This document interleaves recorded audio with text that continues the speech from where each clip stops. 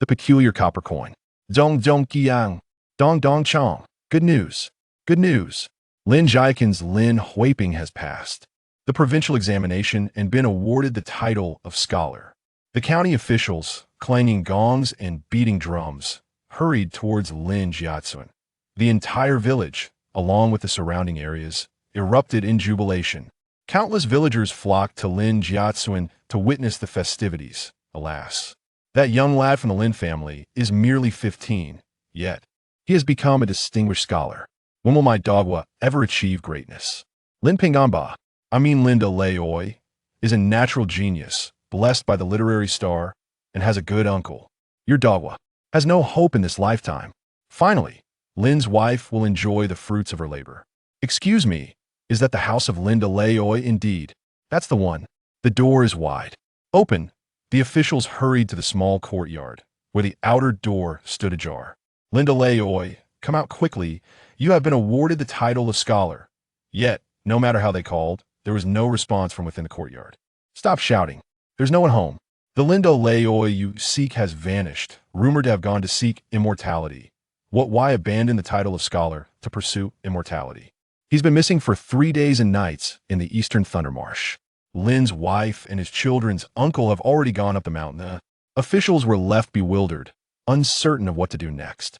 At that moment, Lin Ping'an was wandering within Thunder Marsh, recalling the day when a celestial maiden descended from the heavens. The maiden, draped in ethereal garments, appeared like a goddess from the celestial realm, her grace and poise instantly captivating him. He had wished to become her disciple, yet she had queried him, "Why do you desire to cultivate immortality?" His answer was simple: immortals can alter life and death, allowing the deceased to return to life. He longed to resurrect his father. Before Lin Ping'an's birth, his father had perished while gathering herbs, falling from a cliff, and had since vanished without a trace. The mountains were rife with wolves and leopards, leaving little hope for survival. Thus, he entered the world without a father, deprived of paternal care. The celestial maiden had remarked, "The path is ruthless. Cultivating immortality demands the abandonment of all emotions. Parents and kin shall inevitably depart from you. Only the Tao remains." He disagreed with her perspective and resolutely left. However, after the provincial examination, he found himself regretting his decision. Uncertain of what the Tao truly entailed, he believed that with steadfast will, he would eventually fulfill his desires. Regrettably, upon returning, the celestial maiden had vanished without a trace. After 3 days without food, exhaustion weighed heavily upon him. He discovered a dilapidated temple to rest, quickly succumbing to a deep slumber. Such temples were plentiful within Thunder Marsh, relics left by ancient ancestors who worshipped the dragon deity eons ago. Yet this temple was different. It housed a statue of a deity. Though the statue had toppled and its paint had worn away, an undeniable air of majesty still emanated from it. In his dreams, Lin Ping'an found himself in a grand golden hall. The hall appeared familiar, resembling the dilapidated temple he had been in, yet it now exuded an aura of solemn grandeur. The colossal statue stood in the center of the hall, exuding an imposing presence, as if a living deity. However, Lin Ping'an's attention was drawn elsewhere. In the center of the hall, directly before the statue, hung a radiant golden light.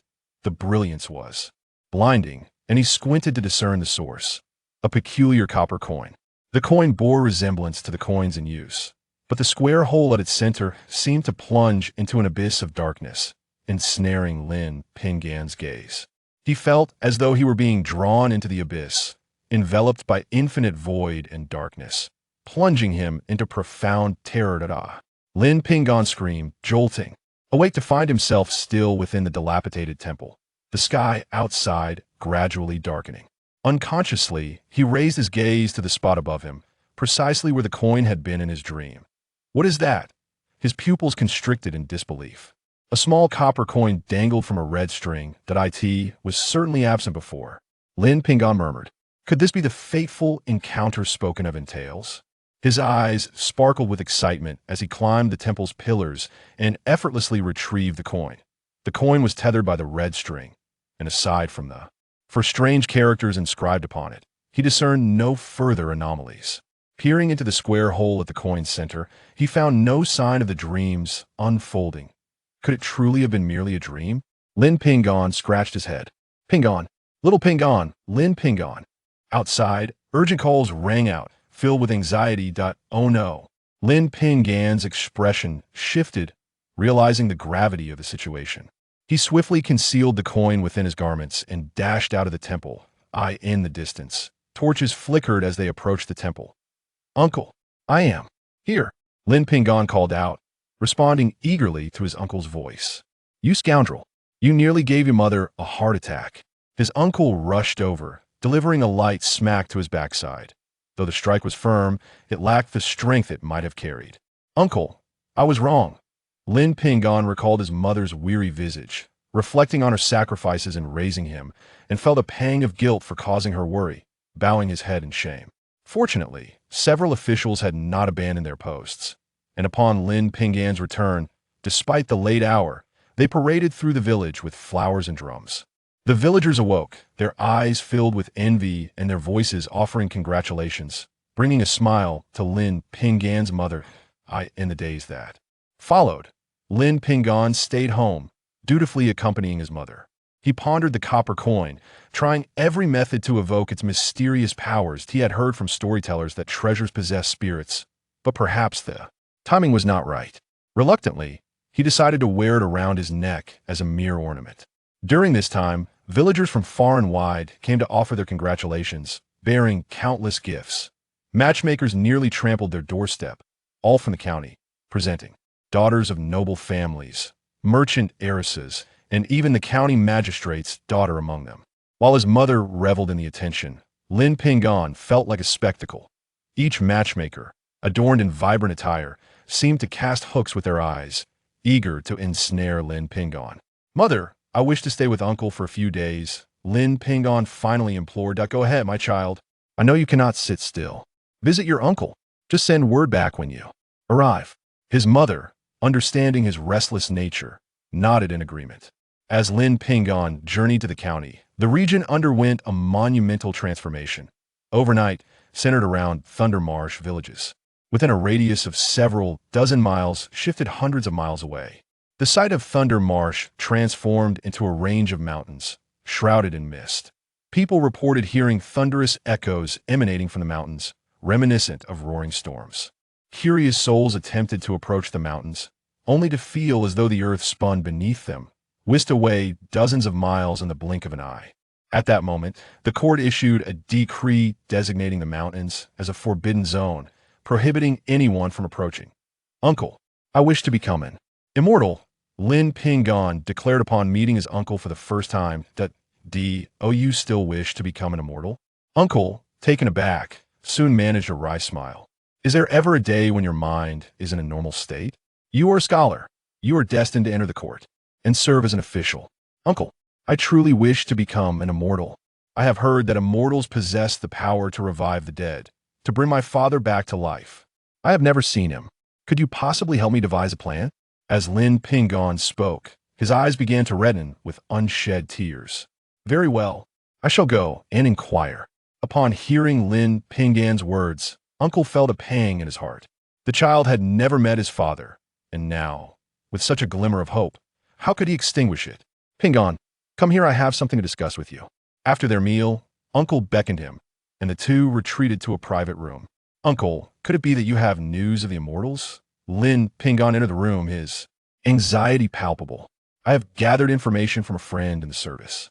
Indeed, there are 2 new immortal sects in our Dayu dynasty, and they are currently recruiting disciples. However, they're only accepting wealthy and noble heirs for the time being. For ordinary folk like us, it seems unlikely. But I am a scholar, not an ordinary person. Lin Ping'an's initial excitement waned, replaced by disappointment. In the eyes of those individuals, a scholar was merely an ordinary person. Do not be disheartened. It is said that there may still be time. Let me think of another way. Uncle patted his shoulder, offering solace. Then I shall trouble you, Uncle. Lin Ping'an nodded. He understood his uncle's capabilities. Ultimately, he would have to rely on himself. Have you heard? The Thunder Marsh in the north has vanished. Vanished? Indeed. If you do not believe me, You may go and see for yourself. A mountain range has emerged there, shrouded in mist, preventing anyone from approaching. How could that be? It is said to be the work of immortals. As Lin Ping'an wandered the streets, he overheard such discussions. Immortals. It must be the work of immortals. He recalled that the celestial being had indeed appeared at the Thunder Marsh, and his eyes sparkled with newfound determination that he dispatch a message to his uncle and dashed out of the county seat with fervor. As dusk descended, he finally arrived at the Thunder Marsh. Yet, it had transformed into a vast expanse of towering mountains, obscured by a thick fog that concealed the true nature of the place. The surrounding terrain had drastically changed. Many low hills had vanished. Nearby villages had also seemingly disappeared. To move mountains and fill seas, to shift the stars, these are the methods of the immortals. Surely, there are immortals within this mist. Lin Ping'an's eyes gleamed with excitement. He felt that his opportunity had arrived.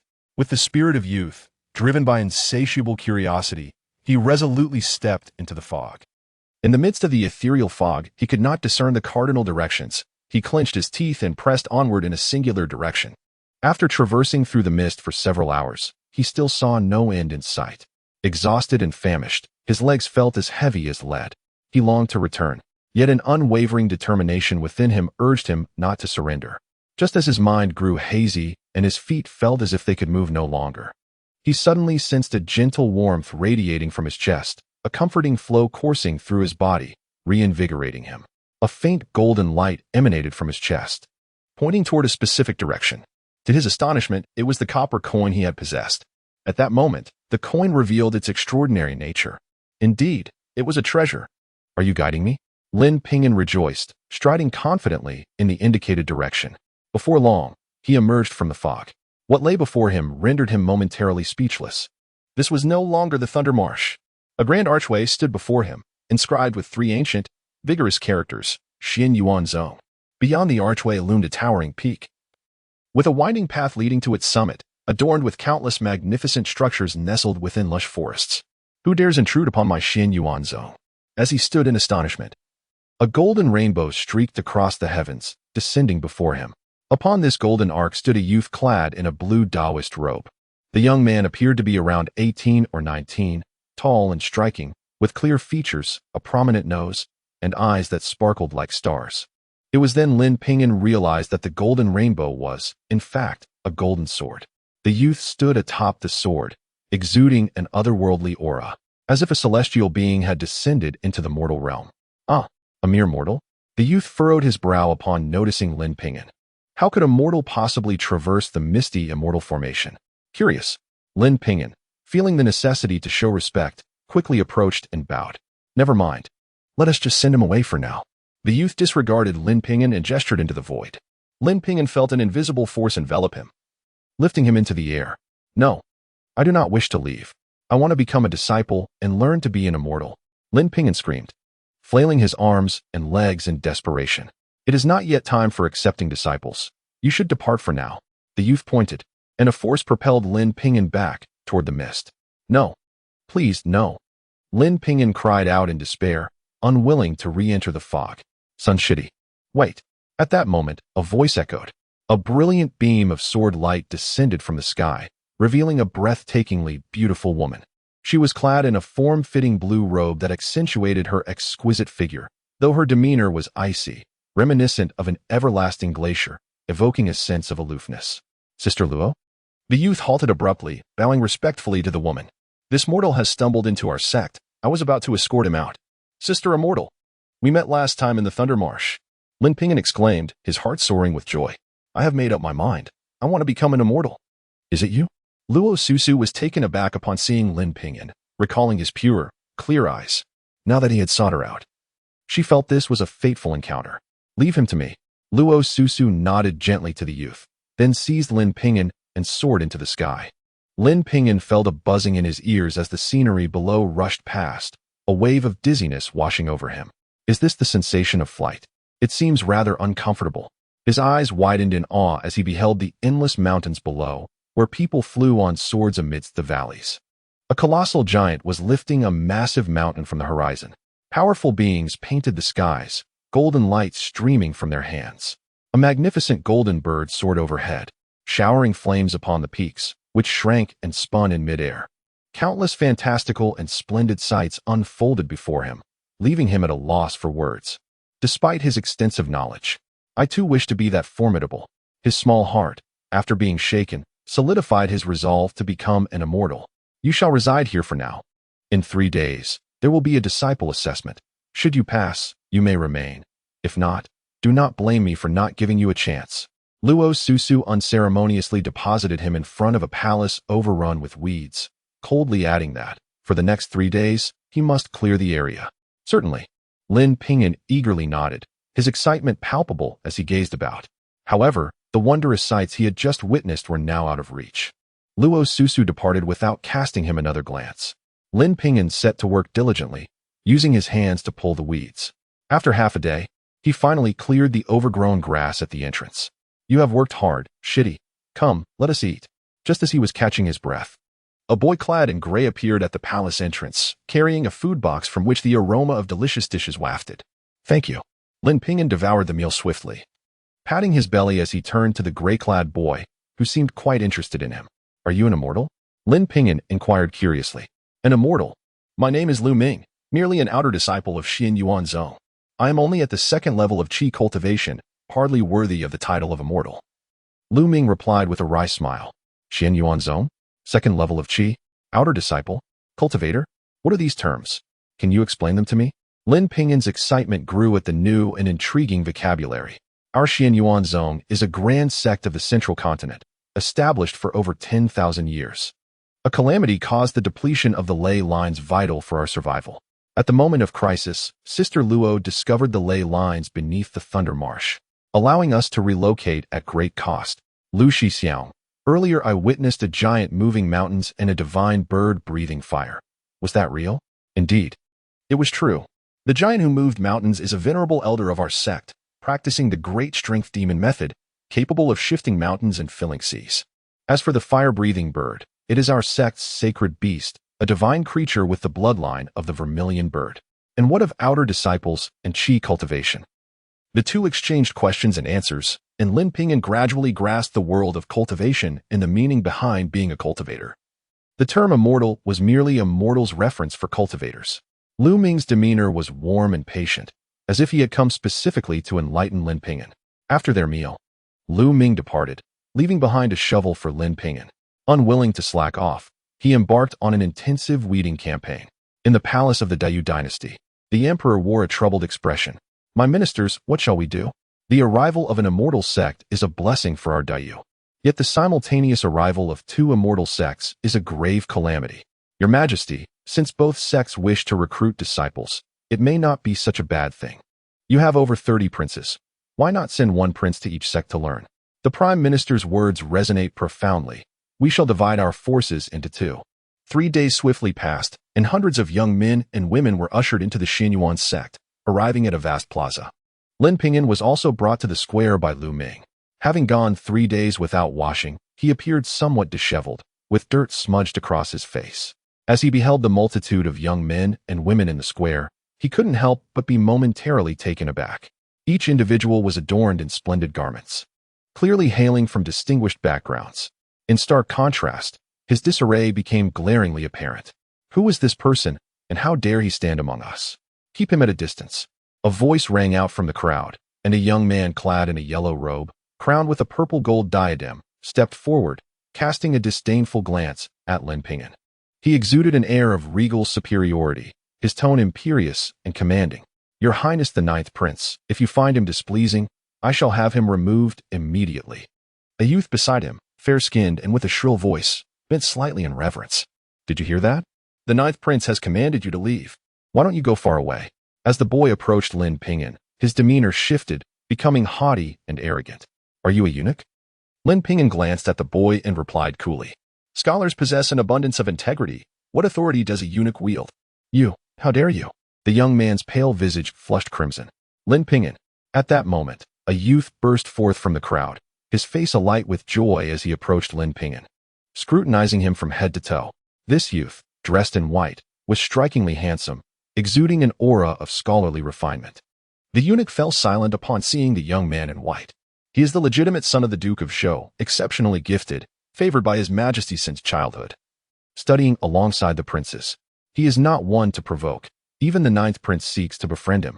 Brother Mingxian, what brings you here? Lin Ping'an's eyes widened in surprise upon recognizing the young man. It's a long story. I was chosen by my father and sent here for training. The reason for this training is utterly perplexing. The young man held a scroll of text in his hand, his expression filled with exasperation. Brother Mingxian, you are truly unaware of the fortune that lies within your circumstances. The two engaged in conversation, entirely disregarding the presence of the young eunuch. Lin Ping'an? That name sounds familiar. I feel I have heard it somewhere before. Lin Ping'an, the scholar who achieved the highest rank in the imperial examinations?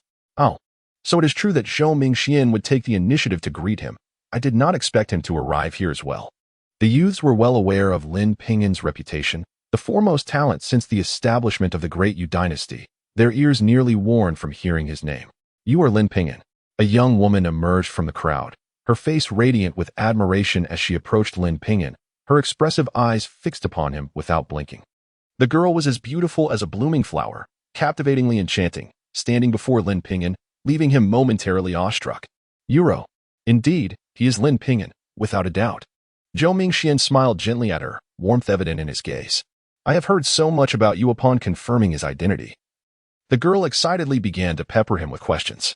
She was vivacious and charming. Through Zhou Mingxian's introduction, Lin Ping'an learned of her esteemed lineage. She was the daughter of the esteemed Tang family, whose patriarch wielded significant influence in the court. Whichever prince secured his support would have great prospects for the throne. She was truly the object of many affections, yet she did not covet power. Rather, she cherished poetry and literature. Lin Ping'an, being the prodigy he was, had long captured her admiration. The 9th prince, particularly fond of this young lady, observed the scene with a glint of malice in his eyes. Your Highness, should I take action? The young eunuch beside the 9th prince made a gesture as if to slit a throat. Enough. We are at the Xianyuan sect. The 9th prince shook his head slightly, yet his murderous intent intensified. Enough. This is the Xianyuan sect, not a place for idle chatter. Everyone, come forth and line up for the physical assessment. A stern-looking middle-aged man appeared in the plaza, his voice imbued with a certain mysterious authority that compelled all to silence. Chapter 3. Testing the spiritual roots with a mere wave of his hand, a colossal portal descended from the heavens, landing in the center of the square. This ancient gate bore the weight of time, adorned with countless enigmatic and profound runes. Suspended above it were 2 bronze mirrors, one reflected a surface as dark as ink, while the other gleamed as white as snow. What? It appears the sect has made a monumental decision, with Master Yunjizi personally overseeing the matter, even summoning the gate of Xianpin. The disciples of the Xianyuan sect surrounding the square were equally astonished. Meanwhile, the young men and women stood transfixed, awestruck by the celestial spectacle of the immense portal descending from the sky, a feat beyond their imagination. Each of you, step through the gate of Xianpin. The middle-aged man commanded coldly, pointing at the door. The gate of Xianpin? Lin Ping'an pondered in his heart. Does such a thing truly exist? He recalled reading that the undying valley spirit is termed Xianpin. The gate of Xianpin is said to be the root of heaven and earth. When he had once inquired about it from the scholar at the academy, even the scholar had stumbled over his words, unable to provide a clear answer. What do you intend to do? Just then, a furious shout emanated from the middle-aged man.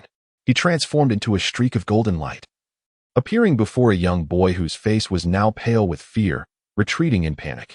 I miss my mother. I don't wish to cultivate. The boy stammered, utterly flustered. I see you are a spy from the demon clan. The middle-aged man sneered, reaching into the void to seize the boy with an iron grip. Roar. The boy's body began to morph rapidly, transforming into a creature covered in dark fur, with razor-sharp fangs and chilling eyes. The demon clan dares to infiltrate our Xianyuan sect. The middle-aged man scoffed, slapping the creature on the head, causing a splatter of red and white to fly everywhere. Ugh! The young men and women witnessing this scene could not help but vomit. Even Lin Ping'an felt his stomach churn. Enough! Cultivation is not a child's play. This is your first lesson in training. The middle-aged man's gaze was sharp and commanding as he surveyed the assembled youth. Under his authority, regardless of their previous statuses, everyone obediently formed a line. As the first boy approached, the 2 bronze mirrors emitted beams of light. The black light revealed his true form. while the white light displayed a gruesome image of flesh and bones. The gate of Xianpin shimmered with a spectrum of colors before settling on a dull gray. No spiritual root, disqualified. The middle-aged man glanced at him, dismissively waving his hand. Excellent. Being disqualified means I can go home. The boy walked past the gate of Xianpin, seemingly relieved yet blissfully unaware of what he had missed. Spiritual roots are the very foundation of cultivation. Only those with spiritual roots may embark on the path of training. These roots are categorized into 6 types: chaotic root, mutated root, celestial root, terrestrial root, mixed root, and false root, corresponding to the colors purple, gold, red, blue, black, and white, respectively. Gray signifies the absence of any roots. However, the quality of one's roots does not solely determine the outcome of one's cultivation. Diligent effort can compensate for innate deficiencies. The middle-aged man seemed to be muttering to himself, yet his voice resonated in the ears of the crowd. Next, a girl approached the gate of Xianpin, her eyes filled with anticipation. The light flickered and ultimately settled on gray once more. As several more individuals stepped through the gate of Xianpin, all results remained gray. A sense of disappointment began to wash over the assembled youth. Lin Ping'an, however, was engulfed in anxiety, fearing that he might also lack spiritual roots and thus miss the opportunity to cultivate. Continue. This time, a familiar face stepped forward, the young eunuch serving the 9th prince. The gate of Xianpin shimmered, ultimately revealing a black hue. Mixed spiritual roots of gold, earth, and wood qualified.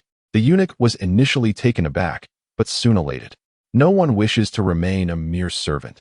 The prospect of cultivating celestial arts and achieving prominence was exhilarating. He cast a furtive glance at the 9th prince, who was now plagued by a surge of thoughts. The 9th prince frowned slightly. If this servant possessed spiritual roots, it would undermine his own standing. This esteemed immortal, he is merely a eunuch, the 9th prince interjected. What do you wish to convey? The middle-aged man shot the 9th prince a cold glance, responding, cultivation knows no status. Spiritual roots are what truly matter. The 9th prince attempted to retort, but the middle-aged man no longer regarded him. At this moment, disciples of the Xian Yuan sect escorted the eunuch aside, indicating he had passed the assessment. The 9th prince's expression darkened considerably. Next, disqualified. After testing several more individuals, all results remained disqualified. Finally, it was the 9th prince's turn, and every gaze in the square was fixed upon him. The 9th prince felt a wave of anxiety. He could not afford to tarnish the royal reputation. I must succeed. I must succeed. He encouraged himself inwardly. As he stepped through the gate of Xianpin, a blue light shot up into the sky. Fire and earth spiritual roots, with a ratio of 70% fire and 30% earth. The middle-aged man displayed a hint of surprise, a flicker of excitement in his eyes. While other spiritual roots were rarer still, the earth roots were the best choice among them, as they promised the potential for extraordinary growth, leading to the coveted Yuanying stage. A Yuanying expert serves as the backbone of any sect, enhancing its prestige in the world of cultivation. Presently, the sect's leader, Luo Susu, herself possessed earth roots. You, the 9th prince of the Daiyu dynasty, carry the dragon's aura, and I, from Hualong Peak, practice the dragon way, which can amplify your cultivation efforts. A towering figure emerged from the void, exuding an aura of formidable authority, his piercing gaze fixed upon the 9th prince. That is a grave misjudgment. Hualong Peak follows the path of physical refinement. To suggest that a prince engage in such practices is utterly absurd. An elder clad in a yellow robe strode forth, his presence commanding respect, his own aura surpassing that of any earthly emperor. Brothers, the Tsiun Peak lineage has yet to produce a true disciple. Why not allow this 9th prince to join my little sister? A stunning woman in a flowing green dress emerged, her beauty captivating. Her words laced with an enchanting allure that nearly compelled the 9th prince to pledge himself as her disciple. At this moment, the 9th prince finally realized his newfound desirability. Despite his cunning, he was still merely a teenager, and joy illuminated his face. 3 esteemed immortals wish to take me as their disciple. How shall I choose? The 9th prince's gaze darted among the 3, clearly weighing his options. The middle-aged man's expression soured. The 9th prince was far too audacious. Join Huanglong Peak, and you shall be a true disciple, with unfettered access to cultivation resources. The robust man declared, thumping his chest proudly. Join Yuanhuang Peak, and I guarantee 5 years of foundation building and 100 years to attain the golden core stage. The elder in yellow nodded in agreement. At Suiyan Peak, We can provide a yuan tai dan to stabilize your foundation, the enchanting woman offered, revealing a jade box that filled the square with a fragrant aroma. Enough of this nonsense. You three, enough? The middle-aged man interjected with a stern voice. This is a test of aptitude, not a time for disciple selection. Cough. A soft cough resonated through the air, and an elderly man with a solemn expression, white hair, and a white beard appeared in the gathering, seemingly out of nowhere. His long eyebrows framed a face marked with deep wrinkles, and his eyes were filled with the weight of experience. Master. The middle-aged man paused momentarily upon recognizing the elder. Greetings, esteemed Grand Elder. The members of the Xianyuan sect bowed respectfully to the elder. The three peak leaders were no exception, their expressions revealing a sense of resignation. It seemed that with this elder's arrival, they had likely missed their opportunity with the earthly spiritual route. Yunjizi, I wish to take this young man under my wing. What do you think? The elder addressed the middle-aged man, his tone imbued with an air of undeniable authority. Master, would you not wait a moment? Yunjizi glanced at the ninth prince and discreetly transmitted his thoughts. Master, I believe this young man possesses questionable character and is not suited for you. Yunjizi, I comprehend your concerns. He is merely a youth, born into royalty, and naturally exhibits a certain rebellious spirit. In my view, such traits can be gradually refined. The Grand Elder responded through their mental connection. Since you insist, after the examination concludes, I shall report to the sect leader, and I will personally escort him to your dwelling. Yunjizi replied with a slight bow. The ninth prince, raised amidst fierce royal rivalries, understood the importance of reading the room.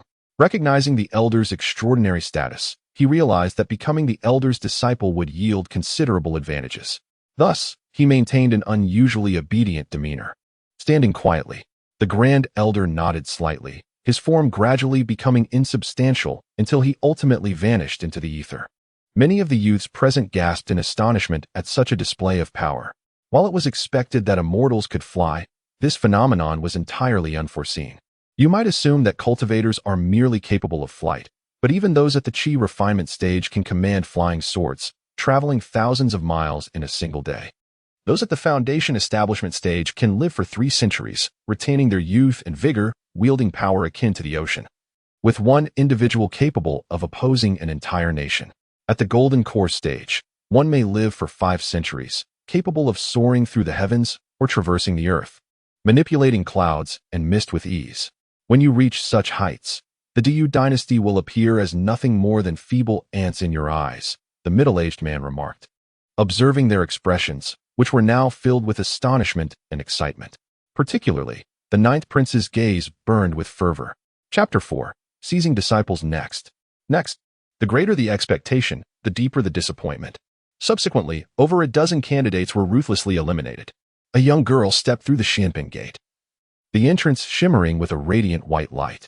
Although possessing a pseudo-spiritual root, her potential for cultivation remained, and with diligent effort, there was still hope for foundation establishment. At this moment, more than half of the participants had traversed the Xianping gate, with only 12 possessing true spiritual roots among the youths. And apart from the ninth prince and the young eunuch, the others were all of pseudo-roots. Yuro, it's your turn. You will succeed. Zhou Mingxian nodded encouragingly at the anxious Tang Yuro. I believe you possess a spiritual root. Lin Ping'an felt an inexplicable sense of spirituality emanating from Tang Yuro. Trembling with nervousness, Tang Yuro stepped into the gate. Inside, brilliant light swirled, and a blue radiance soared skyward, accompanied by a hint of red. What? Another earth spiritual root.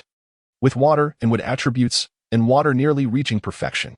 Yunjizi, a middle-aged man, was momentarily dazzled, his eyes gleaming with excitement. This was strikingly close to a heavenly spiritual root, with a cultivation speed not significantly slower. The most crucial aspect was that an earth spiritual root would not attract covetous eyes. This was truly fortuitous. Since the founding of the Xianyuan sect, Tang Yuro's innate talent ranked among the top 3. If she could flourish, she might even reach the transformation stage, potentially leading the sect back to the central continent. The 3 peak masters had yet to depart, and upon witnessing Tang Yuro's talent, hope shimmered in their eyes. However, they understood that claiming this girl as a disciple was nearly impossible. Indeed, at that moment, a gentle voice resonated. Since my senior brother has already set his sights on the ninth prince, then, why not let this girl become my disciple? It was the second elder. and the three peak masters felt a bitter taste in their mouths. Master Uncle, I shall inform the sect leader. The middle-aged man could only acquiesce. Second brother, I wish to take this girl as my disciple. I implore you to support my request. A long rainbow arched from the most majestic peak in the distance, where a middle-aged man with a long beard stood, bowing slightly to the south. This man was tall and slender, donned in a purple Taoist robe, emanating an aura of immense authority. Greetings, sect leader. Yun Jizi and the three peak masters bowed in unison. The disciples of the Xian Yuan sect surrounding the square knelt in reverence. This was the sect leader of Xian Yuan, the venerable Shuangguang Zhenren, a consummate golden core master. Very well. The second elder responded gently, though with a hint of resignation. Thank you, second brother. Shuangguang Zhenren acknowledged with a slight bow before directing his gaze back to Tang Yuro. Overwhelmed with excitement, when Tang Yuro felt his gaze upon her, it was as if a great mountain pressed down, causing her to kneel abruptly. Greetings, master. In a moment of inspiration, Tang Yuro bowed deeply to Shuangguang Zhenren. Good, good, good. Shuangguang Zhenren exclaimed thrice, revealing his immense delight. The rainbow beneath him swiftly retreated, returning to the lofty peak. Yun Jizi, bowing toward the mountain, then turned to Tang Yuro, his tone softening considerably. Rise. Thank you, senior brother. Tang Yuro, quick-witted, immediately grasped the situation. Countless envious gazes fell upon her. Even the ninth prince's eyes glimmered with jealousy. To him, being a disciple of the sect leader equated to princely status. Although he was favored by the Grand Elder, his aspirations of becoming the sect leader seemed utterly unattainable. As the saying goes, a prince who does not covet the throne is not a worthy prince. Upon entering the Xian Yuan sect, the ninth prince had witnessed the formidable and terrifying power of immortals, igniting a fervent desire for power within him. Naturally, he yearned to become the sect leader and dominate the Xian Yuan sect. Mingxian, it's your turn. Don't be nervous. Lin Ping'an gently nudged Zhou Mingxian, who then awoke from his stupor and approached the Xianpin gate. Go for it, Mingxian. Tang Yuro cheered, waving her small fist. Zhou Mingxian had initially been indifferent about cultivation, but witnessing such marvels and the astonishing talent of Tang Yuro instilled a glimmer of hope within him. 3 attributes of pseudo-spiritual roots. Yun Jizi's voice was nonchalant.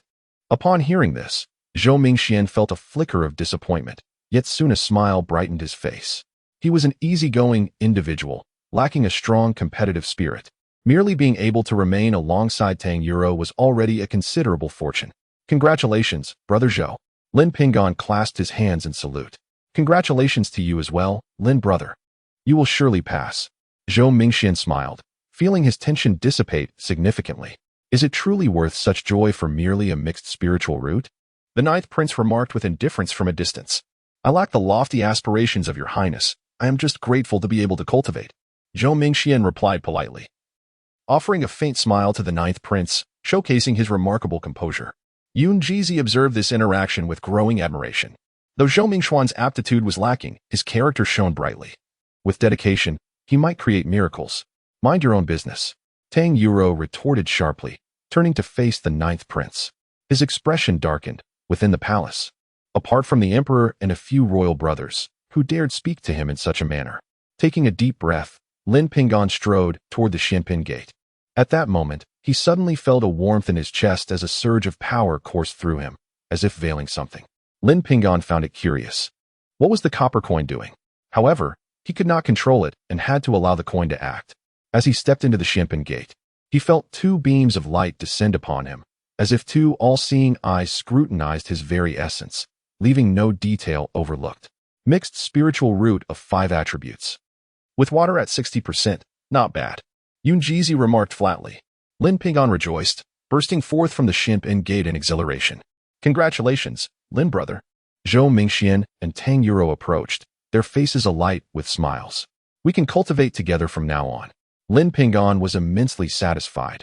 Being able to cultivate was sufficient, while the specifics of his spiritual root were secondary. Yun Jizi, may I claim this child? The second elder's voice once again broke through, still gentle. With 60% in water, he is particularly suited to my lineage. Since Master Uncle has spoken, I shall comply. Yun Jizi sighed inwardly. He was indeed pleased with Lin Ping'an. Having him inherit the teachings of his lineage would be a commendable choice. An entire hour passed before the testing concluded. Next came a girl with a mixed spiritual root named Li Yunxiang. the daughter of a high-ranking official. She was favored by the peak master of Xian Peak and ultimately became a disciple of that peak. A few more candidates with pseudo-spiritual roots followed, totaling 372 participants, of which 32 successfully passed the test. Among them were 2 disciples with Earth's spiritual roots and 3 with mixed roots. The remainder were all of pseudo-roots. Those without spiritual roots need not be disheartened. We will proceed with the physical constitution tests. If you possess a special constitution, you may also remain to cultivate the path of immortality, Yunjizi assured the unsuccessful candidates, sending them away.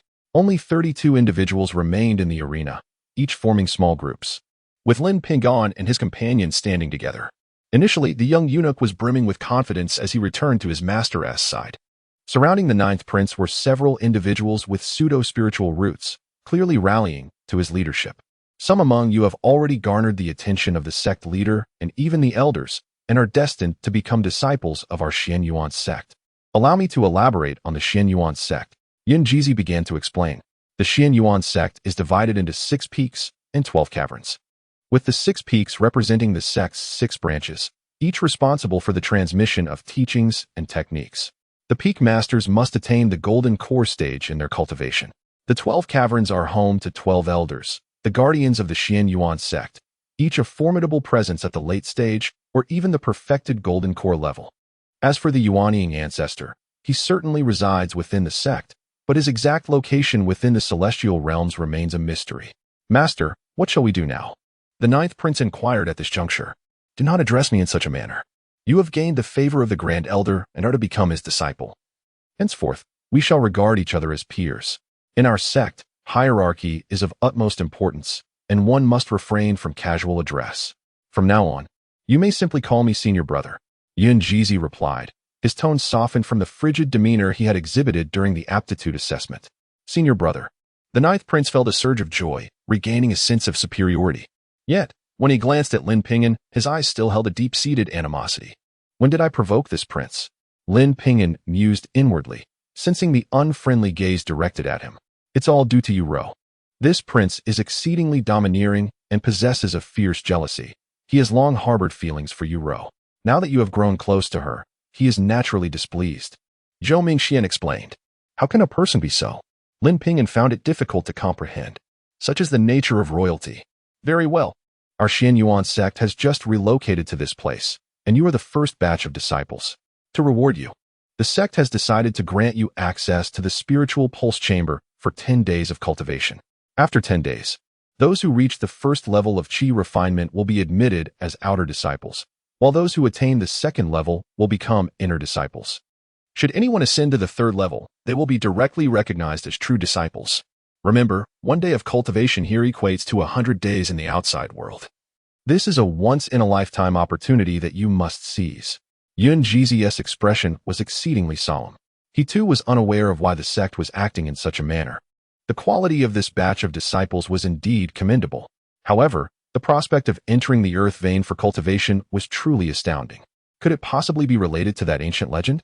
Chapter 5 The Leaky Body. Yunjizi waved his large sleeve, sweeping all 32 individuals into it, then ascended into the air, flying deep into the mountains. Lin Ping'an and the others felt a sudden darkness envelop them, as if they had been thrust into a confined space. Crowded together, they experienced bouts of dizziness. In the blink of an eye, the world shifted, and they found themselves in a vast underground stone chamber. The air was thick with spiritual energy, shrouded in white mist, and a damp aura permeated the atmosphere. They felt invigorated, as though they had indulged in a warm spring. This is the method of cultivation, Yunjizi instructed. Begin your training as directed, and I shall return in 10 days. With a flick of his wrist, each of the 32 individuals found a scroll of scripture in their hands. Lin Ping'an noticed the 3 characters Xianyuan Zhu inscribed upon it. He exchanged glances with Zhou Mingxian and Tang Yuru, who, without further ado, settled into a meditative posture as described in the scripture. Many recognized the gravity in Yunjizi's words and promptly commenced their cultivation. Even the 9th prince and the young eunuch, usually chatty, fell silent. This was precisely why the Xianyuan sect selected disciples from the elite of the Daiyu dynasty. Their families possessed profound heritage, making the scriptures easy for them to comprehend. If they were to recruit directly from rural villages, the vast majority of children would be illiterate. Once at the sect, they would require someone to teach them to read and explain the scripture's meanings, a delay that could last a year or more. Only when the sect had firmly established itself in this land would they seek out talented youths to guide them on the path of cultivation. Lin Ping'an, exceptionally astute, found the seemingly obscure scriptures no challenge at all. The Xian Yuan Ju served as the foundational method for absorbing spiritual energy, an introductory chapter of the sect's fundamental text. The Xian Yuan Jing. Following the scripture's guidance, Lin Ping'an swiftly entered a state of cultivation. The misty spiritual energy surrounding him flowed into his body with each breath, and he felt an overwhelming sense of comfort, akin to soaking in a hot spring.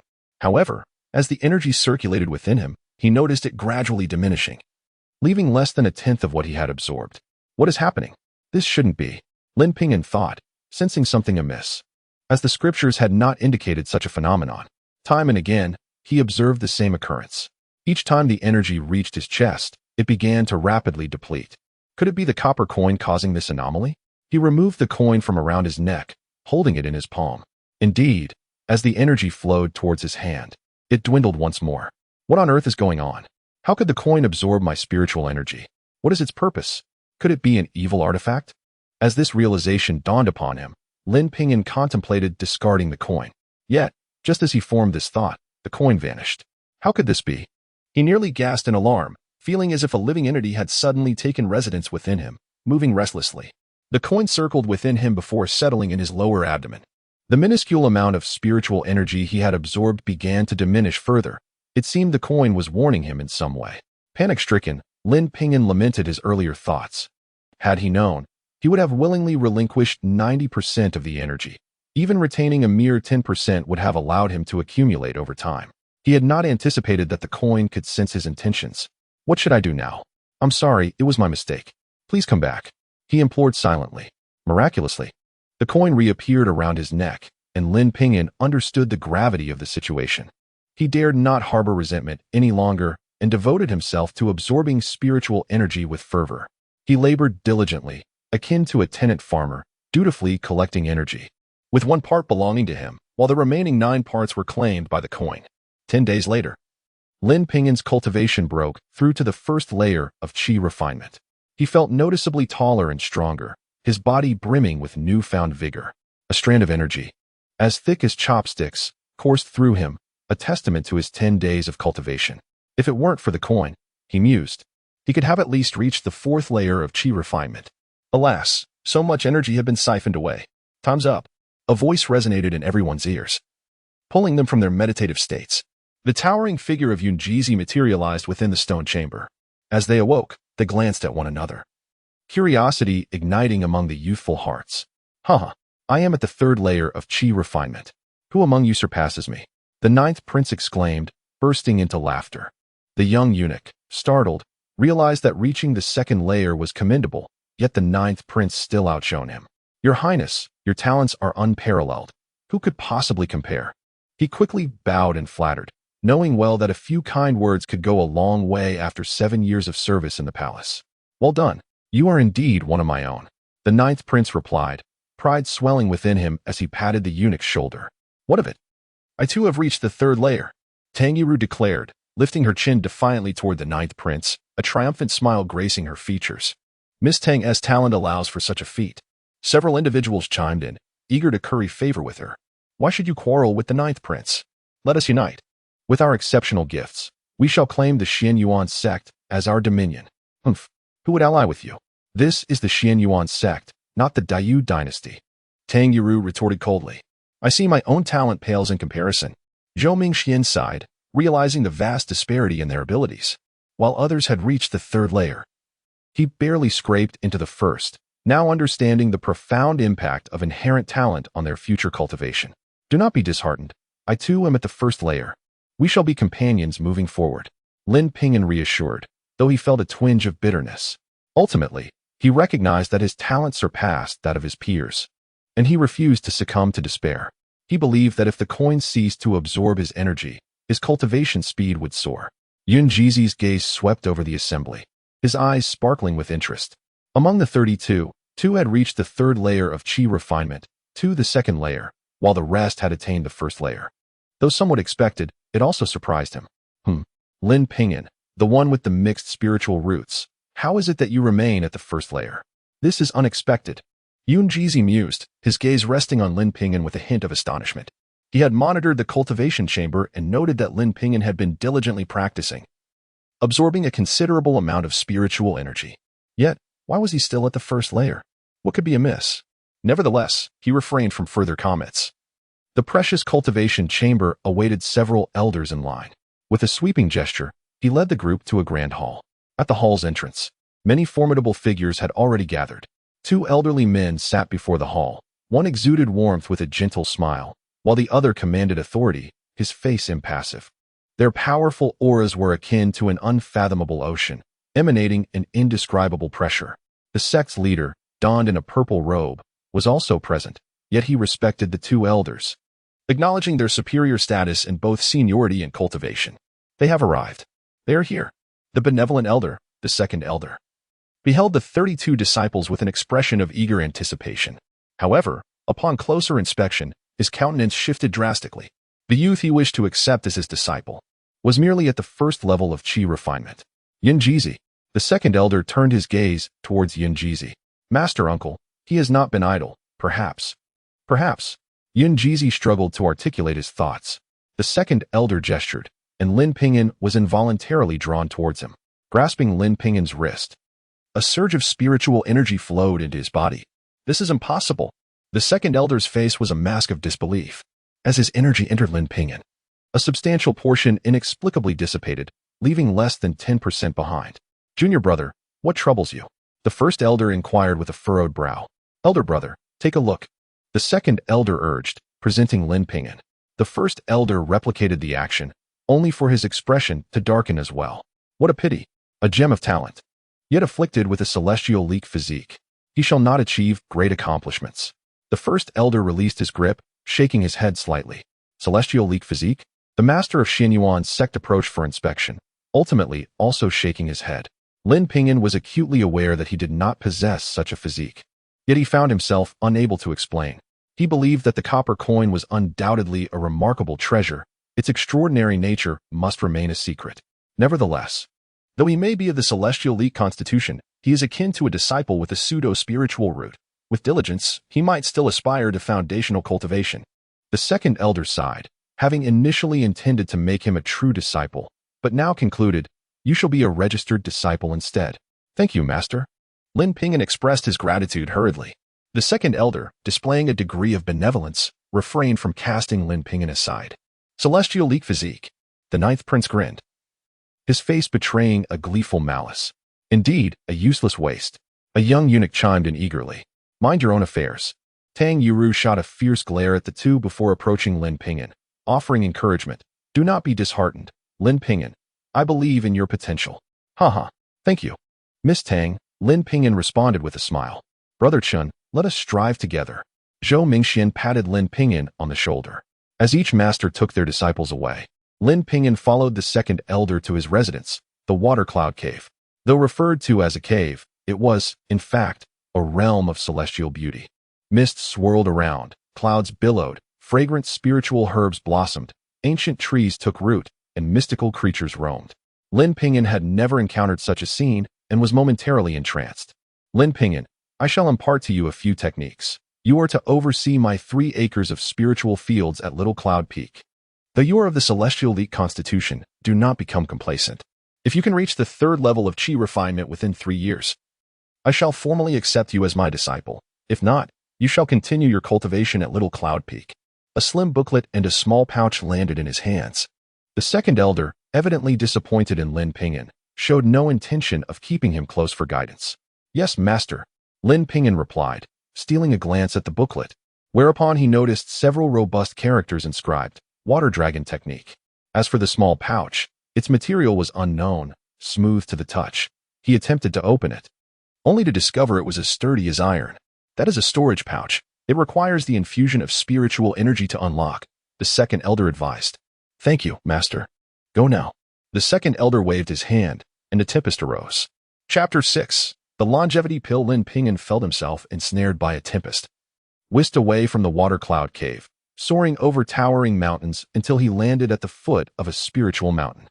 No sooner had he touched the ground than a burly middle-aged man appeared before him, scrutinizing him from head to toe. "You must be Lin Ping'an." "I am Lin Ping'an, and you are?" he replied, nodding earnestly. "Please, no need for such formality." The middle-aged man hastily waved his hand, adding, by hierarchy, "I ought to address you as Little Master Uncle. The second elder just sent a message, instructing me to have you manage the spiritual fields. I am Shuesan, the steward of Little Yun Peak. From now on, you may simply call me by my name. Come with me, Little Master Uncle. I will clarify matters pertaining to this place." Though Shuesan referred to him as Little Master Uncle, his demeanor betrayed a lack of genuine reverence. Evidently, merely acting out of respect for the second elder, Lin Ping'an paid no mind to this, attentively listening to the man's account. Little Yun Peak boasted a total of 365 acres of spiritual fields, with the quality of the crops improving as one ascended towards the summit. The 3 acres belonging to the second elder were situated near the peak and cultivated with 3 types of spiritual herbs: Tian Jin Hua, Long Kue Chao, and Huan Xian Chao. Among these, Long Kue Chao and Huan Xian Chao served as auxiliary ingredients for concocting foundation establishment pills, though their yields were minimal, allowing only for the harvest of enough to produce 10 pills each season. In contrast, Tian Jinhua was a notably precious herb, utilized in creating the Gathering Essence pill for Golden Core practitioners. The Long Kue Chao, resembling a mere inch in height, bore dark green leaves adorned with intricate dragon-like patterns, each leaf housing a bead the size of a green bean. Once matured, these beads displayed a radiant purple-gold hue, signaling the time for harvest. Importantly, one could not simply pluck them. Instead, they needed to be uprooted along with the leaves, employing magical energy for extraction. Huan Xian Chao, reminiscent of chives but pale gray in color, emitted a subtle fragrance that lent an ethereal quality to those who inhaled it.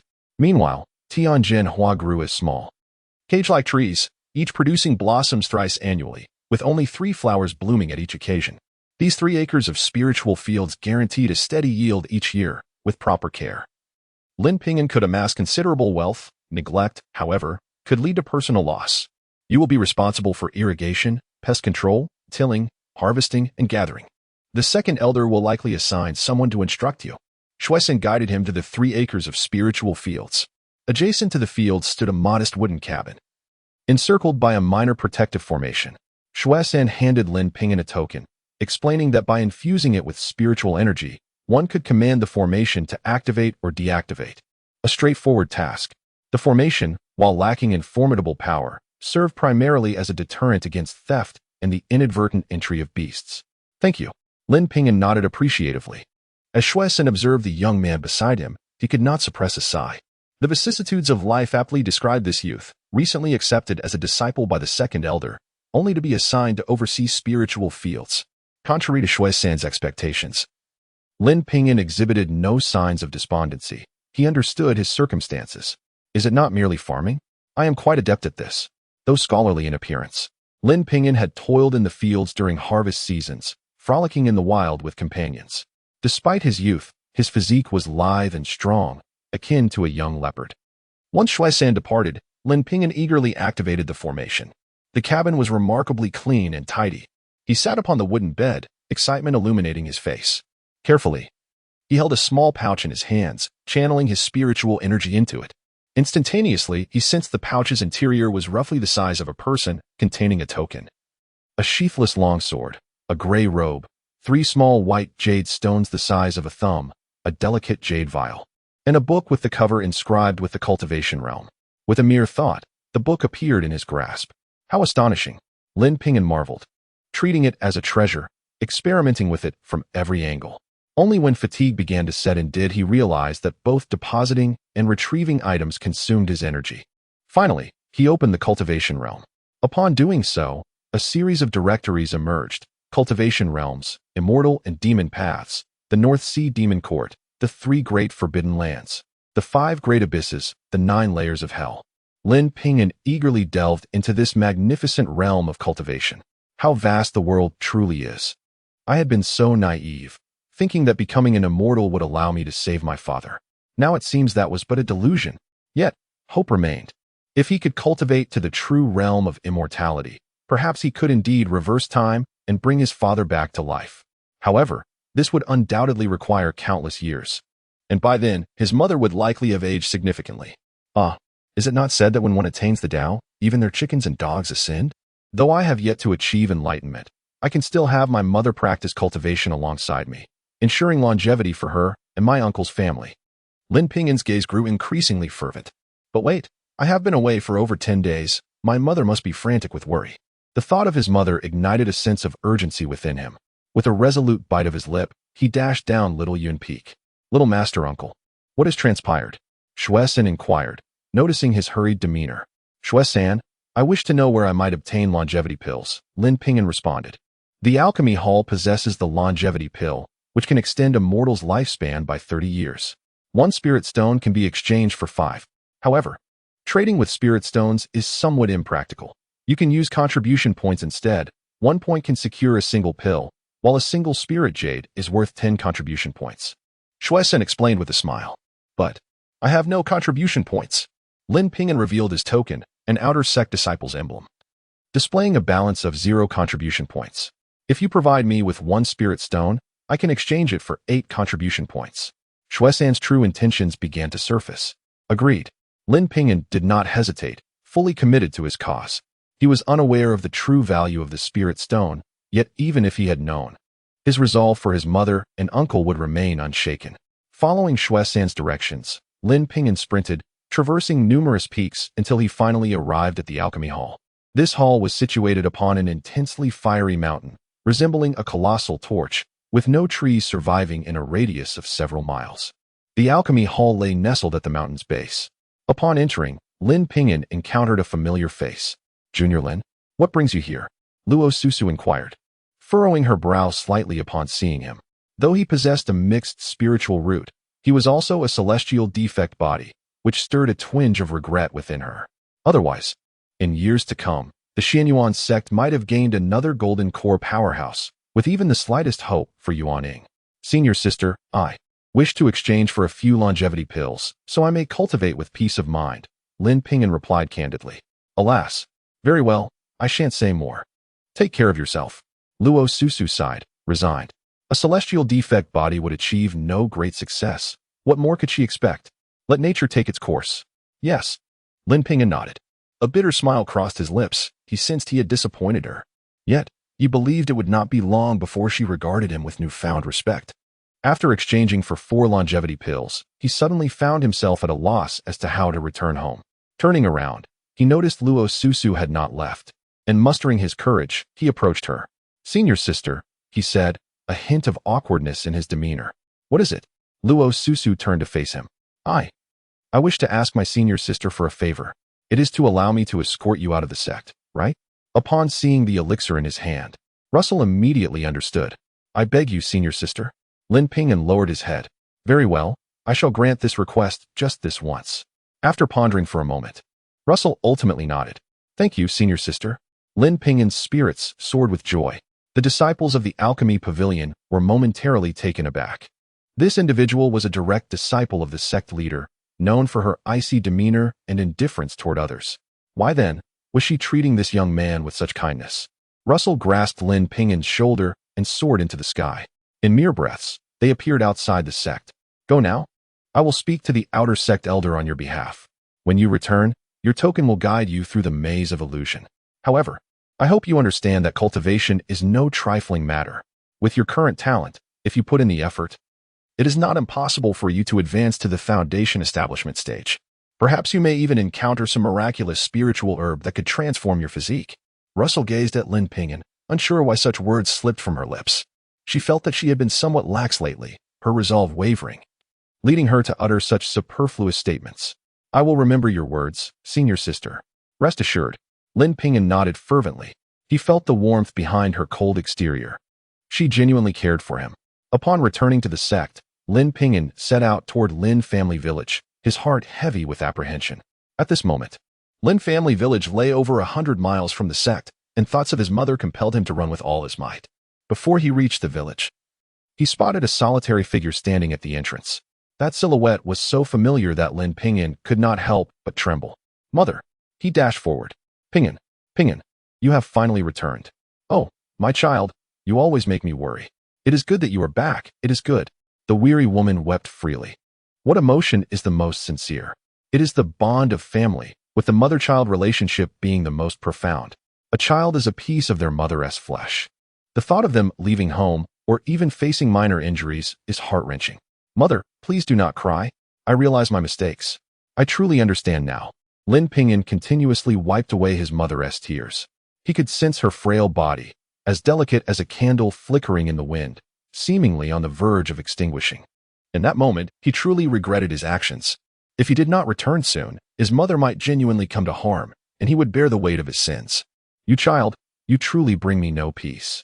If you had not returned, your mother would have been frantic with worry. His uncle rushed out upon hearing the commotion, nearly charging at him in anger.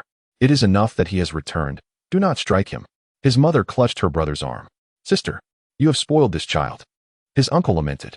Mother, uncle, I realize my mistakes. But this time, I have brought wonderful gifts for you. Lin Ping'an assisted his mother back home before retrieving 2 yuan shodan. Instantly, the room was filled with an intoxicating fragrance. What is this? Is it an elixir? His uncle's eyes widened in astonishment. Upon catching the delightful scent, his mother perked up, her spirits lifting. This is the yuan shodan I exchanged for at the sect. Consuming one can extend one's life by 30 years. Lin Ping'an declared with a smile. What? 30 years of life? If one were to consume several, would that not mean? His uncle's eyes bulged like copper bells. It is not that simple. A person can only consume one. However, that is not the main point.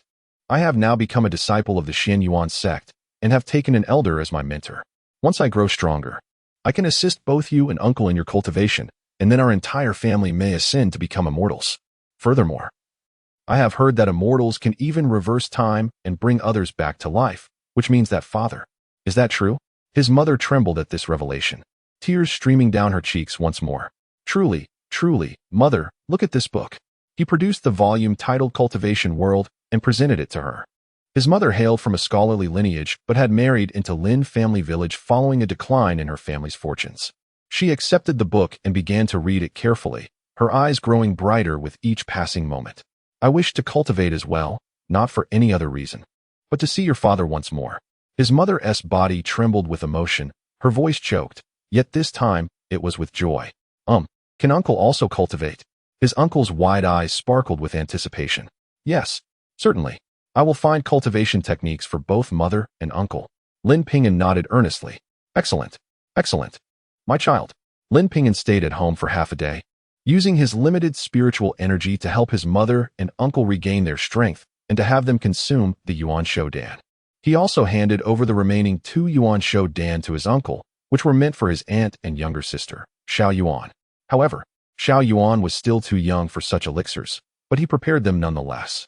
He understood the miraculous nature of these elixirs. In the realm of mortals, there would be those willing to exchange anything for them. He advised his uncle to sell the elixirs, which would yield a substantial fortune, relieving both families of their hardships. Ideally, they could establish a business in the county, and once he acquired cultivation methods, they could all cultivate together. His mother and uncle now radiated vitality, their skin rejuvenated, appearing as though they had regained decades of youth. The joy in their hearts was beyond words. In this moment, they felt that Lin Ping'an's choices were indeed wise. Chapter 7. Provocation. Having completed his tasks, Lin Ping'an returned to the sect. Junior uncle, you are back, exclaimed Heir Zhonglau's assistant, Shuesan. The people sent by Master have arrived. You should hurry. Master sent someone? So soon? Lin Ping'an furrowed his brow slightly. Upon arriving at the spirit field, he activated the formation with his token. He observed a young man tending to the illusory heart grass in the field. The youth, with a casual wave of his hand, directed the water from the nearby channel to evenly nourish each root of the illusory heart grass. Noticing Lin Ping'an, the young man paused his work and approached, sizing him up. As the young man scrutinized him, Lin Ping'an returned the gaze, noting the other's slender build and sallow complexion, suggesting a lack of nourishment. Yet, his eyes sparkled with a faint brilliance, hinting at something extraordinary. You must be Lin Ping'an. The youth smiled shyly, introducing himself as Mu Jingyun, the herbalist from Shaoyun Peak, sent by Heir Zhonglao to guide Lin in tending to the spirit field. Herbalist? I have never heard of that title, nor is it mentioned in the cultivation world, Lin Ping'an remarked. Essentially, it refers to those who care for spiritual herbs. We coined the term ourselves. Due to our limited aptitude, we can only perform such tasks within the sect, Mu Jingyun replied with a hint of self-deprecation. No, I find you quite impressive. Is that the water dragon technique you just demonstrated? Lin Ping'an complimented. Indeed, but it is merely a matter of practice making perfect. If one uses the same technique repeatedly, mastery is inevitable, Mu Jingyun stated modestly. Brother Mu, please teach me quickly. Though Mu Jingyun was aware of Lin Ping'an's lack of talent, he could not ignore the fact that Lin was a named disciple of Heir Zhonglao, placing him far above his own status. He was taken aback by Lin's humble demeanor, which fostered a sense of equality between them. This prompted a lively conversation between the two, creating an immediate rapport, as if they were longtime friends despite having just met. Mu Jingyun diligently imparted his knowledge of spirit field cultivation, and Lin Ping'an, eager to learn and adept at questioning, even managed to grasp the water dragon technique alongside the lessons. Years of consistent practice had honed Mu Jingyun's understanding of the technique to near perfection. A few casual pointers brought immense benefits to Lin Ping'an. After 3 consecutive days of instruction, Mu Jingyun realized he had little left to teach. Lin Ping'an's intellect was remarkable, able to draw connections and insights that even Mu Jingyun, as a herbalist, found novel. Some individuals are simply born geniuses. Otherwise, how could he have achieved the status of a Jiren at such a young age? Lin Ping'an, I have nothing more to impart. You have thoroughly mastered the intricacies of cultivating these 3 herbs. I shall return when it is time for harvest, Mu Jingyun declared. I will personally invite Brother Mu at that time, Lin Ping'an promised. Very well, I am at your service. Though only 3 days had passed, the two had become inseparable friends, and Lin Ping'an held great admiration for Mu Jingyun's character. After bidding farewell to his newfound companion, Lin Ping'an retrieved a spirit stone and began his cultivation of the Xin Yuan technique. With a sudden rush, the spirit stone was completely absorbed within an hour, reduced to a mere pile of fragments. Alas, the spirit stones are too scarce, and copper coin has absorbed 9/10 of it. I estimate I need at least a dozen spirit stones to reach the second layer of chi refinement. This is torture. Lin Ping'an sighed deeply. Copper coin, just how long must you continue to absorb? He lamented, turning the copper coin over in his hand. Suddenly, he noticed a subtle change in its color.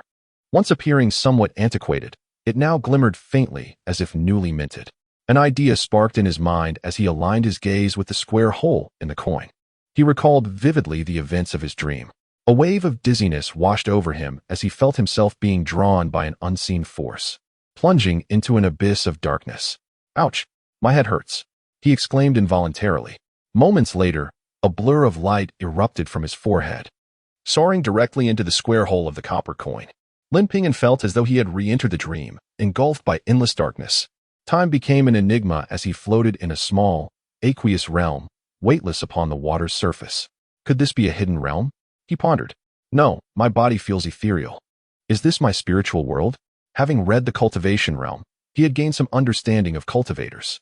Each individual possesses their own spiritual power, innate and varying in strength. This attribute is crucial for cultivation, with many powerful sects considering it a vital criterion for accepting disciples. However, the declining Xin Yuan sect lacked the privilege to impose such standards. As Lin Ping'an explored this watery domain, he discovered it was limited in size, surrounded by an impenetrable expanse of chaotic darkness. The water was shallow, barely reaching his knees. After a while of searching, he found no discernible difference between this place and an ordinary pond. Copper coin, what is the meaning of this? What do you intend by bringing me here? Lin Ping'an felt a headache coming on. The pressing concern was how to escape. A day or 2 might be manageable, but 10 days or more would spell disaster for his 3 acres of spirit field. He understood that the spiritual herbs cultivated there were particularly vulnerable to the attention of spiritual insects. Even a single one could devastate the entire field. The copper coin was, of course, silent to his pleas. Calm down. Let me think this through. Lin Ping'an took a deep breath and began to reflect. With a mental shift, he formed hand seals to activate the water dragon technique. The water dragon danced under his command, swirling and darting with ease. Just as I suspected, he exclaimed, overwhelmed with joy. In this realm, he felt no passage of time. Eventually, fatigue began to set in, and the watery world before him started to crumble. Lin Ping'an exclaimed in alarm, only to find himself back in reality the next moment. I understand now. This must be a world constructed from my spiritual power. Once my spiritual energy is depleted, it will collapse. Lin Ping'an reasoned, pleased with this explanation. Yet, what use was this knowledge? He glanced at the copper coin in his hand, and an astonishing thought struck him. Could it be related to time? In that watery world, there was no sense of time. Excited, he burst out of his small dwelling, activated the formation, and rushed down Shaoyun Peak. Upon his return, his eyes sparkled like stars. According to Shuesan, there had indeed been no passage of time within the water world. He approached the water channel beside the spirit field, and with a flicker of thought, he began to manipulate the water dragon technique with hand seals. Sure enough, a wave of elation spread across his face. The water dragon technique, which had once been somewhat elusive, was now under his complete control. A majestic water dragon surged forth from the channel, its fierce horns, flowing whiskers, and glistening scales giving it a lifelike presence. Ha! Lin Ping'an erupted into laughter. It seemed he could cultivate the water dragon technique within that space. As long as his spiritual energy remained, he could continue to practice indefinitely. It now appears that the strength of one's mental fortitude ultimately determines the duration of cultivation. How might one enhance their mental power? Lin Ping'an once again rushed down the mountain with fervor. Shuesan began to wonder if this newly arrived junior uncle was perhaps a bit eccentric. One moment he would rush down to inquire about the time. The next he would burst into laughter, and now he was asking for the location of the scripture pavilion. Upon reaching the scripture pavilion, Lin Ping'an discovered it to be an imposing structure with 9 distinct levels, each adorned in a different hue. A youth clad in a blue robe scrutinized him from head to toe outside the pavilion. The color of a disciple's robe signifies their status: gray for outer disciples, blue for inner disciples, azure for true disciples, and purple for elders and sect leaders. The robe bears the character for Tao, symbolizing the transmission of teachings. As for the miscellaneous disciples and spirit herbalists, they are not permitted to don such robes. Presently, he wore a gray robe. And although he was a disciple of the second elder, he remained merely an outer disciple. Yes, I am the newly initiated disciple, Lin Ping'an, he stated, presenting his token. So you are the one taken in by the second elder. The youth's expression was tinged with mockery. I heard you were sent to Shaoyun Peak to tend to the spiritual fields. Given that, it would be prudent for you to behave as a spirit herbalist and not entertain any notions of luck. A crowd had gathered outside the scripture pavilion, and many were intrigued by this spectacle. What is Guaoyue's issue? Why is she targeting this individual? You are unaware. Guaoyue's sister could not enter the second elder's tutelage because of him. Gu Mingwei? That outstanding inner disciple? Wasn't she already chosen by the second elder? The second elder has retreated to the back mountain for seclusion. It is said to be due to this fellow. Ah, now we have a spectacle to witness. And who might you be? Although Lin Ping'an was but a scholar, he was not one to be easily bullied. He adhered to the principle of if one does not offend me, I shall not offend them. If one offends me, I shall repay tenfold. Upon hearing the mockery directed at him, his expression darkened. I am Guaoyue, an inner disciple of Zhuke Peak, the youth proclaimed, raising his chin. Aoyue, what a splendid name. I recall a famed courtesan in Jizhou by that name. Lin Ping'an replied with a cold smirk. You, audacious. Guaoyue's gaze turned frigid, brimming with murderous intent. You, a mere outer disciple, dare to speak to me so? I shall take this as a provocation. Let us confront one another at the life and death platform. Outer disciple? While I may be an outer disciple, I am aware that the leaders of your 6 peaks must address me as Uncle Master, whereas you are merely a disciple of Zhuke Peak. Shouldn't you address me as Uncle Master according to seniority? Our Xianyuan sect places great importance on hierarchy. Dare you provoke an Uncle Master? Perhaps you should present yourself before the sect leader. Lin Ping'an, despite being a scholar, wielded logic to his advantage, and with reason on his side, he would not relent. Chapter 8. The Sutra of Profound Understanding You. Guaoyue stammered, pointing a trembling finger at Lin Ping'an. The words spoken by his opponent rang true, leaving him without a retort. His complexion flushed deep purple, and he felt an overwhelming urge to charge at Lin Ping'an and slay him on the spot. Yet, he dared not. This was the sect, and they stood outside the scripture pavilion. More importantly, his opponent held a status equal to that of the 6 Peaks Masters, compelling him to address Lin Ping'an as Shirshu. He began to dismiss this disparity in status, perceiving Lin Ping'an merely as a discarded, useless disciple. Moreover, he was at the 6th level of Qi training while Lin Ping'an had just entered the 1st level. The difference in their strengths instilled a blind confidence within him. The onlookers around them were also rendered speechless, witnessing Guaoyue's humiliation without the ability to retaliate. What do you mean you? I am your Shirshu. Let me hear you call me Shirshu. Lin Ping'an said, unperturbed. You, just wait. Guao Yue felt the mocking gazes of the surrounding crowd. Unable to contain himself any longer, he turned to leave. Haha. Lin Ping'an's boisterous laughter echoed behind him. Guao Yue was seething, his teeth nearly grinding to dust. Not only had he failed to humiliate Lin Ping'an, but he had instead been subjected to humiliation himself. Such anger was unbearable. You worthless trash. Just wait. Don't let me catch you. Otherwise, I will kill you. Guao Yue's heart roared in fury. Lin Ping'an, you have truly offended Guao Yue, remarked one of the guards outside the scripture pavilion. Does he dare to act within the sect? Lin Ping'an inquired curiously. Naturally not. But one cannot remain within the sect forever, the guard hinted. It seemed to indeed be a troublesome matter. Lin Ping'an furrowed his brow. It was impossible to remain in the sect for a lifetime. He still had his mother and uncle's family to consider. Would he dare to target my family? The thought crossed Lin Ping'an's mind, causing his expression to shift. That is unlikely. If he were to attempt such a thing, the Gu family would not allow it. That is the greatest taboo among practitioners. The young man shook his head. If one were to seek revenge by targeting the families of their adversaries, the cultivation world would descend into chaos. Thank you, Xixiang. Lin Ping'an quickly expressed his gratitude. Not at all. By seniority, I must call you Shirshu. The young man hastily waved his hands. You're jesting, Xixiang. I am merely a discarded disciple, only venting my frustration towards Guao Yue. Lin Ping'an insisted with a wave. All right. You may enter now. Remember, outer sect disciples are only permitted on the first and second floors.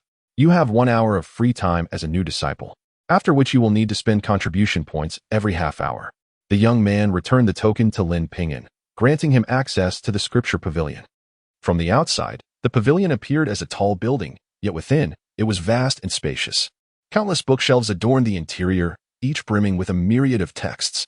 Numerous outer sect disciples clad in gray robes wandered through the pavilion, and the collection was even more extensive than that of the library in Jizhou Prefecture. Lin Ping'an was not a novice unaccustomed to the world, and he felt a sense of awe. With so many books, how could he possibly find what he sought? At first, he believed an hour would suffice, but now he feared that even a day might not be enough if he were to examine each volume. Excuse me, Xixiao. Might I inquire if there are any techniques for cultivating spiritual power here? Lin Ping'an politely asked a passing youth. None. The young man glanced at him dismissively before walking away, his expression akin to that of someone regarding a fool. Lin Ping'an frowned. He continued to ask several others, all of whom regarded him with curiosity and replied negatively. It seemed that the first floor held no such texts. He would have to ascend to the second floor. Upon reaching the second floor, he inquired with several disciples, but still came up empty-handed. Finally, a kind-hearted Xixiang informed him that techniques for cultivating spiritual power could only be found on the third floor, accessible solely to foundational stage practitioners, definitely not for newcomers like himself. Only those who reached the foundational stage could undergo a qualitative transformation in their spiritual power, allowing them to manipulate it for combat assistance. Although disappointed, Lin Ping'an resolved not to squander his hour and began browsing books on the second floor. Most of the texts here were unrelated to cultivation, many recounting strange tales and local customs. However, he still made a discovery, a technique titled object manipulation. Possessing an exceptional memory, he quickly memorized the method. As he aimlessly wandered, he felt an unusual warmth emanating from the copper coin hanging on his chest. Could it be guiding me? Lin Ping'an recalled a similar experience during the mysterious immortal array. He eagerly searched the shelves, beginning from the top of a 6-tiered bookshelf.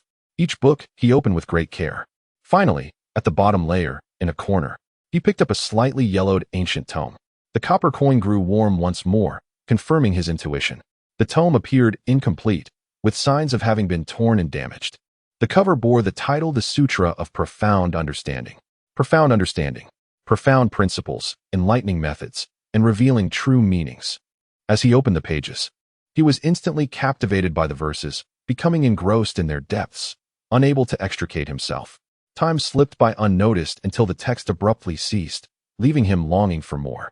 Alas, it was but a fragmentary text. Lin Ping'an sighed heavily. Based on his estimation, only a quarter of the Sutra of Profound Understanding remained. The content was obscure, and even he found it somewhat difficult to grasp. Nevertheless, it was indeed a cultivation technique, albeit one that could only be practiced to the perfection of the foundational stage. This sutra contained methods for cultivating spiritual power, but one could not cultivate spiritual power without first mastering the sutra. Should I cultivate it or not? Lin Ping'an hesitated for but a moment before resolutely deciding. I must cultivate it. It is surely extraordinary, discovered by the copper coin. If I truly reach the perfection of the foundational stage, I can always switch to another technique if necessary. Little did he know. This choice would alter the course of his destiny forever. He returned the Sutra of Profound Understanding to its original place and exited the scripture pavilion. Unbeknownst to him, shortly after his departure, an elderly man appeared before the shelf, gazing at the returned tome with a glimmer of satisfaction in his eyes. After tens of thousands of years, at last, someone has chosen it. The elder's voice echoed, filled with nostalgia. Nearby, some disciples were perusing books, yet they remained oblivious to the elder's presence. As if they could not hear him at all, the elder vanished without a trace, and the Sutra of Profound Understanding disappeared along with him. Lin Ping'an returned to his routine, diligently practicing the techniques from the Sutra of Profound Understanding. He discovered that the power cultivated through this method far surpassed that derived from the Xian Yuan technique taught by his master. The purity of the power was remarkably high, yielding far greater potency. Now, a single unit of this power equated to what previously required 5 units. To clarify, the essence of power and spiritual energy is fundamentally the same. Spiritual energy is the natural force of the heavens, while power is the energy transformed by practitioners after absorbing spiritual energy into their bodies, making it controllable. Upon reaching advanced levels of cultivation, one could unify with the heavens and earth, drawing upon the boundless power of the universe, at which point one could be said to possess limitless power. Lin Ping'an practiced tirelessly every day, and after managing his 3 acres of spiritual fields, he would train within the space of the copper coin, honing his spiritual power and mastering the water dragon technique. Time flew by, and a month passed. He finally reached the pinnacle of the first level of Qi training. At present, he is brimming with magical energy and possesses an unprecedented mental fortitude. At this moment, a figure stealthily ascends the mountain beneath the little cloud peak, clutching a black bag with a hint of tension etched on his face. This individual is of diminutive stature, with a sharp nose and protruding chin, his eyes darting about nervously. Zhangping, what brings you to Little Cloud Peak? And what do you have in your hand? Shuesan's voice cut through the air, sharp with authority upon spotting the man. You nearly frightened me to death. It's your turn on duty today. Zhangping exhaled in relief upon recognizing Shuesan. What is that you are holding? Shuesan's gaze remained fixed on the cloth bag, suspicion glimmering in his eyes. I am here on an errand. Do not meddle in matters that do not concern you. Zhangping tightened his grip on the bag, his eyes scanning the surroundings warily. On whose orders? Shuesan's expression grew serious. Brother Guoyue. Zhangping lifted his chin slightly. Guoyue. The mere mention of the name made Shuesan shudder involuntarily. He was no formidable adversary, being merely a disciple of poor talent from the outer sect. If the other wished to target him, it would hardly require much effort. Zhangping leaned closer, slipping 2 spirit stones into Shuesan's hand. Do not say, I do not look out for you. Brother Gu has given me 5 spirit stones. You take 2, and I will take 3. I shall handle the troublesome matters. He whispered conspiratorially. What exactly do you intend to do? Shuesan gripped the 2 spirit stones tightly, his tone a mixture of concern and curiosity. The newcomer has offended Brother Gu, and since he refuses to descend the mountain, Brother Gu seeks to vent his frustration. A swarm of black-backed wasps has breached the formation and invaded the elder's spirit field. This newcomer has failed in his duty to safeguard it, and the elder is bound to be furious. Zhangping explained. Will this bring trouble down on me? Shuesan's eyes widened in alarm. This is no trivial matter. If the elder lays blame and discovers I have taken 2 spirit stones, I fear for my fate. Here, no one is around. You do not speak, and I do not speak. Who will know? That is true. With that, Zhangping boldly proceeded onward. Meanwhile, Lin Ping'an was engrossed in his cultivation within the wooden cabin when he was abruptly alerted by a buzzing sound from outside. He rushed out to find dozens of fist-sized black wasps swirling ominously above the nightshade herb field. Black-backed wasps? How can there be so many? Mu Jingyun had once mentioned that these wasps were particularly fond of nightshade fruit, and a single wasp could devastate an acre of nightshade in half an hour. Lin Ping'an's complexion paled as he dashed to the nightshade field, waving his hands to drive away the wasps. However, the black-backed wasps were swift and aggressive. Upon spotting Lin Ping'an, they turned and launched an attack against him. Although the venom of these wasps is not lethal, it is potent enough to induce paralysis. Even a practitioner at the second level of Qi refinement would struggle against a swarm. Water Dragon Technique. Despite his anxiety, Lin Ping'an maintained his composure. He retreated swiftly, his hands weaving intricate gestures as he summoned the water. Instantly, 3 torrents of water erupted, transforming into fierce water dragons that clashed with the wasps. Hit! Lin Ping'an executed a spell, directing a small stone to strike the head of one wasp, shattering it. This was his practiced object manipulation technique, allowing him to command small objects for offense. With the 3 water dragons entangled with the wasps, a flurry of small stones lifted from the ground, striking down the wasps one by one.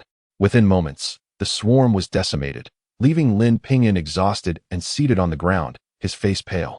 During practice, he could control 5 water dragons effortlessly, yet in actual combat, managing 3 left him somewhat flustered. He understood this was due to his inexperience in real battles and his heightened tension. Watching the damaged nightshade plants, he felt a pang of sorrow, simultaneously pondering who might wish to harm him. A swarm of black-backed wasps could not have entered the formation without external interference.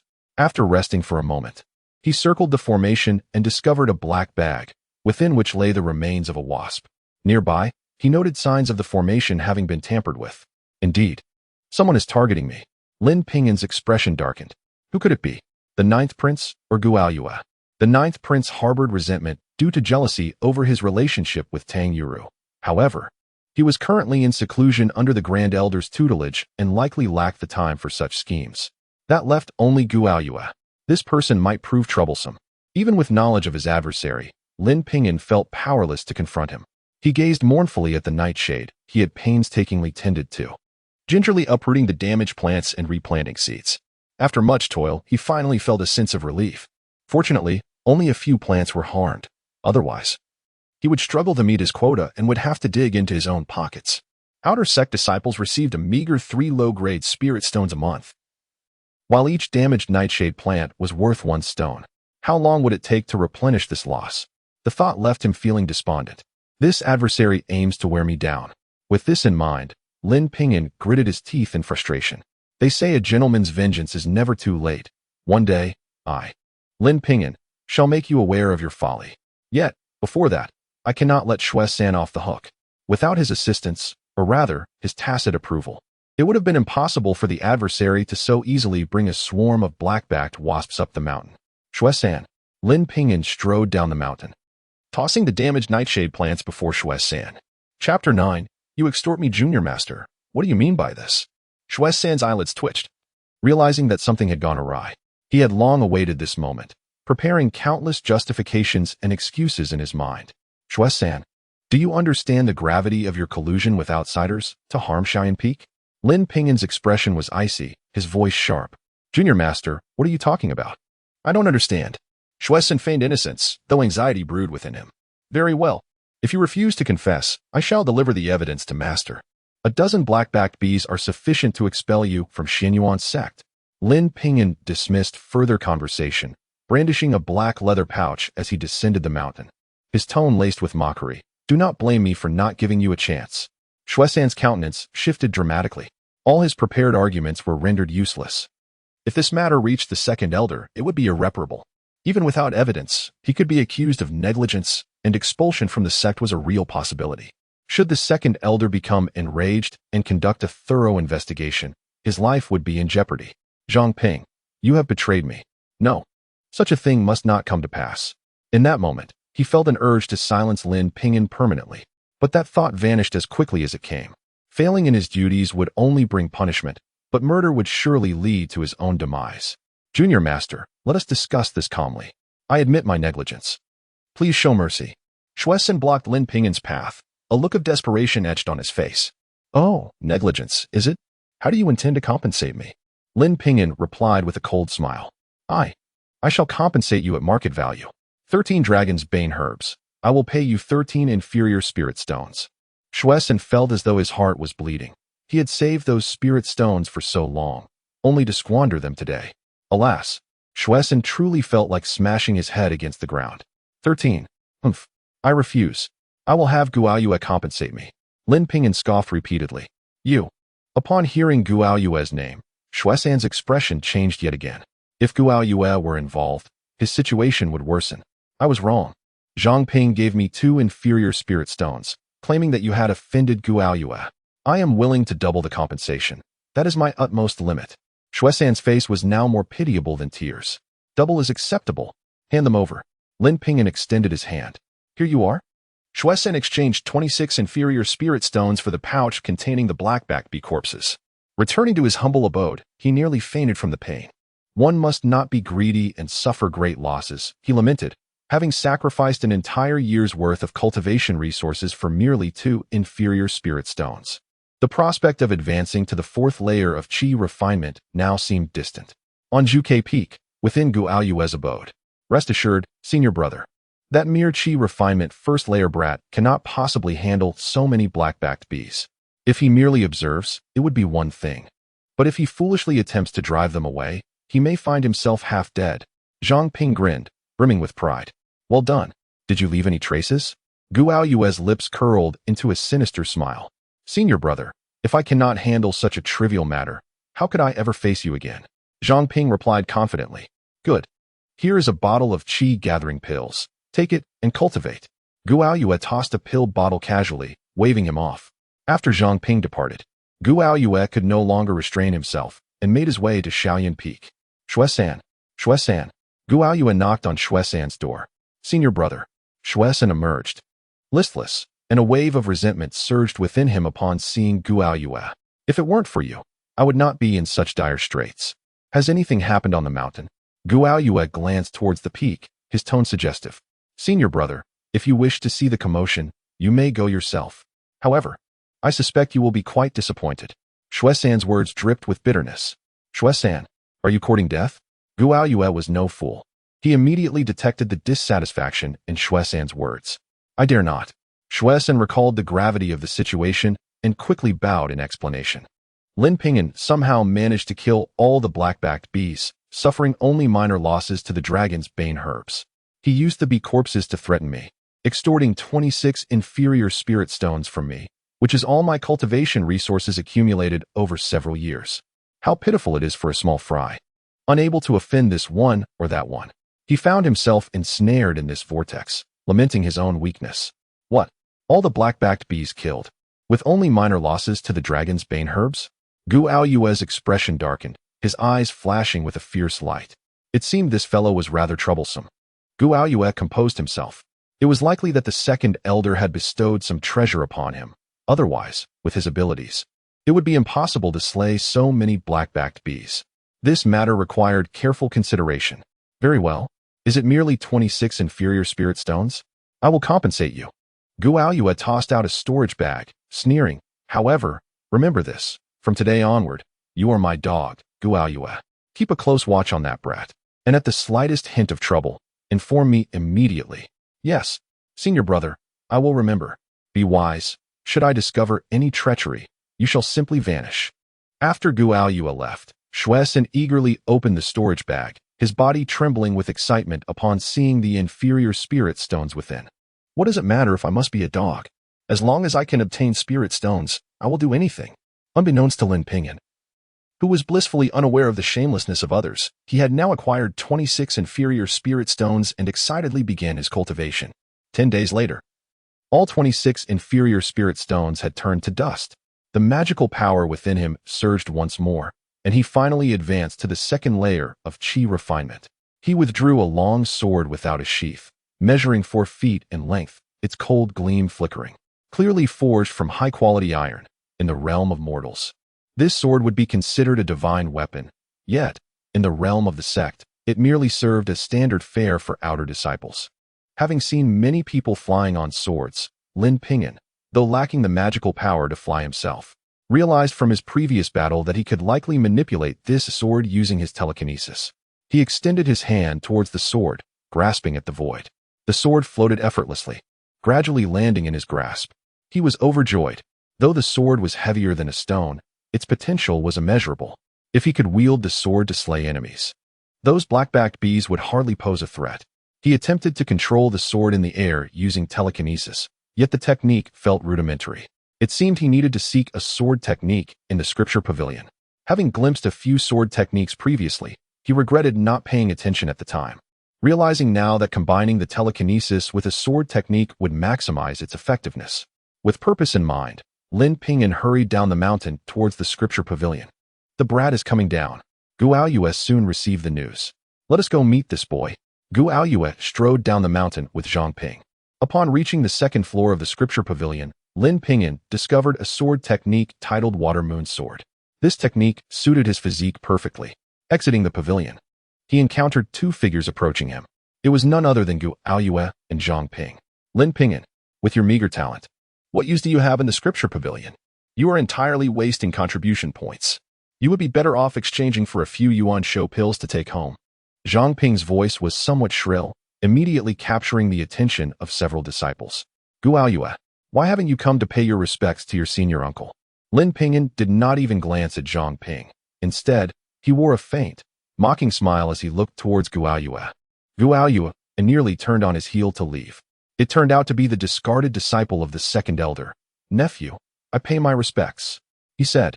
I have heard that your medicinal gardens suffered a pestilence, and you extorted 26 inferior spirit stones from Shui Sen over this matter. Is it not rather tyrannical of you? Senior uncle? Guoyue had rehearsed these words before his arrival. Oh, how did you come to know of this? Were you perhaps the one who secretly orchestrated it? Lin Ping'an replied with a smile. Senior uncle, please do not slander me. Though I may be lacking, I have a few friends. So it is not surprising that they informed me of this matter. If it is not you, then I am relieved. I was just about to inform my master. I believe this is not a personal attack against me, but rather against my esteemed master. I trust he will take this matter seriously and investigate thoroughly. And in due time, the truth will be revealed. With that, Lin Ping'an turned to leave, heading straight for the second elder's abode. Guoyue instantly regretted his provocation. He realized he should not have taunted Lin Ping'an, who was so audacious as to confront the second elder directly. Although he knew the second elder was in seclusion, he could not fathom the recklessness of this individual in forcibly intruding upon the second elder's retreat. Even if Lin Ping'an were to be killed by the second elder, his own misdeeds would inevitably come to light, and he would likely face the second elder's wrath. Senior uncle, the second elder is in seclusion. You will probably not be able to see him now. Guoyue hurried after him, his voice icy. And if you dare disturb the second elder's seclusion, you will surely meet your demise. Not a problem. I have plenty of time. I shall wait right here before my master's retreat. Whenever my master emerges, I shall report to him. Regardless, my talent is quite lacking. It is all the same whether I cultivate here or elsewhere. Lin Ping'an grinned broadly. He was willing to sacrifice everything, determined to drag Guoyue down with him should he perish. He was confident that Guoyue would not dare to confront him. Guoyue was genuinely bewildered. How could this fellow act so unpredictably? What to do now? Oh, it seems I still have a few senior brothers and sisters. Since my master is in seclusion, they should certainly be available to assist. Lin Ping'an added. Guoyue wished he could slap himself. Was he not being foolish? Presenting his face only to be struck, and that too with a resounding echo. What are you mumbling about? Speak quickly. My senior uncle is very busy. Lin Ping'an reprimanded without reservation. How can you not go? Guoyue asked in a hushed tone. Not going is not impossible. I simply have run out of spirit stones recently. Lin Ping'an responded quietly. You are extorting me. Guoyue's eyes widened in shock. Do not raise your voice. It is compensation, not extortion. Do you not agree? Blast it. Ultimately, Guoyue paid a hush fee of 56 inferior spirit stones, and Lin Ping'an assured him that this matter would not be revisited. Why 56 stones? Because that was all he had on him. Though he was an inner disciple with family support, he was merely at the 6th layer of Qi training, and he had exhausted his limit of 82 inferior spirit stones. A mutual understanding was reached, and all was well. Not quite. Lin Ping'an was the one who was pleased. Guoyue, on the other hand, was nearly furious enough to explode. Brother Gu, how could you have acquiesced? Zhang Ping exclaimed, unable to contain himself. He must have only been trying to intimidate you. Get lost. Worthless fool. If you had done your job properly, he would not have had anything to leverage against me. Guoyue, now enraged, struck Zhang Ping, sending him flying. The blow was solid, causing Zhang Ping to spit blood, his teeth scattered. Struggling on the ground, he eventually managed to rise, his face filled with resentment as he watched Guoyue's departing figure. Sighing, he lamented his fate. Countless mocking gazes from those around him fell upon him, rendering his expression despondent. This was the lament of the sycophant, When the master was displeased, they could vent their frustration at will. And he could not voice a single complaint, swallowing his indignation like a mouthful of broken teeth. Chapter 10. The Path of Affection. With a heart brimming with joy, Lin Ping'an returned to his wooden abode and commenced diligent practice. Time swiftly passed, and in the blink of an eye, 20 days had elapsed. He had finally ascended to the mid-stage of the second level of Qi refinement, thanks to the 56 low-grade spirit stones he had extorted. At this moment, the copper coin he possessed underwent a subtle transformation, its hue becoming more vibrant. Following his cultivation of the Tongxin Sutra, his mental prowess began to strengthen gradually. The space around him also expanded, and he could maintain it for a longer duration. Moreover, he had dedicated considerable time to practicing the Shuei sword within this space. This sword technique comprises 6 stages: initial insight, minor achievement, comprehensive understanding, mastery, peak excellence, and returning to simplicity. Presently, he had reached the stage of minor achievement, which sufficed for his needs. Master, you personally stated that if I reached the 3rd level of Qi refinement within 3 years, I would officially become your disciple.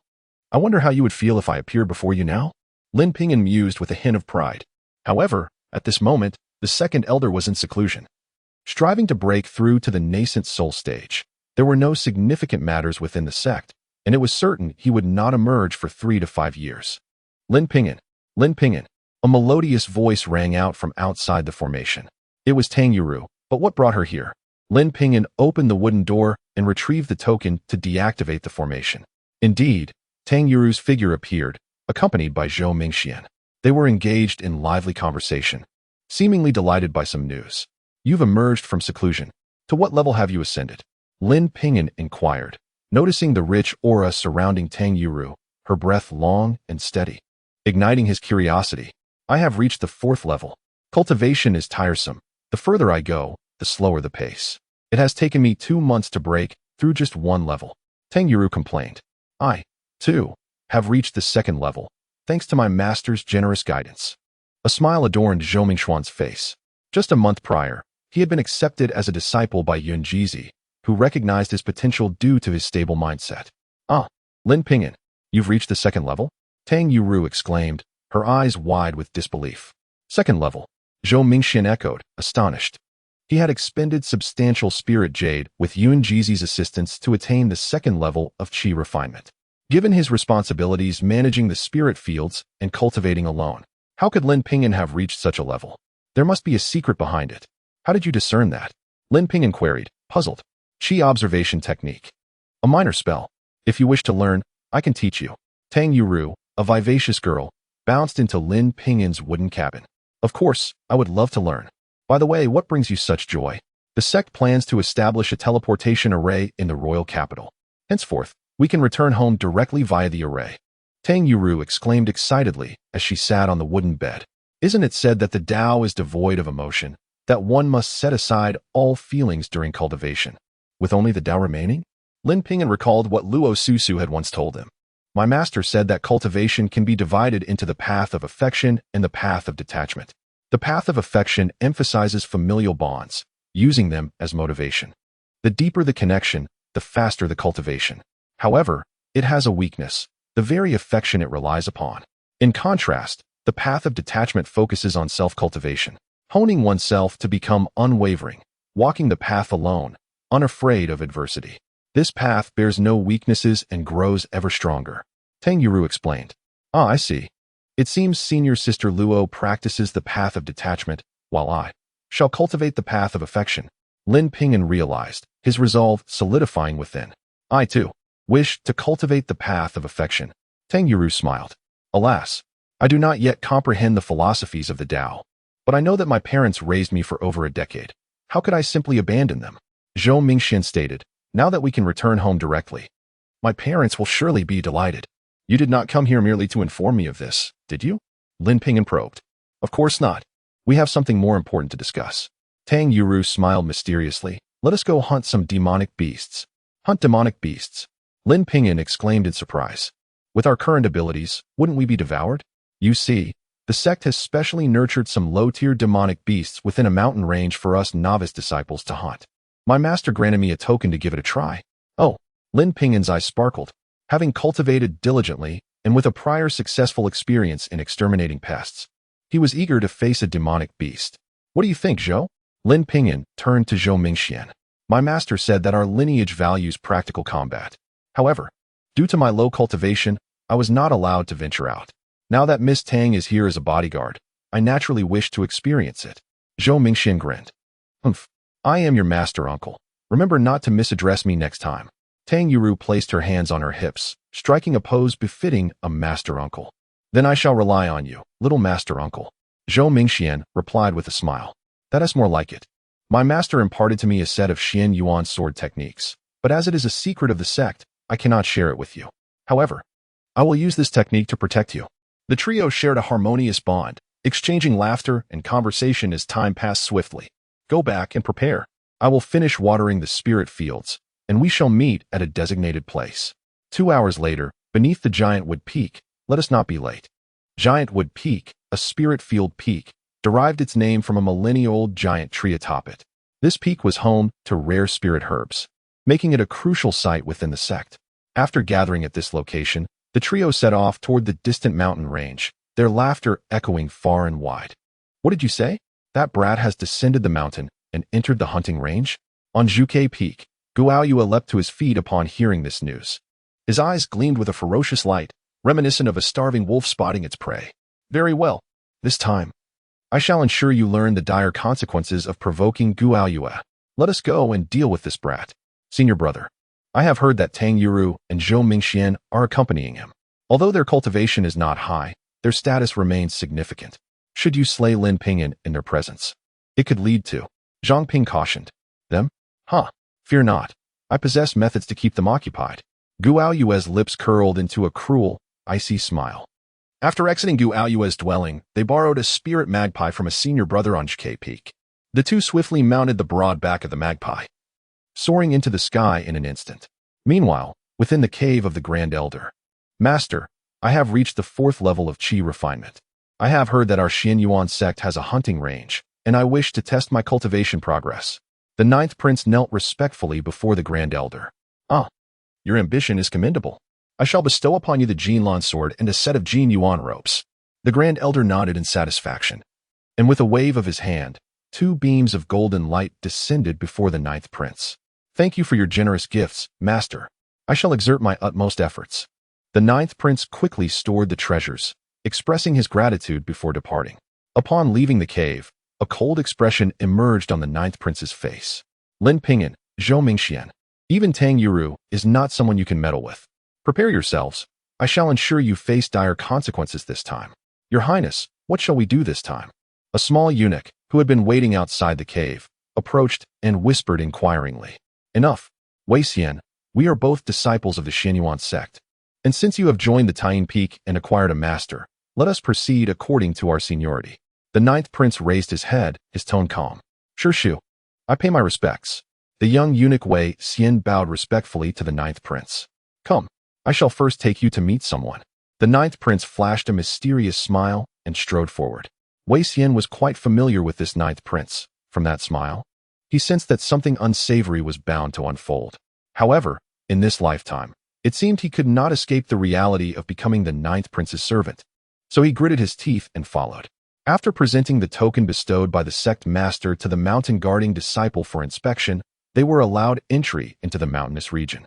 The kind-hearted disciple reminded them that the area within 50 miles of the perimeter was a safe zone, where only first-level demonic beasts roamed, corresponding to the Qi refining stage from levels 1 to 3. Beyond that, from 50 to 100 miles, second and third-level demonic beasts could be encountered. Second-level beasts were akin to those at the Qi refining levels 4 to 6, while third-level beasts were comparable to those in the later stages of Qi refining.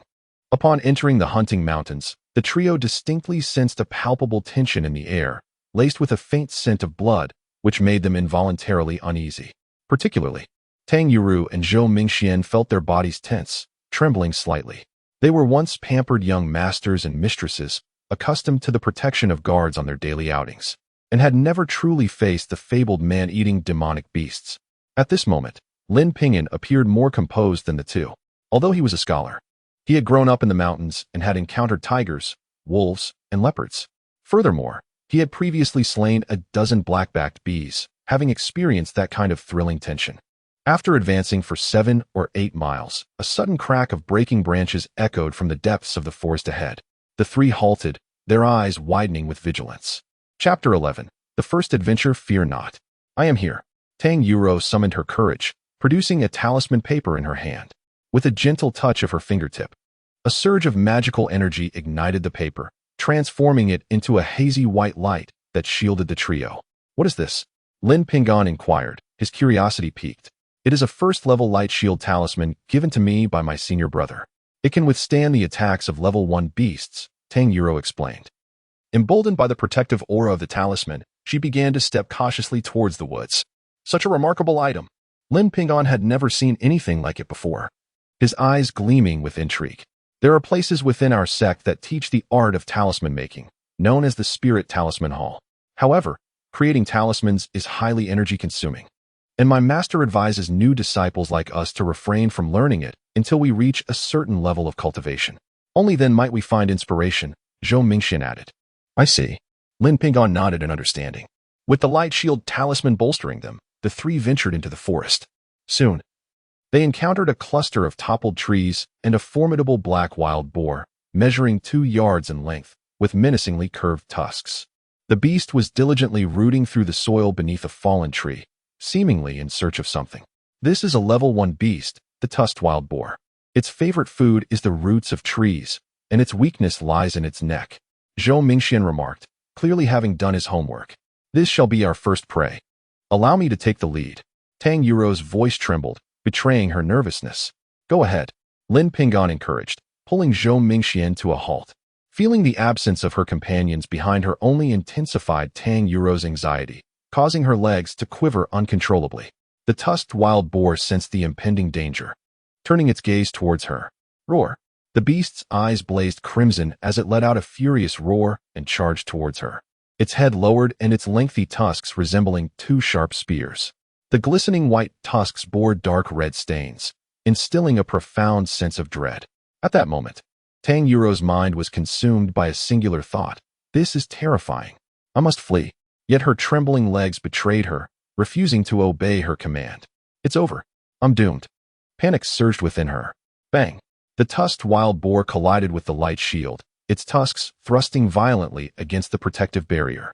To her astonishment, instead of the anticipated shattering of the shield, the beast seemed to bounce off as if it had struck a wall imbued with repulsive force, hurtling backward. Boom! The massive creature crashed into several trees, toppling them before crashing to the ground. Euro strike now, Zhou Mingxian urged, his palms slick with cold sweat, still shaken from the near brush with danger. Oh! Witnessing the resilience of her light shield, Tang Yuro's fear diminished significantly. A shimmering silver sword materialized in her hand. Xian Yuan's sword technique. With the blade in hand, she felt a surge of courage. Enveloped in a glimmering light, her speed surged, and she closed the distance in an instant. The tusked wild boar, disoriented from its fall, was struggling to regain its footing. Tang Yuro's silver sword sliced through the air in a graceful arc, aimed at the creature's foreleg. Her intention had been to strike its head, but fate had other plans. Arg! The boar let out a pained cry, collapsing once more as blood erupted from the wound, staining the ground crimson. Realizing its impending demise, the creature began thrashing wildly, emitting desperate cries. Tang Yuro was nearly overcome with fear at the sight. Don't target the legs. Aim for the neck. Lin Ping'an recalled witnessing hunters in his childhood piercing the neck of a boar, instantly immobilizing it. Tang Yuro screamed, forcing herself to suppress her unease as she directed the silver sword towards the beast's neck once more. Roar! This strike missed again, severing half of its head instead. The boar's anguished cry resonated, and it thrashed more wildly than before. Tang Yuro, unable to contain herself, erupted in retching. Sigh. Lin Ping'an, observing the chaos, realized the creature could no longer fight back. He dashed forward, retrieving the fallen silver sword and channeling a spell to pierce the boar's neck. Finally, the tusked wild boar ceased its struggle, letting out one last agonized roar before falling lifelessly. Although Lin Ping'an felt a twinge of anxiety, his prior experience in battle allowed him to maintain composure compared to his companions. Yuro, are you all right? Zhou Mingxian rushed to assist her, concern etched across his face. I'm fine. I must have disappointed everyone. Tang Yuro's pallor revealed her distress as she lamented, I never expected to feel so powerless. Everyone has their first time. It will pass. Zhou Mingxian reassured her. Indeed, I was equally terrified the first time I encountered a beast. I nearly wet my pants. Lin Ping'an chuckled. What? They both stared wide-eyed at him. I was only 8 years old. Lin Ping'an scratched his head, feeling somewhat embarrassed. 8. The two exhaled in relief.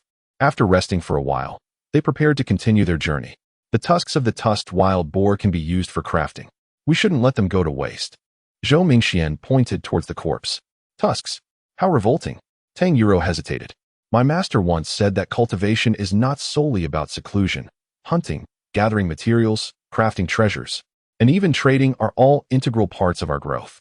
We cannot shy away from bloodshed. So Yuro, you must learn to adapt. Zhou Mingxian insisted. Very well. Tang Yuro acquiesced, collecting the tusks as the trio resumed their expedition. Their second encounter with a beast was a unihorned wolf. Zhou Mingxian, despite his previous bravado, trembled in fear as they faced it alone. Fortunately, his master had bestowed upon him a light shield talisman as well.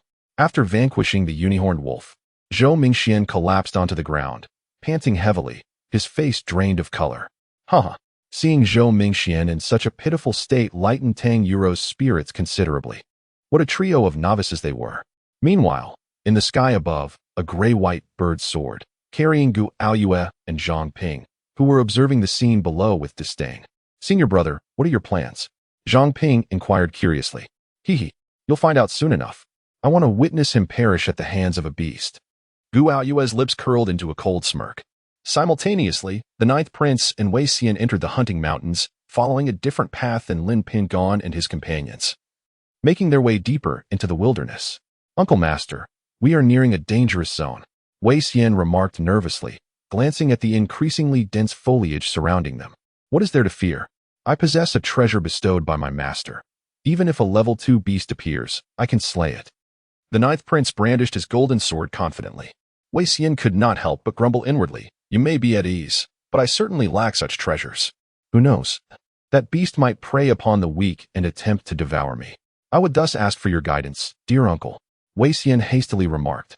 Rest assured, with my presence, you shall be safe. The ninth prince patted Wei Xian on the shoulder, beaming with a smile. Though the title had transformed, the essence remained unchanged, rendering one quite comfortable. The trio pressed onward, yet Lin Ping'an sensed an unsettling aura, as if something were amiss.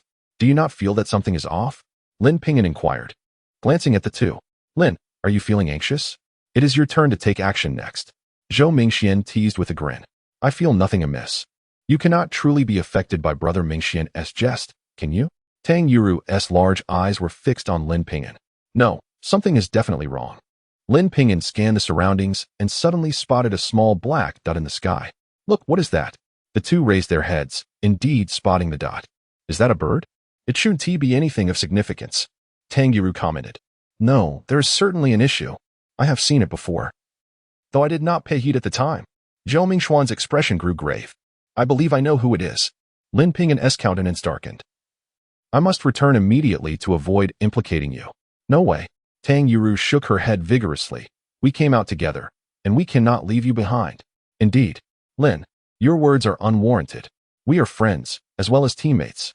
Moreover, the reason he has not yet acted must be due to our presence. If you leave, would that not provide him with an opportunity? Zhou Mingxian grasped Lin Ping'an, preventing him from departing. Very well. Since you all insist, I shall refrain from being obstinate. Lin Ping'an felt a surge of gratitude within. Though these two hailed from noble backgrounds, they displayed neither arrogance nor ill disposition, and at that moment, he officially regarded them as true friends. That individual must be Gu Aoyue, Zhou Mingxian declared. Indeed, it is he. I can somewhat comprehend his motives. Were I in his position, I would undoubtedly show up as well. Lin Ping'an chuckled helplessly, for I had indeed put him in quite a predicament. He deserves it. Who told him to harbor ulterior motives? Tang Yuru lamented, her teeth clenched in frustration. Villains always portray themselves as victims. What should we do now? We shall proceed step by step. High in the sky, Gu Aoyue furrowed his brow. It seems these three have discovered us. Impossible. Zhang Ping exclaimed incredulously. We are soaring at a height of 1,000 zhang. Regardless of how they discovered us, Our plan must be expedited. Proceed as I instructed. Yes. After traveling several miles, Lin Ping'an and his companions found themselves perplexed by the absence of any beast. Have you caught a whiff of something? Lin Ping'an suddenly asked. How aromatic. What is that scent? Tang Yuru inhaled deeply, her eyes sparkling. Could it be that we have encountered a spiritual herb? No. This is not the fragrance of a spiritual herb. Lin Ping'an heard the wind howling and abruptly looked up to see a large bird diving toward him. Chapter 12. The way of the individual returned upon themselves not good. Evade quickly. A surge of alarm coursed through him, prompting an urgent roll to the side. Haha. My apologies, everyone. My spirit magpie has gone out of control. Guao Yue's voice resonated from atop the great bird, brimming with pride. Simultaneously, Lin Ping'an was enveloped by a fragrant aura that seemed to pervade his entire being. Cough, cough. The overwhelming scent choked him, inciting a fit of coughs. What is this? He realized the dire implications, fury igniting in his eyes. Oh dear. My apologies, Uncle Lin. My beast-attracting elixir accidentally fell onto you. Countless monstrous beasts will soon come drawn by the fragrance. You might find yourself in quite the predicament, so do take care. Guao Yue's voice echoed solely in his ears. You madman. At that moment, Lin Ping'an regretted provoking this individual. If what was said came to pass, the consequences would be unimaginable. Uncle Lin, I trust you wouldn't want to endanger your friends. You should leave at once. After uttering this, Guao Yue urged the spirit magpie skyward, vanishing into the horizon in the blink of an eye. Lin, what happened? What did that guy say? Zhou Mingxian rushed over to assist Lin Ping'an. Stay back. I have the scent of the beast-attracting elixir on me. You must not come near. Lin Ping'an hastily retreated, imploring them to maintain their distance. What? The beast-attracting elixir? Zhou Mingxian shuddered at Lin's words, realizing the malicious intent behind Guao Yue's actions. No, we can't leave you behind. Tang Yuru vehemently shook her head. Suddenly, the ground trembled with ominous vibrations, as if an army of beasts were charging forth. The expressions of the trio changed dramatically. They knew the monsters were approaching. A palpable aura of menace swept through the forest, causing them to shiver in anticipation of the impending threat. Trees in the nearby woods collapsed under the approaching force. The roars of beasts growing ever closer. Mingxian, take her and go. I'll be fine. I have a way to escape. Lin Ping'an indicated a direction not far off, recalling a great river they had passed earlier. The river, known as Xianyuan River, originated from a snow-capped peak, winding through the Hunting Mountain Range, encircling many peaks of the Xianyuan sect, ultimately flowing into a grand lake within the sect. With that, Lin Ping'an surged forward with all his might. Racing toward the river, the speed at which he moved astonished his companions. No, we cannot let Lin Ping'an face danger alone. We must assist him. Despite her seemingly delicate appearance, Tang Yuru possessed a tenacious spirit, especially for someone she once admired and now considered a good friend. There was no way she would abandon him. All right, I concur. We shall do everything in our power to help him. Zhou Mingxian nodded, his heart heavy with unspoken emotions, wishing for Tang Yuru to one day understand his feelings. Lin Ping'an had already dashed several hundred feet ahead when a horde of dark beasts erupted from the thicket. Wild boars, wolves, colossal bears, lions, and tigers emerged, their blood-red eyes glistening with drool as they unleashed excited roars. The sight sent a chill down Zhou Mingxian and Tang Yuru's spines. The thought of these beasts catching up to Lin Ping'an was unfathomable. The monstrous horde ignored the duo, their focus singular and deadly. To kill. Tang Yuru gritted her teeth, producing a fiery red talisman. The peculiar runes etched upon it caused the temperature in the vicinity to skyrocket. Explosive flame talisman. Zhou Mingxian recoiled at the sight of the talisman. Go. Tang Yuru pointed, channeling her energy into the talisman. With a resounding explosion, the talisman ignited, launching a massive fireball arcing toward the beast horde. Boom. The fireball plunged into the swarm, obliterating several beasts in a gruesome display. Yet, with hundreds of beasts present, the others seemed unfazed by the loss of their companions, continuing their relentless pursuit. They want to attack us. Focus on obstructing them. With little fear remaining from their previous encounters, the two charged forward, determined to slay the beasts. Lin Ping'an, fleeing ahead, glanced back, touched to see his friends risking themselves for him. However, the distance to the river was still over 1,000 feet, and at his current pace, he doubted he could reach the safety of the banks. Clenching his fists, he unsheathed his sword, bracing for a fierce battle. Boom. Zhou Mingxian produced a small seal, infusing it with energy. The seal expanded to several feet in size. His pallid complexion indicated the strain this exertion placed upon him. Go, Zhou Mingxian commanded, sending the seal hurtling toward the foremost beasts, crushing several into a bloody pulp. The seal's impact slowed the advancing horde, instilling a sense of impending doom among the nearby beasts. Momentarily dazed, they soon regained their ferocity, glaring with malicious intent at Zhou Mingxian and Tang Yuru. With a furious roar, several beasts charged toward them. Of the 100 beasts, a third lay slain, yet less than half continued to pursue Lin Ping'an. Another strike, Tang Yuru urged, her determination unwavering. Crack! The seal shattered like porcelain. It was merely a replica of a spirit artifact, a gift from my master for protection. Zhou Mingxian lamented, his expression filled with despair. Take this. Tang Yuru forced a pill into his mouth, her slender sword radiating silver light as she executed the Xian Yuan sword technique, enveloping them in a protective barrier. Lin Ping'an, I've done all I can. Your fate now rests in your own hands. Tang Yuru sighed, her gaze lingering on the direction Lin Ping'an had fled, though desperate to save him. She could not abandon Zhou Mingxian. Whether spurred by adrenaline or the perilous circumstances, the Xian Yuan sword technique seemed to come alive in Tang Yuru's hands, holding the ferocious beasts at bay.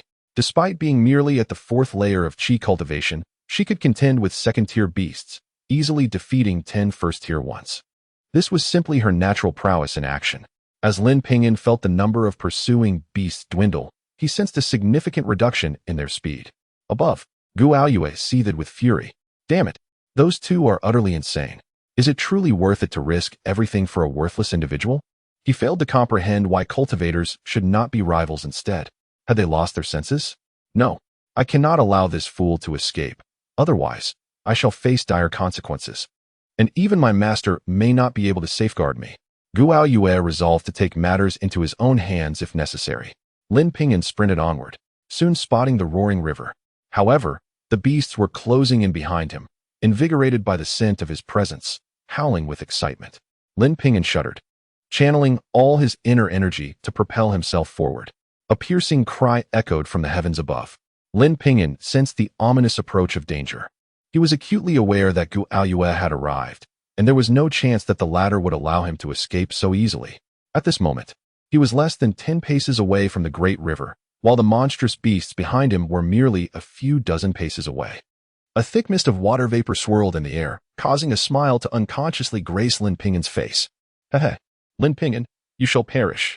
Guoyue commanded the spirit magpie to dive down, a blood-red glow flickering in his hand. It was a short sword of crimson hue, emanating a faint black aura, as if a dreadful power was gradually seeping into Guoyue's body, twisting his expression into a ghastly grimace. This cursed sword had been an accidental acquisition during a mission, powerful yet seemingly capable of corroding the mind. Had he not been driven to desperation today, he would not have resorted to wielding it. Trash. Filth. I shall slay you. You cannot escape my grasp. Guoyue sneered. At that moment, riding the spirit magpie, he was less than 10 paces from Lin Ping'an, poised to strike within the blink of an eye and sever his head with a single blow. You wish to kill me? It won't be so simple. Lin Ping'an retorted coldly, curling his body into a ball and rolling forward with urgency. With a whoosh, the spirit magpie skimmed the ground, a blood-red sword light carving a deep gash into the earth. A fierce, malevolent energy surged forth as if the gates of hell had been flung open, momentarily halting the frenzied beasts in their tracks. Although Lin Ping'an evaded this attack, he felt his heart race, as if all his strength was being drained away, leaving him utterly feeble. Guoyue, witnessing his failed strike, was nearly consumed with fury. An evil fire surged from his heart as he swung the sword toward the spirit magpie. With a whoosh, the spirit magpie's head was cleaved off by the blood-red sword light, its massive body crashing to the ground. The group of monstrous beasts froze, their crimson eyes dimming as they cowered in fear. Trash. Filth. Die. Guoyue shrieked like a night owl, seemingly driven mad. The blood-red sword light in his hand became even more terrifying and fierce as he aimed it at Lin Ping'an. Water Dragon Technique. Lin Ping'an chanted as he formed a hand seal, pointing toward the river a few paces away. A water dragon, as thick as a barrel, surged forth from the river, roaring towards Guoyue. Haha. Guoyue cackled, as if mocking Lin Ping'an's audacity. The blood-red sword light struck the water dragon, shattering it effortlessly, and continued its relentless path toward Lin Ping'an. Clang! A sword light shot forth from Lin Ping'an's hand. A radiant moon seemed to rise slowly in the air, enveloping the world in a misty sheen of water light. Even in his frenzy, Guoyue was momentarily astonished. The water moon sword was a common technique, yet few could master it to such an extent. However, his astonishment was fleeting. This level of swordplay was still insufficient to alter the tide of battle. Crack! As expected, Lin Ping'an's sword was directly shattered by the blood-red sword light. No matter how exquisite your technique, before absolute power, it was as fragile as paper. Trash! Let us see how you escape now. Guoyue grinned menacingly, the blood-red light descending without hesitation. But at that moment, Guoyue suddenly felt a tightness in his feet, as if he were being yanked forcefully to the ground. Roar! The water dragon that had been torn apart earlier had somehow transformed into three. Two coiled around his legs, dragging him down, while one sank its teeth into the area between his legs. Aya! Guoyue let out a shriek of unimaginable agony. The excruciating pain jolted him out of his madness, curling him into a fetal position as his body twisted in torment. The blood-red short sword fell from his grasp. Lin Ping'an beckoned, and the sword landed in his hands. With a howl, as the blood-red sword came into his possession, he was immediately assailed by a cacophony of howls in his ears. The sound penetrated his mind as if it sought to devour his very soul. What? His face paled in terror. He instinctively tried to discard the sword, only to find it seemingly glued to his hand, refusing to budge. At that moment, the copper coin on his chest vibrated suddenly. The blood-red sword quieted, and Lin Ping'an returned to normal, releasing his grip as the sword clattered to the ground. He realized he had been reckless. Had it not been for the copper coin, he might have been lost forever. What a terrifying weapon this was. Roar! The monstrous beasts, once terrified, now regained their blood-red eyes, emitting a deep, furious growl. Lin Ping'an glanced at the writhing Guoyue on the ground, a cold smile creeping onto his lips. Guoyue, I hold no grudge against you, yet you continuously provoke me. Today, I shall repay you in kind, and let you taste your own medicine. Lin Ping'an approached and delivered a swift kick, rendering Guoyue unconscious, before confiscating his storage bag. He then swiftly shed his grayish-white Taoist robe, wrapping it around Guoyue. Surely, the forthcoming experience would be unforgettable. Lin Ping'an stored the blood-red short sword in his bag and plunged into the surging river. Without the threat of the blood-red sword, the monstrous beasts could no longer restrain themselves, roaring as they charged at Guoyue. As Lin Ping'an drifted downstream, he soon heard Guoyue's chilling cries. A smirk graced his lips. Those who treat him kindly shall receive 100-fold reward, while those who wrong him shall also face 100-fold retribution. Chapter 13. The Secret of the Ninth Prince finished. Lin Ping'an was. Tang Yuru, upon hearing the scream, could not help but turn pale. That sound, it did not seem to belong to Lin Ping'an. Yet, Zhou Mingxuan's furrowed brow slightly relaxed. It appeared that this fellow had managed to escape. Is it true? Tang Yuru exclaimed, her spirits lifted.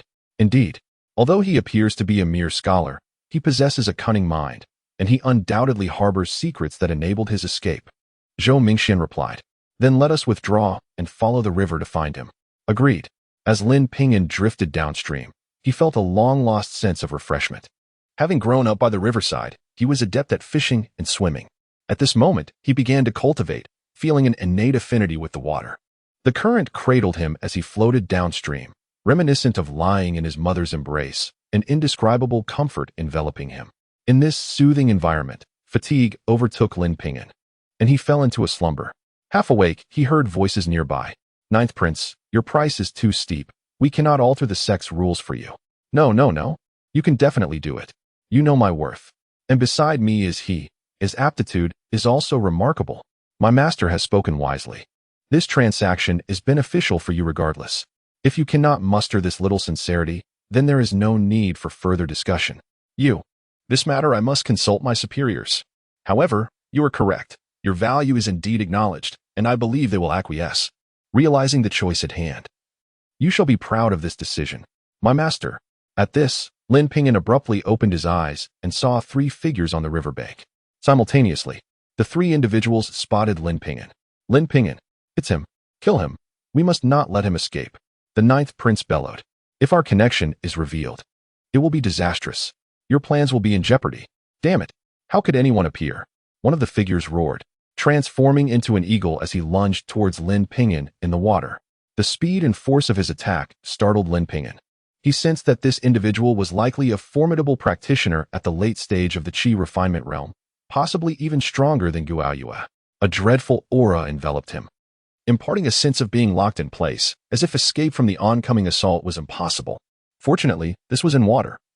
Lin Ping'an hesitated for but a moment before plunging into the depths. However, in that fleeting second, he felt a searing pain in his chest as a long gash appeared, nearly slicing him open. Blood instantly stained the river's surface. Excellent, the ninth prince exclaimed with glee. Humph, he is not dead yet. You pursue him downstream. I will dive into the water. The figure scoffed, diving in. What? Not dead? The ninth prince's eyes turned icy. Let us go this time. We must show this waste the might of the royal family. At this moment, Lin Ping'an felt immense pain in his chest. Yet he knew there was no time to dwell on his wound. He swam desperately downstream. His affinity for water made him feel as though he were in his element. He propelled himself with the speed of an arrow, gliding effortlessly through the depths. You cannot escape. The pursuer dove into the water, spotting a trail of blood, his eyes gleaming with a cold light. He followed the blood trail, but found himself unable to catch up. The water grew darker and colder, seemingly leading to an abyssal realm. Although Lin Ping'an felt the encroaching chill and darkness, he pressed on, disregarding everything in his fight for survival. If I do not eliminate this brat, our sect's plans may unravel, and I will face grave consequences from the sect leader. The pursuer's face darkened as he swallowed a medicinal pill. Boom! A surge of fire ignited within him, exponentially increasing his speed. Within mere breaths, he spotted Lin Ping'an ahead. Boy, you cannot escape. The furious shout echoed in Lin Ping'an's ears as he turned to see the pursuer's menacing visage. The assailant was a young man, around 23 or 24 years of age, clad in a crimson robe emblazoned with a wolf's head the size of a fist on his chest. Though Lin Ping'an did not comprehend the significance of the emblem, it sent shivers down his spine. Water dragon technique, Lin Ping'an called forth, summoning a water dragon the size of a barrel from the depths, which surged toward his adversary. Futile. You cannot obstruct me. The young man effortlessly shattered the approaching water dragon with a single punch, his voice laced with cruelty. You have made me expend a burning element pill, wasting 20 years of my lifespan. If I capture you, I will ensure you endure every conceivable agony until you perish in endless wails. At his words, Lin Ping'an shuddered, realizing he was at the brink of life and death. He summoned 3 water dragons to impede his pursuer's advance. Boom, boom, boom. The young man swung his fists, effortlessly demolishing the water dragons, leaving Lin Ping'an feeling powerless. The disparity in their strengths was overwhelming. His attacks were utterly ineffective against the young man. You cannot escape. The young man closed the distance, a palpable sense of danger enveloping Lin Ping'an. Kill. Lin Ping'an drew a long sword from his storage pouch. His previous sword had shattered, but this one had been salvaged from Guoyue's belongings. As the sword danced through the water, Lin Ping'an felt a sense of exhilaration akin to an extension of his own being. What? The young man observed a glimmer of moonlight rising in the water, its speed surpassing his reaction time, causing his expression to shift. Clang! A silver curved blade materialized in the young man's hand, clashing against Lin Ping'an's sword. Lin Ping'an felt the jolt travel through the blade, rendering it nearly uncontrollable. Haha, so it's merely the standard sword of the Xianyuan sect. This time you are finished. The young man noticed the crack in Lin Ping'an's sword, a result of their collision. His own blade had been bestowed upon him by his master, crafted to prevent any mishaps during this secret mission. Crack! Lin Ping'an's sword shattered into several pieces. No longer able to strike. Die! The young man hurled the curved blade toward Lin Ping'an's back. Should it connect, he would likely be cleaved in two. Sensing the imminent peril, Lin Ping'an knew he was at a critical juncture. Go! He activated his storage pouch, unleashing a blood-red sword light that clashed with the silver blade. Uft! The silver blade shattered upon contact with the crimson light. How is this possible? The young man widened his eyes in disbelief, unable to fathom the sight before him. His blade was a low-grade artifact. How could it be so easily destroyed? Yet, soon his eyes ignited with fervor. What kind of treasure could shatter a low-grade artifact? I must possess it. A powerful greed suppressed his fear as he recklessly urged his inner strength, accelerating towards the blood-red sword light. He reached out, attempting to grasp the glowing sword, his eyes blazing with intensity. Water Moon Sword. Lin Ping'an could not allow him to seize it, hastily manipulating it with his telekinesis.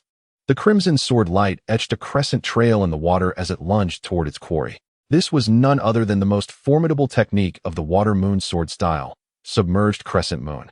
The youth sneered, discerning that Lin Ping'an was manipulating the sanguine blade with psychokinesis.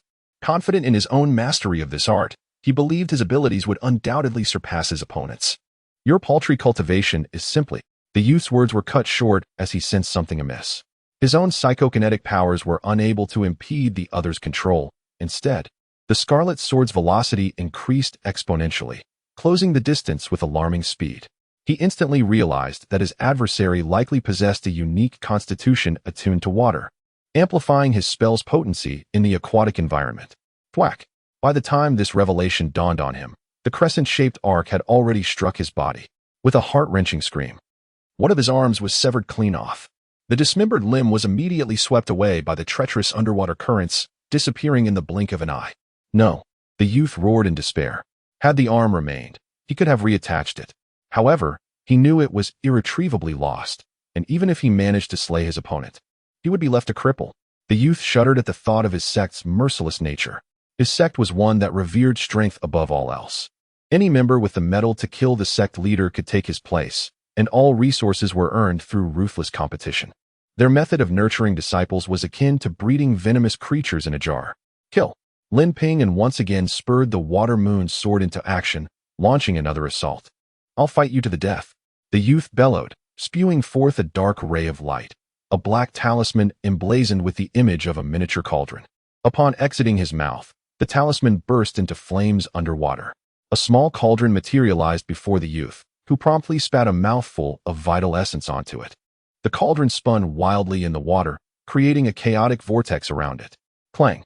The water moon sword collided with the cauldron, producing a metallic clang. Although Lin Ping'an was unsure of its true nature, he sensed the cauldron's extraordinary power. Realizing that a single strike would not suffice, he immediately recalled the crimson sword light and continued his escape deeper into the water. The youth was on the verge of erupting with curses. He had just unveiled his trump card, a talisman treasure crafted after a magical artifact, possessing power nearly comparable to a mid-grade magic weapon. However, while potent, its activation was time-limited. Now that his opponent had fled, had he not summoned it in vain? His teeth gnashed in fury as he gave chase to Lin Ping'an, carrying the cauldron with him. Alas, having lost an arm, consumed the life-force-burning blaze essence pill, and expended a mouthful of vital essence to enhance the talisman treasure's power. His strength was now less than 20% of its original state. There was no way he could catch up to Lin Ping'an. The distance between them grew ever wider, until Lin Ping'an's silhouette vanished from sight. Alas, the youth lamented. He could feel his strength waning, realizing that the blaze essence pill's effects were wearing off. How deep had they descended by now? The youth suddenly felt a chill run down his spine as he pondered this question. They had been chasing each other underwater for at least the time it takes to brew a cup of tea, and given their rate of descent, they must now be tens of thousands of feet below the surface. What river could possibly be so deep? It was simply unfathomable. Chapter 14. The enigmatic stone of 9 orifices. He hastily turned to leave, unwilling to linger any longer. Ahead, Lin Ping'an sensed a crisis had been averted, and other thoughts began to blossom in his mind. The fact that you are no longer pursuing me indicates your lack of confidence in dealing with me. If that is the case, then I shall pursue you. A grin spread across his face as he manipulated the water currents to turn and chase after his adversary. Initially, the youth remained unfazed, but soon he realized Lin Ping'an had caught up to him, maintaining a safe distance that was neither too far nor too close. I let you off easy. Do not mistake my leniency for weakness. Do you believe I won't strike you down right now?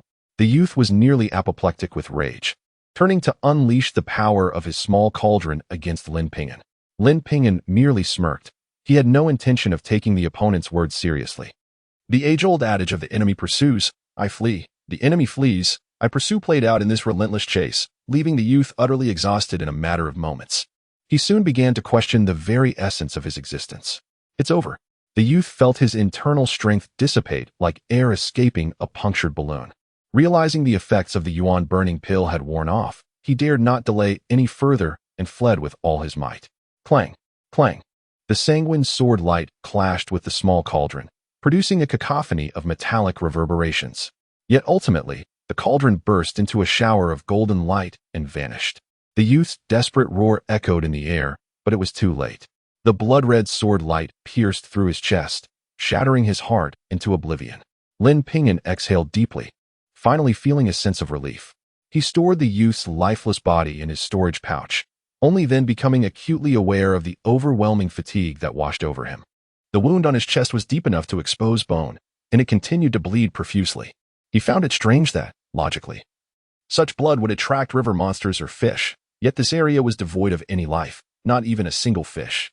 Although the battle had been brief, the expenditure of his magical energy and mental fortitude had reached a critical limit. He felt drowsy, yearning for a respite. His eyelids grew heavy, and soon he succumbed to a deep slumber. The water currents, as if possessing a will of their own, gently pulled him further down. Time passed, though he could not ascertain its length, until he found himself submerged in the dim waters of the river, confronting a vast black opening. Within the cavern, faint white light flickered, and the currents carried him into the abyss. Upon awakening, Lin Ping'an discovered he was in a colossal stone cavern. The size of the cavern was indeterminate, with countless stalactites suspended overhead, each adorned with twinkling white luminescence that cast a hazy glow throughout the space. The air within the cavern was thick with spiritual energy, while it could not compare to the 100-fold concentration of the previous secret chamber. It was still potent enough to be 20 times more than the outside world. Here, a day's cultivation equated to 20 days outside. Rising from the ground, he felt invigorated, his wounds healed and strength fully restored. What is this place? How did I end up here? Lin Ping'an pondered, bewildered. He began to explore the cavern, hoping to uncover the reason for his presence.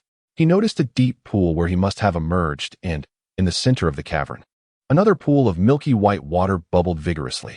The rising vapor formed a column that reached the cavern's ceiling, which was riddled with countless holes, through which the milky gas escaped into the unknown. Lin Ping'an sensed the milky pool was filled with immense spiritual power, likely the legendary spiritual liquid mentioned in the cultivation realm. His curiosity piqued. Where did the vapor go after passing through those holes? Never mind. Now that I am in such a bounteous place, why not seize the opportunity to cultivate? Lin Ping'an quickly dismissed his curiosity and dove into the spiritual liquid pool. The pool resembled a wine bottle, slender at the top and broad at the bottom, with a circumference of 1,000 feet and a depth of the same measure. According to his estimation, such a reservoir of spiritual liquid could sustain a sect like Xianyuan's sect for at least a millennium. Descending swiftly, he soon reached the bottom, where he discovered a dark substance bubbling incessantly. Suddenly, the copper coin on his chest began to radiate heat, scorching against his skin as if it were a branding iron. Am I going to be burned alive? He yelped. The coin, sensing his distress, gradually cooled. Lin Ping'an understood that the coin must have detected something extraordinary, and here, amidst the darkness, was the only source. As he approached, he felt the concentration of the spiritual liquid intensify. There lay a black stone, roughly the size of a palm, adorned with 9 orifices that seemed to resonate with the profound principles of the universe, inscribed with mysterious patterns. Bubbles emerged from the 9 orifices, altering the concentration of the spiritual liquid. What treasure is this? Lin Ping'an grasped the stone in his hand, scrutinizing it closely but discerned no apparent uniqueness. However, in that instant, he sensed a peculiar transformation within himself. The stone felt remarkably familiar, as though it shared a common origin with him. What is happening? He wondered, intrigued. At that moment, the stone began to shrink rapidly, ultimately reducing to the size of a sesame seed before vanishing into the central hole of the copper coin. So, that was what you sought.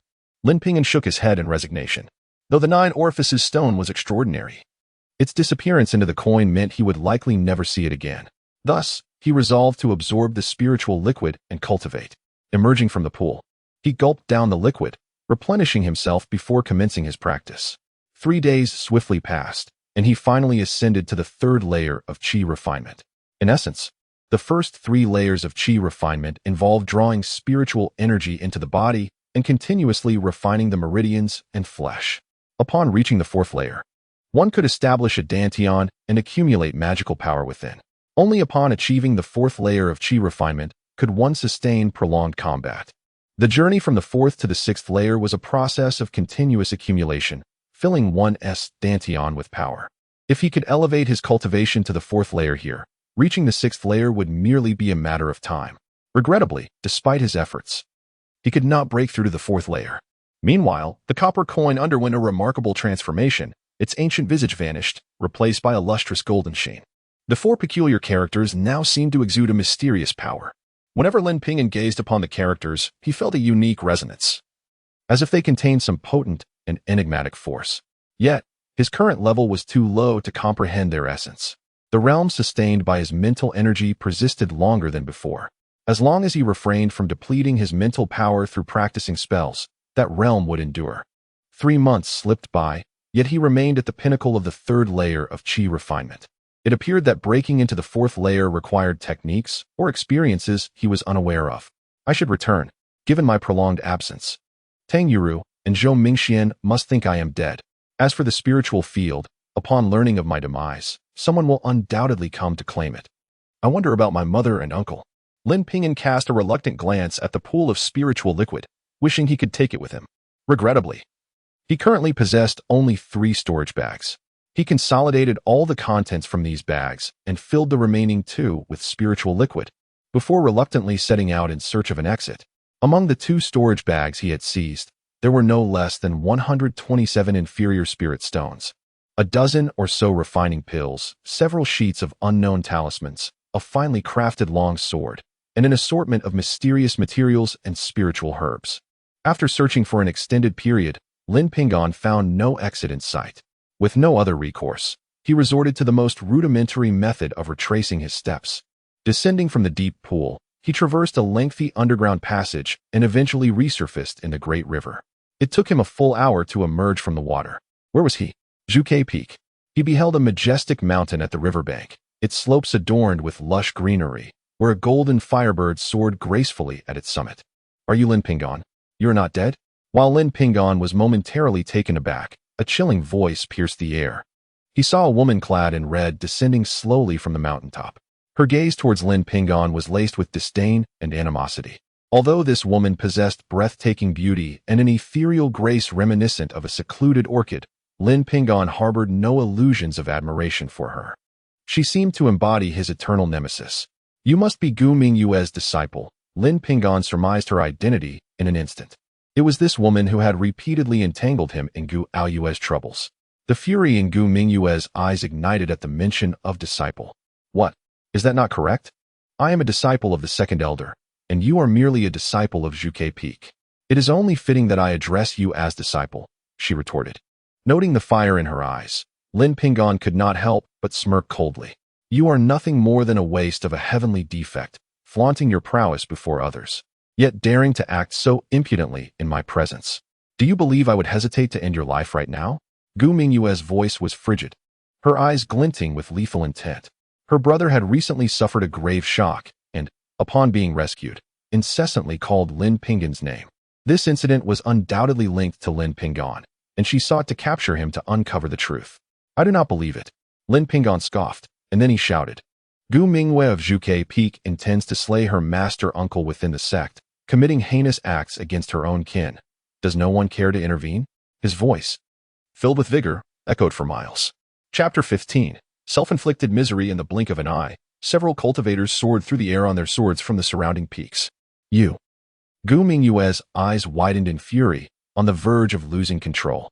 At that moment, she regretted not having struck decisively upon their first encounter. For it was rumored that this man had vanished. In an instant, a dozen figures appeared not far away. Even with her immense courage, Gu Mingyue dared not act now. Lin Ping'an, you're not dead?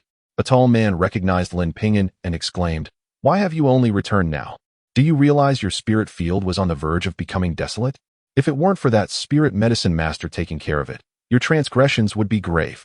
Lin Ping'an recognized this towering figure as Yu Qinghong, the third disciple of the second elder, a fully established foundation establishment cultivator, currently serving as a deputy peak master at Zhuke Peak. Upon hearing Lin Ping'an's name, the other's expression shifted, realizing that the boy who had vanished for months and was rumored to be dead had returned alive. A few among them revealed a glimmer of understanding in their eyes. Brother Yu, I have urgent matters to report to the sect master. Please, could you take me to see him? Lin Ping'an, recalling the corpse in his storage bag, spoke with utmost seriousness. Do not disturb the sect master for trivial matters. He is busy at the moment. Yu Qinghong frowned. Brother Yu, may I have a word? Lin Ping'an's solemn expression compelled Yu Qi-hong to take him seriously. What is it? Though Yu Qi-hong harbored no fondness for Lin Ping'an, he sensed that the latter was indeed serious and reluctantly led him away from the crowd. Brother Yu, I have discovered a spy within the sect, and pursuing him has consumed much time. I now hope you can take me to see the sect master. Lin Ping'an lowered his voice. What? Yu Qi-hong's expression changed dramatically. If you dare to speak nonsense, the sect master will surely execute you on the spot. Rest assured, I do not wish to die. Lin Ping'an nodded earnestly. All right, follow me. Yu Qi-hong swiftly seized Lin Ping'an and soared towards the distant sect master's peak. Some individuals quietly retreated, their faces etched with grave concern, while most were expressions of confusion. Gu Mingwei, in particular, frowned deeply. Instead of returning to Zhuke Peak, she had gone back to her family. The Gu family held significant standing within the Xianyuan sect, relying on two major supports. Firstly, the family's ancestor was a venerable elder. Though this elder roamed the world, he had yet to fall. Secondly, the Gu family possessed a trace of the Zhuke bloodline, albeit faint, which still maintained a tenuous connection to the mountain guardian spirit beast, one that only members of the Gu family could control. The guardian spirit beast was as powerful as a perfected golden core cultivator, yet its combat capabilities rivaled those of a half-step nascent soul. Mingwei, why are you not cultivating at Zhuke Peak? What brings you back to the family? Upon her return, a bearded elder noticed Gu Mingwei and frowned. Are you here to check on that useless brother of yours again? Second master, Lin Ping'an has returned. Gu Mingwei bowed respectfully to the elder. Lin Ping'an, isn't he dead? The elder's eyes turned cold. I just saw him. He has returned. He was taken away by Yu Qi-hong to see the sect master. Gu Mingwei replied obediently. Let us go. I must inquire how he harmed Aoyue. The elder rose abruptly, sweeping Gu Mingwei away with a flourish of his sleeve. At the sect master's peak, Sect Master Xuanguang was receiving esteemed guests. Esteemed guests, there are pressing matters requiring my attention. Xuanguang must excuse himself for now. The sect master nodded to the guests, instructing them to be well entertained before exiting the grand hall. Once outside, the sect master's demeanor turned icy. They truly overstepped their bounds. With a single strike, he shattered a decorative rock, releasing his pent-up frustration. Sect master. Yu Qi-hong arrived with Lin Ping'an from a distance, hastily bowing. What is it? Are you not aware that I am attending to esteemed guests? Xuanguang replied coldly, reporting to the sect master. Lin Ping'an has returned and brought important news. Yu Qi-hong pushed Lin Ping'an forward. Disciple Lin Ping'an pays his respects to the sect master. Lin Ping'an dared not be remiss, hastily bowing. You truly are not dead. Xuanguang surveyed Lin Ping'an, a peculiar light flickering in his eyes. Not only are you alive, but you have also advanced to the third layer of qi cultivation. Pray tell. What have you experienced? Yu Qi-hong was astonished to discover that Lin Ping'an had indeed reached the pinnacle of the third layer of qi cultivation. It was utterly illogical for one with a heavenly leaky body to progress so rapidly. Sectmaster, you must be aware of my hunting expedition to the mountain range with Tang Yuru and Zhou Mingxian. I was ensnared by Gu Aoyue using a beast-attracting pill. Lin Ping'an recounted the events in detail, even mentioning the underwater space, albeit omitting the matter of the 9-aperture strange stone. What did you say? A spirit liquid pond. Xuanguang lost his composure, even forgetting the other details. He understood the significance of a spirit liquid pond. Should the sect acquire it, they could anticipate at least a millennium of prosperity. Indeed. Sectmaster, look. Lin Ping'an produced a storage bag and handed it over, containing a pouch of spirit liquid. Excellent. Excellent. Xuanguang beamed upon inspecting it. Yet he did not keep the storage bag, but returned it to Lin Ping'an. He was magnanimous and would not let a mere pouch of spirit liquid cause discontent among his disciples. Qinghong, this matter must remain confidential. No one is to speak of it without my permission, not even second brother. Xuanguang's gaze fell upon Yu Qi-hong, his voice carrying a chilling edge. Yu Qi-hong felt the weight of the moment. He understood that even a hint of dissent could lead to his demise. Obeying the sect master's decree, I shall not breathe a word. Yu Qi-hong hastily affirmed. Good. Very good. This matter shall remain known only to the three of us. Lin Ping'an. Xuanguang turned to Lin Ping'an again. Sect master, rest assured, having disclosed this to you, I harbor no ulterior motives against the sect. Lin Ping'an responded with composure. He shared this sentiment, for the Xianyuan sect was his only hope. Only by leveraging the might of the sect could he hope to embark on the true path of cultivation. Otherwise, what worth was a spirit liquid pond? He understood the perils of harboring something so precious. Excellent, excellent. Xuanguang gazed at Lin Ping'an, admiration glinting in his eyes. He grasped Lin Ping'an's intentions and was astonished by his magnanimity. No wonder he was hailed as the greatest prodigy of the Dayut dynasty. Sectmaster, here is the body of the spy. Lin Ping'an reiterated the matter of the spy, retrieving the corpse from his storage bag. Indeed, it is them. They truly harbor treachery, seeking to push our Xian Yuan sect to the brink. Xuanguang's countenance darkened, his eyes filled with murderous intent. Can you confirm their identities? I can confirm. They are the 9th prince of the Dayut dynasty and his little eunuch Wei Xian. They spoke clearly at the time. Lin Ping'an nodded seriously. Very well. This matter concerns the Grand Elder. I will ensure it is thoroughly investigated. You need not worry. Xuanguang nodded. At that moment, a loud voice rang out from outside. Gu Fei requests an audience with the sect master. What is that old rascal doing here? Xuanguang's expression turned grave. Perhaps it concerns the matter of Gu Aoyue. Yu Qinghong whispered. When Gu Aoyue was found, she was already mad, constantly calling out Lin Shidi's name. Humph. You reap what you sow. The esteemed Xian Guang chuckled coldly. Qinghong, summon Tang Yuro and Zhou Mingxian. Let them confront each other directly. I wish to see what further justifications the Gu family can muster. As you wish. The elder with the goat beard led Gu Mingyu, followed by 2 young men carrying a soft sedan chair. Within it, Gu Aoyu was tightly bound. His expression twisted in rage as he writhed and emitted bizarre sounds, clearly driven to madness. Lin Ping'an couldn't help but smirk at Gu Aoyu's current state. After enduring such inhumane torment, anyone would succumb to insanity. Lin Ping'an. Lin Ping'an.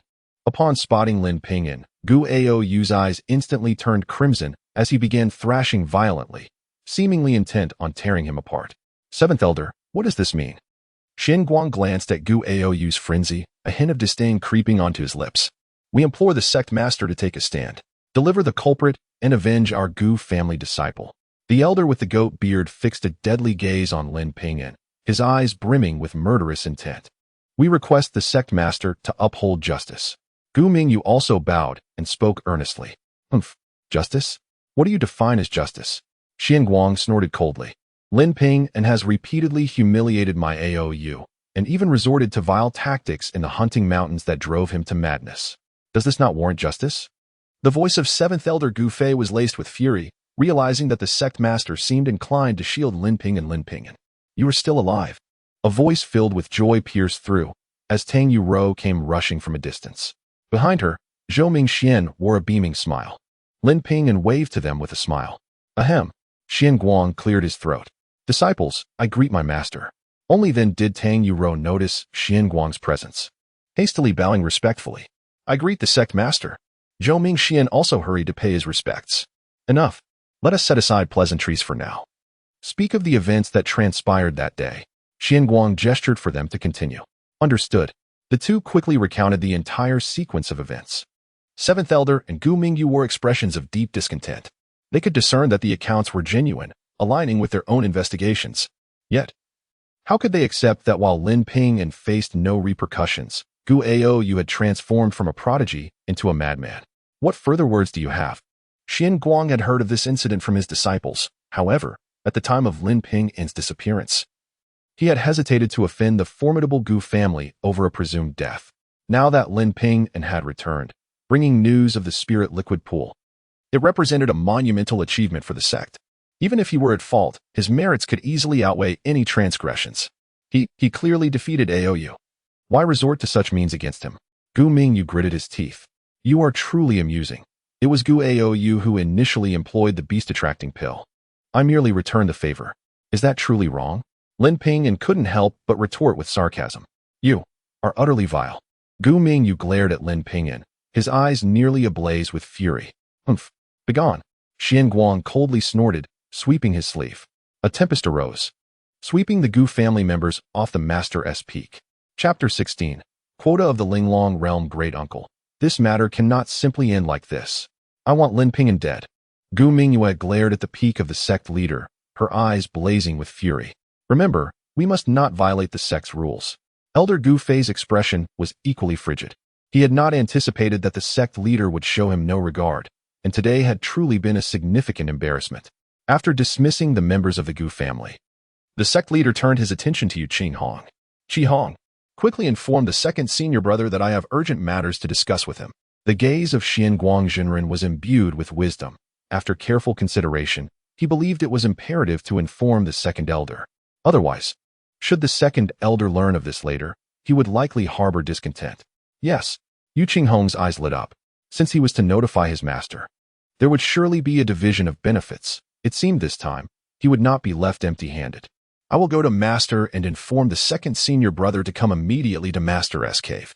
In a flash, Xian Guangjinren seized Lin Ping'an and disappeared, leaving only a resonating phrase in Yu Hong's ear. Lin Ping'an found himself brought before a towering cliff. Xian Guangjinren gently knocked 3 times on the smooth cliff face. After a long pause, an ancient voice emerged from within. What is it?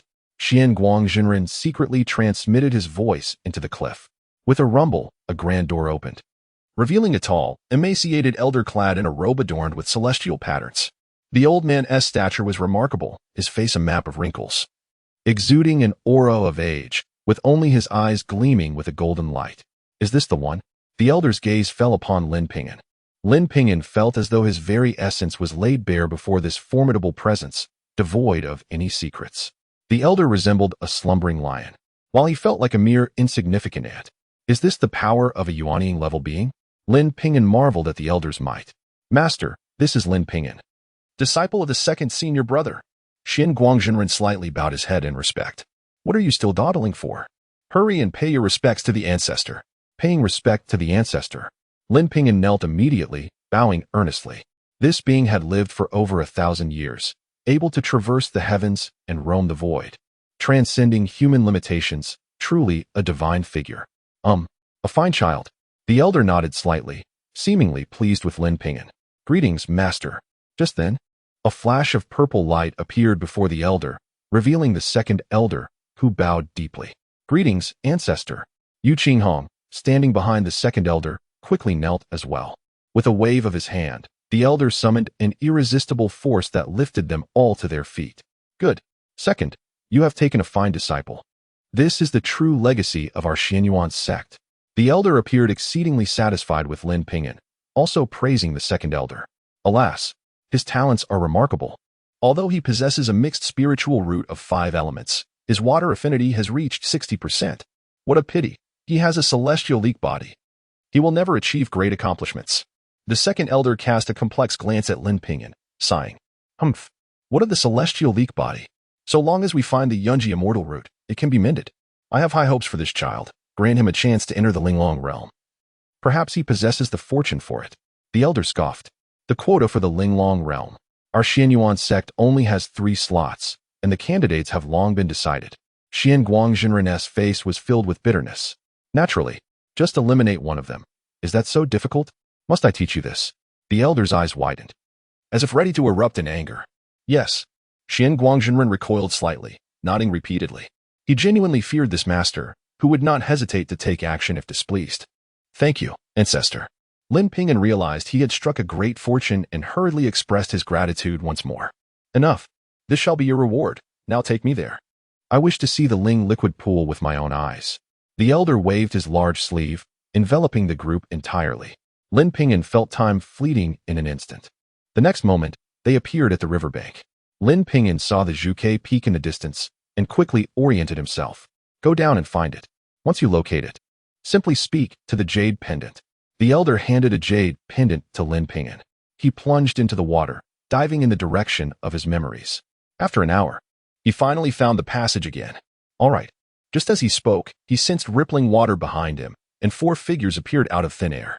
Is this the instantaneous movement that only Yuanying-level beings can perform? Lin Ping'an recalled the descriptions of Yuanying cultivators in the cultivation world, which included this formidable ability. Indeed, it was a realm of wonders. The elder's eyes brightened upon spotting the passage. A few breaths later, they found themselves in the stone cave. The elder gazed at the Ling liquid pool, bursting into delighted laughter. The heavens have not been unkind to our Xianyuan sect within 1,000 years. We shall thrive immensely. Finally, the elder's gaze landed on Xian Guangjinren and the second elder, his voice exceedingly stern. You both must remember. This is Lin Ping'an's achievement. None shall undermine him. Yes, master. The two exchanged glances, nodding in agreement. So long as the Xianyuan sect does not betray me, I shall never betray the Xianyuan sect.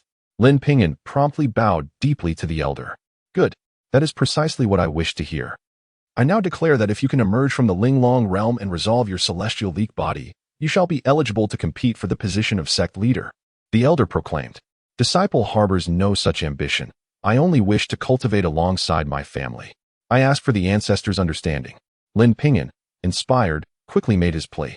Very well. That is but a minor issue. I grant you this. The elder appeared unperturbed. Subsequently, he set up a teleportation array that would lead directly to his cave. He then concealed the underwater passage with great magical power, ensuring that from now on, the entire Ling liquid pool would belong solely to their lineage. After everything was concluded, the elder entered seclusion once more, and Lin Ping'an was summoned to the cave by the second elder. Ping'an, as your master once stated, if you can advance to the third layer of Qi refinement within 3 years, I shall formally accept you as my disciple. The second elder beamed with a kind smile. This disciple had garnered the master's attention, and given that the master was renowned for his foresight, Lin Ping'an's future appeared boundless. Disciple pays respects to master. Lin Ping'an quickly knelt to acknowledge his teacher. Very well. I bestow upon you a spirit sword, a set of silver dragon armor, and a bottle of Qi condensing pills. Thank you, master. The master and disciple shared a joyful and harmonious moment. The second elder suggested that Lin Ping'an cultivate within the cave, but he ultimately declined. He felt that the little cloud peak was more suited for him, as it provided a sense of freedom in his practice. The second elder did not press the matter, merely informing him that he could always seek help with any cultivation issues, even if he was not present, and could approach several senior brothers and sisters. Taking this opportunity, Lin Ping'an immediately began to inquire about knowledge related to advancing to the fourth layer of Qi refinement. Upon returning to Little Cloud Peak, he found Mu Jingyun diligently working in the spiritual field. The 3 types of spiritual herbs were being meticulously tended. The dragon nightshade fruit was glistening and translucent, nearing the time for harvest, exuding an enchanting fragrance. Brother Mu, Lin Ping'an softly exclaimed, Ping'an, you have finally returned. I knew you would be safe. Upon seeing Lin Ping'an's return, Mu Jingyun's eyes sparkled with delight. I have encountered some obstacles, but I am back unharmed. Lin Ping'an replied with a smile. You have been promoted to an inner disciple?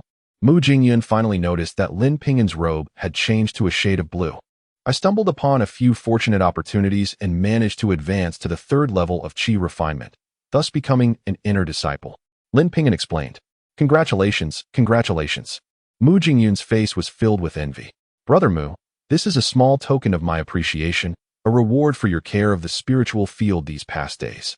Lin Ping'an said as he handed a small vial to him. No, the sect has already compensated me.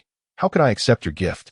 Mu Jingyun repeatedly waved his hands, yet his eyes betrayed a sense of eager anticipation. It was no surprise, as his lack of talent as a spiritual alchemist meant he received scant resources. With their innate limitations, coupled with the constant need to tend to the spiritual herbs, they scarcely had time to cultivate their own skills. This vicious cycle left them with little chance for advancement, destined to remain mere spiritual alchemists within the sect for their entire lives. If you consider me a friend, then please do not refuse, Lin Ping'an insisted, placing the vial firmly in Mu Jingyun's hands. Inside were 10 drops of spiritual liquid, each drop equivalent to the spiritual energy contained in 10 low-grade spirit stones, effectively gifting him the equivalent of 100 low-grade spirit stones. Reluctantly, yet with a hint of acceptance, Mu Jingyun accepted the vial, still believing it contained merely a few Qi condensing pills. However, once he returned to his humble abode and opened the vial, he was momentarily rendered speechless. Having spent years working with spiritual herbs, he swiftly recognized the immense value of the spiritual liquid. The exhilaration surging within him was beyond description, and his gratitude towards Lin Ping'an was profound. To cultivate. With these spiritual liquids, I am certain I can break through to the 3rd level of Qi refinement. Mu Jingyun trembled with excitement. He promptly dismissed all his tasks and devoted himself entirely to his cultivation. Unbeknownst to him, he was now being watched by others. Chapter 17. The death of Mu Jingyun. After bidding farewell to Mu Jingyun, Lin Ping'an meticulously examined the spirit field, finding it flourishing before returning to his humble abode. With his master's guidance, he eagerly embarked on his cultivation journey. Supported by ample spirit liquid, and having reached the late stage of the third level of qi refining. He soon succeeded in establishing a qi sea within his dantian. The qi sea spanned the size of 3 small rooms, its boundaries indistinct and chaotic. He needed to continuously absorb external spiritual energy, transmuting it into mana, which he would then channel into the qi sea. Once the mana filled the qi sea, he would ascend to the 6th level of qi refining. Presently, if he were in the spirit liquid pond, he might achieve this within a month. However, his current supply of spirit liquid barely filled the bottom of the sea, necessitating prolonged accumulation and transformation. The 4 essential elements of cultivation are law, wealth, companions, and land. Among these, law refers to the cultivation techniques. Without a superior technique, all efforts are in vain. Wealth is the second crucial element. Only with a solid technique can one make rapid advancements with wealth. Companions denote both partners and mentors. Having a wise teacher is vital for breaking through barriers. Lin Ping'an, stuck at the 3rd level, could have reached the late stage of qi refining much sooner had he received guidance earlier. Land refers to a place conducive to cultivation, as well as the cultivation sect itself. Lin Ping'an currently found himself hindered at this second crucial juncture. Taking a deep breath, Lin Ping'an set aside his tumultuous thoughts and retrieved a copper coin. His spiritual energy flowed through the coin's square hole into the space within. Upon witnessing the expanse of the space, he was momentarily taken aback. The space had enlarged several folds, now spanning over 10 zhang. And at its center lay a large black stone of unknown origin, several zhang in size. The stone bore 9 holes from which 10 distinct colors of light emanated, illuminating the entire space in a kaleidoscope of colors. What is happening? How did that stone enter my spiritual world? And what are these lights? Lin Ping'an's spiritual projection cautiously approached the red light, immediately sensing a wave of heat. He curiously experimented with each light, discovering that the 9 holes emitted energies corresponding to the 10 elemental attributes: gold, wood, water, fire, earth, wind, thunder, void, yin, and yang. The last hole was particularly unique, showcasing a harmonious interplay of yin and yang energies.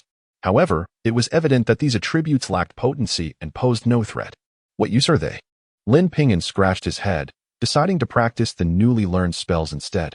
His master had imparted to him a set of sword techniques recorded in the Xian Yuan Classic, known as the Xian Yuan 9 Swords. This technique shared its lineage with Tang Yuru's Xian Yuan swordplay. Both were derived from the same roots. It was not a matter of superiority, but rather the individual insights of 2 nascent soul ancestors who created their own variations based on the Xian Yuan Classic. His master had meticulously explained the first 3 forms, personally demonstrating each movement. Coupled with Lin Ping'an's intelligence, his practice would surely be efficient.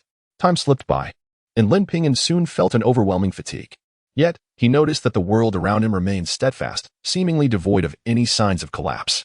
What could this mean? Has the addition of the stone transformed this into a real world? Lin Ping'an's eyes widened as he grasped the truth of the situation. But now that the world is intact, how do I escape? Let me out, Lin Ping'an shouted, aware that the copper coin should be able to hear him. There was no response, but a force suddenly pulled him away from this realm. Exhausted, Lin Ping'an lay down and fell into a deep slumber. Meanwhile, in the small abode of Mu Jingyun, an exultant cheer echoed through the air. I have broken through. I have finally broken through. Mu Jingyun was nearly brought to tears with joy as he burst from his dwelling, his face alight with exhilaration. After 8 long years at Xian Yuan sect, he, a pseudo-spiritual root, had finally cultivated to the late stage of the 2nd level of qi refining. Had it not been for Lin Ping'an's generous gift of 10 drops of spirit liquid, he would likely have needed 3 more years of accumulation to achieve this breakthrough. He resided in the area designated for servant disciples, predominantly filled with those of poor aptitude. Seeing Mu Jingyun's advancement, envious glances were cast his way, while some discreetly retreated to ignite their talismans. Mu Jingyun, follow me. In the midst of his jubilation, a cold voice interrupted him. He looked up to see a breathtakingly beautiful woman gazing down at him with icy disdain. Gu Mingwe. Mu Jingyun recognized this celestial beauty and was painfully aware of how Gu Aoyue had descended into madness due to Lin Ping'an's influence. A chill gripped his heart. He knew he was doomed. Daring not to resist, he silently followed her. Gu family. Gu Mingwe coldly regarded him. I am giving you a chance. Reveal Lin Ping'an's secret, or you shall face the consequences. I do not know any of his secrets. Mu Jingyun forced himself to remain calm. Senior Sister Gu, you must be mistaken. Is that so? Given your talent, it would likely take you 2 to 3 more years to ascend to the 3rd level of Qi refining. What allowed you to advance in just 3 days? Speak up. Gu Mingyue's sword was already poised at Mu Jingyun's chest, its sharp light piercing his garments and staining them with blood. I truly do not know. Before Mu Jingyun could finish his words, the sword light swept through, severing one of his arms at the shoulder. Senior Sister, you are attacking a fellow disciple. This violates the sect's rules. Mu Jingyun nearly fainted from the pain but gritted his teeth in defiance. Humph, you are merely a servant. Gu Mingyue retorted mockingly. You are such a waste. Even if I killed 10 disciples, there would be no repercussions for me. I give you one last chance. If you do not speak the truth, your next encounter will be with death. Her sword was now poised against his neck, the blade grazing his skin, instilling fear deep within him. Yet Mu Jingyun understood that even if he spoke, he would still meet his demise. The Xian Yuan sect did not operate on the principle of might makes right. The weak were not mere ants. The sect's regulations were strict. Even servant disciples could not kill indiscriminately. If she obtained what she sought, his fate was sealed. I truly do not know. Mu Jingyun gritted his teeth, resigning himself to the possibility of death. If I lose my life, at least I would repay Lin Ping'an's kindness. What fortitude! It is regrettable that it is misplaced. Gu Mingyue felt a flicker of admiration for Mu Jingyun's resolve. I have heard you have a sister. What do you want? Mu Jingyun's eyes turned bloodshot with desperation. The grievances between cultivators must not involve mortals. My sister has no talent for cultivation. She is just an ordinary person. Gu Mingyue's cold laughter echoed. I know she is an ordinary person, and I will not harm her. However, should others take action against her, I cannot be held responsible. You vile woman. Mu Jingyun never imagined Gu Mingyue would stoop to such threats. He could accept his own death, but his sister was innocent. Speak, or you shall know the consequences. Gu Mingyue's voice was frigid. She was not inherently cruel, but her brother's madness had driven her to the brink of despair. She recalled how their parents perished while fighting for the Xian Yuan sect, leaving only the 2 of them behind. Instead of assistance, their family had attempted to seize their cultivation resources, further oppressing them. The younger brother is 1 year her junior. Due to her superior talent, the understanding brother willingly relinquished his cultivation resources to her, facilitating her rapid growth. She vividly recalls the look of anticipation in his eyes at that time. Now, with her brother driven to madness, if she does not seek revenge, her heart will be burdened with unrest, and she fears she may never progress again. I demand you swear not to harm my sister. Otherwise, even in death, I shall not let you off. Mu Jingyun, resolute in his determination, realized that even if his life were spared, he could no longer face the world with honor. Very well. As long as you speak it, I shall not lay a finger on your sister. Gu Mingyue nodded affirmatively. Behold, Mu Jingyun produced a small vial, within which lay 2 drops of spiritual liquid yet to be utilized. Gu Mingyue took the vial, and in the next moment, her pupils constricted in disbelief. What she beheld was indeed spiritual liquid. Suddenly, while Gu Mingyue scrutinized the vial, Mu Jingyun seized the sword's edge and plunged it into his own chest. You must not break your word. Otherwise, even as a ghost, I will haunt you. Mu Jingyun fixed his gaze on Gu Mingyue, the light in his eyes gradually fading. Fear not. I, Gu Mingyue, am a person of my word. With a faint sigh of remorse, Gu Mingyue felt a twinge of compassion. He was willing to sacrifice for his sister, and she too was prepared to do anything for her brother. Lin, I am truly sorry. Mu Jingyun's voice grew softer, his face etched with guilt. Let us find a place to bury him. Gu Mingyue gestured to several members of the Gu family. However, she hurriedly took the vial to see her second grandfather. No wonder the sect leader so fervently protected him. No wonder a person with a heavenly defect could reach the pinnacle of the 3rd level. It was due to the spiritual liquid. This lad must have discovered a spiritual liquid pool. Elder Gu Fei stroked his goatee, a contemplative expression on his face. You mentioned that the boy emerged from the river. Could it be that the spiritual liquid pool lies at the river's bottom? Come, let us investigate. Yet, their efforts were destined to be in vain. After searching the riverbed for a considerable time, they found nothing. This matter must be reported to our ancestor. A spiritual liquid pool could ensure the prosperity of the Xian Yuan sect for centuries. Since we are aware, we cannot allow that lineage to monopolize it. Greed glinted in the eyes of Elder 7. Second grandfather, what shall we do? Gu Mingyue inquired. Capture that boy and extract the truth from him. The second elder's face contorted with malice. But there are no buts. We must act with utmost stealth. Chapter 18.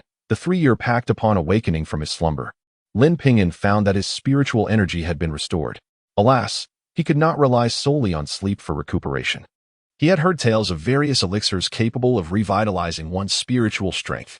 Perhaps a visit to the alchemy pavilion was in order. Having acquired the wealth from Gu Aoyue and the crimson-clad youth who had pursued him, he now possessed over 100 low-grade spiritual jades to squander.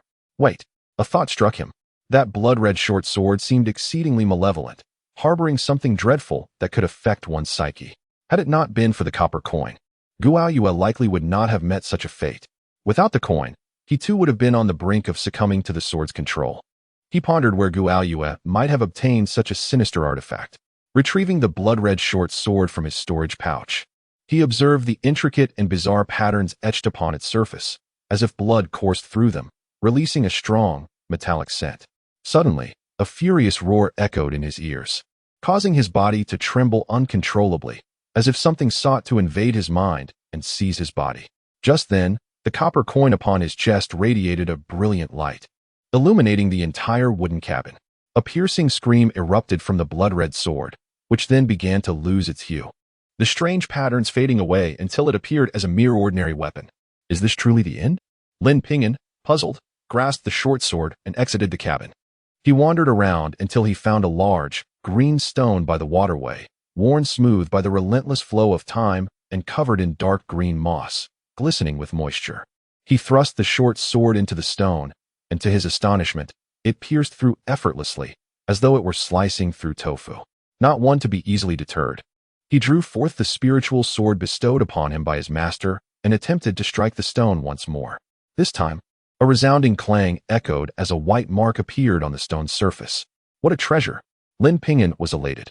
The short sword measured merely a foot in length, and he carefully concealed it within his sleeve, while the spiritual sword rested upon his back.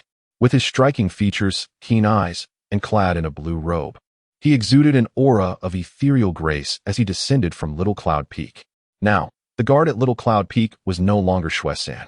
Upon seeing Lin Ping'an's appearance, the guard was momentarily taken aback. Lin Ping'an truly had fortuitous luck. Having ascended to an inner disciple and regained the favor of the second elder, he was destined for greatness. Lin Ping'an arrived at the Alchemy Pavilion on Alchemy Peak. The entire mountain radiated an intense heat, and the surrounding area was shrouded in a grayish-white haze, rendering it perilous for mortals to approach without suffering incineration. Even Lin Ping'an, now at the 4th level of Qi refinement, found it difficult to breathe. A young alchemist, upon spotting Lin Ping'an in his blue robe, greeted him with a beaming smile and welcomed him into the Alchemy Pavilion. The last time he visited, he had felt stifled and unnoticed as an outer disciple. Now, as an inner disciple, his status was markedly elevated. He surveyed the Alchemy Pavilion, which was adorned with a myriad of elixir vials, each labeled with the name of the concoction inside. Below each vial was a detailed account of the exchange prices. It was evident that the overseer of the Alchemy Pavilion was a meticulous individual. "Senior brother, what elixirs do you require?" the young alchemist inquired. "I seek elixirs that restore spiritual energy," Lin Ping'an replied. "Here, we have 3 types of second-tier elixirs suitable for Qi refinement cultivators. The first is the Awakening Spirit Pill, priced at 5 low-grade spiritual jades or 25 contribution points per pill. The second, the Yuan Spirit Pill, costs 10 low-grade spiritual jades or 50 contribution points each. The third, the Revitalization Pill, not only restores spiritual energy, but also replenishes magical power. However, this one costs 50 low-grade spiritual jades and is meant for life or death situations. Which would you prefer, senior brother?" The young alchemist gazed at Lin Ping'an with eager anticipation. How exorbitant! Lin Ping'an was taken aback by the prices. Yet upon reflection, he realized that anything related to spiritual energy was inherently costly, especially since there were no techniques for cultivating spiritual energy even at the Qi refinement level. "I will take the first option, the Awakening Spirit Pill, 10 of them," Lin Ping'an declared, parting with a significant amount of spiritual jades in exchange for the 10 pills. Each pill was the size of a soybean, glistening and exuding an aroma that invigorated his senses. The young alchemist grinned widely, knowing he would earn a commission of 1 low-grade spiritual jade from the transaction. It was worth noting that outer disciples received only 3 low-grade spiritual jades each month. and the young alchemists, akin to menial disciples, would compete fiercely for even a single jade. Senior brother, would you like to take some chi condensation pills for your junior brothers and sisters? Master Lu Dan has recently crafted a batch, albeit of slightly lower quality, yet perfectly suitable for early-stage chi refinement. The young alchemist, seeing Lin Ping'an about to leave, quickly caught his attention and whispered, "Oh, what is the price?" Lin Ping'an inquired. His interest piqued as he thought of his mother and uncle's family. If they could cultivate, it would be beneficial to provide them with some supplementary elixirs. 3 pills for 1 spiritual jade, the young alchemist replied. How many do you have in total? Lin Ping'an asked, his heart racing at the enticing offer. 32 in total. The young alchemist exclaimed. Very well, I will take them all. Here are 11 spiritual jades. Lin Ping'an was generous, not quibbling over the small difference. For a newly initiated cultivator, being able to refine 3 chi condensation pills in a month was already impressive. These 32 would last him quite a while. Thank you. Senior brother. Thank you. The young alchemist was ecstatic, bowing repeatedly in gratitude. This transaction had netted him nearly 2 low-grade spiritual jades, a significant windfall. Lin Ping'an, equally pleased, felt it was a mutually beneficial arrangement. He then purchased a few more elixirs for healing and blood stopping, depleting his spiritual jades entirely before leaving the alchemy pavilion with a sense of satisfaction.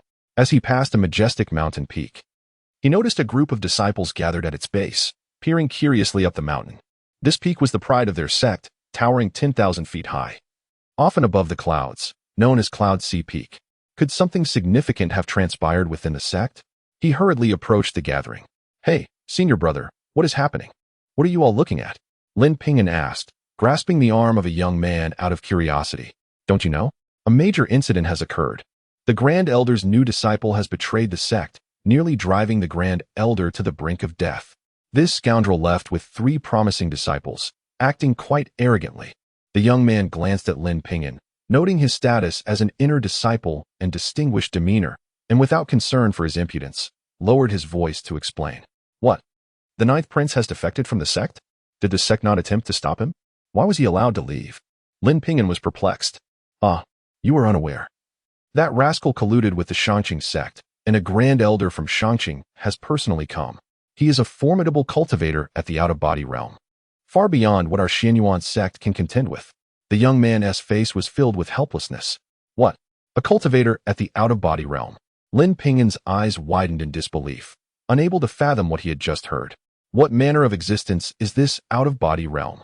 The out-of-body realm represents the next stage following the nascent soul. Upon reaching this state, one can transcend the corporeal form, traversing the heavens with the spirit, manipulating the forces of the universe at will. At that juncture, true, boundless magical power shall be at one's disposal. With such a being now having descended, even the Xianyuan sect must bow in submission. Hong Yunzi, if you wish to seize the spiritual vein of my Xianyuan sect, then first, you must contend with the elder. A thunderous roar echoed from the summit. Very well, let me gauge your worth. Came a chilling voice. Boom. A cataclysmic sound resonated from the peak of Yuhai Mountain. Several figures ascended into the sky, engaging in fierce combat amidst the void. It was the Grandmaster. Lin Ping'an recognized the voice instantly, feeling a sense of familiarity with the Grandmaster's appearance. It was evident that the Xianyuan sect was indeed at a critical juncture of life and death. Terrifying divine light cascaded from the void.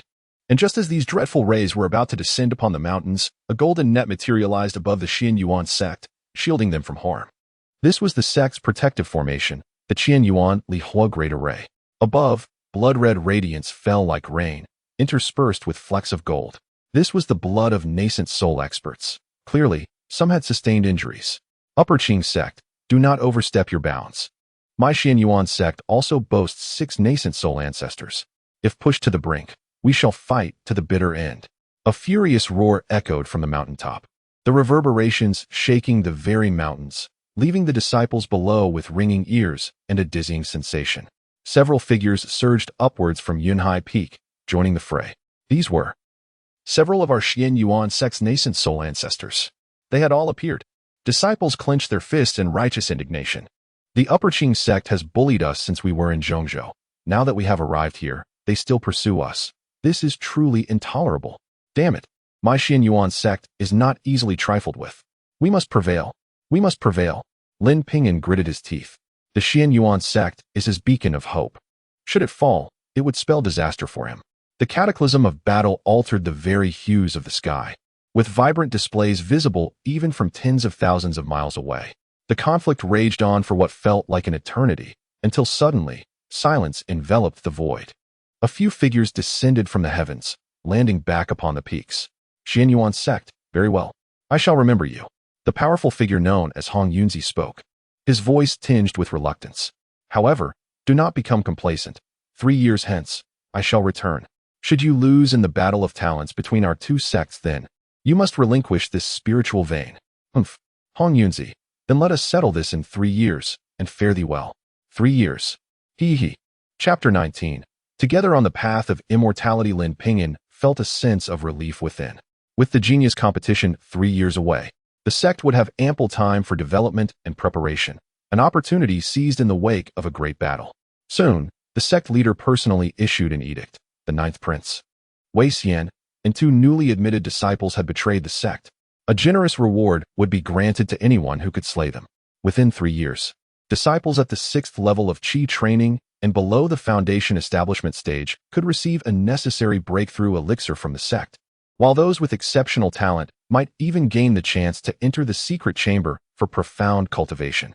The entire sect was abuzz with excitement, as all disciples in the Qi training realm began to devote themselves to rigorous practice. Upon returning to Shaoyan Peak, Lin Ping'an also wished to seclude himself for cultivation. However, after several months without seeing his mother or uncle, he feared that continuing in solitude would only heighten their anxiety. Although he was an inner disciple, he lacked the authority to traverse the sect's great formation. Thus, he sought out Yu Qinghong, who readily agreed to his request to visit his mother. Junior brother, in fact, our Xianyuan sect possesses a small world inhabited by mortals. Upon your return, you can see it. You may even send your family there to live, eliminating the need for back-and-forth journeys. Yu Qinghong suggested. Oh, there's a small world for mortals? Lin Ping'an's eyes brightened. He was indeed eager to explore it. All right. Once I return, I will seek you out, and you can guide me. Many disciples pursuing the path of love and emotion would send their families to this small world. And Yu Qinghong mentioned that his descendants resided there as well. A flicker of complexity appeared in his eyes as he spoke of his lineage. Senior brother, your descendants? Lin Ping'an observed that Yu Qinghong appeared to be merely in his 30s. Haha, I am already over 130 years old. At the foundation establishment stage, one can maintain a youthful appearance. You would never guess my age. Junior brother, you must exercise caution. The Gu family may still harbor resentment against you. As they approached the sect's outer boundary, Yu Qinghong suddenly cautioned. Thank you, senior brother. I understand. Lin Ping'an replied, bidding farewell. Upon leaving the sect, he encountered no dangers. However, upon reaching the village, he discovered his home was empty. After inquiring, he learned that his uncle had purchased a residence in the county and had taken his mother there. Lin Ping'an summoned his magical energy and swiftly leaped to the county. In the county, upon mentioning his uncle's name, admiration filled the faces of those around him. Chen Lin, who has made it big. It is said that his nephew has become an immortal and even brought back a longevity pill. Indeed, one longevity pill fetched an astronomical price. Master Liu of Jizhou offered a third of his fortune to acquire it. The Chun residence is just over there. Hearing such discussions, Lin Ping'an followed the directions to the newly built Chun estate. Outside, grand stone lions stood guard, with 2 burly sentinels on duty. Lin Ping'an found the guards familiar. Upon reflection, they were the 2 heads from the Jinyuan escort agency.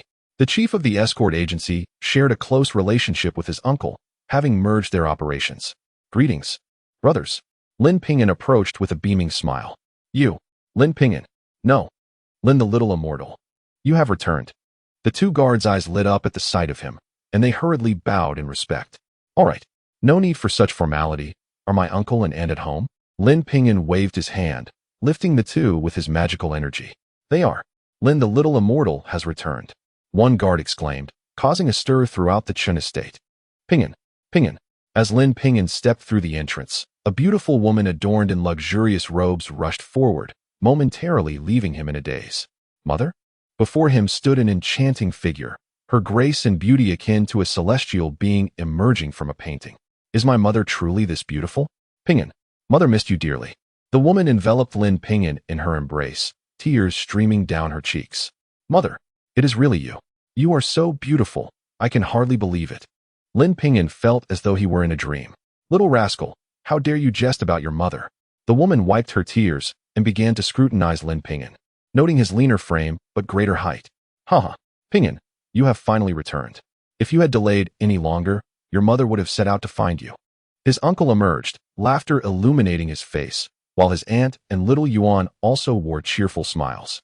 Both his uncle and aunt appeared rejuvenated, looking no older than 20, radiating vitality, while little Yuan remained a cute little bundle. Uncle, aunt, Brother Ping'an, little Yuan sweetly called out. Lin Ping'an gazed at his family, a surge of joy swelling within him. Even achieving the highest scholarly honor could not have brought such a transformation to his home. It was evident that his choice to pursue cultivation was indeed the right one. The family gathered, and after dismissing others, they retreated to a private chamber. It was there that Lin Ping'an solemnly produced the Tongxin Classic. After careful consideration, he decided to pass this knowledge on to his family. Though this technique was more intricate than the Xianyuan method, it would lay an incredibly solid foundation. This is a cultivation method for immortals. Lin Ping'an's uncle, Chun Linhu, gasped as he beheld the three ancient, profound characters, his breath quickening. Indeed, this is a cultivation method for immortals. Anyone with aptitude can practice it and become an immortal. Lin Ping'an nodded with a smile. This method should not be shared outside, correct? Lin Ping'an's mother, Chun Yini, had heard many rumors about immortals recently, and concern flickered in her eyes. Mother, I have already received my master's consent. Lin Ping'an reassured her. That is wonderful, truly wonderful. Chun Yini's face brightened, her eyes shimmering with hope. If I could cultivate to become an immortal, would it not be possible for my husband to return to life? How splendid it would be for our family to be reunited.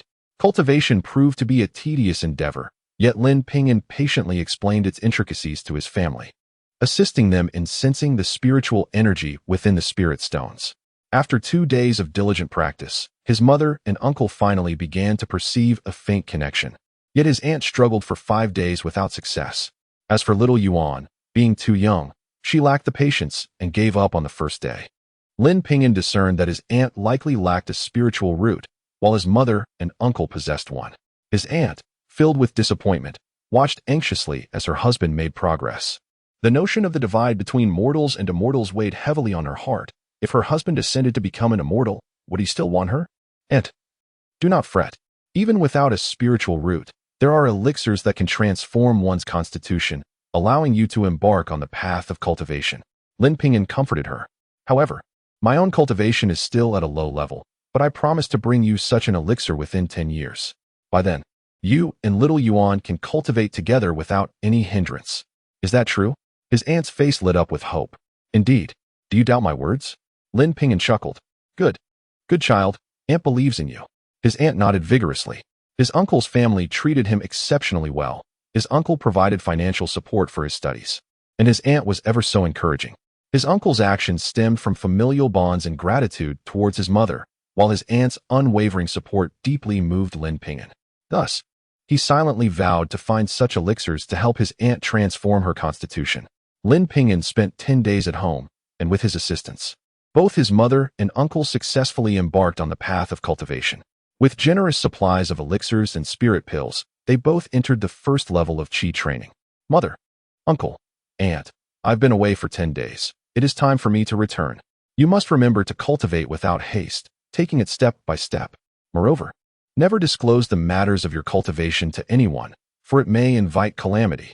Lin Ping'an earnestly cautioned. Do not worry about home. Just focus on your practice. Occasionally, send someone to inform your mother that all is well. Chun Yuni nodded in agreement, as she watched her son's departing figure. Tears could not help but stream down her cheeks. A mother yearns for her child, and yet upon embarking on the path of cultivation, she realized how arduous and monotonous the journey truly is. She must not allow her son to become disheartened. Sister, Ping'an has made great progress. The injustices faced by our Chun family should soon be rectified. Why didn't you tell Ping'an about that incident back then? Chun Linhu looked at his sister, puzzled. Linhu, it is not yet the right time. The path of cultivation is long, and both Ping'an and we are still at the beginning. Besides, there are those within the royal family who are also cultivating. We must exercise patience. Lin Yuni gently shook her head. Lin Ping'an, you have finally made your appearance. Just as Lin Ping'an departed from the county, a voice echoed softly above him. Chapter 20. The Great Battle with Gu Mingwei. He suddenly raised his head and beheld a beautiful figure clad in a flowing white gown.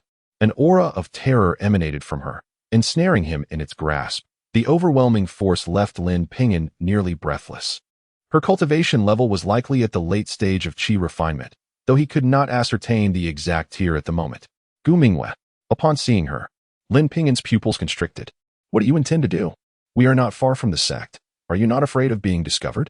I demand that you come with me. A glint of cold determination flashed across Gu Mingwei's icy visage. Surely you jest. Lin Ping'an scoffed.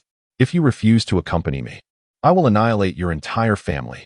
Your mother, uncle, aunt, and even that adorable little girl will perish because of you. Gu Mingwei's eyes glinted with madness. Trust me, I will not hesitate to fulfill my promise. You lunatic. Lin Ping'an roared. The cultivation world strictly forbids personal vendettas that endanger families. Are you not afraid of retribution? Humph. Yue is my brother. We relied on each other in our youth. He sacrificed his own cultivation resources for my sake and bore the brunt of all the slander. Now, he has been driven insane because of you, and I am willing to do anything for him. Gu Mingwei's face momentarily reflected the brilliance and beauty of her younger days. Lin Ping'an sighed inwardly. While he felt immense sympathy for her, hatred is hatred, and she sought his life. He could not simply await his demise. Very well, I shall accompany you. But you must swear not to involve my family. Lin Ping'an gradually calmed, aware that a bloody battle lay ahead, and he might not survive the day. Yet, he bore no regrets. His mother and uncle had begun their cultivation and should be capable of self-defense, living well in the realm of mortals. Agreed. I swear. Following Gu Mingwei, they ventured farther away, ultimately stopping in a valley 1,000 miles from the sect. Lin Ping'an, if you reveal the secret of the spirit liquid, I may spare your life. Gu Mingwei turned to him, her voice seemingly devoid of emotion, yet it thundered in Lin Ping'an's ears. What have you done to Mu Jingyan? He instantly surmised the situation. Quite astute. Mu Jingyan divulged your secret for the sake of his sister, yet feeling guilt for you, he took his own life. Gu Mingwei replied. She harbored deep admiration for Mu Jingyan.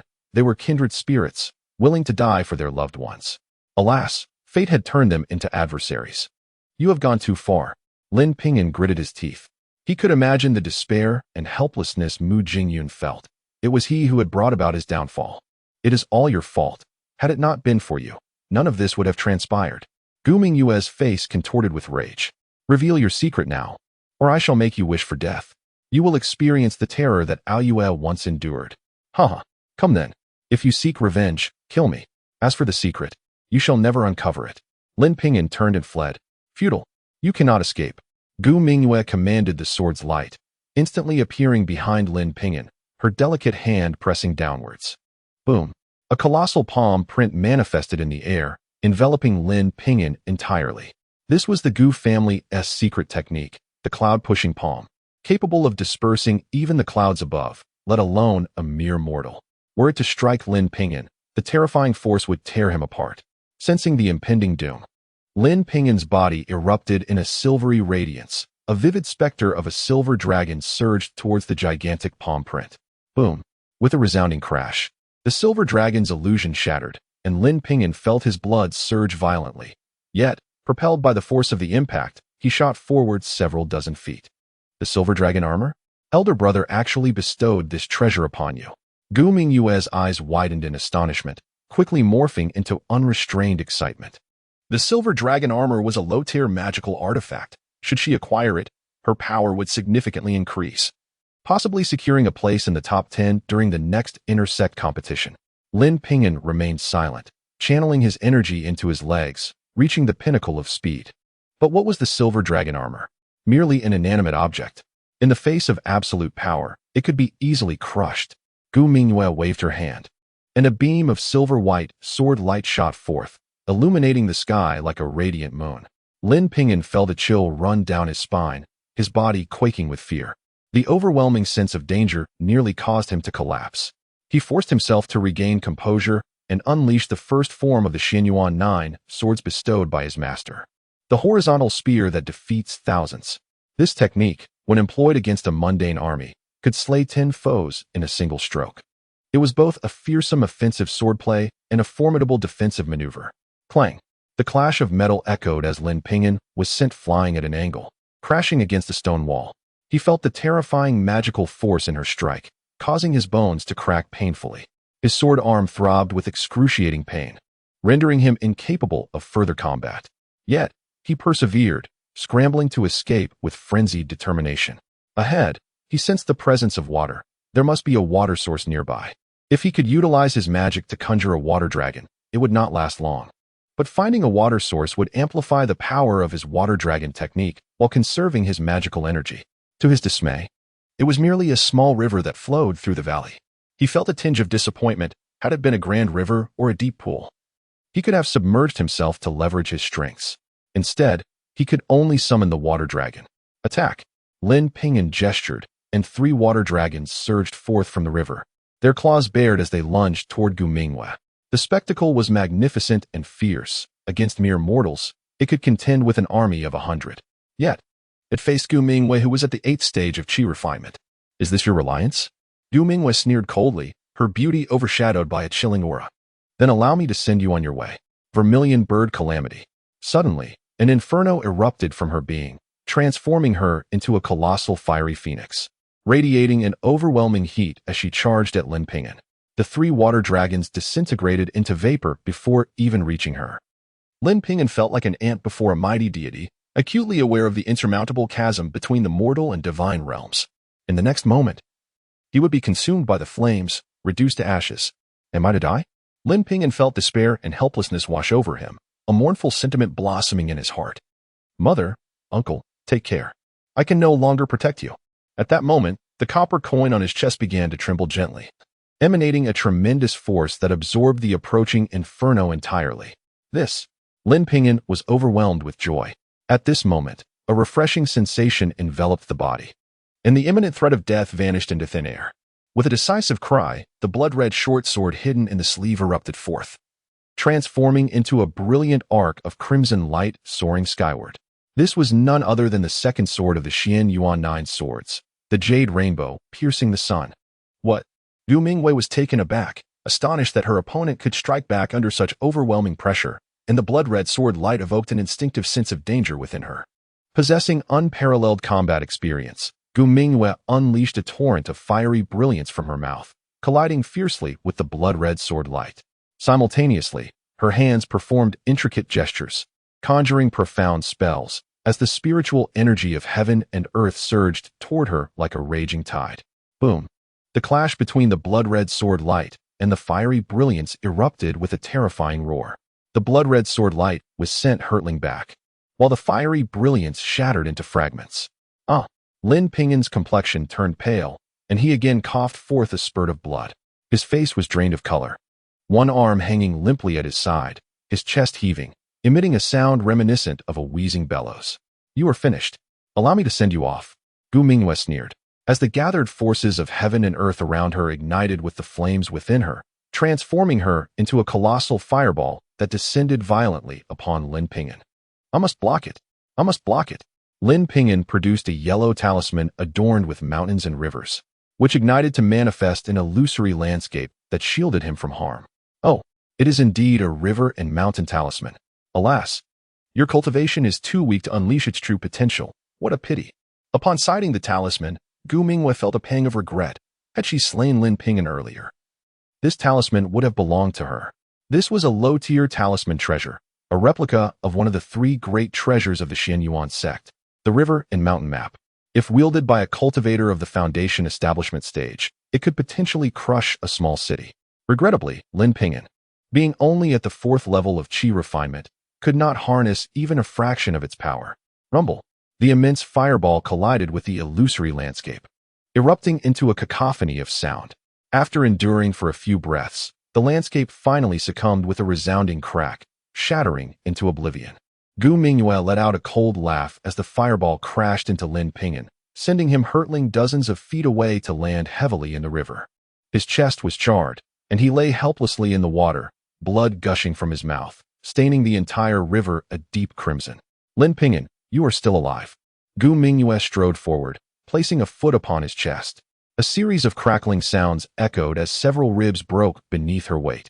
Lin Ping'an closed his eyes, silently awaiting the arrival of death.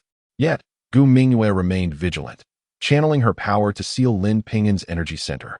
She reached into the void and seized the storage pouch at his waist. Infusing it with her energy, her eyes brightened instantly. The pouch contained no fewer than a dozen jade vials, all filled to the brim with spiritual liquid. Gu Mingyue's breath quickened.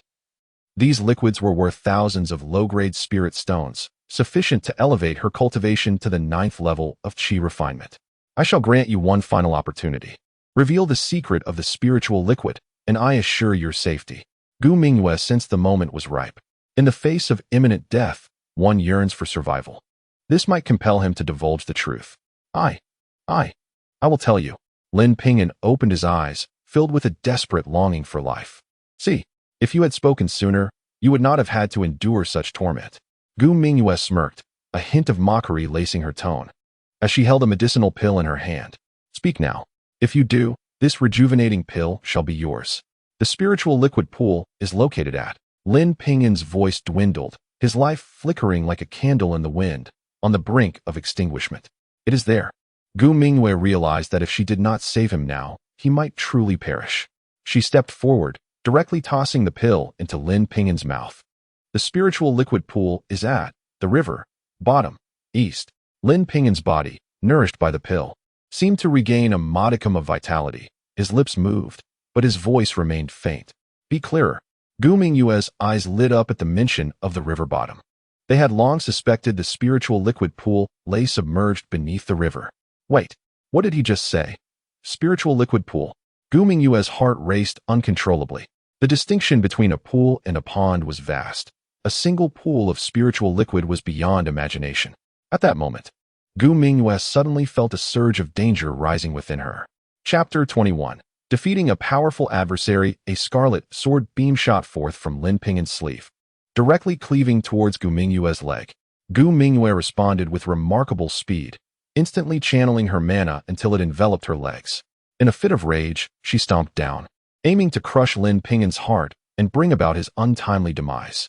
Unfortunately, she miscalculated the power of the scarlet dagger, as Lin Ping'an had been concealing its true might until now. With a sickening sound, the scarlet sword beam severed one of Gu Mingyue's legs. She let out a piercing scream and fell backward. At this moment, Lin Ping'an sprang into action, bursting with vitality, showing no signs of injury. He gestured, summoning 3 water dragons that rushed forward, binding Gu Mingyue tightly. Overwhelmed by excruciating pain, she collapsed to the ground, her body rigid. Lin Ping'an advanced and pressed a finger against her dantian, sealing her cultivation. He then reclaimed his storage pouch, while seizing hers as well. You little thief, how dare you? I am a member of the Gu family. Release me now, and you may yet find a way to live. Otherwise, the Gu family will pursue you for eternity. Gu Mingyue, realizing her grave mistake, understood she was at the mercy of her opponent and feared for her life, yet she refused to yield. You intend to kill me. Yet you still speak of the Gu family. Lin Ping'an scoffed, waving the scarlet dagger, which flew forth to pierce Gu Mingyue's chest. You. Gu Mingyue could hardly believe that he would truly strike her down, her beautiful eyes wide with disbelief. Would she really perish like this? A mere 4th-tier cultivator slaying an 8th-tier one? It was inconceivable, unfathomable. He had deceived her from the start. How could she have underestimated the scarlet dagger? Moreover, his mana was sealed, yet he still commanded the flying sword. His mental prowess must have been more formidable than her own. Die! Lin Ping'an thrust the dagger into her forehead, ending her life. With Gu Mingyue slain, Lin Ping'an felt an overwhelming fatigue wash over him. He collapsed onto the ground, bitterness etched across his face. One of his arms was shattered into fragments, his ribs crushed, and his internal organs severely injured. Thankfully, she had feared his demise and provided him with a rejuvenation pill. Otherwise, his fate would have been dire. Yet, despite the agony, he remained conscious, a miracle indeed. However, this was not the time to rest.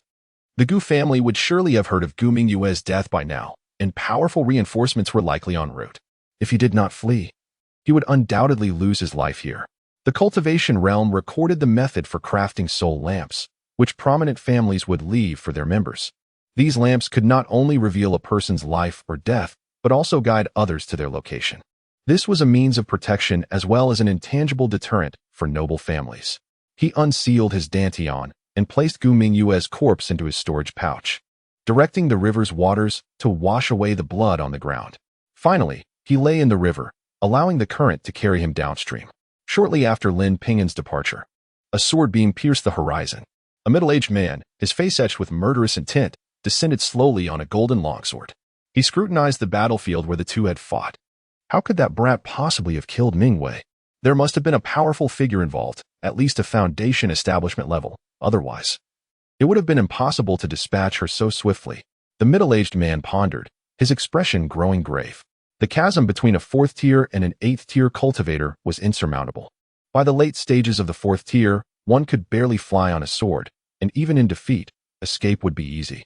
Thus, he concluded that Lin Ping'an could not have been the one to kill Gu Mingyue. He scoured the vicinity for any traces but found none, furrowing his brow in frustration. The scene had been meticulously cleansed, leaving behind no clues. It seemed the perpetrator had flown away. This further indicated that the assailant possessed the ability to soar through the skies. It must be someone from the sect leader's lineage. They likely dispatched someone to guard secretly. It was a grave oversight on our part. Lin Ping'an navigated the river, moving faster than he could have on foot. Within mere moments, he encountered a surging river, the White Wave River. A smile broke across his face at the sight. This river lay not far from Lin family village, a cherished spot where he and his companions often played. Lin Ping'an was the best swimmer among them, frequently catching fish and shrimp to supplement his family's income. Despite the landscape having been altered by the Xianyuan sect, it still retained much of its original form. Lin Ping'an quickly discovered an underwater cavern, a hidden passage he and his friends had stumbled upon during their playful excursions. Taking refuge there, he knew no one would suspect his presence. Once inside the cavern, his heart finally settled. He began to consume spirit pills to restore his injuries, but lacking the knowledge of bone setting. The intense pain from his shattered bones left him drenched in sweat. What should he do? Should he simply return? If he encountered any members of the Gu family on the road, his death would be inevitable. As Lin Ping'an wrestled with his dilemma, a warm flow emanated from the copper coin at his chest. This warmth coursed through his body, realigning his broken bones and restoring his shifted organs. In just a matter of moments, he felt his injuries healing significantly. "Thank you," Lin Ping'an exclaimed in delight, holding the copper coin in his hand and expressing his gratitude. The coin remained unresponsive, merely radiating a soft golden light. Yet Lin Ping'an was not disheartened. He eagerly sought to enter that world once more. Upon entering, his eyes widened in astonishment. The world was devoid of water, replaced instead by a sea of flames. The 9-orificed miraculous stone, which had once emitted a radiant red glow, was now belching forth flames, engulfing the light from the other 8 orifices. Lin Ping'an felt no discomfort in this fiery realm. Rather, he experienced an exhilarating sense of belonging. What was happening? His mind raced, and suddenly, a realization struck him. Could it be Gu Mingyue? He recalled how her terrifying flames had nearly incinerated him, only to be absorbed by the copper coin. Could it be that the infinite flames had been drawn into this world, transforming it into a realm of fire? What could that be? Although he possessed a mixed elemental affinity, his fire affinity was minimal. Could he possibly cultivate fire-based techniques? Even if he could, where would he find such techniques? Suddenly inspired, he exited the fiery world and eagerly began rummaging through Gu Mingyue's storage pouch. To his amazement, he found a slightly yellowed tome, inscribed with 3 ancient characters, Vermilion Bird Calamity. He had no idea that this was a secret transmission of the Gu family and the foundation of the Vermilion Bird Peak lineage. Vermilion Bird Peak was, in fact, under the control of the Gu family, and to curb their influence, the sect leader and the second elder had conspired to install Yu Qinghong as the deputy peak master. In recent years, the Gu family's elder had gone missing, leading them to fear a loss of power, prompting their efforts to send Gu Mingyue to become a disciple of the second elder. Unfortunately, Lin Ping'an's interference had thwarted their plans, inciting deep-seated animosity from the Gu family towards him. Gu Mingyue had successfully advanced to the late stage of qi refinement, at which point the family bestowed upon him the Zhuke tribulation for cultivation. Little did they anticipate that it would ultimately benefit Lin Ping'an. The Zhuke, one of the 4 sacred beasts in legend, is associated with extraordinary techniques. Lin Ping'an, with an insatiable thirst for knowledge, eagerly began to study the tome titled Zhuke Tribulation, immersing himself in its intricate methods. However, it was not long before a sigh of regret escaped his lips.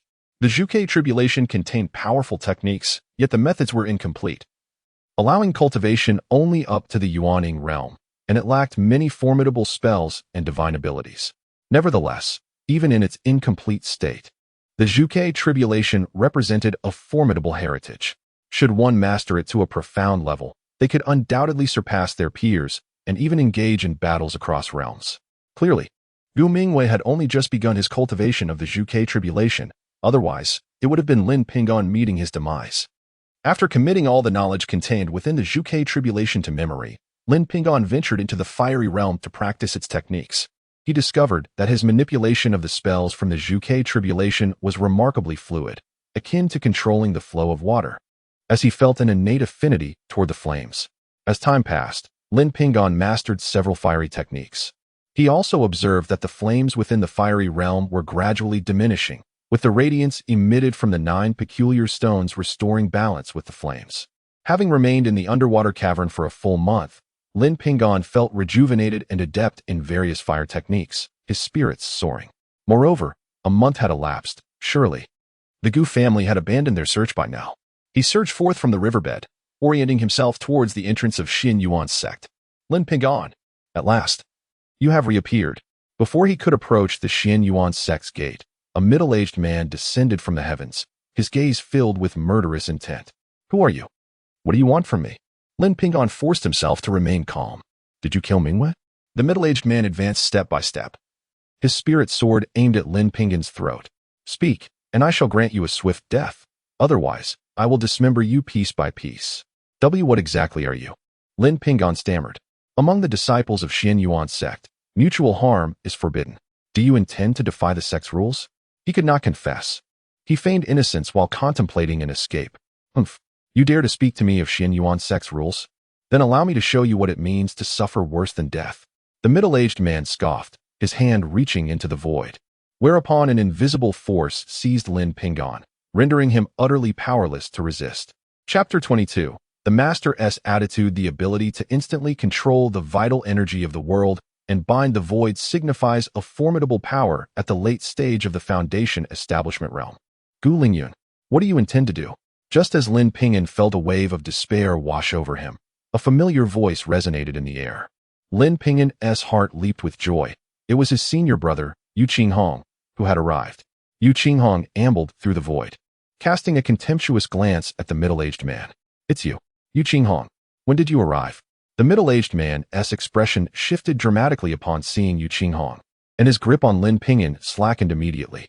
I just arrived. What are you doing holding my junior brother? Are you attempting to harm him? Yu Qinghong's voice was cold and stern. And no, I merely encountered junior brother Lin by chance, and was just playing a joke. The middle-aged man stammered, clearly intimidated by Yu Qinghong. Since that is the case, let it be. With a wave of his hand, Yu Qinghong lifted Lin Ping'an into the sky. As the two ascended, Gu Lingyun's face darkened. Could it be that Yu Qinghong intervened? This is disastrous. The vermilion bird calamity cannot fall into the hands of the sect master's faction. This matter must be reported to the ancestor. We cannot bear this responsibility. Carried into the heavens by Yu Qinghong, Lin Ping'an finally breathed a sigh of relief. Did you kill Gu Mingwei? Yu Qinghong, while flying, turned his curious gaze towards Lin Ping'an. Yes, Lin Ping'an affirmed earnestly, nodding his head without reservation. You truly possess remarkable capabilities.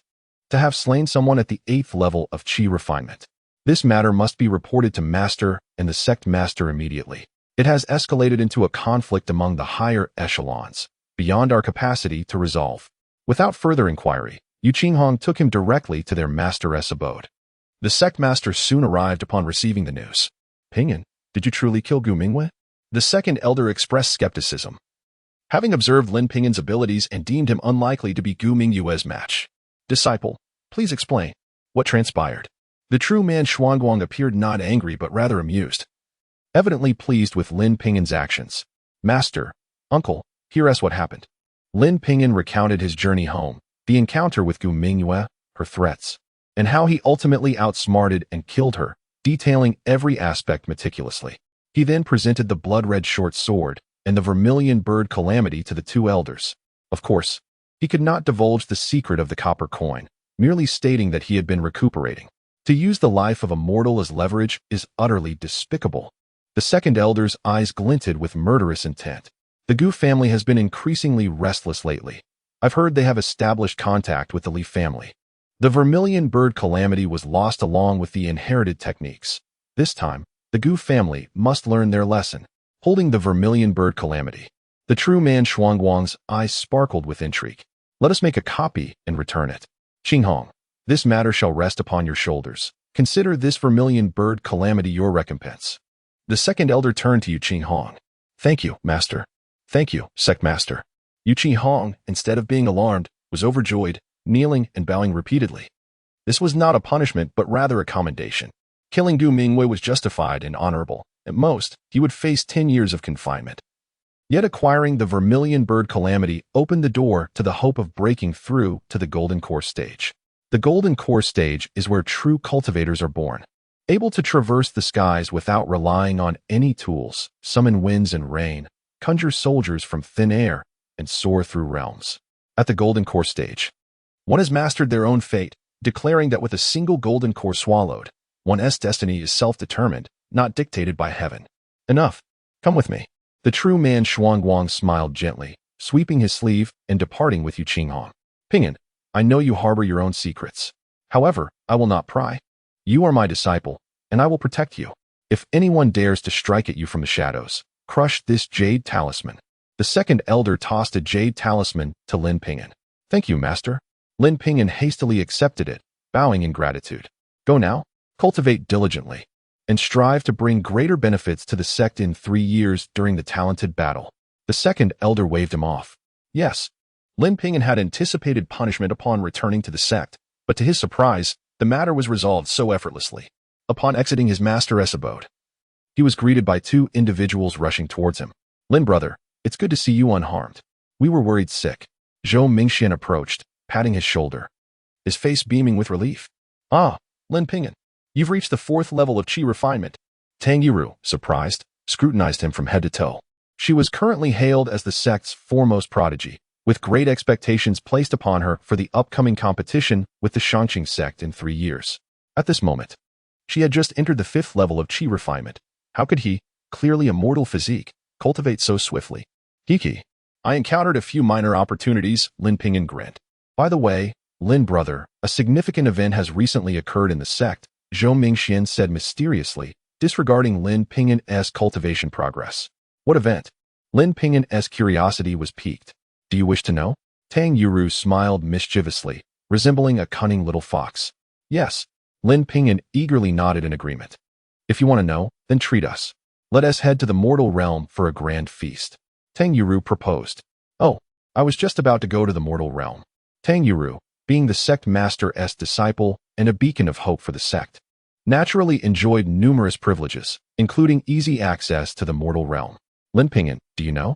My parents have also come to this little world. They grew weary of courtly strife and now live quite comfortably. Tang Yiru spoke of her parents with warmth, her face glowing. This means I can see them often. My parents are also here. I exchanged for Yuan Shoudan for them, and they were overjoyed. Zhou Mingxian beamed, clearly unable to escape the bonds of familial affection during this time, focusing solely on cultivating an emotional path. The mortal realm mirrored the external world, complete with cities and villages, mountains and rivers. However, this world lacked a court or officialdom. Everything was governed by the Xinyuan sect. Every year, the Xinyuan sect scours the mortal realm for gifted youths to become disciples, ensuring the sect's legacy endures. They reserved a lavish banquet of delicacies in a tavern, 3 of them enjoying an extravagant feast. It's been ages since I savored mortal food, Tang Yiru exclaimed, her mouth smeared with grease, her smile radiant. We must come here often. We cannot neglect ourselves in the pursuit of cultivation. Zhou Mingxian gazed at Tang Yiru, his eyes reflecting gentle affection, as if merely looking at her fulfilled him. Please, no. No. My brother is an immortal. You cannot do this. Ah, you little wretch. Do you dare bite me? Do you believe I want to kill you? Ah, no. Help, you little wretch. Your brother is already dead. He can no longer protect you. You belong to the 3rd young master now. Ah, help. Just then, a chorus of screams and furious shouts echoed from downstairs. Lin Ping'an felt an inexplicable sense of agitation and strode down the stairs. Upon arrival, he witnessed a young man clad in golden robes, accompanied by several menacing-looking servants, tearing at a young girl's clothing. The girl, no more than 13 or 14, wept bitterly, her cries for help resonating with helpless despair. Surrounded by a multitude of spectators, all whispered and gestured, yet none dared to step forward and speak further. Chapter 23. Li Yunfei Scoundrel.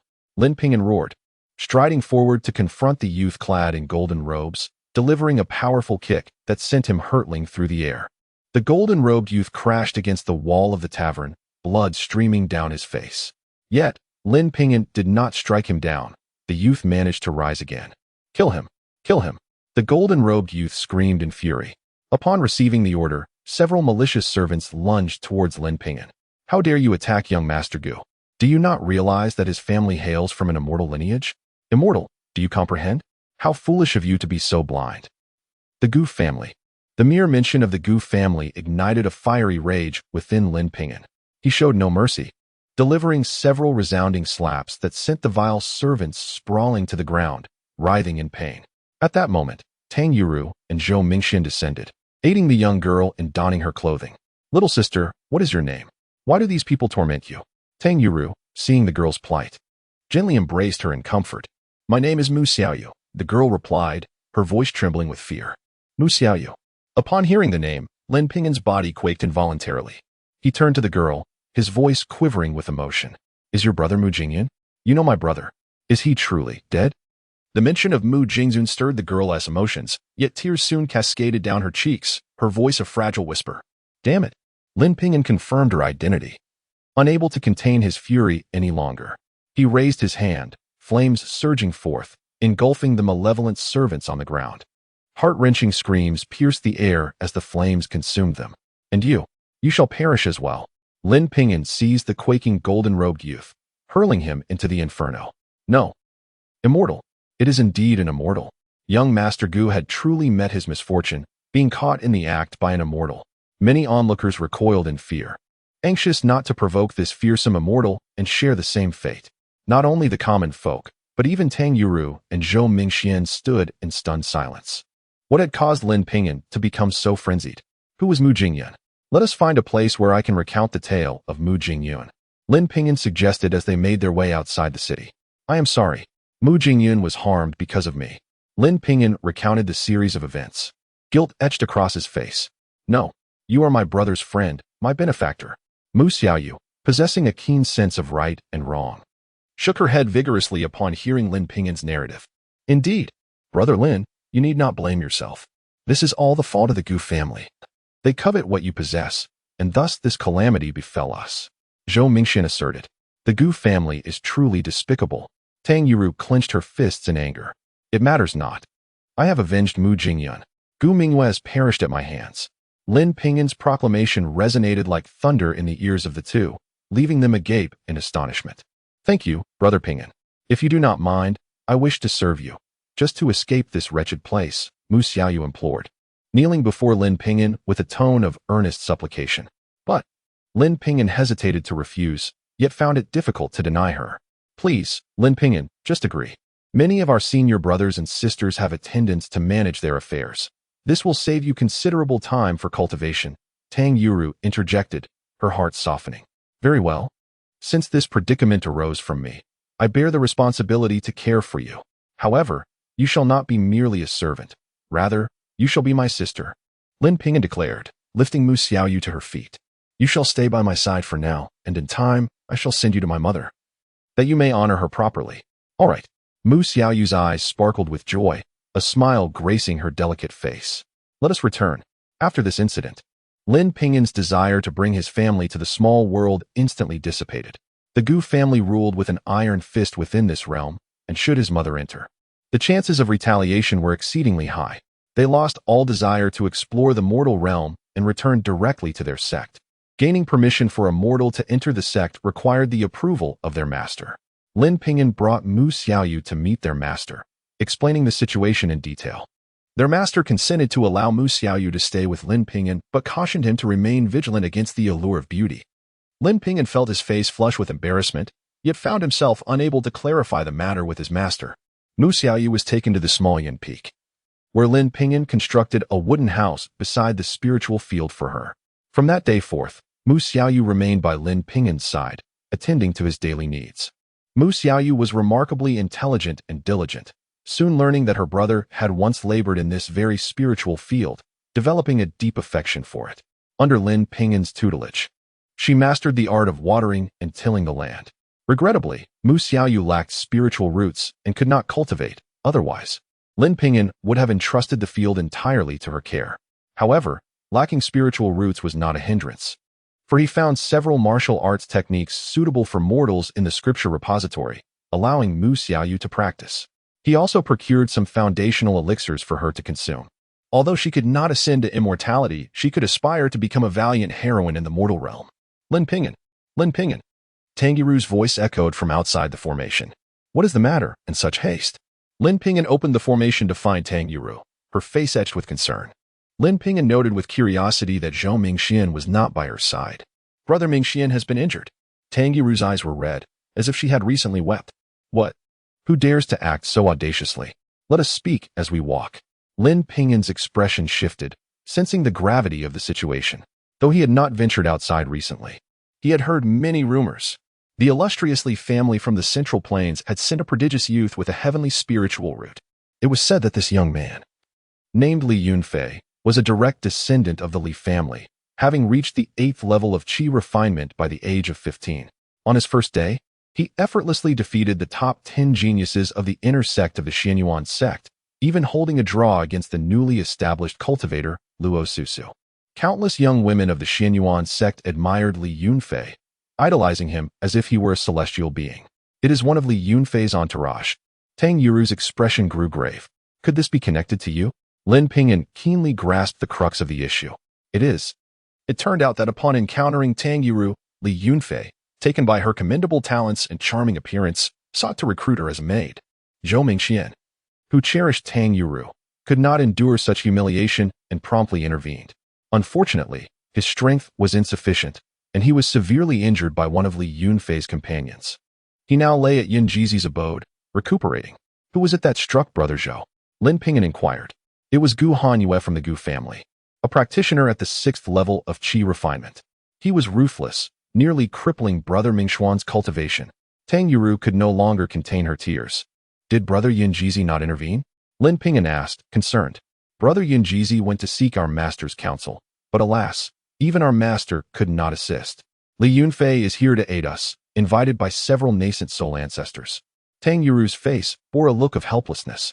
Upon arriving at Yunjizi's dwelling, they found only a young acolyte attending to Zhou Mingxian, as Yunjizi was away. Brother Zhou, are you all right? Lin Ping'an approached, his eyes aflame with indignation upon witnessing Zhou Mingxuan's dire state. A deep scar marred Zhou Mingxuan's face, and evident bruising adorned his neck. Lin, I am fine. I just need some time to recover. Zhou Mingxian, upon seeing Lin Ping'an, struggled to rise, but the movement seemed to aggravate his wounds, causing his body to tremble involuntarily. Is it possible that Gu Hanyue is deliberately provoking you? Lin Ping'an pressed down on his shoulder, preventing any further movement. It seems so. This individual is exceedingly treacherous and appears to be targeting me. Zhou Mingxian nodded solemnly. It is indeed aimed at me. I am sorry. I have implicated you. Lin Ping'an's expression darkened ominously, realizing that since the adversary could not exact revenge upon him, they sought to undermine his friend through Li Yunfei. Brother Lin, let us not dwell on that. We must focus on how to respond. I fear they will not let you off easily. Zhou Mingxuan's face was etched with concern. Let them come. I will confront them. Lin Ping'an clenched his fists, his voice laced with frost. Junior Brother Lin, do not act rashly. We must consider this matter carefully. I have just returned from the sect leader, and even he is constrained in this situation. At that moment, Yunjizi returned, his countenance shadowed with gloom. Brother, what shall we do about the Gu family's rampant audacity? Should we merely stand by? Lin Ping'an turned to Yunjizi. The Gu family has allied with the Li clan. They are now but a hound of the Li family. To strike the hound, one must heed its master. And even the sect leader is powerless. Yunjizi spoke bitterly. What manner of family is the Li clan, after all? Lin Ping'an inquired, gradually regaining his composure. The Li family. They are a colossal entity, even overshadowing the Sanqing sect. Yunjizi replied, his eyes betraying a mix of reverence and fear. It is said that the progenitor of the Li family was a terrifying being at the integration stage. Integration stage. Lin Ping'an recalled the descriptions from the cultivation world. Unable to fathom such power at his current level, it is rumored that the founder of the Li family was once acquainted with the founder of our Xingyuan sect, and they cultivated together.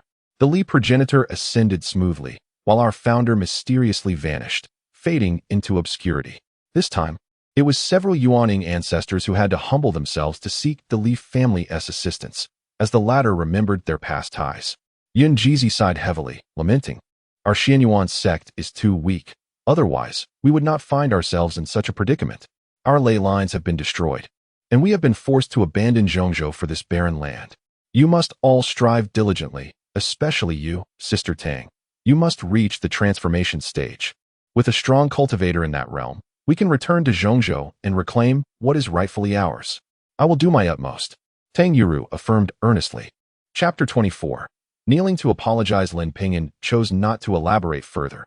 He understood that if the copper coins did not absorb his spiritual power, no one could rival his cultivation speed.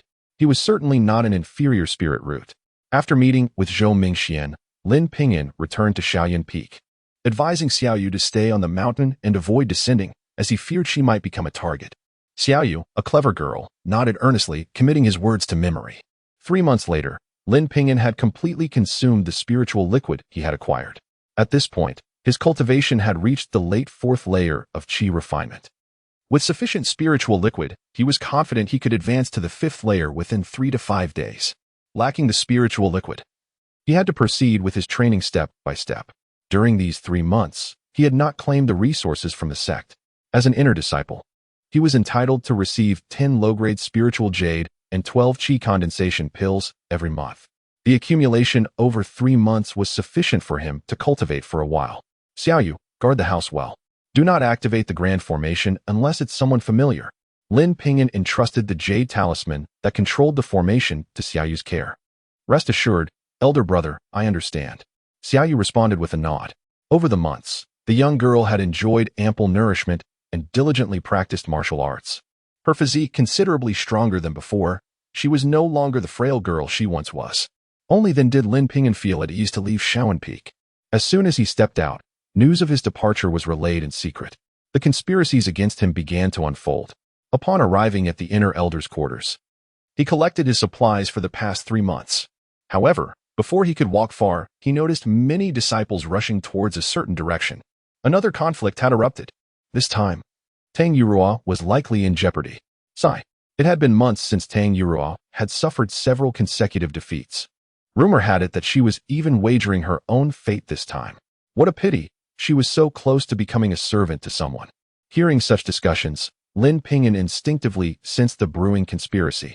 However, even with this awareness, he could not simply ignore it. As he followed the disciples to a mountain peak, his brows furrowed slightly. This was the blood battle peak of the Xingyuan sect, a place designated for disciples to resolve disputes. Entering the blood battle peak meant assuming full responsibility for life and death. Indeed, he spotted Tang Yurua's figure, accompanied by Zhou Mingxian. Opposite them stood several young men clad in inner disciple garb, clearly provoking Tang Yurua and Zhou Mingxian. Taking a deep breath, Lin Ping'an strode forward confidently. Lin Ping'an. Upon seeing him, Tang Yurua felt an inexplicable sense of reassurance. Brother Lin, you came after all. Zhou Mingxian gave a wry smile, explaining that they were ensnared in a trap aimed at Lin Ping'an, lamenting their helplessness despite being aware of it. What is going on? Lin Ping'an inquired, his brow knitting in concern. Look over there. Zhou Mingxian pointed in a direction. Curiously following his gaze, Lin Ping'an beheld a youth clad in white. The boy's features were flawless, his handsomeness so striking that he seemed almost ethereal. His smile rendered the world around him devoid of color. Unmatched elegance, a term typically reserved for women, felt entirely appropriate to describe this youth. Although he smiled, an air of aloof superiority surrounded him, as if he was inherently a figure of authority, compelling others to bow before him. Lin Ping'an could discern the disdain in his expression, as if everything around him was beneath his notice or unworthy of existence. This individual seemed like a natural protagonist, evoking a sense of inferiority even within Lin Ping'an's heart. 2 powerful youths stood behind him, their formidable presence unmistakable, indicating they were both cultivators at the foundation establishment stage. Though they were tall and striking, their presence faded in comparison to the young man, akin to vibrant flowers overshadowed by their surroundings. Is this Li Yunfei? Lin Ping'an managed to utter the name with difficulty. Indeed, it is Li Yunfei. Zhou Mingxian understood Lin Ping'an's shock, recalling his own similar reaction upon first encountering him. Truly impressive. No wonder he hails from a prestigious family. Lin Ping'an remarked earnestly. It was he who insisted that inner disciples engage in monthly duels at Blood Battle Peak, aiming to instill courage and practical experience in them. Yurua has fought against his associates multiple times, each time suffering devastating defeats. Zhou Mingxian lamented. This man has undoubtedly become the foremost disciple of our Xianyuan sect, with many looking to him as their leader. I could have won, but at crucial moments. They produced high-grade artifacts. This time, I have also borrowed a superior artifact. I will not lose again, Tang Yurua declared defiantly. Over the past few months, she had diligently trained and had reached the 6th layer of qi refinement at just 16 years of age, a remarkable feat in the annals of the Xianyuan sect. Yet, her opponent was Li Yunfei, the prodigious talent of the Li family, undoubtedly possessing countless treasures that could easily overwhelm Tang Yurua. But what if he brings out magical treasures? Lin Ping'an queried. Magical treasures. Those belong to the Golden Core realm. Tang Yurua halted abruptly, spotting her adversary, Gu Hanyue of the Gu family, who now held a golden pagoda. Gu Hanyue was a strikingly handsome youth, initially outstanding but now overshadowed by Li Yunfei. Even Lin Ping'an had not noticed his presence. The sight of the golden pagoda altered many expressions in the crowd, including Tang Yurua's. That is the 9-palace golden pagoda. Li Yunfei's 9-palace golden pagoda. Sigh. I never expected that young Master Li would be willing to lend out such a treasure. Truly generous. It seems the outcome of this duel is without suspense. Tang Yurua may indeed become young Master Li's servant. Many murmured in envy toward Gu Hanyue. This pagoda was the very artifact Li Yunfei had utilized in his battle against senior sister Luo. Without it, how could he have matched her? Relying on external forces to fight is disgraceful. Tang Yurua protested. Tang Yurua, your argument is flawed. Financial resources are part of one's strength. If you possessed artifacts, you could wield them too. I have no objections. Gu Hanyue approached, the golden pagoda in hand, his face filled with derision. Indeed, was there a prior decree forbidding the use of treasures? If you cannot compete, then do not engage. It is not too late to concede. Others chimed in, echoing his sentiments. At that moment, Gu Mingyue's gaze swept over Lin Ping'an, a terrifying malice evident within. Lin Ping'an had long surmised that he was the target of their machinations, even suspecting this entire spectacle was orchestrated for him. Anger surged within him, and he yearned to slay this individual with a single strike. Enough. We shall not compete with them. Lin Ping'an grasped Tang Yurua's arm. They disregard the rules. We need not adhere to them either. This is Xianyuan's sect. They cannot forcibly compel you to fight. All right. Tang Yurua surveyed the surroundings before silently nodding in agreement. The three turned to leave, but Gu Hanyue swiftly intercepted them. Wait. This is a rule set by young Master Li. Do you dare defy his wishes? Gu Hanyue's voice was cold and ominous. This is Xianyuan's sect, not the Li family. If you wish to be their lapdogs, we do not hinder you. But we refuse to be categorized among you. Lin Ping'an shot a scornful glance at him. The faces of those who had just cheered moments ago changed dramatically. Lin Ping'an had audaciously scolded everyone, an act of sheer audacity. Bold indeed. You insult your fellow disciples, a heinous crime. I shall take you down and hand you over to the Hall of Justice. Gu Hanyue exclaimed furiously, her golden pagoda descending upon Lin Ping'an with intent to suppress. Lin Ping'an was taken aback by the others' reckless boldness. They had not yet crossed into the Blood Battle Peak's domain, where the sect's rules forbade combat. Yet, here they were, engaging fearlessly. What do you intend to do? Tang Yuru raised her hand, unleashing a radiant silver light. A silver ruler materialized, revealing the phantom of a fierce silver dragon, which effortlessly countered the pagoda's oppression. A fierce glint flashed in Lin Ping'an's eyes. Since you have chosen this path, do not blame me for my ruthlessness. As the two forces held their ground, Lin Ping'an's spiritual energy surged forth, striking the pagoda with immense force. The Golden Pagoda, originally lent to Gu Hanyue by Li Yunfei, was now under siege as Gu Hanyue's spiritual energy clashed with Lin Ping'an's. Gu Hanyue's complexion paled as he felt his spiritual energy crumble, causing the pagoda to lose its control. Is this your reliance? Hardly impressive. Lin Ping'an scoffed, holding the pagoda aloft with derision. He had cultivated the Tongxian Jing, allowing his spiritual energy to surpass that of most qi refining practitioners.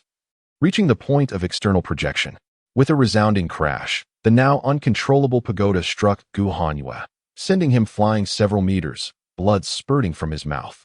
The sound of cracking bones echoed as several ribs were broken. You all. Gu Hanyue struggled to rise. Pointing an accusatory finger at Lin Ping'an and Tang Yuru, his face contorted with rage. He then bowed repeatedly to the silent Li Feiyun, pleading, "Please, Li Xiao, take charge. They disregard the rules and have besieged me. Indeed, this is rather excessive." Li Yunfei finally turned his gaze toward Tang Yuru and Lin Ping'an. "Miss Tang, you fought normally, and I shall not make things difficult for you.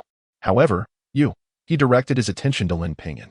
"You have taken advantage of your superior spiritual strength to launch a sneak attack, thus breaching the rules. Rules are rules, and violations must bear consequences. Kneel and apologize to Gu Hanyue, and we shall consider this matter closed." Kneel and apologize.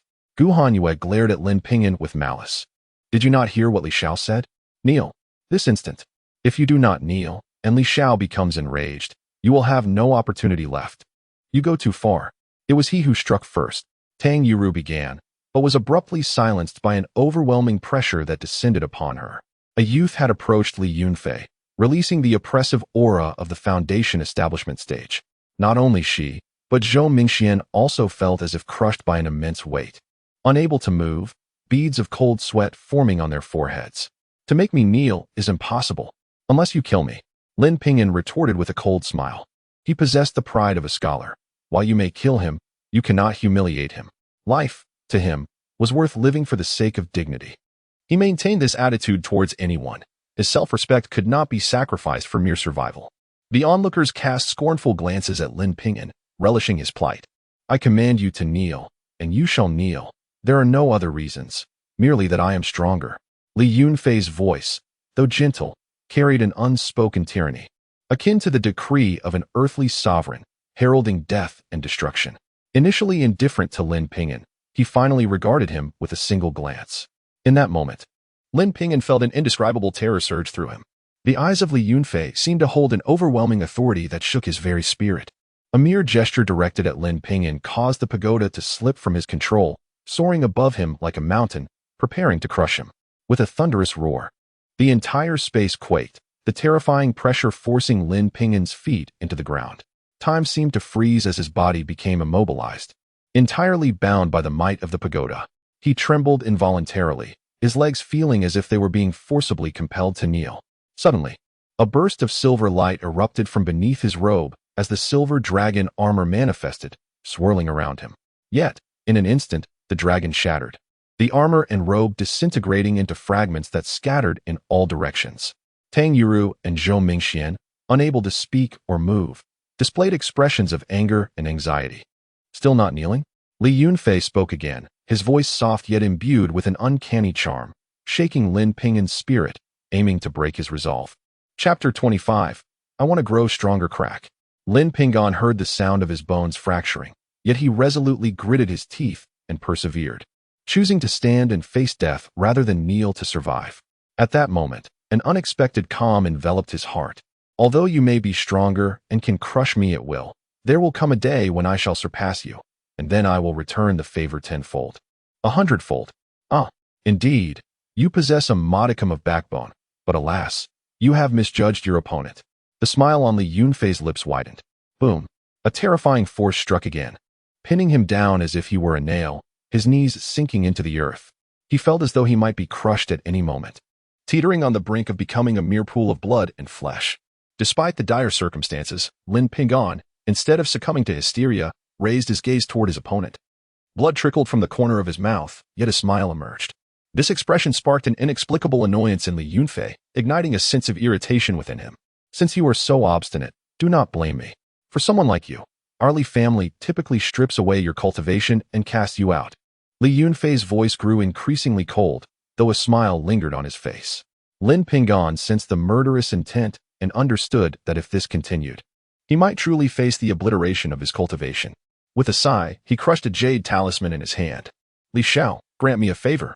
The figure of the second elder appeared beside Lin Ping'an, nodding respectfully at Li Yunfei. adopting a tone of negotiation rather than one of superiority. "Oh, it is the second elder. Then I shall grant you this favor and spare him today. However, should you dare to offend again, do not expect me to show you any leniency."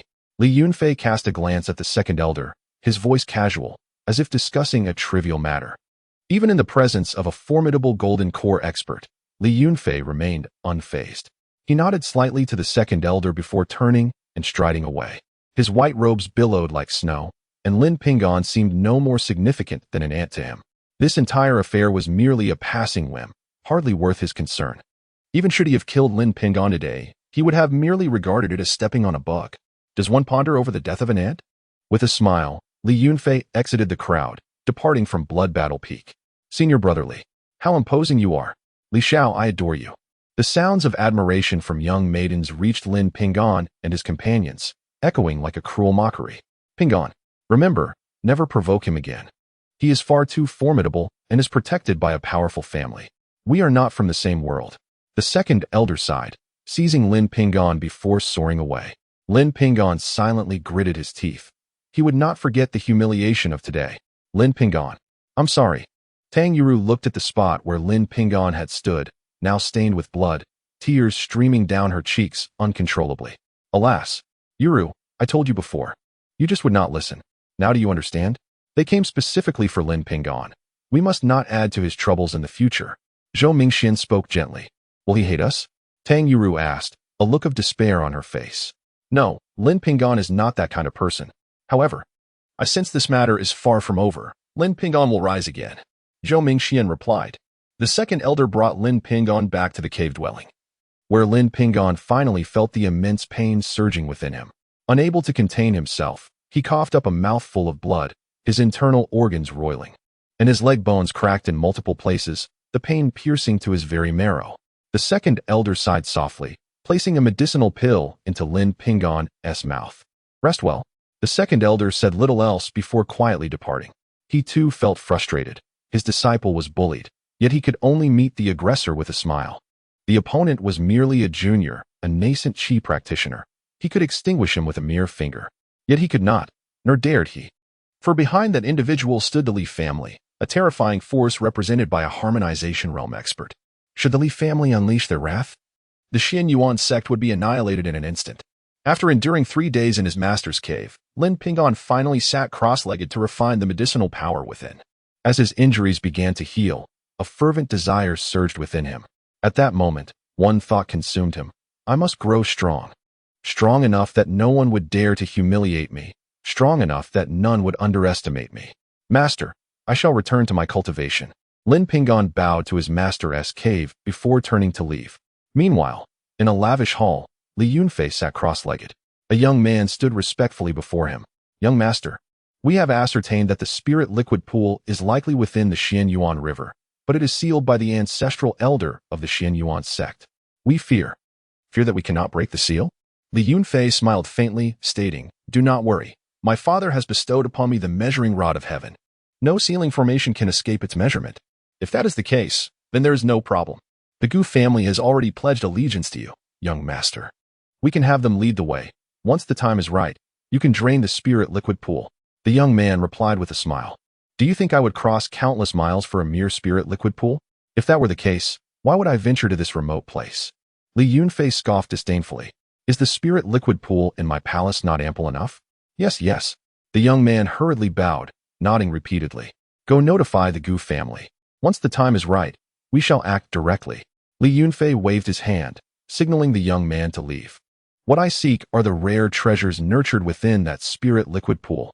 Or rather, the rare treasures that birthed this pool of spirit liquid." At this point, for the first time, the smile on Li Yunfei's face vanished, replaced by a glimmer of greed. "I have spent a month researching texts and have finally uncovered the origins of this Thunder Marsh. It is a place left behind by an ancient immortal containing vast secrets. Legend has it that this immortal grew weary of celestial disputes and descended to the mortal realm, inciting the ire of the celestial emperor, who dispatched 3,000 celestial soldiers to capture him. In that battle, all 3,000 soldiers were taken by a golden ring. Enraged, the celestial emperor personally descended to seize him.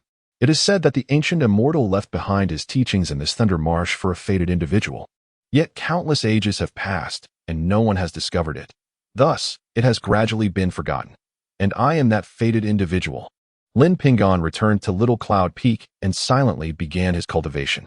With the assistance of Mu Xiaoyu, he hardly needed to manage the 3 types of spiritual herbs in the spiritual field, devoting 11 out of 12 hours a day to his practice. 3 days later, he exhausted the resources he had received. At this point, he was on the brink of reaching the 5th layer of qi refinement. At this moment, he longed for that spirit liquid pool. Had he the assistance of the pool, he would have at least entered the later stages of qi refinement. Yet, it was merely a wishful thought. Xiaoyu, guard the home well, and do not venture out. Do not activate the formation until I return. Lin Ping'an reiterated his warnings, fearing that the Gu family might take advantage of his absence to target Xiaoyu. I understand, brother. Mu Xiaoyu nodded repeatedly. She sensed that Lin Ping'an had been acting strangely lately, but dared not inquire, fearing it might bring bad luck. After much deliberation, Lin Ping'an initially intended to leave the sect and visit home, but the thought of the Gu family's madness deterred him from that notion. He wandered around the sect, feeling increasingly annoyed as many disciples pointed and whispered about him. Unable to bear it any longer, he found himself at the entrance of the hunting mountain range, where a glint of determination appeared in his eyes, and he stepped into the mountains. He had pinned up his frustrations for too long and needed an outlet, and the beasts within the hunting mountain range would serve as the perfect targets for his release. The hunting mountains remain an excellent locale for resource acquisition, and at present, he finds himself in need of cultivation materials, making this visit doubly beneficial. He ventured 50 miles deep into the hunting mountains, entering a zone frequented by second-tier demon beasts. Although formidable, the second-tier beasts were no match for Lin Ping'an's frenzied state of mind. As he brandished his blood-red short sword, the demon beasts were swiftly dispatched. He succeeded in slaying 7 or 8 of these creatures, collecting their materials, which he estimated could be exchanged for over 30 low-grade spirit stones. At this moment, he felt a sense of catharsis for his pent-up resentment. Feeling somewhat fatigued, he discovered a bird's nest nestled in the branches of a colossal tree. The nest was immaculate and well-kept, lined with thick strands of golden grass, exuding a delightful fragrance reminiscent of spiritual herbs, which evoked a sense of comfort. The bird, a first-tier demon beast, had constructed its nest here due to its ability to fly. Having witnessed Lin Ping'an's formidable prowess in vanquishing second-tier beasts, it dared not reclaim its nest upon seeing him, instead flitting anxiously around the vicinity. Lin Ping'an paid it no heed, reclining in the nest, yearning for a comfortable slumber. Eventually, the bird took flight, wishing to avoid the presence of this audacious human, hoping that when it returned, this shameless individual would have vacated the premises. Unbeknownst to Lin Ping'an, he soon succumbed to a deep sleep, during which he seemed to hear voices conversing. Do you think the young master will succeed this time? How could the young master possibly fail? You should retract that statement swiftly. If the young master hears you, it could cost you your head. This is the territory of the Xianyuan sect. If we seize their treasures, will they acquiesce? Humph. The Xianyuan sect is merely a sect that survives through subservience. What if the young master takes their treasures? Would they dare to retaliate? Indeed, if the young master succeeds this time, surely we will benefit as well. Lin Ping'an opened his eyes to behold several figures soaring overhead. The foremost among them, clad in ethereal white garments, commanded a golden flying sword that glided gracefully beneath him. The bird's nest was concealed by thick foliage, and these individuals failed to notice Lin Ping'an's presence. Li Yunfei, what are they up to? Lin Ping'an pondered with curiosity, wondering what treasures they sought to claim. Could it be? Chapter 26. The fury of Li Yunfei. Lin Ping'an observed as the group swiftly descended towards the Xianyuan River. The waters in this section of the river surged violently, with an intricate underwater terrain, making it the most inconspicuous entry point for anyone. In an instant, Lin Ping'an deduced that the Gu family must have informed Li Yunfei about the spiritual liquid, prompting Li Yunfei to bring his companions to this location. A bold idea emerged in his mind. Cautiously, Lin Ping'an descended from the great tree and stealthily approached the riverbank. By the time he reached the edge, Li Yunfei and his entourage had already plunged into the water. Resolute, Lin Ping'an dove in after them. As he submerged, a sensation akin to a fish returning to water washed over him. He felt his spiritual energy extend with the current, and within mere breaths, he detected a dozen or so presences ahead. Among them, some were formidable, having reached the peak of the foundation establishment stage. Yet, they remained oblivious to Lin Ping'an's presence.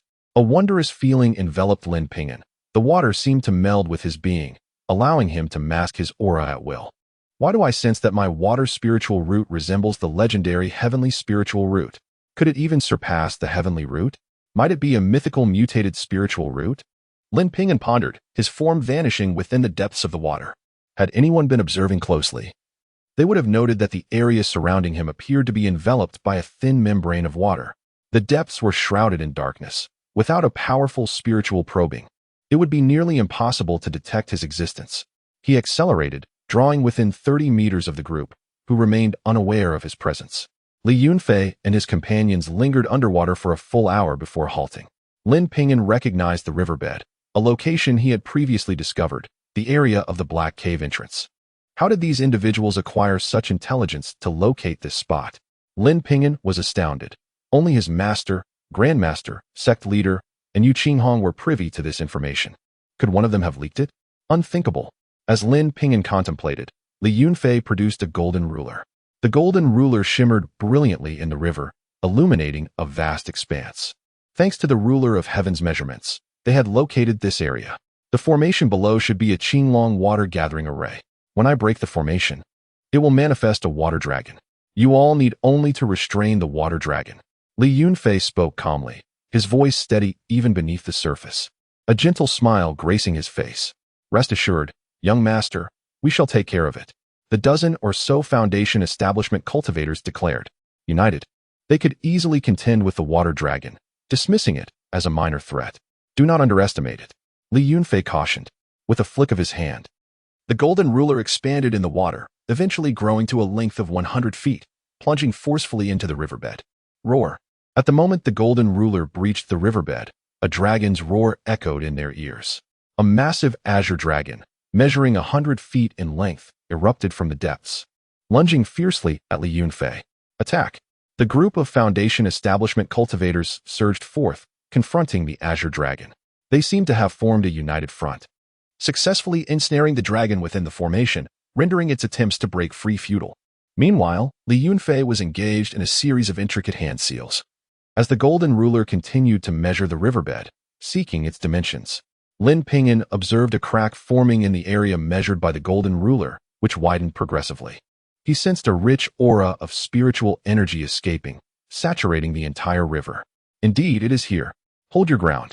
Joy illuminated Li Yunfei's face as he hastened his hand seals, the golden ruler darting about the riverbed.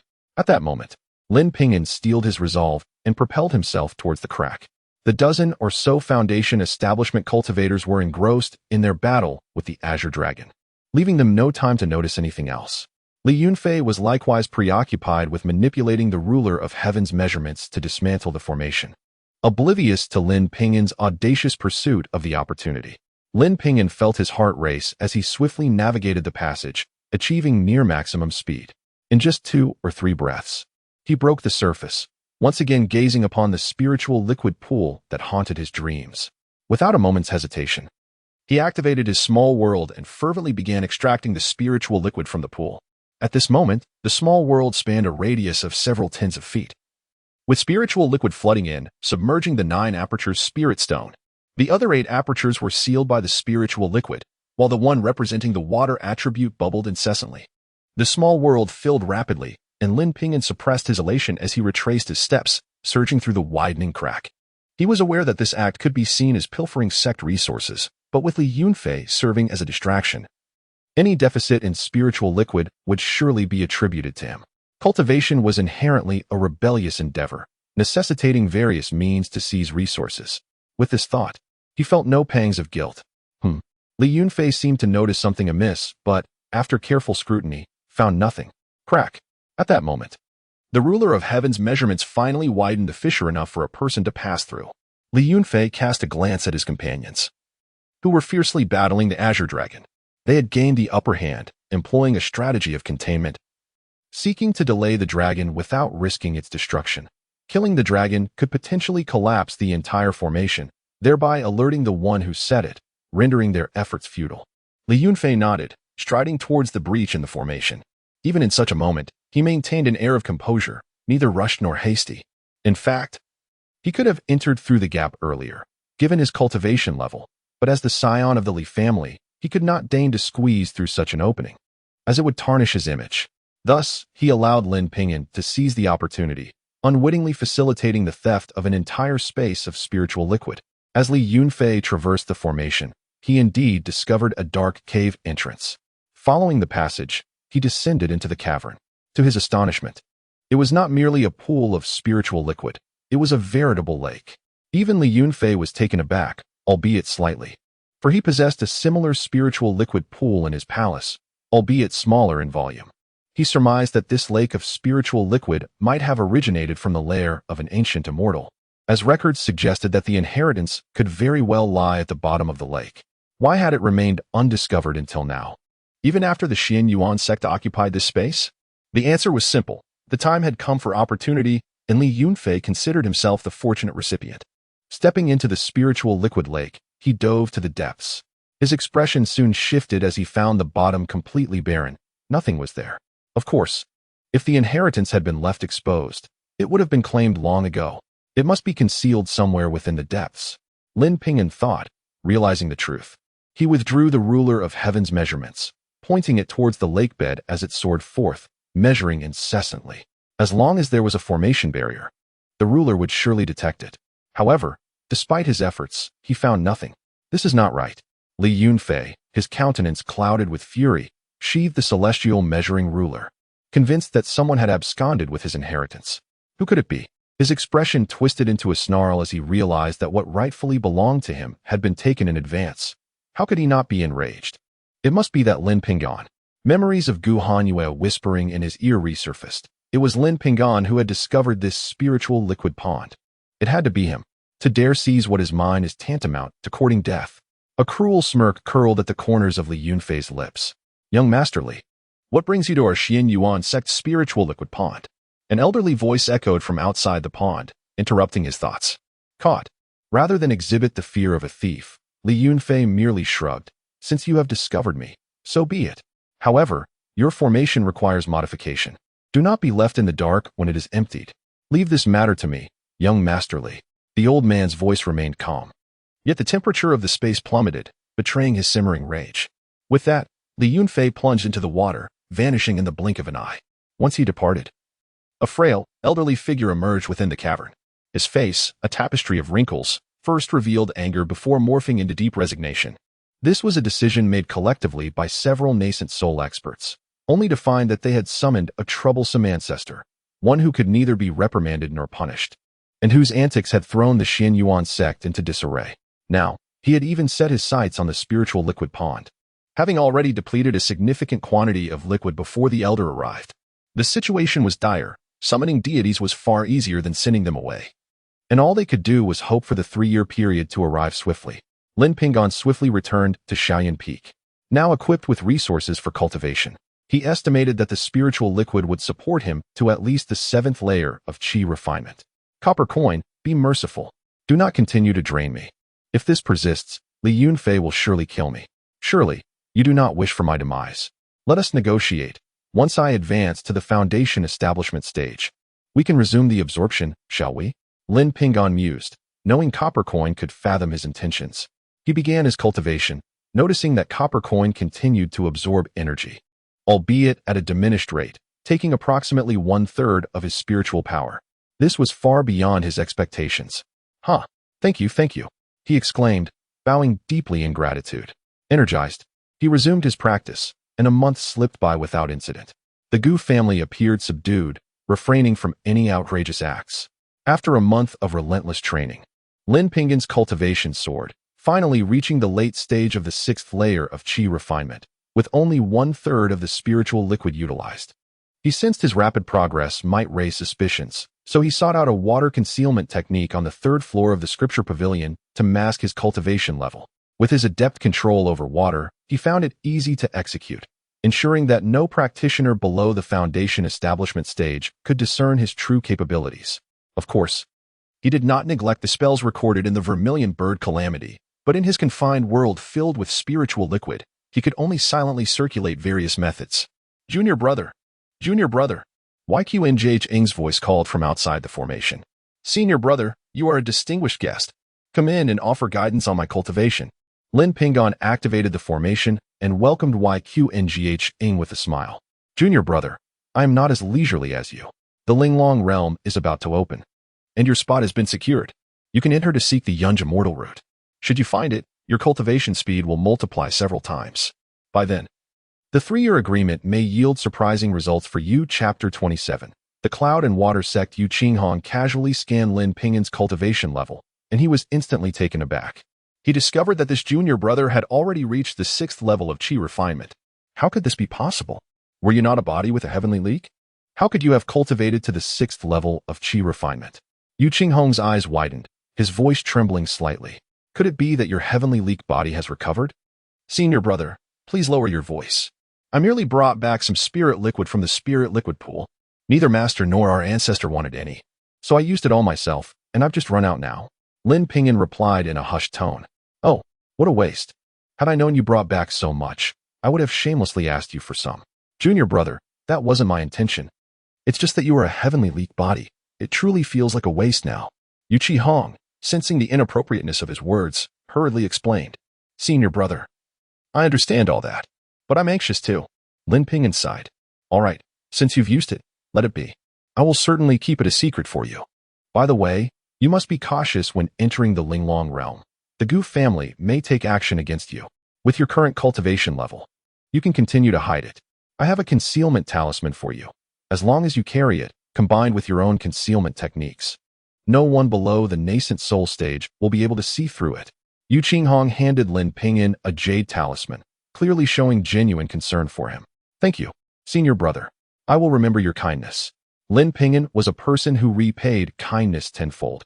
He would certainly return the favor when the opportunity arose. Enough. We are brothers. You need not be so formal. Now, come with me. I will tell you about the Linglong realm.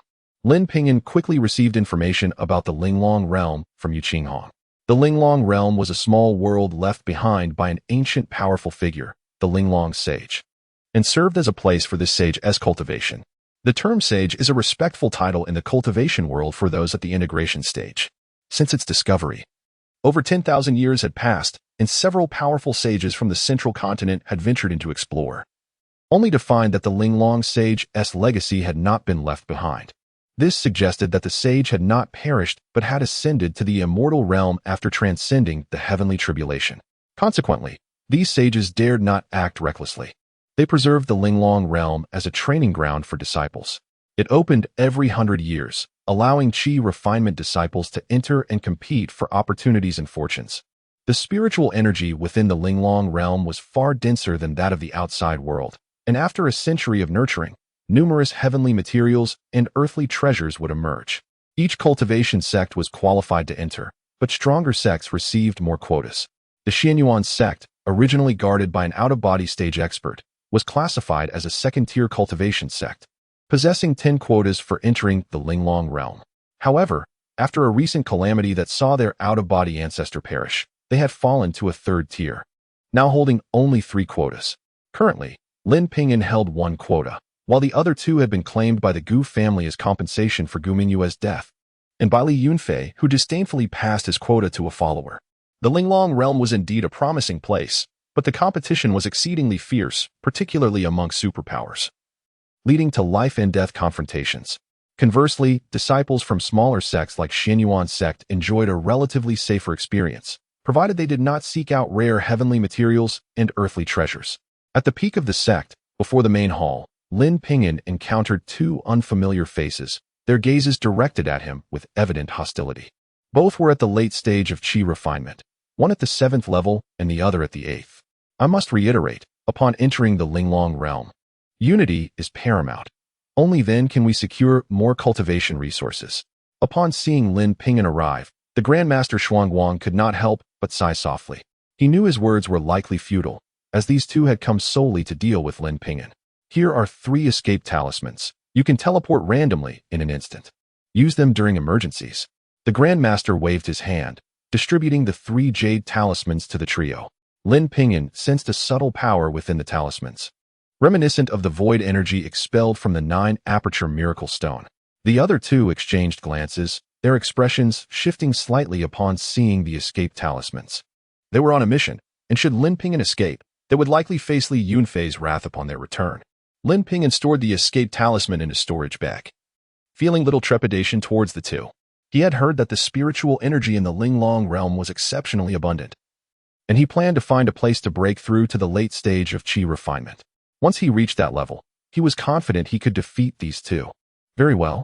This time, the one leading is Elder Wu. He will guide you to the entrance of the Linglong realm. You must follow his arrangements along the way. With a wave of his grand sleeve, Grandmaster Xuanguang turned and returned to the main hall. Recently, the Xianyuan sect had been thrown into chaos by Li Yunfei, with numerous disciples seeking to ingratiate themselves with him. Rumor had it that many elite inner disciples wished to follow Li Yunfei to his family after the 3-year agreement. This was utterly intolerable, yet as the sect leader, he could not impose a strict crackdown. He was now in a state of utter disarray. Suddenly, a clear bird call echoed through the sky. A fiery red bird descended, its wings spanning several dozen feet, its feathers ablaze with a vibrant hue. Even from a distance, it emanated a palpable heat, akin to a massive furnace. Perched atop the bird was an elderly man with white hair and beard, his plump face flushed and gleaming. Aside from his snow-white hair and beard, he appeared no older than a middle-aged man. Disciples pay respects to Elder Wu. The three hastily bowed in greeting upon seeing the elder. Come up, you three. Elder Wu smiled, beckoning them closer. As they approached the fiery red bird, it became agitated, spreading its enormous wings and emitting a series of threatening sounds. Sensing danger, they quickly halted. All right, Xiaohong, these are disciples of the sect and part of our mission. Elder Wu gently stroked the fiery bird's head to calm it. Only then did the bird lower its guard, reluctantly crouching down. The three leaped onto its back, feeling the soft feathers beneath them, enveloped in a powerful warmth. You three must behave. Do not attempt anything sneaky. If Xiaohong gets angry, it will drop you, and I will not intervene. Elder Wu cast a casual glance at the trio, his tone seemingly carrying a hidden warning. Lin Ping'an dismissed it as mere wind in his ears, sitting on the bird's back, absorbing the warmth and vitality exuded by the creature. He experienced an extraordinary sensation, as if his cultivation of the vermilion bird calamity was intimately linked to this magnificent creature. Unable to resist, he began to circulate the vermilion bird calamity technique. In an instant, Lin Ping'an felt his technique resonate with the bloodline of the bird beneath him, as if a connection had formed. At that moment, the bird's blood began to boil, producing a rumbling sound akin to a surging river. Startled, Lin Ping'an swiftly halted his cultivation. The massive head of the fiery bird swiftly turned, locking its gaze onto Lin Ping'an, its eyes filled with both shock and delight. What just happened? Elder Wu regarded Lin Ping'an with surprise, sensing that the youth had seemingly done something that stirred the fiery bird. Oh, it's nothing. I merely sensed the dense flame energy and wished to cultivate a bit. Lin Ping'an elucidated. I see. It appears that you are cultivating a fire attribute technique. The fifth elder has been nurturing the guardian mountain beast, attempting to foster a bond over time. Should he succeed, it would diminish our sect's reliance on the Gu family. The sect's strategy has proven remarkably effective. The fifth elder has essentially gained the trust of the guardian beast, otherwise its offspring would not have become his steed. Perhaps. Lin Ping'an smiled. Are you not cultivating the vermilion bird calamity? Gu Qing, a young man from the Gu family, inquired, his eyes glinting with intrigue as he fixed his gaze on Lin Ping'an. The vermilion bird calamity is a closely guarded secret of the Gu family, passed down to only one individual each generation. Even as one of the rare prodigies of the Gu family, he was unworthy of its cultivation. What vermilion bird calamity? This is the Phoenix Nirvana technique imparted to me by my master. Do not speak nonsense. Lin Ping'an retorted, casting a scornful glance at him, appearing to regard him as a fool. You, do not be so arrogant. Once we enter the Linglong realm, you shall await your downfall. Gu Qing's face was a mask of iciness, his lips curling into a menacing smile. What are you saying, Gu Qing? Do you believe I won't cast you aside? The fifth elder thundered. If you do not unite in the Linglong realm, you will soon become prey for other sections. It would be better not to go at all than to voice such sentiments. I was mistaken, fifth elder. Gu Qing, having heard of the fifth elder's temper, knew that being abandoned would likely lead to dire consequences. This is your final warning. If anyone stirs up trouble, I will preemptively cleanse the sect. The fifth elder's voice turned frigid. The three nodded in unison, suppressing their thoughts, while Gu Qing and Li Yunfei's subordinates silently circulated their techniques. The great bird soared higher, vanishing into the clouds in the blink of an eye. The feathers on its back stood erect, shielding them from the terrifying pressure of the high altitude, ensuring the three did not feel the discomfort of rapid flight. As Lin Ping'an looked down, he beheld an endless expanse of undulating mountains, seemingly infinite. The bird's speed accelerated, traversing dozens of miles in mere moments, flying for a full day and night. Gradually, the mountainous terrain faded, revealing a vast emerald grassland below. The prairie was lush with water and grass. Herds of cattle and sheep grazed, while shepherds rode horseback tending to them. In the heart of the grassland, they spotted a colossal city, bustling with practitioners flying in and out, clearly a city of cultivation. This is Shuiyun City on the border of Zhongzhou, the stronghold of the Yunshui sect. The relationship between the Yunshui sect and our Xianyuan sect is far from cordial. Should we encounter disciples of the Yunshui sect in the Linglong realm, kill them if possible. The fifth elder spoke of the Yunshui sect with a palpable disdain, as though harboring a deep-seated animosity. Haha, so it is the fifth elder of Xianyuan sect, Xiangang. Just as the fifth elder finished speaking, a massive vulture ascended from Shuiyun City. The vulture's fierce eyes locked onto the fiery red bird, drool dripping from its beak. Lin Ping'an felt a chill run down his spine. On the vulture's back sat 4 individuals, a bald elder, a young woman, and 2 robust youths. The bald elder bore a greasy countenance, appearing somewhat disheveled, perpetually wearing a malevolent grin. The young woman, striking in appearance yet clad in revealing attire, displayed her fair thighs and abdomen, exuding a wild and bewitching aura that drew attention. The 2 youths were tall and muscular, their bronze skin gleaming, veins bulging like coiling dragons. All 3 possessed late-stage qi refinement cultivation, with the young woman being at the 8th level. Their gazes towards Lin Ping'an and his companions brimmed with provocation. Do you see? This is the Yunshui sect, the 5th elder remarked, casting a glance at the 4 on the vulture. They are uncivilized and barbaric, akin to wild beasts. Their physical prowess is formidable, yet their magical prowess is lacking, making them quite troublesome. Exercise caution when entering the Linglong realm. Lin Ping'an nodded discreetly, committing this information to memory. However, the other 2 wore expressions of disdain. Their mission was solely to eliminate Lin Ping'an, and they cared little for the sect's disputes. Once the 3-year agreement had elapsed, they would follow Li Shao to the Li family. At that point, they would align themselves not with a mere small sect, but with a superpower possessing boundless domains. Chapter 28. The transmission of secret techniques. Alas, it matters not. It is of no concern to me. The 5th elder scoffed. His attention was entirely devoted to the sacred beast guarding the mountain. This task was one he deeply resented. Were it not for the command of the sect leader, he would not squander his time on such trivialities. And what of this novice at the 4th level of qi cultivation? Was this merely a quest for demise? Has the Xianyuan sect fallen to such depths that they cannot even find a disciple at the late stage of qi cultivation? The bald elder, whose cultivation was at the golden core stage, clearly failed to perceive Lin Ping'an's concealed abilities as he sat atop the vulture's back, mocking him. Old vulture, do not seek trouble, otherwise, do not blame me for being uncivil. The 5th elder cast a warning glance at the bald elder, his voice laced with menace. Haha, how could that be? This old vulture is a lover of peace. The bald elder grinned, yet added, should the disciples act rashly, please do not take offense. Humph. Let us each go our own way. The 5th elder urged his crimson bird to accelerate swiftly away. Did you see that? Those 3 brats from the Xianyuan sect must all be eliminated. The bald elder's voice turned cold and menacing. Caw! The vulture screeched excitedly, its eyes gleaming with a greedy, bloodthirsty light. Rest assured, Master Uncle. Leave everything to us. A voluptuous young woman, clad in revealing attire, declared as she thumped her chest. With her ample assets, even the bald elder could not help but swallow hard at the sight. Very well. That reassures me. The bald elder grinned widely. Master Uncle, how much longer must we fly? Lin Ping'an inquired. 3 days. Barring any unforeseen circumstances, it will take 3 days, and the Linglong realm opens in 5 days. We still have ample time. The 5th elder replied indifferently. If you can cultivate during this time, do so. It will serve as a test of your character. Lin Ping'an understood that this was the final opportunity for cultivation before entering the Linglong realm. If possible, he hoped to reach the 7th level of qi cultivation, advancing to the late stage. This would enhance his confidence in eliminating these 2, perhaps even negating the need to waste that escape talisman. However, the situation proved far more complex than anticipated. Practicing cultivation atop a rapidly flying bird instilled an unsettling sense of insecurity, preventing him from fully immersing himself in his training, yielding only minimal progress. What if I do this?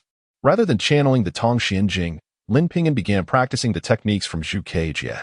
Simultaneously cultivating two techniques posed no discomfort. Instead, it created a harmonious synergy within him. As Zhu Keijie activated, he felt once more the connection to the fiery crimson bird beneath him. The crimson bird trembled, turning its head back to regard Lin Ping'an, its enormous eyes reflecting a glimmer of affection. The fifth elder, meanwhile, had closed his eyes in meditation, seemingly oblivious to this peculiar occurrence. In contrast, Gu Qing of the Gu family displayed a fierce glint in his eyes, recognizing that Lin Ping'an had once again activated Zhu Keijie. Indeed, it was Zhu Keijie. As a member of the Gu family, though he lacked the qualifications to practice this technique, he was well acquainted with its characteristics. The reaction of the fiery bird left no room for doubt. Song, once we enter the Linglong realm, we must capture this brat. I need to extract the secrets of Zhu Keijie from him. Gu Qing secretly transmitted this to Li Yunfei's subordinate. No problem. The man nodded slightly, exuding an air of arrogance. His name was Song Yuanhang, a direct descendant of the Song family, a small clan that Li Yunfei had subdued in the central continent. A prodigy himself, he had made remarkable strides in his cultivation under Li Yunfei's tutelage, reaching the 8th level of qi cultivation by the age of 22. A rarity even within the Xianyuan sect. He was astute and skilled in reading situations, earning Li Yunfei's favor. Thus, his assignment to this task underscored the importance placed on Lin Ping'an. As for the threat posed by the disciples of Yunshui sect, Song Yuanhang dismissed it entirely. He bore a token bestowed by Li Yunfei, and as a disciple of the Li family, the Yunshui sect would not dare to overstep their bounds, lest they face annihilation. Upon receiving confirmation, Gu Qing's face brightened with joy. If he could acquire Zhu Keijie, his cultivation would advance rapidly, elevating his training speed to an entirely new level, especially since the Gu family possessed the bloodline of the Zhu Kei. Their training in Zhu Keijie would be mutually beneficial. His status as a pseudo-spiritual root was a testament to his accomplishments at such a young age, largely attributed to his practice of a technique derived from Zhu Keijie. At this moment, Lin Ping'an remained blissfully unaware of their scheming, engrossed in his cultivation. He felt as though his blood was boiling, resonating with the essence of the fiery bird beneath him. At that instant, he transformed into a great bird soaring through the skies, surveying the vast world of mountains and rivers below. His spiritual energy surged within him, swirling with fervor as he immersed himself in a wondrous state of cultivation. At last, we've arrived. After what felt like an eternity, Lin Ping'an heard the fifth elder's voice. He opened his eyes, calming the torrent of energy within, and exhaled slowly. His cultivation had reached the pinnacle of the 6th level of qi, and he was poised to open his qi si at any moment. Once he began this process, he would officially attain the 7th level. This represented yet another threshold in the realm of qi cultivation. The opening of the qi si would determine the capacity for storing spiritual energy.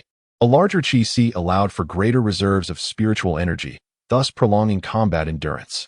Some practitioners, eager to expedite their ascent to the foundation establishment stage, neglected the opening of their qi si, ultimately lamenting their oversight for a lifetime. Most individuals could expand their qi si to a radius of 1,000 zhong. Beyond this, further expansion became increasingly arduous, often requiring decades of effort without success. Thus, this served as a boundary set by sects for their disciples. Once the qi si reached 1,000 zhong, they could prepare for foundation establishment. Of course, those with extraordinary talent might surpass this threshold, becoming the hope of their sect, a true prodigy. Take, for instance, Tang Yuru, who was hailed as the foremost genius. Yet, if she did not surpass the 1,000 zhong mark in her qi si prior to advancing to foundation establishment, the sect's regard for her would inevitably wane. Lin Ping'an ceased his cultivation, and the fiery bird turned to face him, its gaze imbued with warmth and a unique sentiment. Sensing the bird's attention, Lin Ping'an gently patted its back, his face beaming with joy. The great bird emitted a soft chirp, seemingly elated. The fifth elder regarded Lin Ping'an with a deep gaze, yet ultimately chose to remain silent. They now stood atop the walls of an ancient city. The structures of this city bore the scars of time, exuding a sense of oppression and heaviness. This was the Linglong ancient city. It was within this very city that the Linglong realm was discovered. However, no cultivators resided here regularly. They only descended during the opening of the Linglong realm, as the fifth elder explained. Lin Ping'an nodded, grasping the situation. With 2 days remaining until the Linglong realm opened, it would be wise for you not to venture outside. Otherwise, should trouble arise, I will not be responsible. The fifth elder commanded the fiery bird to fly westward, gradually descending into a courtyard. The courtyard was grand and magnificent, adorned with rocky formations and peculiar stones, even surpassing the grandeur of a royal palace. Were it not for the overgrowth of withered grass, it would be a splendid place. This courtyard was acquired by the founding ancestor of our Xianyuan sect, ranking among the top 10 at the time. What a pity that our ancestor went missing, and the Xianyuan sect has gradually declined.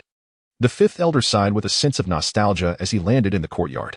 Lin Ping'an gazed upon the vast expanse of the courtyard, envisioning the formidable strength of the Xianyuan sect in its heyday. Alas, everything now seemed to have dissipated like smoke. Feel free to find your quarters, but do not disturb me. Elder Wu waved his hand dismissively and strode directly into a grand hall. Lin Ping'an cast a glance at Gu Qing and Song Yuanhang before turning to enter a hall adjacent to Elder Wu's. With Elder Wu present, the two had no intention of provoking Lin Ping'an. They exchanged glances, opted against selecting a residence, and departed the courtyard to meander through the streets. As Lin Ping'an stepped into the hall, a fiery red shadow surged in. Hey, your cultivation method is quite unique. It can awaken the power within my bloodline. Would you be willing to share it with me?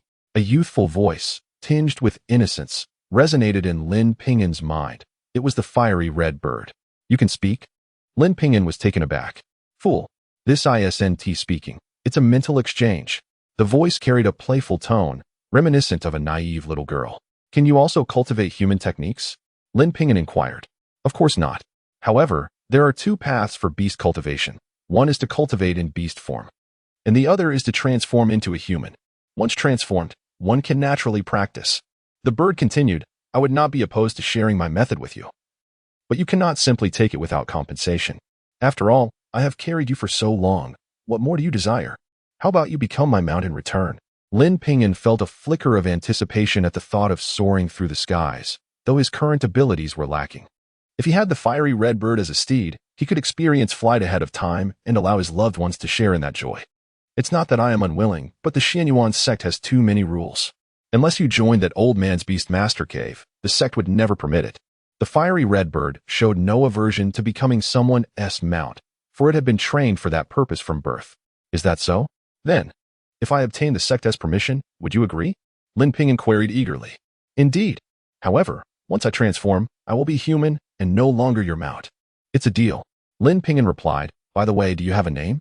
Little Red, was the casual response.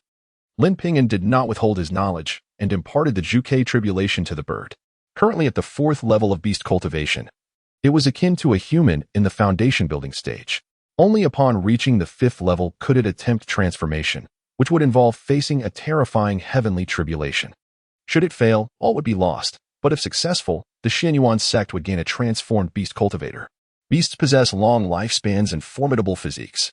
While their cultivation speed may be slow, as long as they do not perish prematurely, attaining the status of a nascent soul-true monarch is inevitable. Thus, should Little Red wish to transform, the sect would surely lend its utmost support. After grasping these details, Lin Ping'an proceeded to inquire about various matters concerning the guardian sacred beasts. The offspring of guardian sacred beasts number in the hundreds. Although Little Red showed promise, its father was merely an ordinary golden eagle and lacked the favor of its mother. Otherwise, it would not have been trained as a mount from a young age. Elder Wu, in the adjacent hall, couldn't help but smile subtly. He had long sensed that Lin Ping'an was cultivating the Zhuke tribulation, and Little Red's acquisition of it was a stroke of fortune. He did not intervene, but rather covertly encouraged it. The bond between Lin Ping'an and Little Red would surely pave a broader path for their future in the realm of immortals. For 2 days, Lin Ping'an remained with Little Red, diligently cultivating. He successfully broke through to the late stage of Qi refinement and began to open his Qi Sea. His rapid ascension to the 7th layer of Qi refinement within such a brief span was attributed first to his innate talent, followed by his master's guidance, and finally, the abundant resources at his disposal. After nearly a year of cultivation from scratch, he had finally reached the late stage of Qi refinement, a speed that was commendable even within the sect. In truth, the majority of the spiritual energy he had absorbed during this year had been siphoned off by the copper coin, making it difficult to fathom his current level otherwise. The late stage of qi refinement is divided into 3 tiers. Opening the qi C corresponds to the 7th layer. Expanding the qi C to 1,000 zhang in circumference corresponds to the 8th layer. And when one draws in spiritual energy to fill the qi C, they reach the 9th layer. Once the qi C is brimming with energy, one may begin to attempt breaking through to the foundation establishment stage. Foundation establishment signifies the true commencement of cultivation. Within this stage, one clarifies their own path and selects their cultivation direction, ultimately laying the foundation for their great Tao. To establish a foundation, one must seek out rare treasures that align with their own attributes, opening a purple mansion in the center of their brow, where the roots of their Tao reside. For instance, Lin Ping'an had been tested by the Xianyuan sect and found to possess a mixed spiritual root of 5 attributes, with the water attribute reaching 60%. Logically, Lin Ping'an would require water attribute treasures to open the purple mansion and lay down his roots. Thus, the opening of the Linglong realm also aimed to assist qi refinement disciples in seeking out the treasures needed for foundation establishment. At this stage, one could almost dominate the mortal realm, with their ability to absorb spiritual energy from the heavens and earth increasing tenfold. Their physical body swells with spiritual energy, rendering it 10 times stronger than before.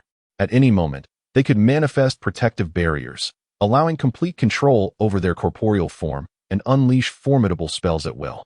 To the eyes of mortals, one at this level would be seen as a genuine immortal. Alright, time's up. Follow me. Chapter 29. The opening of the Linglong realm. The voice of the 5th elder resonated in Lin Ping'an's ear, rousing him from his meditative state. Upon exiting the grand hall, he spotted the 5th elder and Xiao Hong waiting outside, while Gu Qing and Song Yuanhang emerged from another palace just moments later. Be cautious. That pair intends to target you. Should I eliminate them directly? Xiao Hong's playful voice echoed in Lin Ping'an's mind as she mischievously winked at him. There's no need. They cannot harm me. Lin Ping'an replied with unwavering confidence. How generous of them.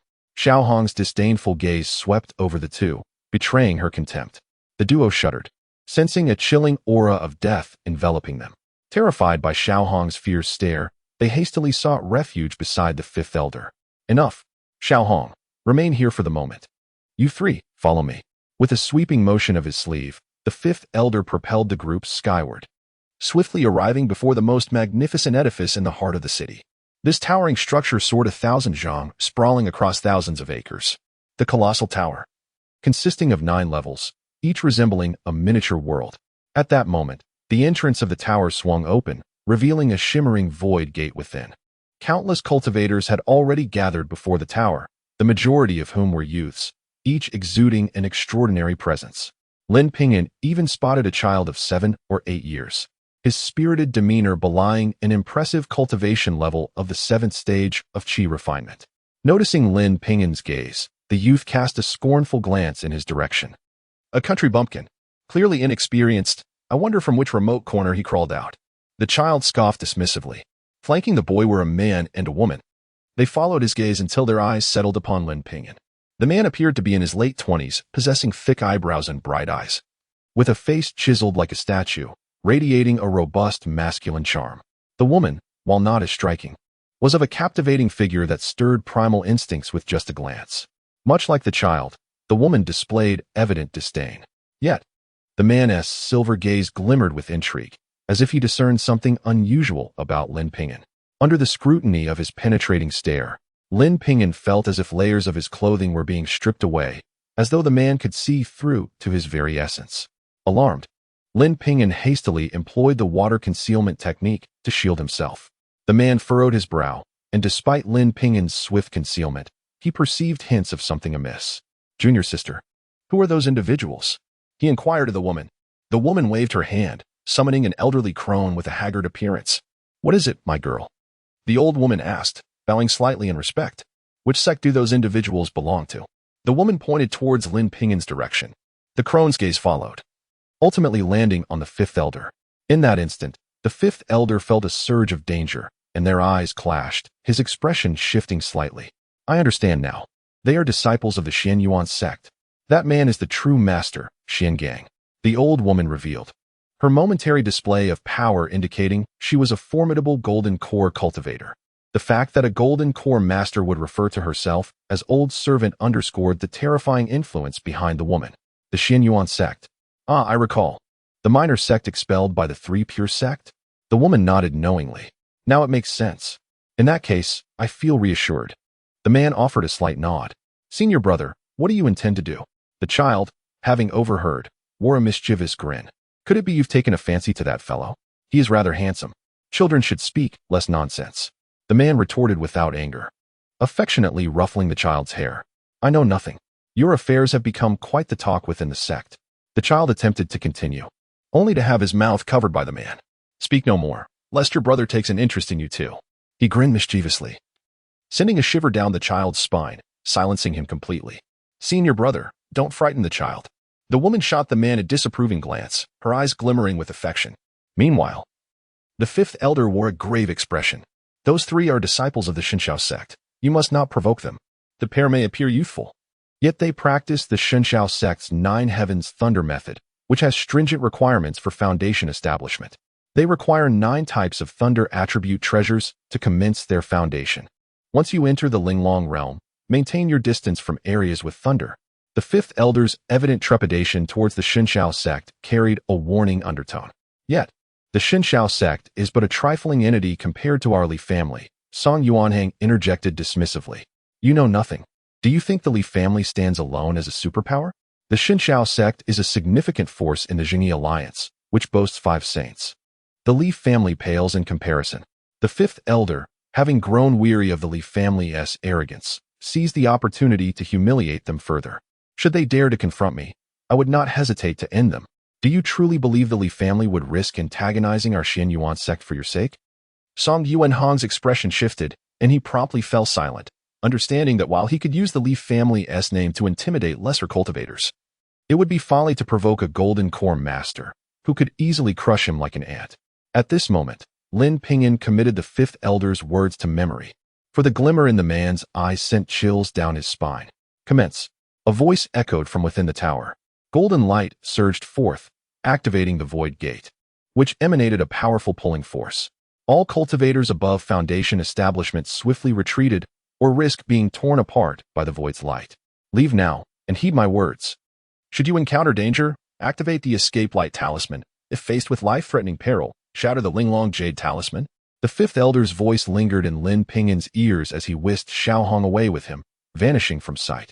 The Linglong Jade talisman was an essential item for entering and exiting the Linglong realm, imbued with a fragment of spatial power that would teleport the bearer upon breaking it.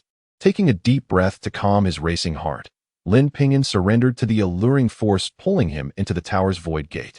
The gateway yawned before him, as deep and unfathomable as an endless abyss, yet he felt no overwhelming fear, for each entry into the copper coin's realm had afforded him similar experiences. While others either shut their eyes tightly or trembled in fear, their faces pale and bloodless. Under such might, even the most talented would feel a sense of reverence. Curiously, Lin Ping'an absorbed the essence of the surrounding void power, akin to the aura emitted by the 9-aperture Wonderstone, yet more vibrant and potent. Legend spoke of those who mastered void power being able to traverse the void at will, even swimming through the rivers of time. If he were to choose spatial power as his foundation during establishment, could he not then navigate the currents of time itself? Perhaps he could visit his father from several years past and bring him back to the present. Would that not be akin to resurrecting the dead? Yet, according to the records of the cultivation realm, spatial treasures were exceedingly rare, often regarded as the supreme treasures of worlds. And many formidable beings utilized them to forge the void and create smaller worlds. If the Linglong Saint had wielded such a supreme treasure while creating the Linglong realm, and if by some fortuitous chance he were to acquire it himself, his heart would undoubtedly race with exhilaration. It would be nothing short of perfection. As he indulged in these fanciful thoughts, an ethereal passage materialized before him, revealing a grand world at its end. This world, with its cerulean skies and azure seas, was adorned with majestic mountains, resembling an immense, unfolding landscape painting. A tremendous force of attraction enveloped him, and in an instant, Lin Ping'an was drawn into this magnificent realm. He found himself in a vast valley, where the tranquility was abruptly shattered by a colossal rift in the sky, from which numerous figures plummeted. Lin Ping'an spotted Guqing and Song Yuanhang falling not far away. Reluctant to engage them directly, He swiftly turned and dashed towards the valley's exit. That brat is fleeing. We must pursue him, Gu Qing exclaimed, immediately taking off after him, with Song Yuanhang hastily following suit. They had yet to fully recover, still feeling somewhat dazed. However, in their eyes, Lin Ping'an was merely a trifling cultivator at the fourth layer of qi, easily crushable with a single hand. Lin Ping'an maintained a steady pace, with the two hot on his heels. You cannot escape today, boy. It would be wise to kneel and beg for mercy. I assure you, your life will be spared, came Song Yuanhang's mocking voice from behind. After fleeing for over 100 miles, Lin Ping'an finally halted before a desolate patch overgrown with weeds. I shall give you one last chance. Flee now, and you may yet keep your life. He turned to face the two, a sneer evident in his gaze. Truly oblivious to your own peril, Gu Qing remarked, glancing at Song Yuanhang with a smile. Brother Song, shall you strike, or shall I? Does your Gu family not harbor a deep-seated grudge against him? Perhaps you should take the lead. But do remember, do not kill him. Our young master has questions for him, Song Yuanhang replied, his lips curling into a grin. Very well, Gu Qing declared, cracking his knuckles as he advanced toward Lin Ping'an. Do not think that your mental prowess can match mine. I am at the 7th layer of qi. A mere spell from me could reduce you to ashes. As he spoke, Gu Qing's hand gestures shifted, and flames erupted from his palm, coalescing into a fiery bird that soared into the air. Firebird technique. This is a mid-tier spell. Surrender now, or you shall. How tiresome, Lin Ping'an interjected, his brows furrowing as he perceived Gu Qing as nothing more than a cawing crow. Experience my firebird technique. Gu Qing's expression turned icy as the flaming bird surged forth, hurtling towards Lin Ping'an. Rather than evade, Lin Ping'an charged directly at the firebird. Has he lost his mind? Does he seek to end his life? Song Yuanhang furrowed his brow, attempting to intervene, but his words were cut short as his eyes widened in disbelief. Upon collision, the firebird erupted in a violent explosion. Yet from Lin Ping'an's hand sprang forth a streak of crimson sword light, moving with such speed that Gu Qing could not react, and even given the chance, he would struggle to evade it. A flash of blood soared into the sky as Gu Qing's head was severed, his face still wearing a look of derision at that moment. Chapter 30. The Dragon's Mansion thud. Song Yuanhang felt a parching dryness in his mouth and swallowed hard. You have concealed your cultivation. You cannot possibly be at the 4th level of qi refinement, he exclaimed in astonishment. No wonder the opponent had remained so composed. It turned out he had been hiding his true strength. At that moment, regret flooded his mind. Had he known, he would not have acted so arrogantly. If he had teamed up with Gu Qing, perhaps there would have been a chance of victory.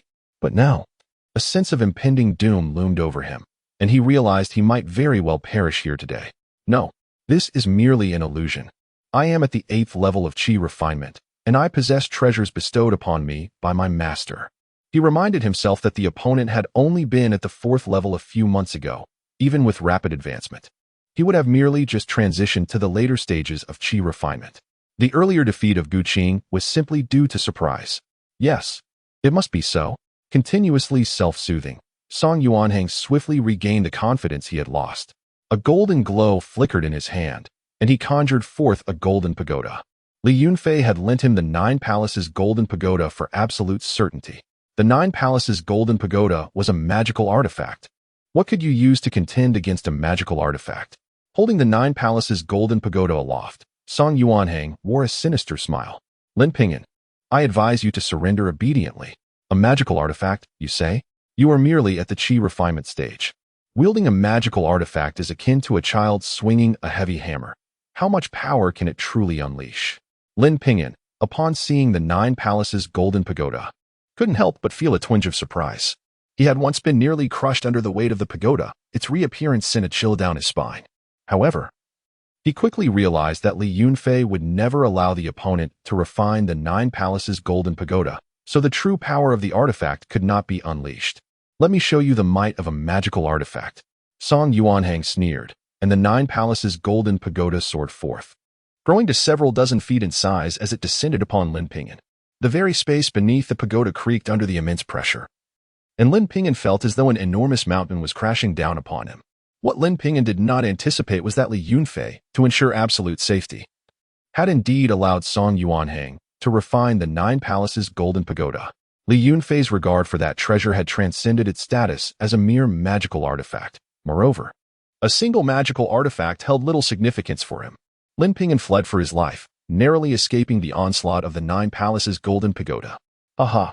Seeing Lin Ping'an's desperate plight, Song Yuanhang could not help but burst into laughter. Kill. Lin Ping'an understood that if he allowed the opponent to continue unchallenged, he might very well be crushed to death. A fiery light shot into the sky, accompanied by the piercing cry of a firebird.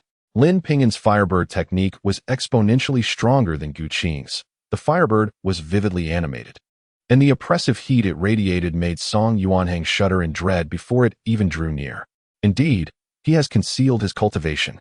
Upon witnessing the firebird technique, Song Yuanhang's initial thoughts were confirmed. He had no opportunity to unleash a second strike with the Nine Palaces' golden pagoda. Instead, he retreated swiftly and exhaled a stream of water light. The water transformed into a shimmering curtain, successfully blocking the firebird technique. The collision of water and fire erupted violently, dissipating the firebird. Yet within that chaos, a blood-red sword light surged forward, striking directly at Song Yuanhang. Not good. He gasped in alarm, shrinking back behind the Nine Palaces' golden pagoda. Clang! The blood-red sword light collided with the Nine Palaces' golden pagoda, producing a resonant metallic sound. What? Song Yuanhang stared in shock at the clear sword mark left on the pagoda. This was a magical artifact. How could it possibly sustain damage? What rank was that sword? Both Song Yuanhang and Lin Ping'an were equally astonished. Lin Ping'an had not anticipated that the blood-red short sword would possess such formidable power, capable of leaving a mark on the Nine Palaces' golden pagoda. After the initial shock came elation. Lin Ping'an's confidence surged as he directed the blood-red short sword to attack relentlessly. He unleashed the three moves of the Xian Yuan 9 swords he had mastered, forcing Song Yuanhang to retreat repeatedly. The Nine Palaces' golden pagoda was now riddled with sword marks, and Song Yuanhang understood that if this continued, his demise was inevitable. You have forced my hand. He grit his teeth, expelling a drop of vital blood. The vital blood fell upon the Nine Palaces' golden pagoda, causing it to swell rapidly. In the blink of an eye, the Nine Palaces' golden pagoda transformed into a towering giant, resembling a colossal mountain suspended in the void. Lin Ping'an felt an overwhelming pressure bearing down upon him and did not hesitate to flee. Boom! The Nine Palaces' golden pagoda crashed down, engulfing an area of several acres. Lin Ping'an felt the weight above intensifying, as if he were the Monkey King trapped beneath the Five Elements mountain, his body beginning to stiffen. Memories of being suppressed by Li Yunfei surged back, igniting a sense of profound crisis within him. Meanwhile, Song Yuanhang, having expelled a drop of vital blood, turned pale, his form visibly withering. His once towering physique shrank away in mere moments. He had employed the blood refinement technique imparted by Li Yunfei, expelling his internal blood essence to amplify the artifact's power tenfold. However, the aftermath left him severely drained, diminishing his combat prowess by half. No, Lin Ping'an roared, realizing that if he were trapped beneath the Nine Palaces' golden pagoda, he would undoubtedly face death. In this critical moment, he poured forth his magical essence into the blood-red short sword, nearly exhausting his entire reservoir in an instant. The hard-earned magical essence he had accumulated was now completely drained, leaving only a parched void within him. The blood-red short sword, having absorbed a vast amount of magical essence, became intensely scorching, rapidly expanding until it reached several feet in length. Flash! Lin Ping'an wielded the blood-red giant sword with all his might, aiming for the Nine Palaces' golden pagoda above. Boom! The blood-red giant sword collided with the Nine Palaces' golden pagoda. The pagoda was sent flying, crashing down into the ruins. A massive crater appeared in the rubble, and water began bubbling up from within. The blood-red giant sword, having expended all its power in the collision, shrank back down to its original foot-long size. Lin Ping'an was hurled away by the ferocious shockwave, crashing heavily to the ground. You. Song Yuanhang's face changed dramatically upon witnessing this scene. He had believed he would surely crush Lin Ping'an this time, yet he had failed once more. Now that the opponent had survived, he felt his own demise looming. You are finished. Lin Ping'an scrambled to his feet, brandishing the blood-red short sword as he charged towards Song Yuanhang. Although his magical essence was depleted, he had replenishing elixirs at his disposal, allowing him to swiftly regain significant power. He understood the principle of seizing the opportunity when the enemy was weak, and he offered no respite to Song Yuanhang. You cannot kill me. I possess a teleportation talisman. Song Yuanhang was left with no choice but to draw out the talisman, preparing to shatter it. Lin Ping'an knew that allowing the opponent to escape would pose a massive problem. However, he could do nothing to prevent the use of the talisman.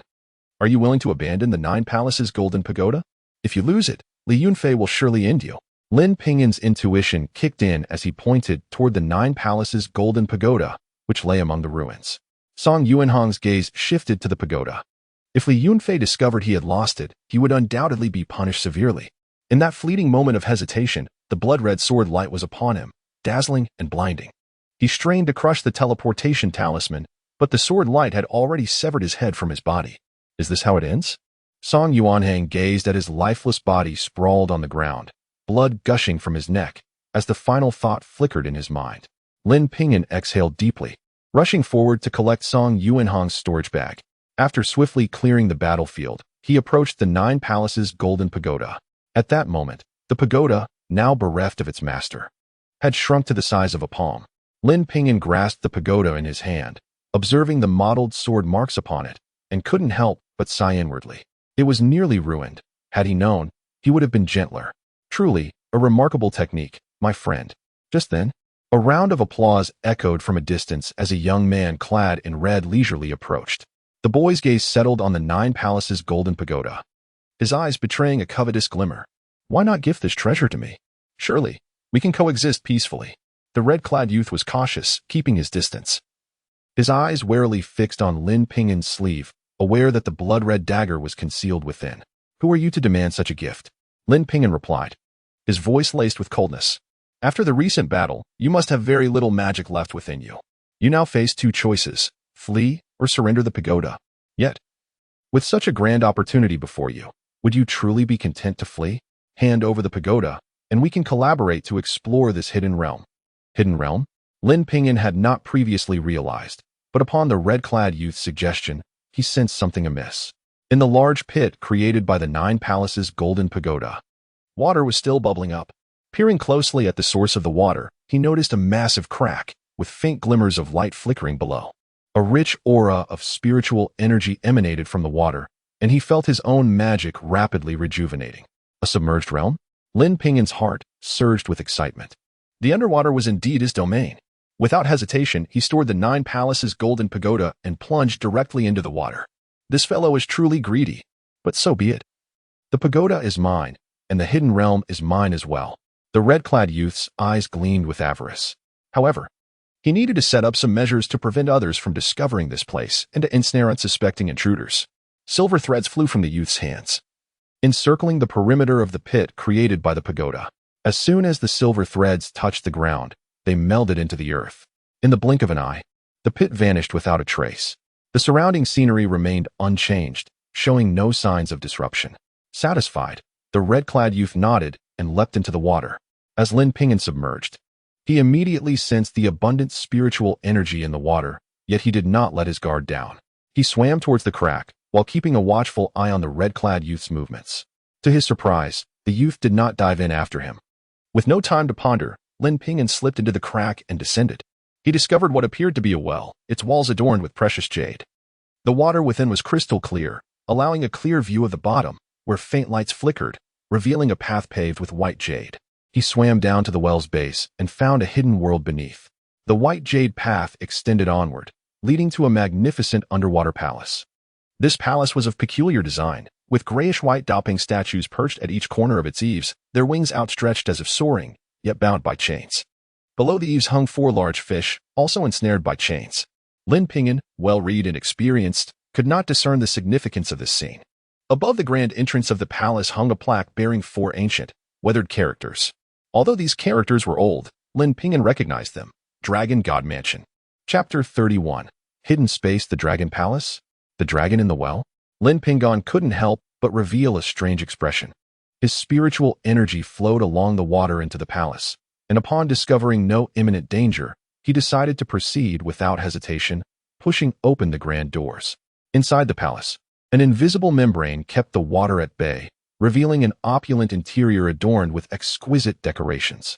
Every item was crafted from gold and jade, including an enormous bed entirely sculpted from a single piece of blood-red jade. The bed emanated a warm, fiery aura, exuding an extraordinary presence. As Lin Ping'an approached and gently caressed its surface, a wave of warmth surged into his body, circulating within him, seemingly enhancing his physical form. If he were to meditate on this bed daily, it could unknowingly fortify his physique. Lin Ping'an's eyes sparkled with excitement. Stop! Just as Lin Ping'an was about to claim the bed for himself, a voice filled with fervor echoed through the chamber. He frowned slightly and turned towards the source of the sound. There stood the young man in red, his expression brimming with excitement, his eyes fixated on the bed, breathing somewhat erratically. That is fire spirit Xianjade. The entire block of it. If only I could have a small piece. I could establish a foundation in the fire path. His gaze was so intense it seemed he would devour the bed whole. Lin Ping'an was taken aback upon hearing the name.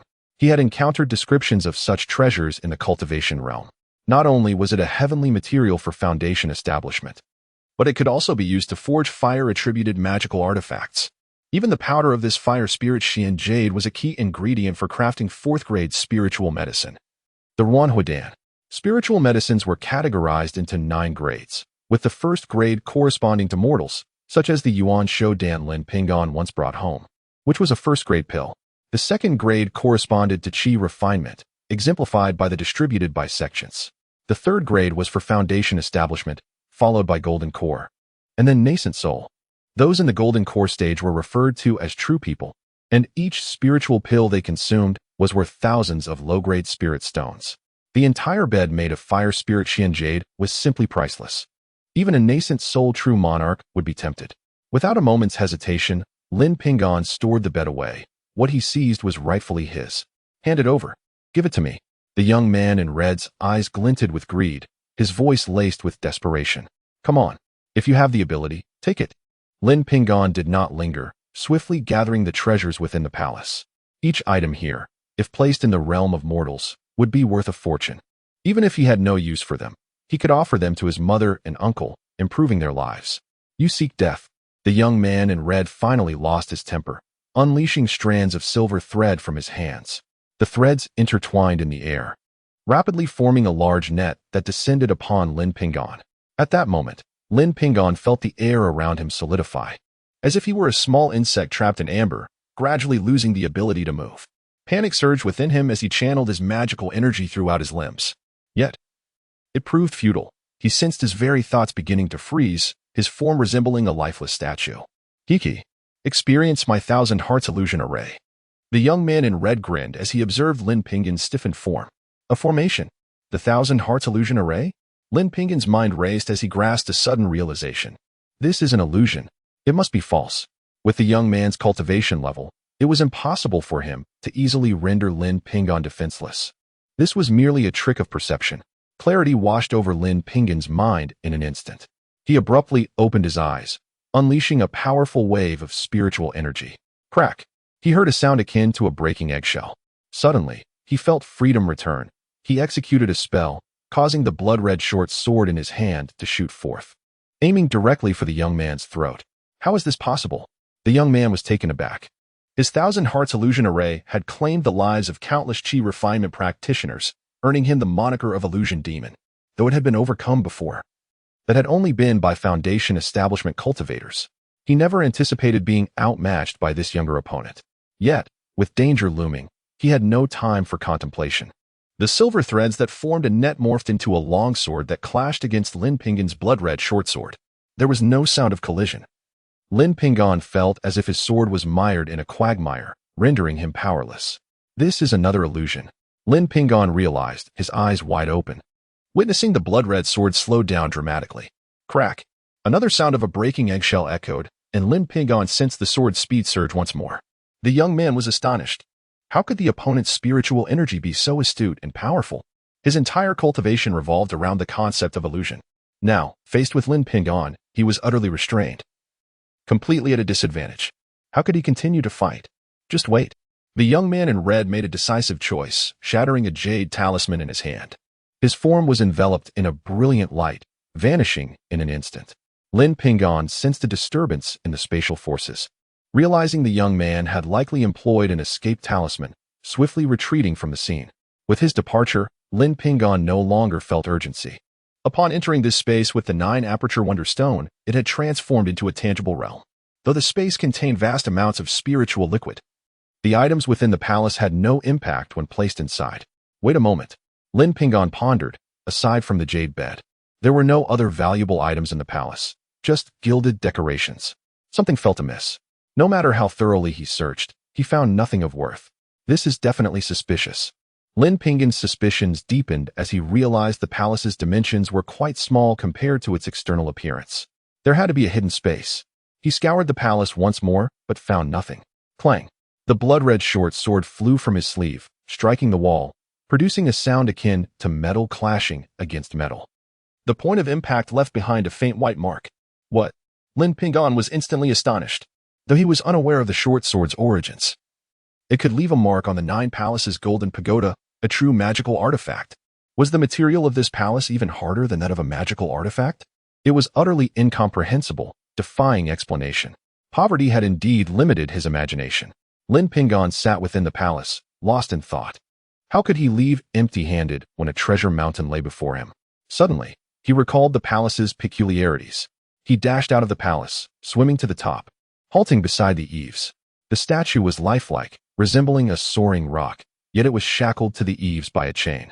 The other end of the chain plunged downward, securing a massive fish. This fish, akin to a whale from the depths of the sea, had its mouth agape, seemingly inhaling the very essence of the world. Could this be the Kunpeng? The statue depicted the separation of the Kun and the Peng, binding them together. There must be a reason for this. He gently tugged at the chain, and to his surprise, it moved effortlessly. As he pulled, an odd sound emanated from within the fish's body.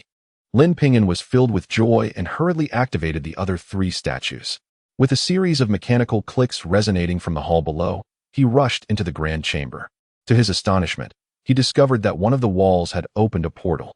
Indeed, Lin Ping'an was ecstatic. However, instead of entering immediately, he cautiously extended his spiritual energy into the portal. Not sensing any danger, he proceeded inside. As he stepped through, he realized that the space within was even more expansive than the exterior. Before him lay the colossal corpse of a dragon, measuring over 10 zhang in length.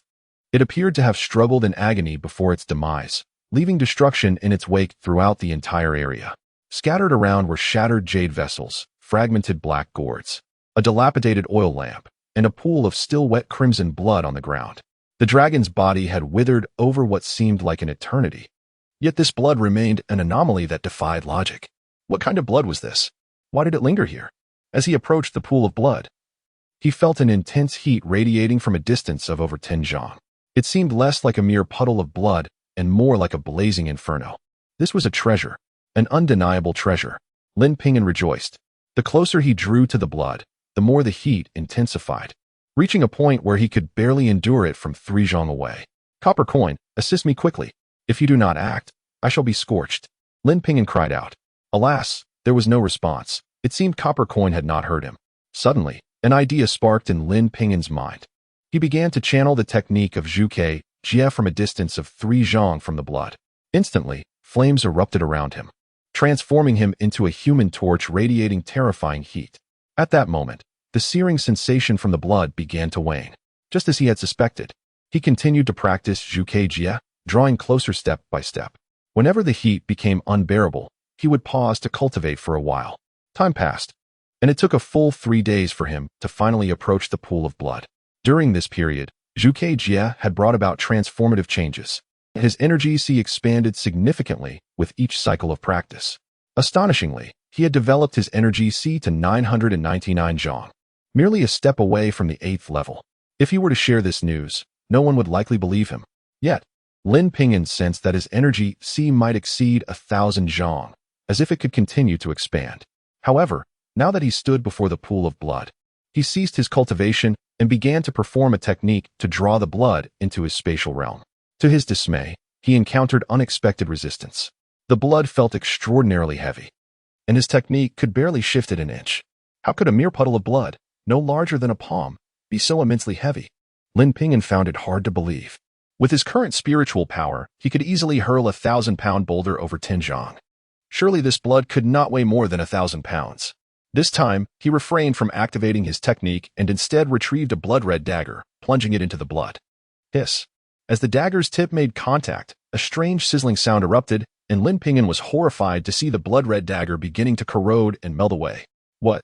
He gasped in shock, hurriedly withdrawing the dagger. Upon inspection, he noticed the tip was riddled with countless tiny holes from the corrosion, leaving him in disbelief. The blood-red dagger was capable of damaging artifacts. What kind of blood was this? Lin Ping'an was both astonished and troubled. If he could not take this blood, what use would it be, no matter how extraordinary? Chapter 32.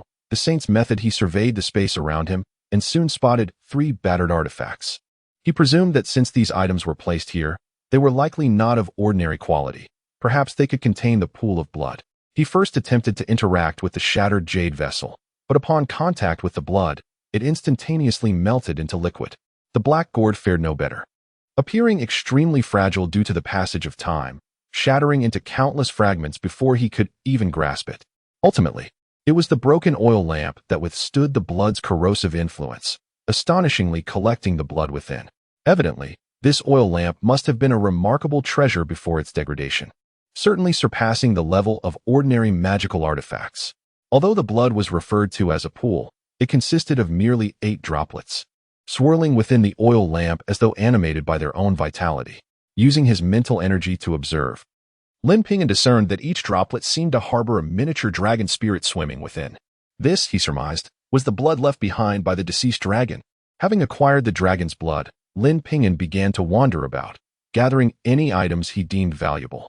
Eventually, he arrived before the dragon's corpse, gently tapping it. It emitted a distinct thud.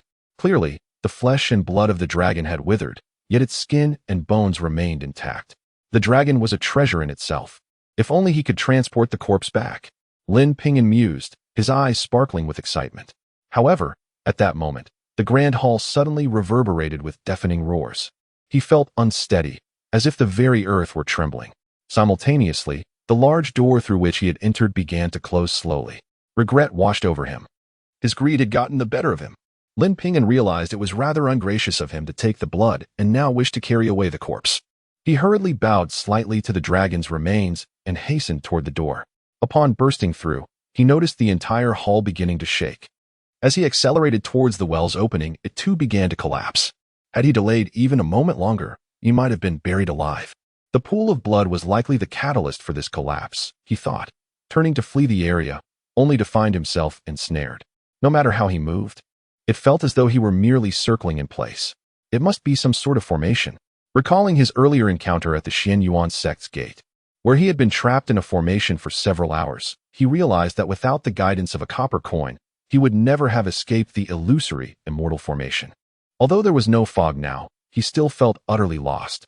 Knowing it was a formation made it manageable.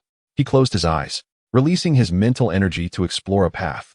Indeed, he soon found his way out of the temporary formation set by the red-clad youth. The formation had not been easily dispelled. It was merely that the youth's mental prowess was inferior to Lin Ping'an's, allowing him to uncover its secrets. If a true master of formations had devised it, Lin Ping'an might never have found his way out. 3 days had passed, during which this area had seen no other cultivators. Lin Ping'an encountered no one and relished the solitude, beginning to seek his own fortunes within the mountains. However, it appeared that the place had already been thoroughly scavenged, and after a day of searching, he discovered nothing of value. He climbed a high peak and gazed around. In the distance, he perceived what seemed to be a towering mountain suspended in the sky. The peak resembled a colossal bird, as if drawn by some unseen force, gracefully drifting through the air like a great rock soaring across the heavens. Waterfalls cascaded down its slopes, plummeting to the earth below, evoking the image of the Milky Way descending from the heavens, a true celestial abode. At his current level, Lin Ping'an was capable of flying with a flying sword. Although his energy reservoir had expanded sufficiently and his magical power was substantial, his mental energy lacked the strength for sustained flight. Nevertheless, ascending that mountain was not beyond his means. Beneath the peak lay a vast lake, its waters rippling in undulating waves. However, from afar, the lake's shape appeared remarkably peculiar, resembling a gigantic hand. It was as if someone had struck down from the heavens, leaving a colossal handprint upon the earth. Yet this handprint was so immense that it exceeded the limits of human imagination. Curiosity piqued, he sprinted toward it. The closer he approached, the more astonished he became. for the enormity of the handprint was beyond his expectations. Could this be the handiwork of the illustrious saint? Upon reaching the handprint, he discovered that it was indistinguishable from a vast expanse of shimmering waters. Even the peak suspended above seemed minuscule in comparison. Signs of other cultivators began to emerge. A small boat traversed the lake, engaged in a fierce battle with a monstrous fish several meters long. Others pursued a vibrant spirit deer, its massive antlers radiating a kaleidoscope of colors, unmistakably extraordinary. At that moment, Lin Ping'an felt the copper coin at his chest grow warm, as if responding to something. He paused, taken aback. The warmth indicated the presence of something remarkable. He began to search meticulously, combing through the waters and the surrounding shores, yet found nothing of interest. Stopping in his tracks, he pondered. Could the copper coin be pointing to this handprint?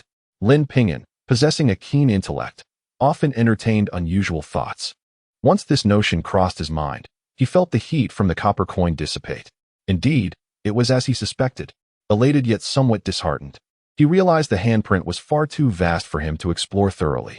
Did he truly need to delve into the depths of the lake, inch by inch? Then a brilliant idea struck him.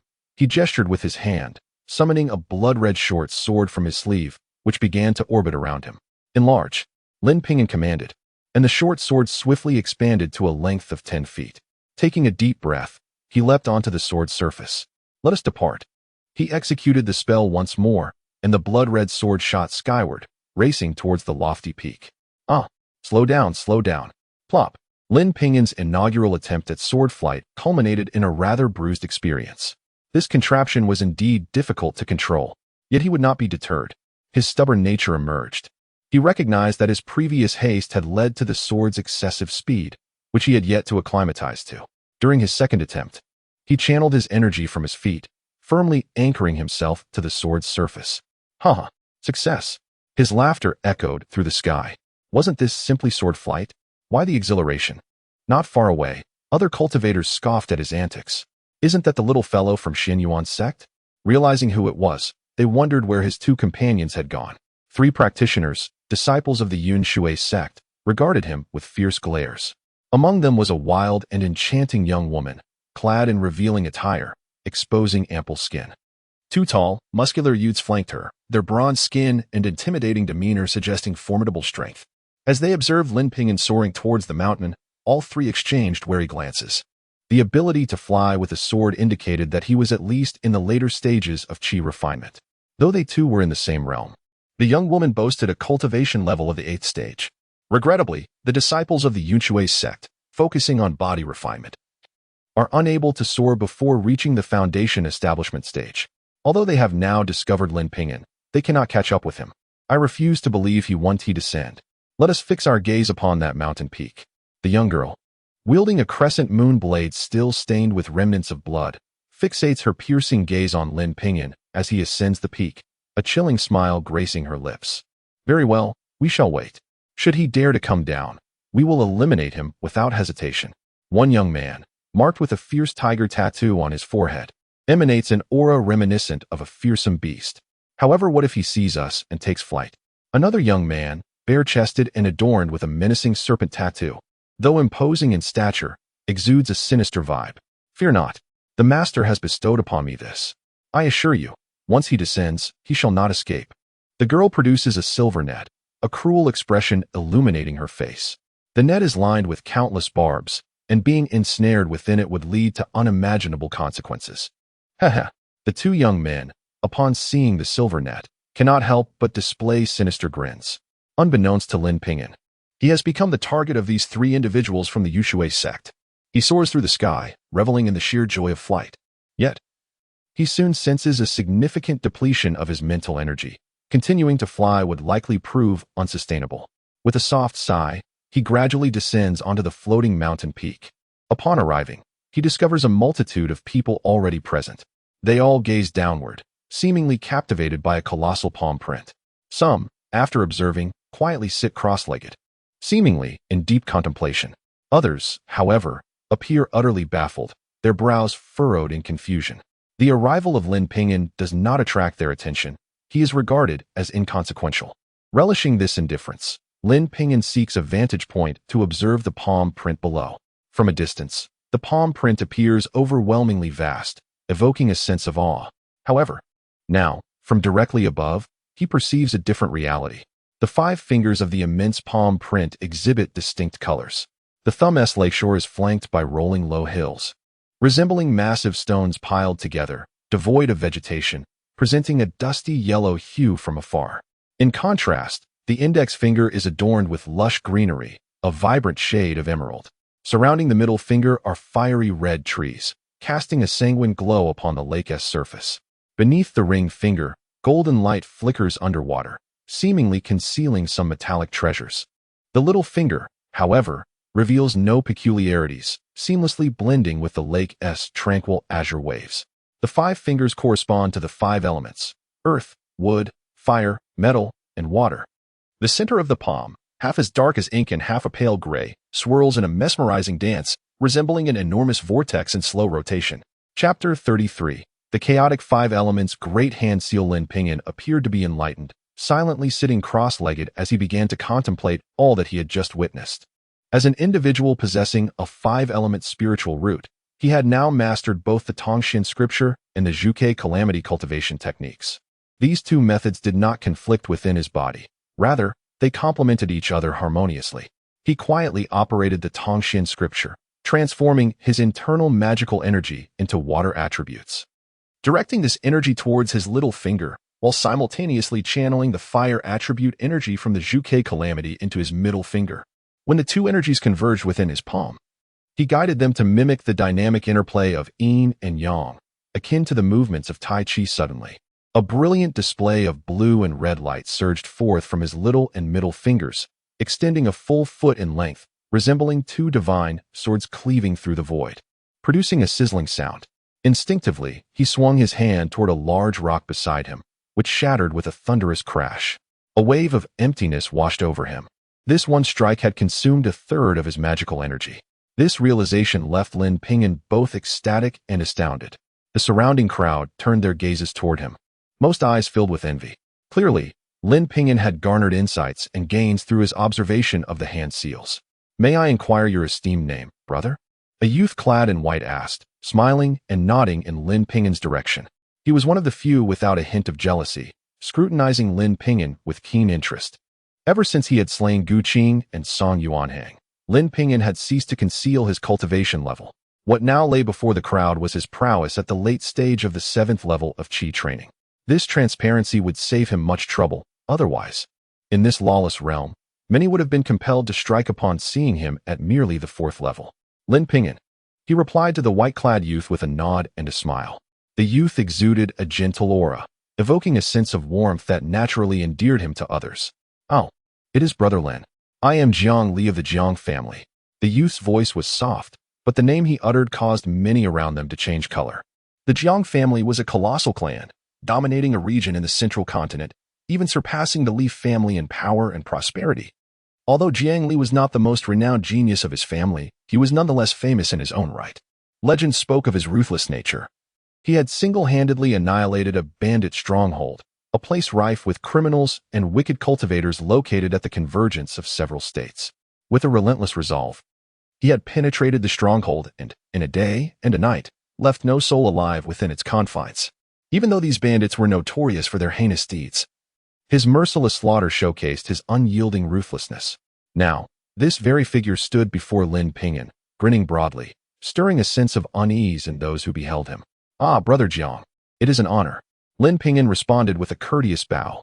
His words were merely a formality, yet Jiang Li took them to heart, believing Lin Ping'an had indeed heard of his infamous reputation.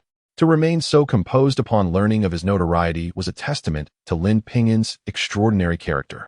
No wonder he could grasp the essence of the chaotic 5 elements Great Hand Seal.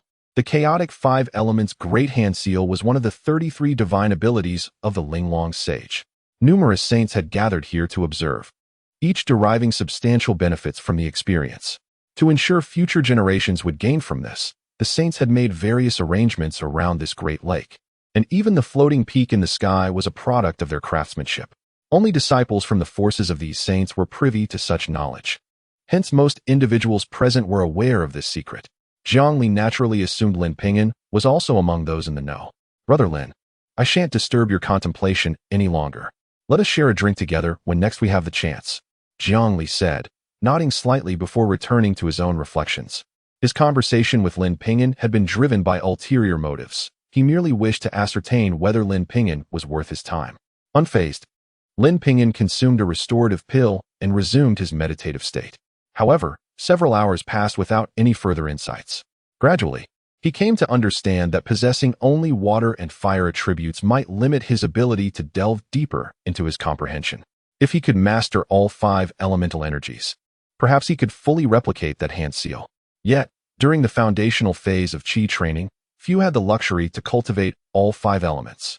And even if they wished to, they required corresponding spiritual roots. In Lin Ping'an's view, those so-called heavenly spiritual roots or mutated roots were unlikely to grasp such profound techniques in their lifetimes. Only he, with his mixed 5-element spiritual root, held any hope of achieving this. Of course, even if he could not fully comprehend it, extracting some inspiration and experience from it was already a rare fortune. Especially since this was the handiwork of a sage. With a sigh of resignation, Lin Ping'an relinquished his pursuit of enlightenment and leapt directly into the lake below. He felt the need to experience the essence of that hand seal firsthand. Perhaps proximity would elevate his understanding. Is he truly giving up? Zhongli furrowed his brow as he watched Lin Ping'an leap down.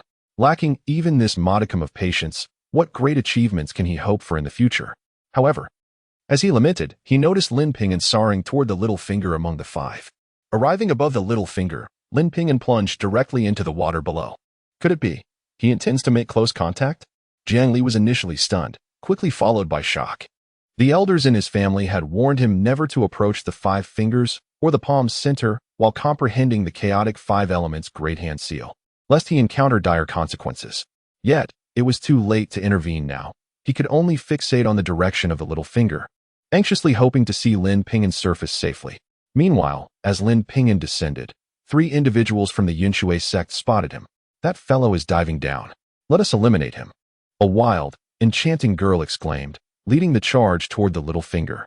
The trio, enveloped in a golden yellow aura, bulldozed through trees and boulders without a hint of hesitation. Boom.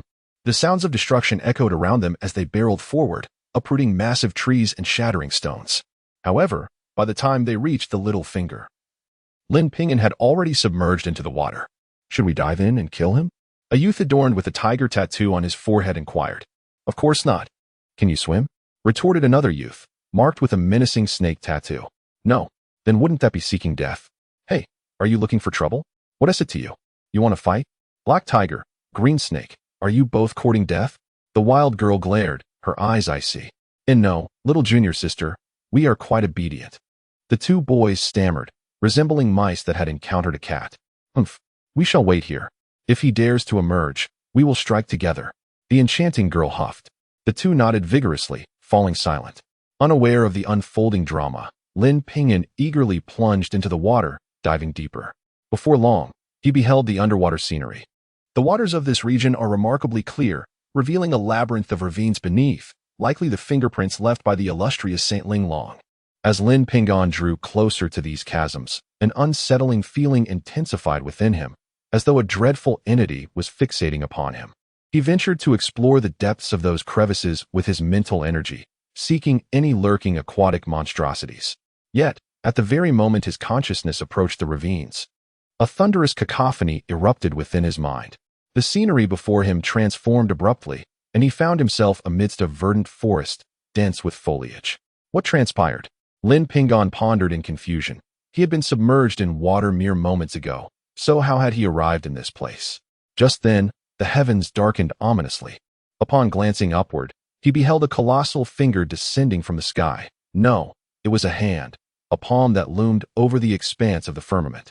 The enormity of the finger was such that it nearly obscured the entire sky, rendering it the only discernible feature.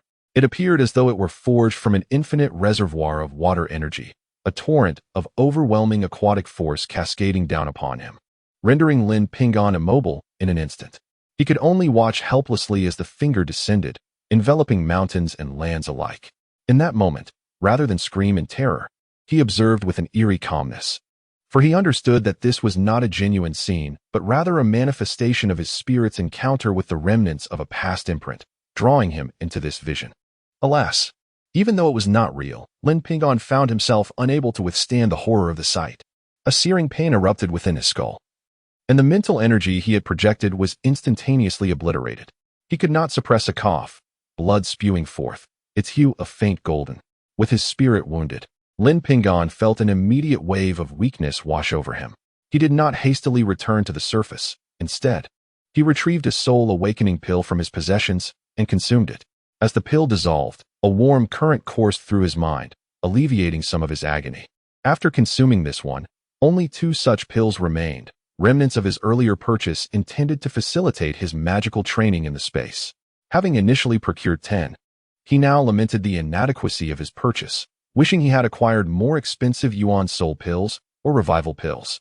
Gradually, he began to recover, lingering underwater for an entire hour before he sensed the pain finally dissipate. Meanwhile, on the mountain peak, Jiang Li sighed softly and resumed his meditative posture, convinced that Lin Ping'an had perished beneath the waves. Lin Ping'an, however, did not rush to the shore. He continued to rest underwater, sensing an impending danger lurking above, as if peril awaited him at the water's edge.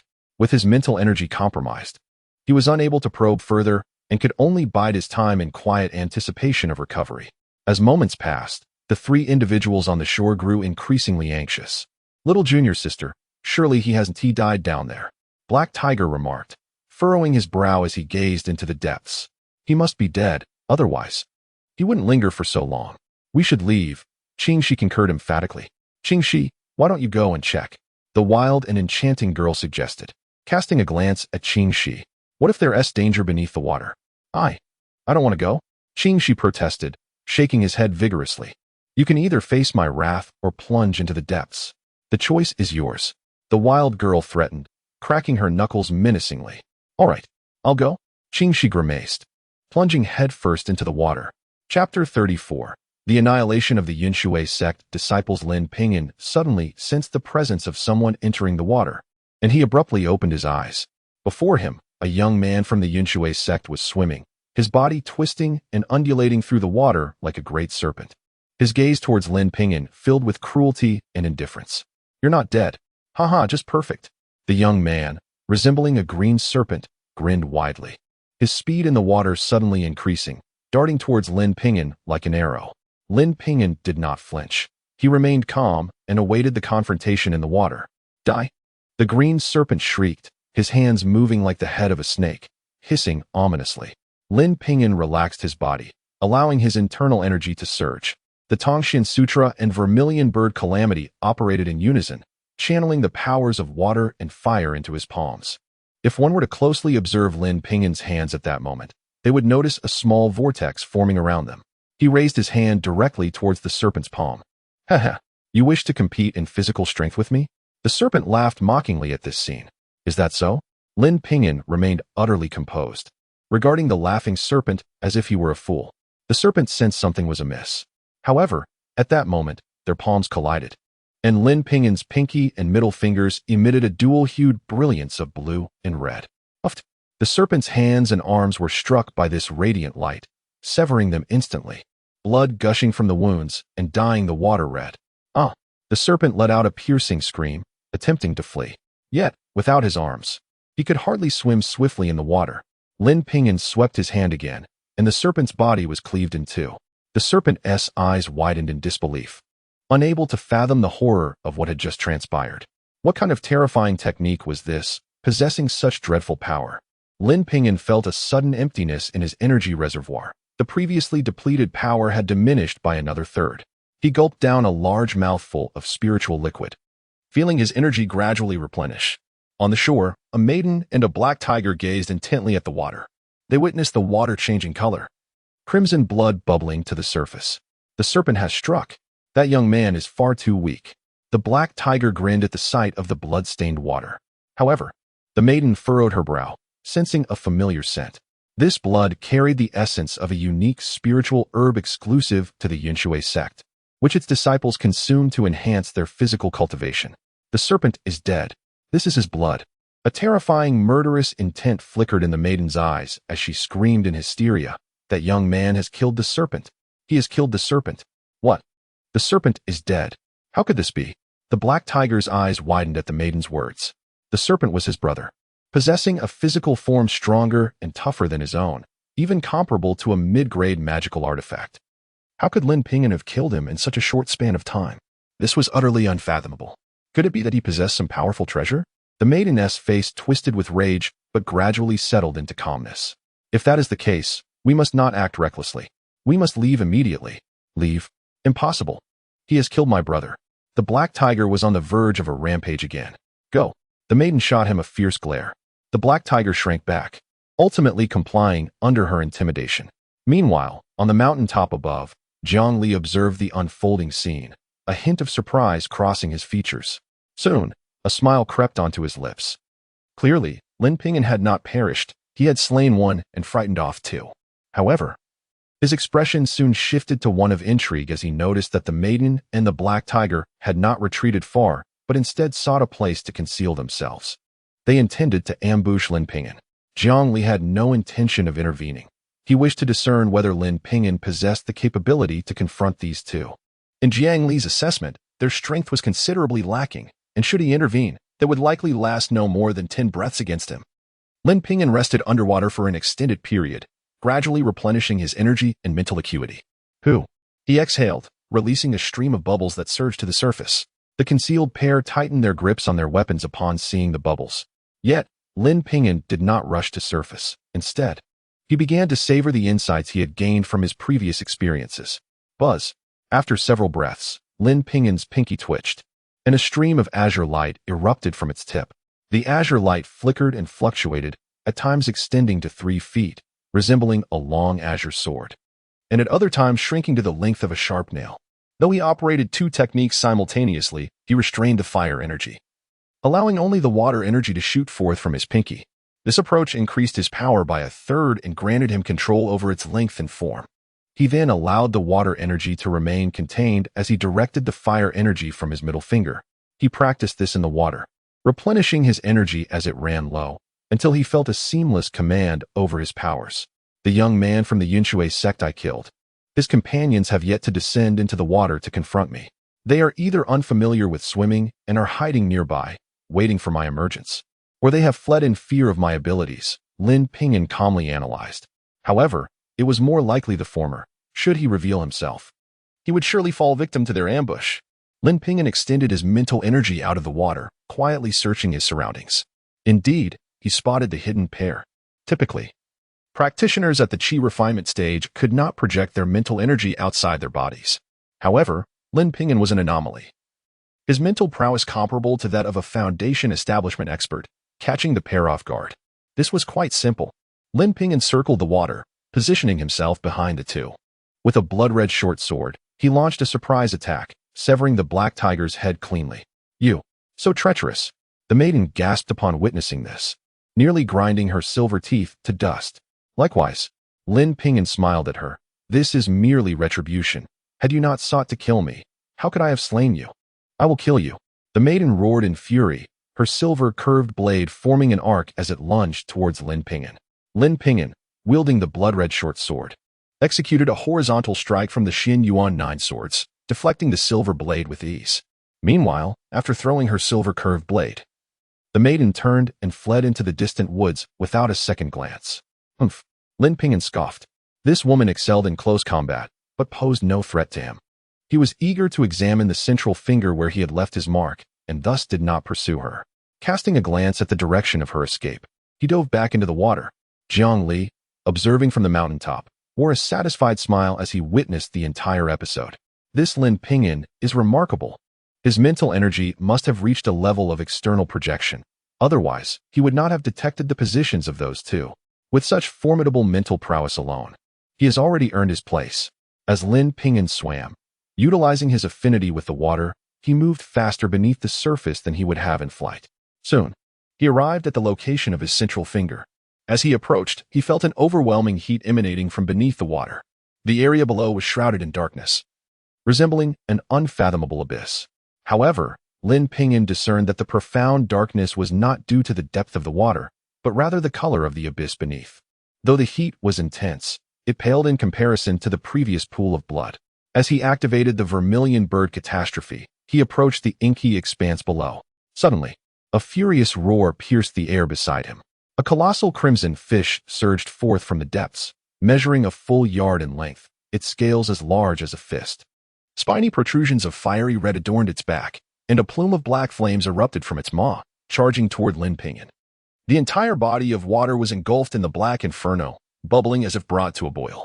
Sensing a grave danger, Lin Ping'an swiftly transformed and darted through the water, narrowly evading the searing flames. With a decisive gesture, he invoked a spell. Summoning the blood-red short sword and unleashing the formidable technique, Jade Rainbow, pierces the sun from the 9 swords of profound origin. In an instant, a scarlet beam of light pierced through the fish's body, causing a fountain of blood to erupt as the fiery creature let out a mournful wail, thrashing in the water before gradually succumbing to its wounds. This was a third-tiered demonic beast, the dragonbone flame fish. Lin Ping'an recalled the accounts from the cultivation realm regarding demonic creatures. Within this flame fish resided the melting fire pearl, a rudimentary foundational spiritual object. Though it was the most basic of its kind, it still held a value of 500 low-grade spirit stones. Elated, Lin Ping'an severed the head of the dragonbone flame fish and, indeed, discovered a pearl the size of a fist within. The orb was exceedingly hot, adorned with dark spots, and felt heavy in his hand, weighing over 100 pounds. After vanquishing the dragonbone flame fish, Lin Ping'an, much like in the shallow waters before, employed his mental prowess to probe the depths. Suddenly, a cataclysmic scene unfolded before his eyes. It was as if the world were coming to an end, with endless flaming meteors cascading from the heavens, engulfing the entire realm in their fiery embrace. Chapter 35. Jiang Li's invitation. Though Lin Ping'an had prepared himself for this encounter, he still felt as though his head had been struck by a heavy object. Were it not for the water surrounding him, he might have collapsed onto the ground. Blood seeped from his eyes, ears, mouth, and nose, rendering him in a dazed state. He gritted his teeth, etching the scene into his memory before swallowing a medicinal pill to begin his recovery. As for the other fingers, he hesitated, pondering whether to continue observing. Would these repeated mental shocks hinder his future cultivation? Ultimately, he decided that having gained so much already was a stroke of fortune. He must learn to be content. Lin Ping'an resolved to abandon his quest for further exploration. A day later, he ascended once more to the lofty peak suspended in the heavens.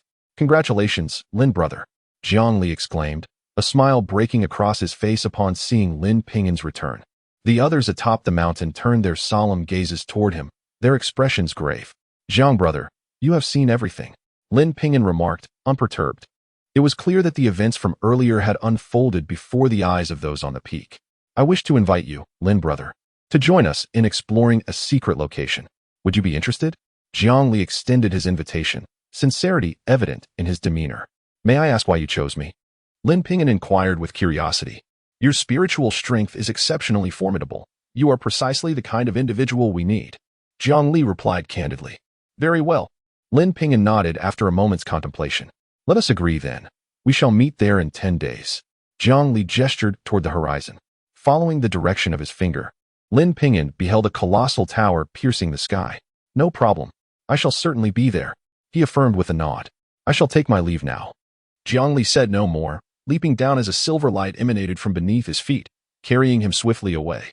Once Jiang Li departed, the others on the peak turned their gazes toward Lin Ping'an, many eyes filled with envy and jealousy. Lin Ping'an paid no heed to their stares, but instead directed his attention to the vast lake below. After gazing for quite some time without further insights, he decided against lingering and descended the mountain, setting off toward the agreed-upon colossal tower. As he journeyed, he began to organize the spoils he had acquired within the Linglong realm. He had vanquished Gu Qing, Song Yuan Hang, the Green Serpent, and the Black Tiger, accumulating a total of 5 storage bags. The sheer volume of wealth nearly caused him to grin uncontrollably. Among his findings were over 300 low-grade spirit stones, an abundance of medicinal herbs, and a dozen talismans, altogether worth a substantial fortune. Moreover, he had obtained a magical longsword, 2 pieces of enchanted clothing, and a 9-palace golden pagoda. Additionally, there was a uniquely crafted heavy hammer, a silver curved blade, and a pair of black iron hooks, all contributed by the 3 members from Yun Shui sect. Particularly notable was the silver curved blade, which, despite clashing with a blood-red short sword, remained unscathed. Excluding the 9-palace golden pagoda, Selling the other treasures would yield significant foundational materials for cultivation. Not to mention, he had acquired a fire spirit Xian jade bed, numerous treasures, and 8 drops of blood from the Dragon Mansion. This venture had proven immensely fruitful. Even if he were to leave the Linglong realm now, he would be utterly satisfied. Suddenly, Lin Ping'an's gaze lifted to see 3 figures soaring through the sky. They were surrounded by crackling lightning, exuding an overwhelming aura of power. It's them, Lin Ping'an thought, hastily lowering his head. The 3 individuals belonged to the Shengxiu sect, and he distinctly remembered the discomforting way one of the youths had looked at him. Fortunately, the trio seemed too preoccupied to notice his presence, their expressions grave as they raced ahead, their speed surpassing that of typical qi refining disciples. What urgent task could be driving their haste? Lin Ping'an's curiosity was piqued, and he quickened his pace, trailing them from a distance. However, their speed proved too great. After a while, he lost sight of them. Forget it, Lin Ping'an sighed, relinquishing his pursuit. As he prepared to redirect himself toward the colossal tower, a sudden, thunderous explosion echoed in the distance, seemingly originating from the direction the Shengxiu trio had gone. He hastened toward the source of the sound, soon arriving at a vast valley adorned with towering palaces and pavilions, their immense size suggesting they were meant for giants rather than humans. Before one of the tallest palaces, a fierce battle raged among a dozen figures, including the 3 Shengxiu disciples. They teamed up with a burly man, successfully fending off the assaults of their numerous adversaries and even gaining the upper hand.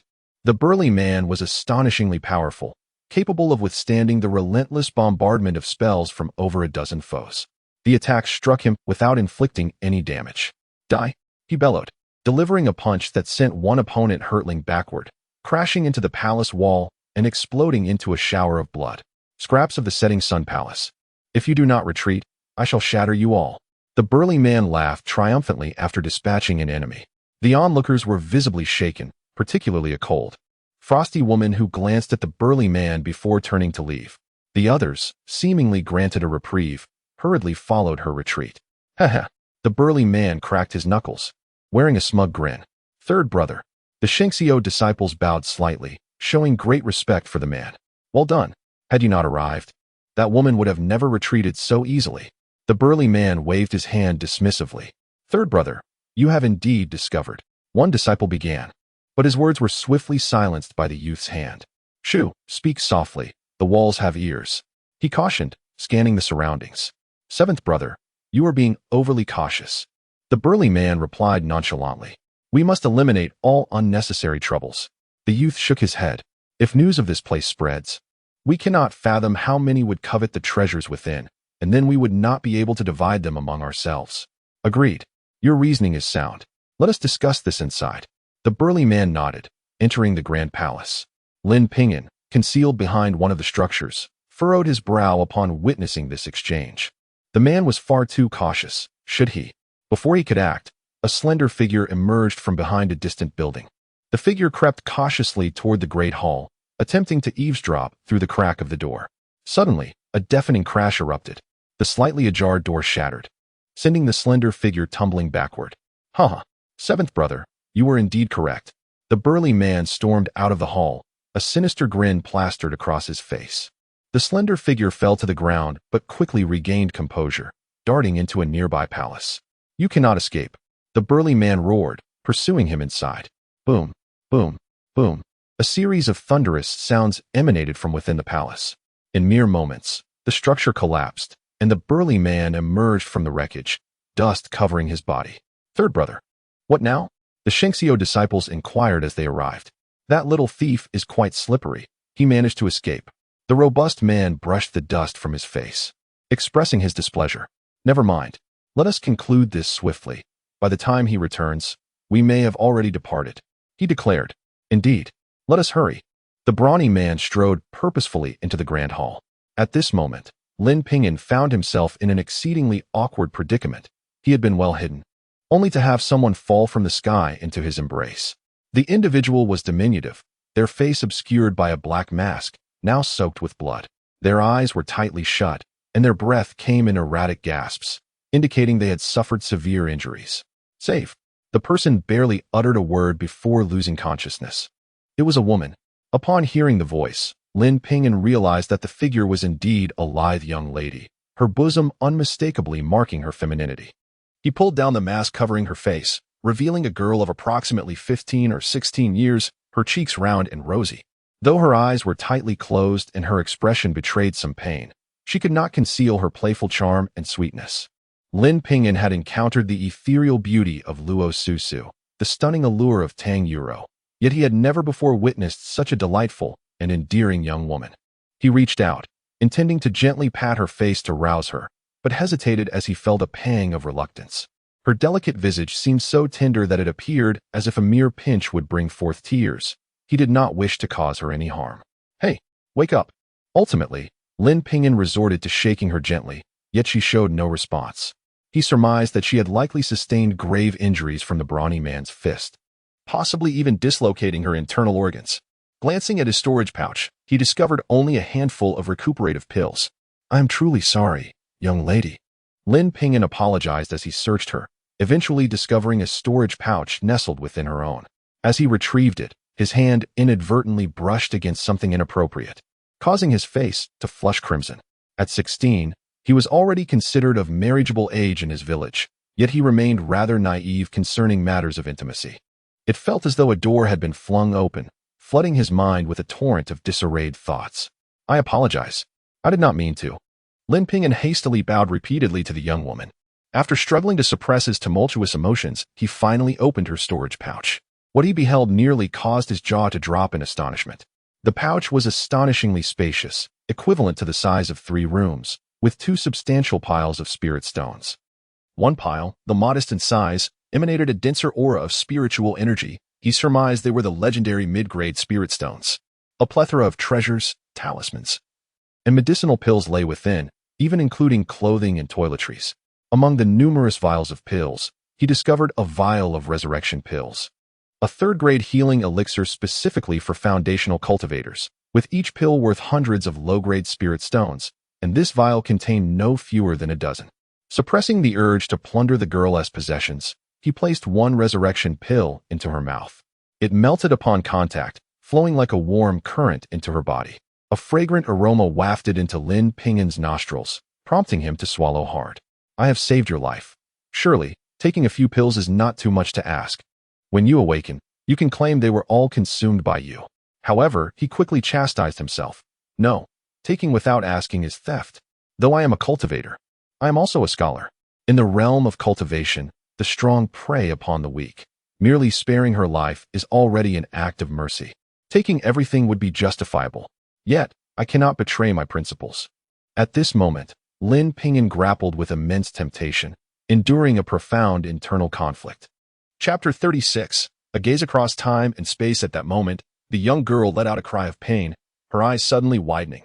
Upon realizing she was lying in Lin Ping'an's embrace, she was taken aback and hurriedly reached to touch her chest. It was then she noticed Lin Ping'an clutching a storage bag and a pill bottle, his expression rife with turmoil.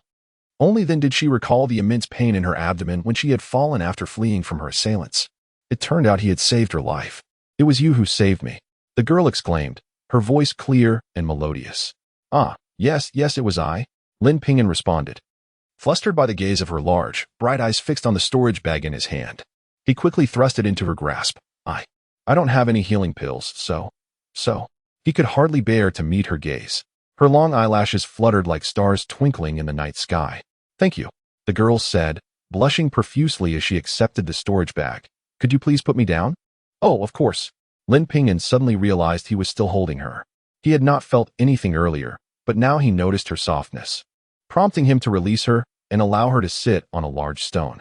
"Yao Xia, I am deeply grateful for your life-saving assistance." The girl nodded at Lin Ping'an. "It's nothing at all," he said, gesturing dismissively. Seeing Lin Ping'an's panicked demeanor, Yao Xia couldn't help but chuckle. "May I ask which sect you belong to?" "I am Lin Ping'an of the Xianyuan sect." "The Xianyuan sect? The one whose foundation has been destroyed?" she inquired. "Yes." They exchanged questions and answers, and the girl revealed her own identity and origins.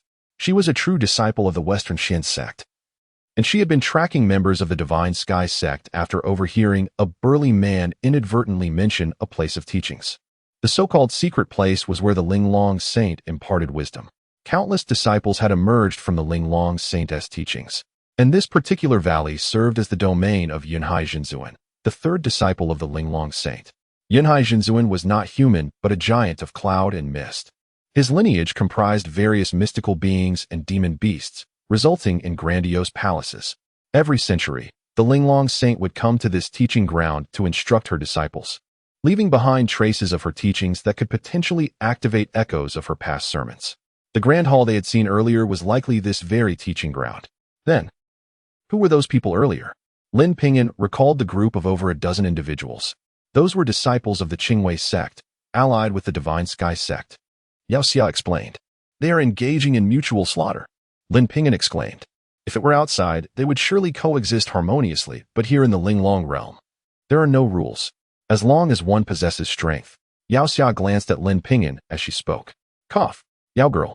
Please don't look at me like that. I am not the person you think I am. Lin Ping'an cleared his throat. I know. If you were a villain, I would have. Yao Xia's face flushed, and she did not continue. How about we go take a look ourselves? Lin Ping'an felt a surge of curiosity upon hearing about the teaching ground. My injuries are quite severe. I cannot move for now. Yao Xia shook her head slightly. Then you rest here. I will go alone. Lin Ping'an declared before dashing out. He cautiously approached the grand hall, releasing his spiritual energy to sense for any ambush within. Yao Xia watched Lin Ping'an's retreating figure, unable to suppress a smile. This Lin Ping'an is truly an oddity. If it were anyone else, she felt fortunate to have encountered him. Otherwise, even if she survived today, she would likely have fallen into the hands of others. Her identity could intimidate the petty in the outside world, but within the Linglong realm, it would likely become a liability. A person from a declining minor sect turned out to be so intriguing. Wait, my storage bag. Yao Xia's face turned crimson, a mix of embarrassment and anger. Yet, if he hadn't taken my storage bag, I probably wouldn't be conscious right now. I cannot blame him. I should be grateful. Meanwhile, Lin Ping'an had reached the entrance of the grand hall. Through his spiritual exploration, he detected that the 4 members of the Divine Sky sect were absent from within. He cautiously ventured inside and discovered a large door at the back of the hall. The door loomed dark, seemingly leading to an unknown space. It bore signs of violent tampering, undoubtedly by the 4 members of the Divine Sky sect. Upon approaching the door, he found it led to a pitch-black passageway, with faint glimmers of light flickering at its end. Gritting his teeth, Lin Ping'an stepped into the passage, treading carefully. However, he encountered no dangers as he proceeded several hundred feet, arriving at a vast cavern that had evidently hollowed out the entire mountain. In the center of the cavern stood a statue of white jade, surrounded by over 100 large meditation cushions. He realized this must be the teaching ground. He could envision the various massive beings seated quietly on the cushions during teachings, while the Linglong Saint would appear at the statue's position, imparting wisdom to her disciples. At that moment, the 4 members of the Divine Sky sect were gathered before the white jade statue, seemingly locked in a dispute. As Lin Ping'an extended his spiritual energy closer, his expression shifted dramatically. He sensed a formidable pressure emanating from the statue, causing his spiritual energy to recoil violently before it could approach. How can this be? Is the white jade statue sentient? Is it alive? A strange thought crossed Lin Ping'an's mind. No, that cannot be the case. He quickly shook his head. He cautiously approached again, this time taking a wide arc to position himself directly in front of the statue. Indeed, the overwhelming pressure ceased to repel him. His spirit surged as he placed his energy upon one of the cushions. Boom. The moment his spiritual energy landed, a resounding roar echoed, reverberating in his heart like the tolling of a great bell. Lin Ping'an felt a sudden clarity, realizing he was now seated cross-legged on a cushion. Surrounding him was a cacophony of peculiar beings, all shouting in unison. Silence! Silence! A voice of great authority rang out. Lin Ping'an turned to see an immense giant in white armor, towering at 100 feet, commanding the attention of the chaotic crowd from a high platform. However, his words had little effect. The beings continued their raucous behavior. The master is about to arrive. If you wish to avoid expulsion, be quiet. The giant bellowed in anger. Upon hearing the term master, the crowd fell silent. The giant let out a sigh of relief and descended from the platform to sit cross-legged on the first cushion below. Lin Ping'an glanced around and found himself next to a creature with a human body and a dragon's head, adorned in resplendent golden armor, holding a massive oil lamp. The lamp appeared hauntingly familiar, as though he had seen it somewhere before. Could it be? Lin Ping'an recalled the dragon's lair and the deceased river dragon, the bloodstains, and the shattered oil lamp. What a coincidence. His senior brother is truly deceptive. Master left for the chaotic sea 3 days ago and is likely still on the way now. The otherworldly being with the dragon's head whispered softly to the oil lamp. Why don't we escape? Once we flee the Linglong realm, we shall be free. From within the oil lamp emerged a small figure of flame, enticing the dragon-headed being. With the spells and powers you've acquired in the Linglong realm, we could seize a vast ocean territory, and then you may indulge in the offerings of young boys and girls. I can also assist you in refining that Linglong blood tower. This seems ill-advised. If Master and Senior Brother discover our intentions, I would face dire consequences. The dragon-headed being shook its head in protest. What is there to fear? With me at your side, I can help you conceal your aura. The fiery figure urged. Opportunities such as this are fleeting. If we hesitate, we may never have another chance. Very well. I shall heed your counsel, but you must assure me. Rest assured under the allure of the fiery figure. The dragon-headed being stealthily slipped away. Lin Ping'an watched in utter confusion, pondering the meaning behind it all. Suddenly, petals began to drift down from the sky, accompanied by melodious celestial music resonating throughout the realm. As Lin Ping'an reached out to catch the petals, he discovered they passed through his hand, devoid of substance. Heavenly petals. The music of the great Tao, he mused.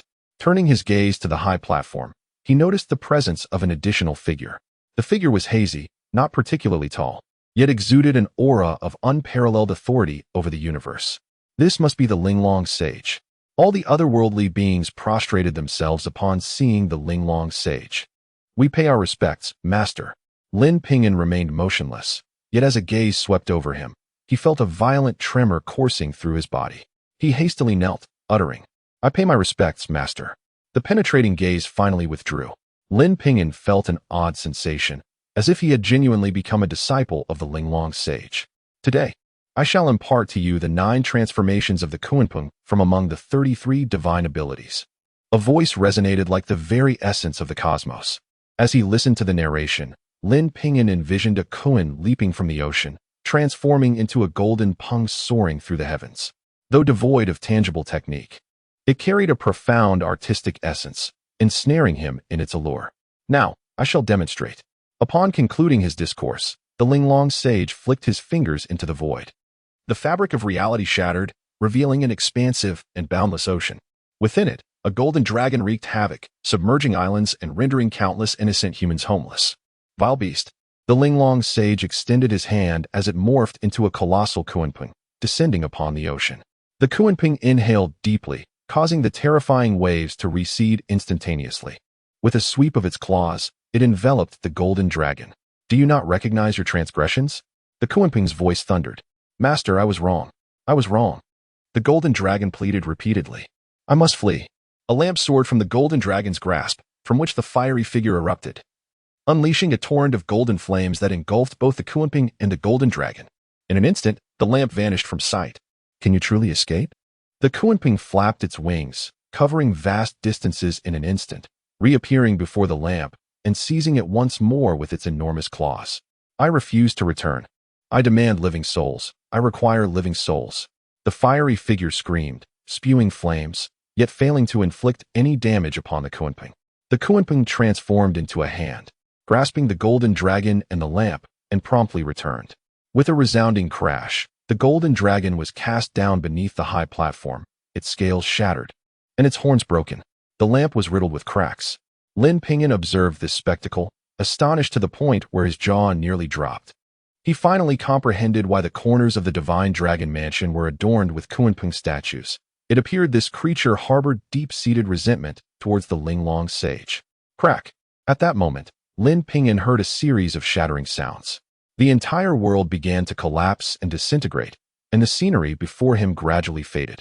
He looked up to find the Linglong sage gazing directly at him, those profound eyes shimmering with an unusual light. Separated by countless millennia, their eyes met, evoking an utterly surreal sensation within Lin Ping'an. Chapter 37. Betrayal among brothers. Lin Ping'an was suddenly awakened by a furious roar, only to find himself drenched in sweat. His mind clouded. You 3 scoundrels actually. At that moment, Lin Ping'an saw before the white jade statue a burly man being pierced through the body by a sword wielded by a young child, the blade protruding from his chest as blood gushed forth uncontrollably. Third senior brother, do not blame us. The discovery here is too astonishing.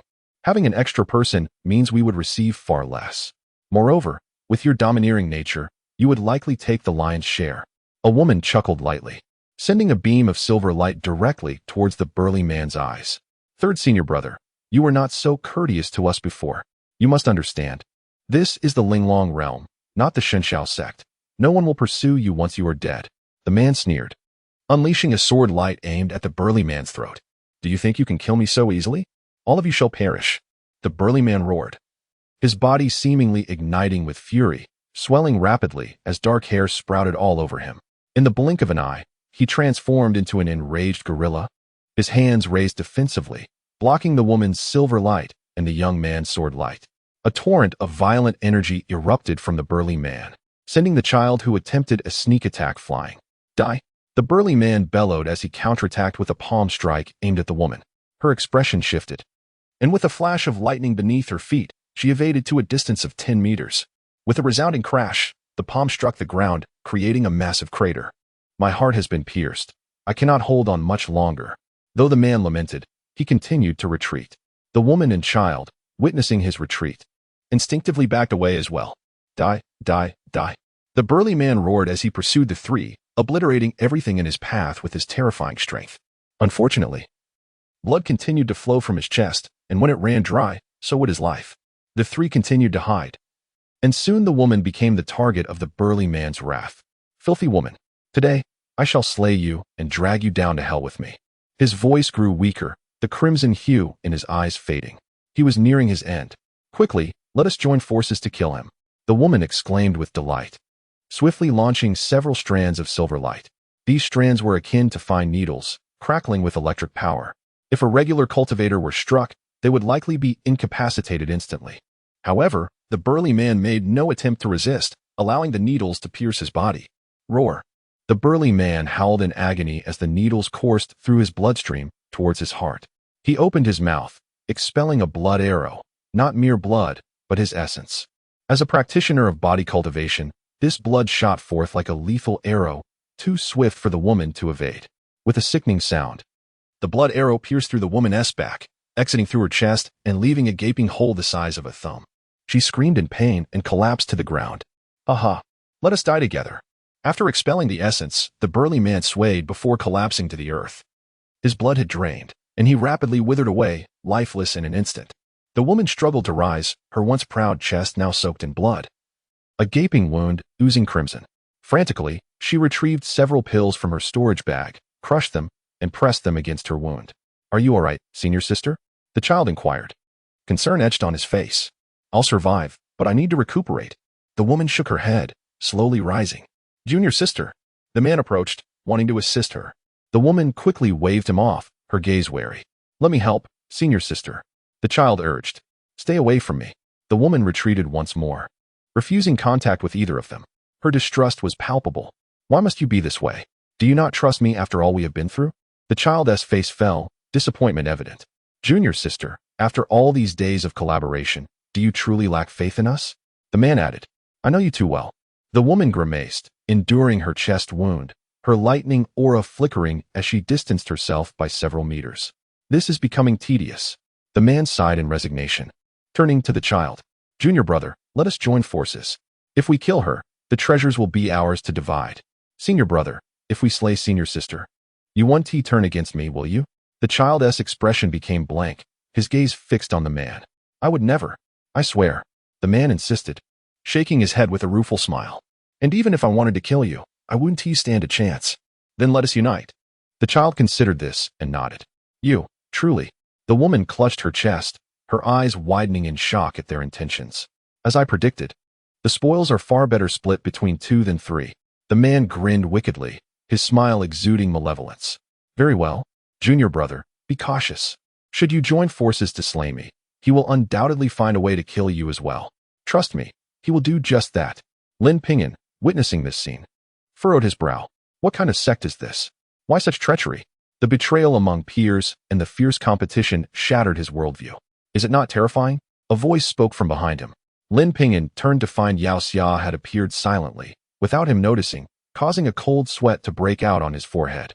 This is the art of concealment. Even a golden core cultivator cannot detect me if I wish to remain hidden, Yao Xia smiled. Remarkable. Lin Ping'an expressed his admiration, astonished that his spiritual sense had failed to detect her arrival. If she had intended to kill him, it would have been effortless. Would you like to learn? Yao Xia teased, a mischievous grin on her delicate face. Would you truly teach me? And if I learn, I won't end up hunted down by your sect, right? Lin Ping'an was not naive, shaking his head vigorously. Not at all. This is not a secret of the Sichuan sect, but rather a technique of the Yao family. Yao Xia replied, her expression turning somber as she continued. My family has fallen, aside from myself.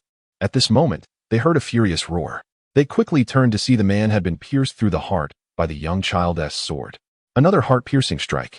The child's face was twisted in a grimace, while the woman wore a mocking smile. You wish to kill me. Little did you know, I had already forged an alliance with my junior brother. She laughed gleefully. You.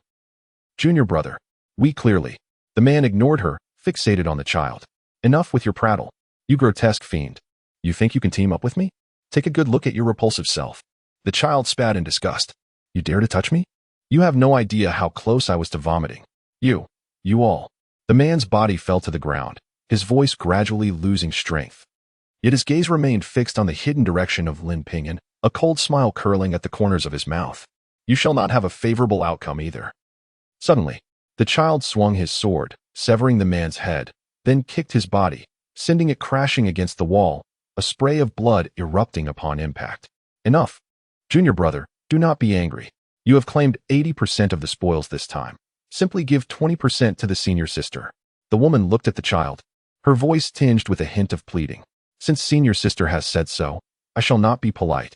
The child grinned, a slight ferocity flashing across his youthful face. Lin Ping'an, witnessing this internal strife, could not help but gasp in astonishment. This is the brutal competition among great sects. It is a microcosm of the cultivation world. Actually, your experience in the Xianyuan sect is somewhat akin to that of the woman, Yao Xia remarked at this moment. Lin Ping'an shuddered, his expression one of horror as he looked toward Yao Xia. The young girl wore a round, cute smile, yet Lin Ping'an found it somewhat unfamiliar. Do not look at me like that. If you continue to cultivate in such a treacherous sect, you will soon understand. Yao Xia spoke with a touch of bitterness. I am truly fortunate. You are a disciple of the Xianyuan sect, otherwise, well, let us not speak of it. Lin Ping'an had already begun to perceive the ugliness of human nature within the Xianyuan sect, exemplified by figures such as Shui San and Guoyue. Yet only now did he truly comprehend how fortunate he was. Let us go. It is our time to make an appearance. Yao Xia patted Lin Ping'an on the shoulder. Make an appearance? For what purpose? Lin Ping'an's mind was still in a whirl. What are we doing in the Linglong realm? Is it merely for sightseeing? Naturally. It is to compete for treasures, to seize opportunities. The chance lies right before us. Shall we let it slip away?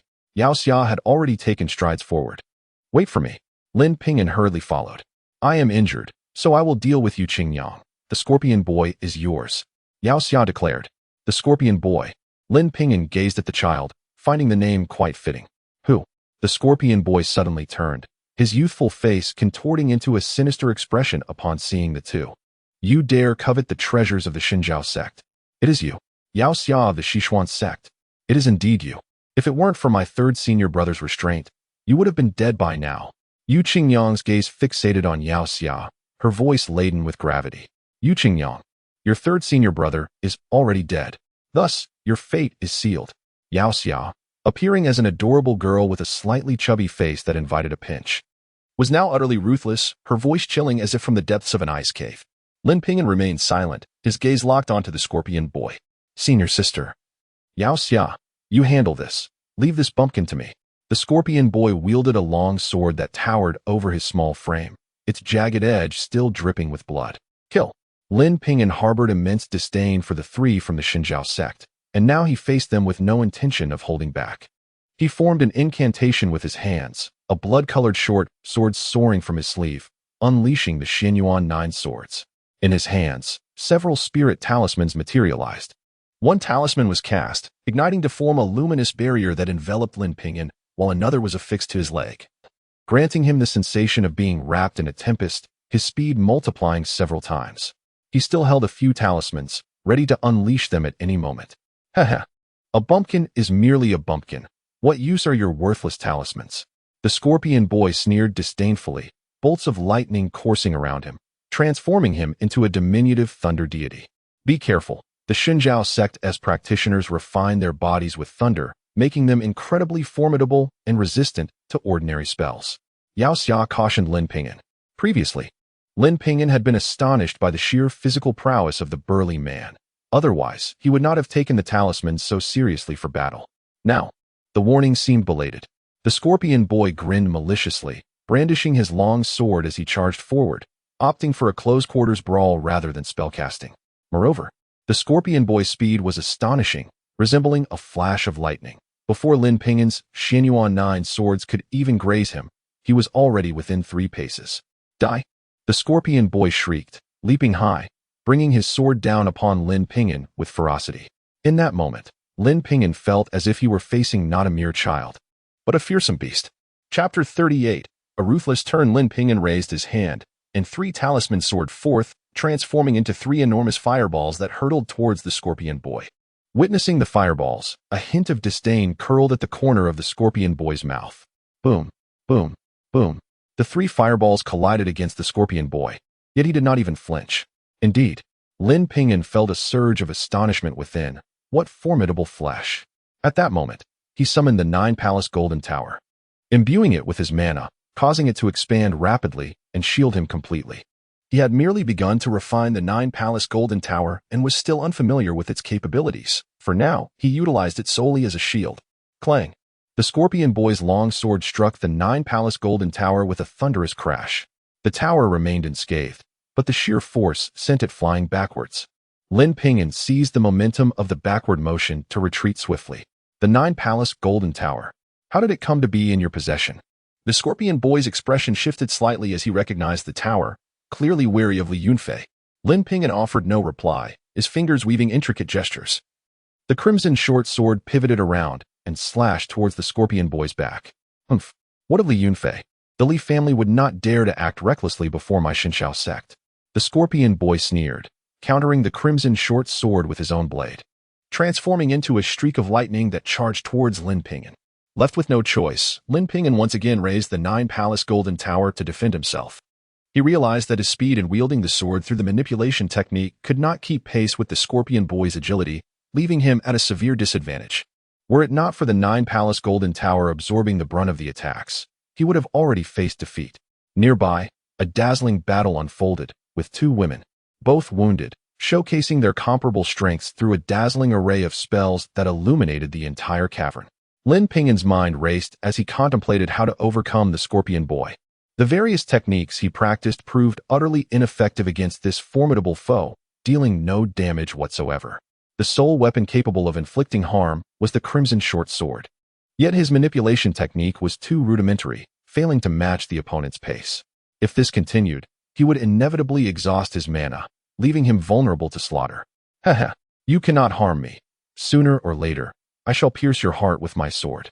I shall not kill you outright, but rather let your blood flow slowly, allowing you to tremble in endless agony. The scorpion boy's chilling laughter reverberated, his words sending a shiver through Lin Ping'an's spine.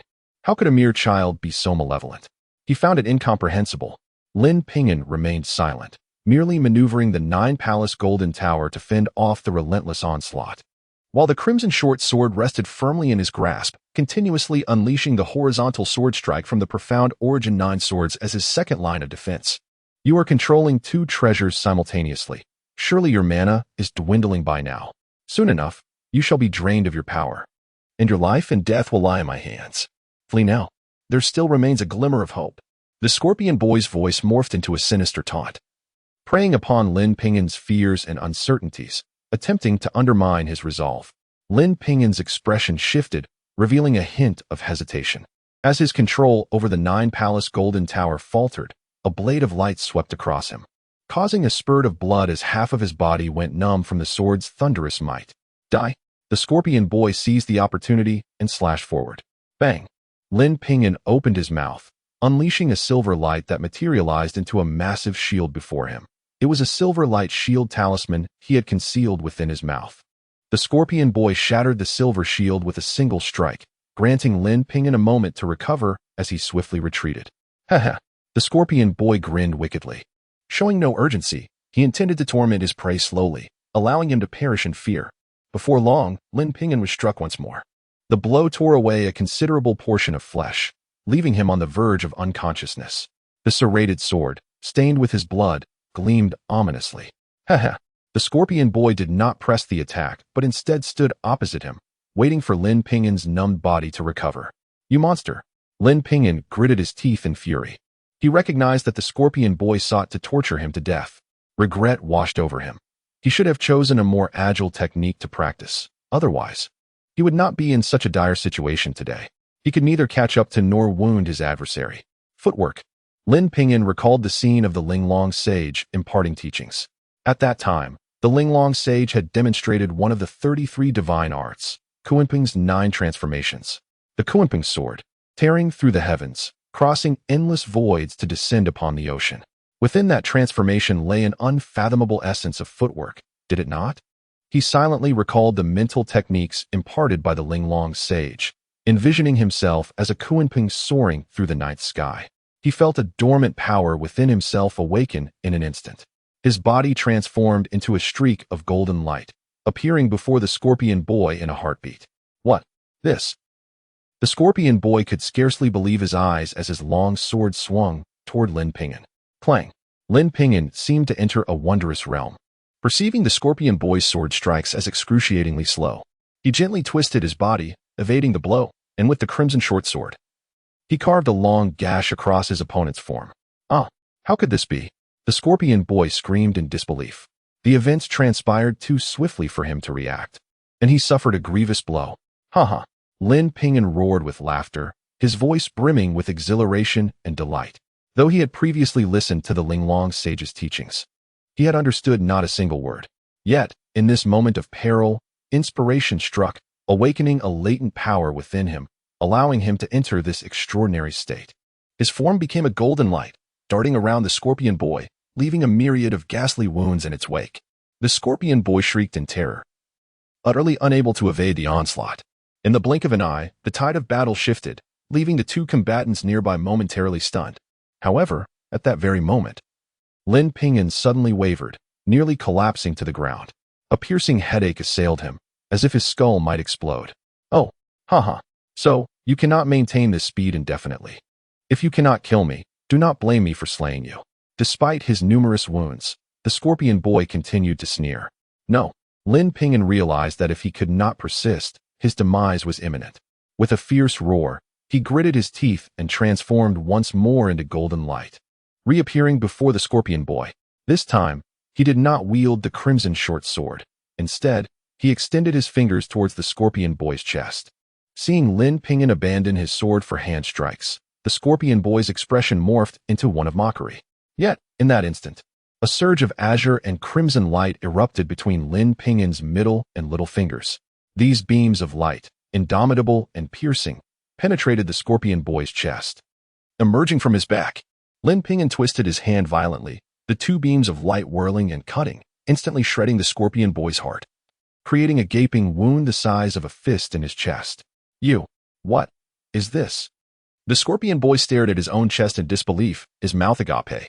Unfortunately, before he could finish his words, he fell backward, lifeless and devoid of breath. Thud. Lin Ping'an collapsed onto the ground, gasping heavily for air. At that moment, he was plagued by a splitting headache, his internal energy depleted, and his body covered in bleeding wounds.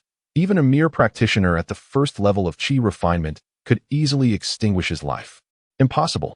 Upon witnessing the demise of the Scorpion Boy, Yu Qingyang could scarcely believe her eyes. She understood the true terror of the Scorpion Boy. How could he perish at the hands of a disciple from a rural sect? There are no impossibilities. You shall perish as well. At this juncture, Yao Xia revealed her formidable side. She unleashed her techniques with such swiftness that it seemed she required no incantations, leaving Yu Qingyang utterly unprepared. Moreover, Yao Xia continuously fed herself pills to replenish her mana, her supply seemingly inexhaustible. Yu Qingyang, already severely wounded, began to falter. Lin Ping'an sat on the ground for several breaths before struggling to rise, bloodied short sword in hand as he approached the battlefield. Upon witnessing this, Yu Qingyang realized that she might not leave this place alive. She decided to forsake all caution and charged at Yao Xia in a frenzy. Yao Xia remained unperturbed, casting a series of talismans that formed layers of luminous barriers, enveloping her and plunging her adversary into despair. "It is you, you uncultured fool. I shall kill you." Frustrated by her inability to confront Yao Xia, Yu Qingyang turned her fury towards Lin Ping'an. "Die!" Yao Xia, seemingly enveloped by a gust of wind, moved with such speed that Lin Ping'an struggled to keep up, instantly appearing behind Yu Qingyang, unleashing an invisible blade of wind from her palm. Yu Qingyang's head was severed, her face contorted with rage and disbelief. Lin Ping'an's legs buckled beneath him, and he sank back to the ground. He forced himself to stand again, merely to disrupt Yu Qingyang's focus and create an opening for Yao Xia. "Are you all right?" Yao Xia approached Lin Ping'an with a cheerful smile, extending her hand towards him. After a moment's hesitation, he grasped her hand and struggled to his feet. Yao Xia's small hand was soft and pleasant to hold, stirring a tumult of thoughts within Lin Ping'an's mind. "No, I mustn't think this way. I am a scholar." He battled against his own thoughts but ultimately triumphed. "Lin Ping'an, you currently possess no strength to resist. Are you not afraid I might end your life?" Yao Xia's smile vanished, replaced by a cold stare directed at Lin Ping'an. Chapter 39. The Mysterious Stone Box You. Lin Ping'an trembled, scarcely able to believe the words that had escaped the other's lips. If the intent was to end his life, it would indeed be a trivial matter. With his demise, everything would belong to the other, for storage bags from the disciples of the Divine Clouds sect, the discovery of their mutual destruction, and all his own possessions. Could he truly remain unmoved by such temptation? No. Yet, deep within, he recognized that although he felt tempted, he would never act upon it. He adhered to his principles, refusing to betray his own conscience. Otherwise, what distinction would he have from a beast? "I am not afraid, and I trust you will not resort to such actions." Lin Ping'an gazed into the other's eyes, quickly regaining his composure, his tone becoming neutral. "How boring. Can't you at least feign a little fear?" Yao Xia pouted, seemingly dissatisfied with Lin Ping'an's demeanor, though her expressive eyes concealed a glimmer of joy. "Perhaps it's because I cannot lie," Lin Ping'an mused, scratching his head, feeling a secret relief wash over him. "All right, you recover first. I'll tend to the battlefield." Yao Xia shoved 2 pills into his mouth, and then made her way towards several corpses. Lin Ping'an felt 2 waves of warmth surge through him, one invigorating his mind, the other replenishing his depleted energy reserves. Within mere breaths, he was astonished to find himself revitalized and full of vigor. What kind of pills did you give me?" Lin Ping'an inquired curiously, glancing at Yao Xia in the distance. "Revival pills and spirit essence pills." Yao Xia replied nonchalantly. "Now that you're restored, hurry over to help." "Oh." Lin Ping'an felt a pang of regret. The revival pills were worth hundreds, and though he was unaware of the exact value of the spirit essence pills, he understood the significance of the term spirit essence. More importantly, both types were suitable for practitioners in the Qi refinement stage, elevating their worth even further. He feared he had just consumed several thousand low-grade spirit stones, which was a heavy burden on his heart. At that moment, Yao Xia was examining a stone box, turning it over in her hands, but unable to discern how to open it. "Take a look at this. How do we open it?" Yao Xia handed the box to Lin Ping'an. Upon grasping it, Lin Ping'an found the stone box was not as heavy as he had anticipated. He inspected the seams, but saw no lock or fastening mechanism. No matter how he tried, it remained stubbornly closed. Could it require a surge of spiritual energy? Lin Ping'an speculated, but to no avail. This was the very item they had retrieved from the hidden compartment beneath the statue. Yet they had begun to turn on each other before even discovering its purpose. Yao Xia scoffed. At the very least, they could have opened it first. That would have spared us some effort. The two attempted various methods to unlock the box, yet it seemed impervious, akin to an unyielding stone. "Forget it. Let us divide what we collected first," Yao Xia declared, piling up the items they had found on the 4 bodies. "You take a pile, I take a pile. I don't need the pills. They're all yours. The talismans are mine, and this sword."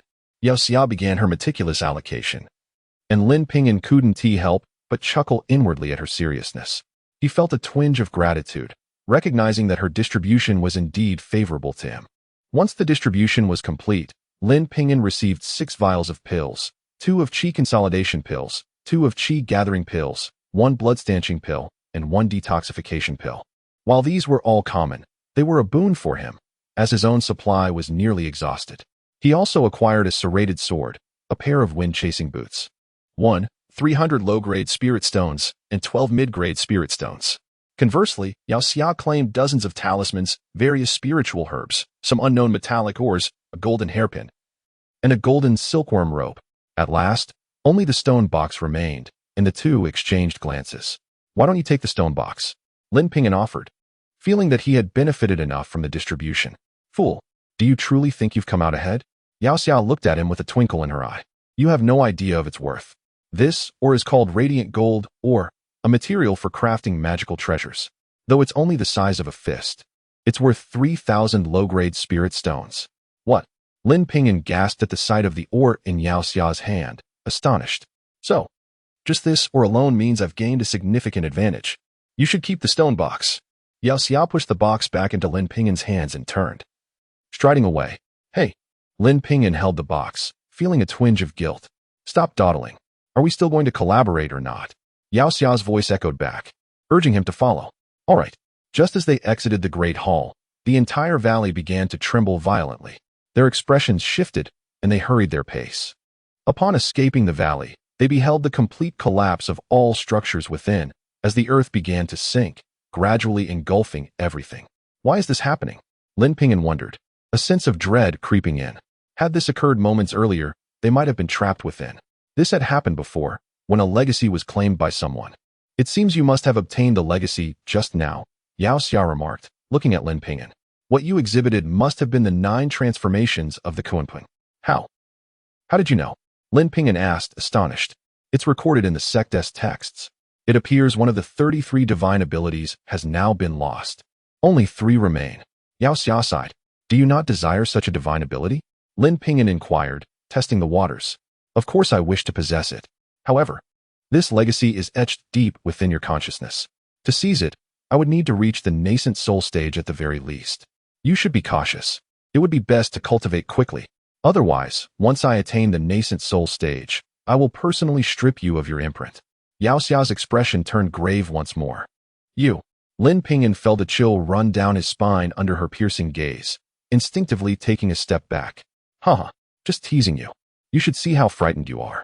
Yao Xia laughed merrily, her laughter bright as flowers in bloom. Lin Ping'an swallowed hard, thinking to himself, "Yao Xia, you must certainly be lying about your age. It's impossible for someone so youthful to possess such a lure. What am I thinking? Do not gaze upon the improper. Do not listen to the improper. Do not speak of the improper. Do not act improperly. I am a gentleman. Hey, what's with that look? Turns out you're not so innocent either." Yao Xia soon noticed his unease, her heart racing at his gaze. "I apologize, Miss Yao.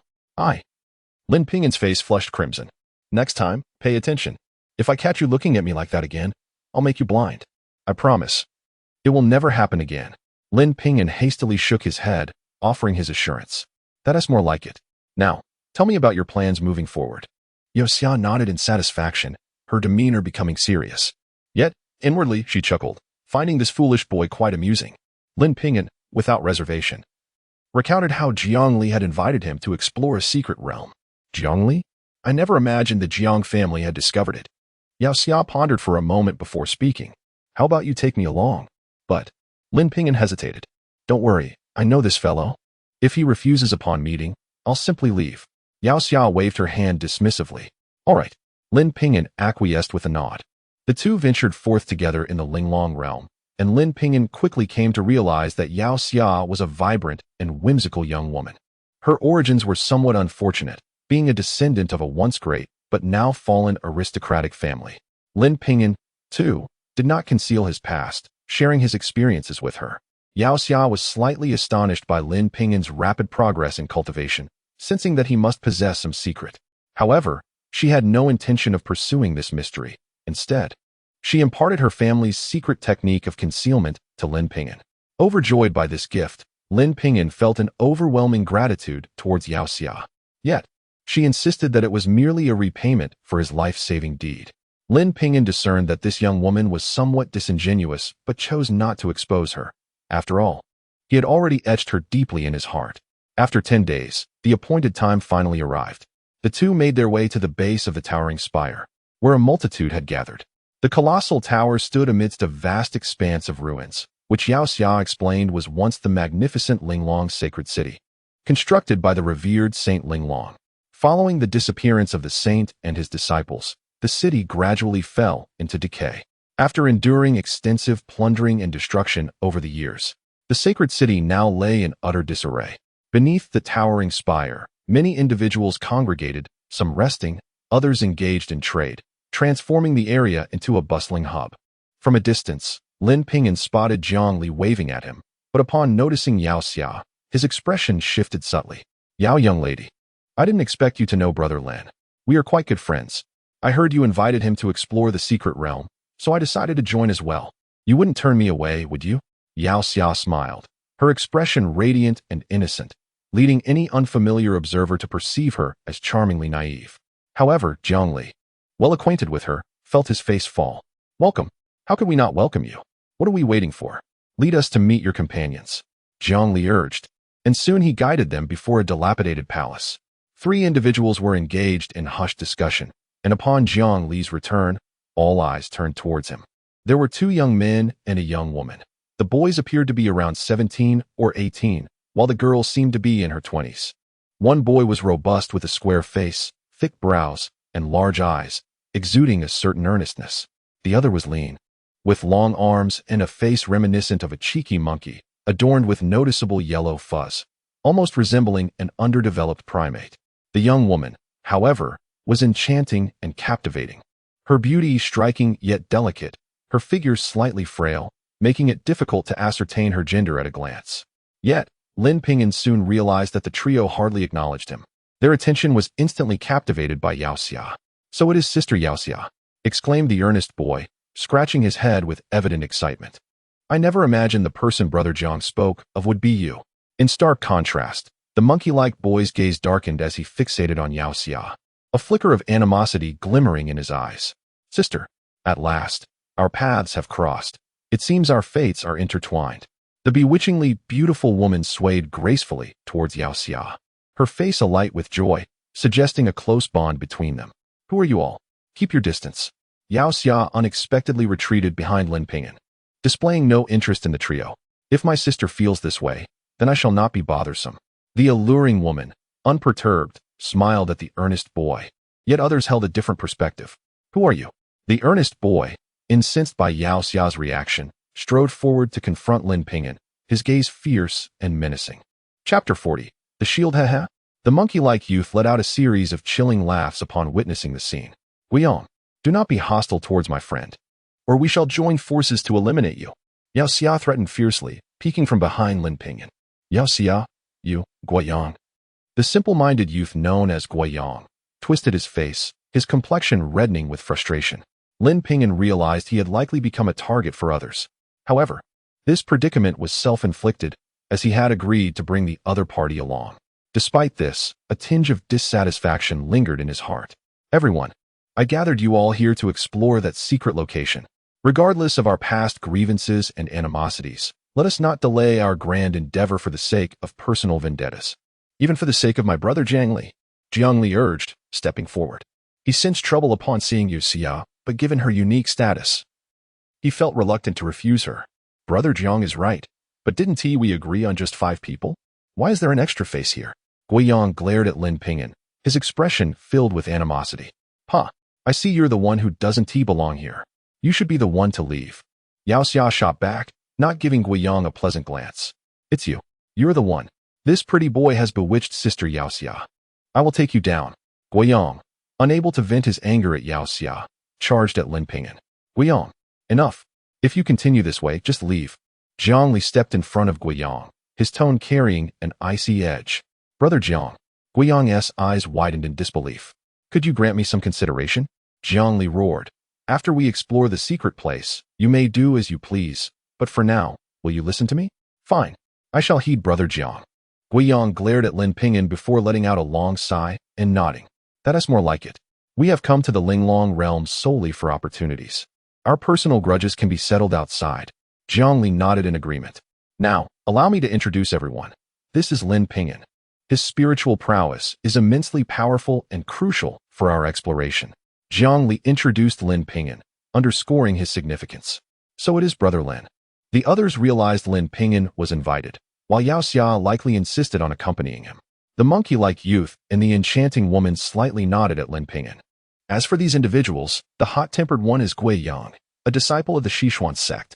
This is Yuan Jiang from the Yuan family, known for their ancient divine beast bloodline, making them formidable in battle. And this is Miss Qiu Mingyan, a disciple of the Donghua sect. Jiang Li introduced the three to Lin Ping'an, clarifying their identities. May I inquire which sect Brother Lin hails from? Gui Yang asked. I come from a lesser sect and cannot compare to you all, Lin Ping'an humbly replied.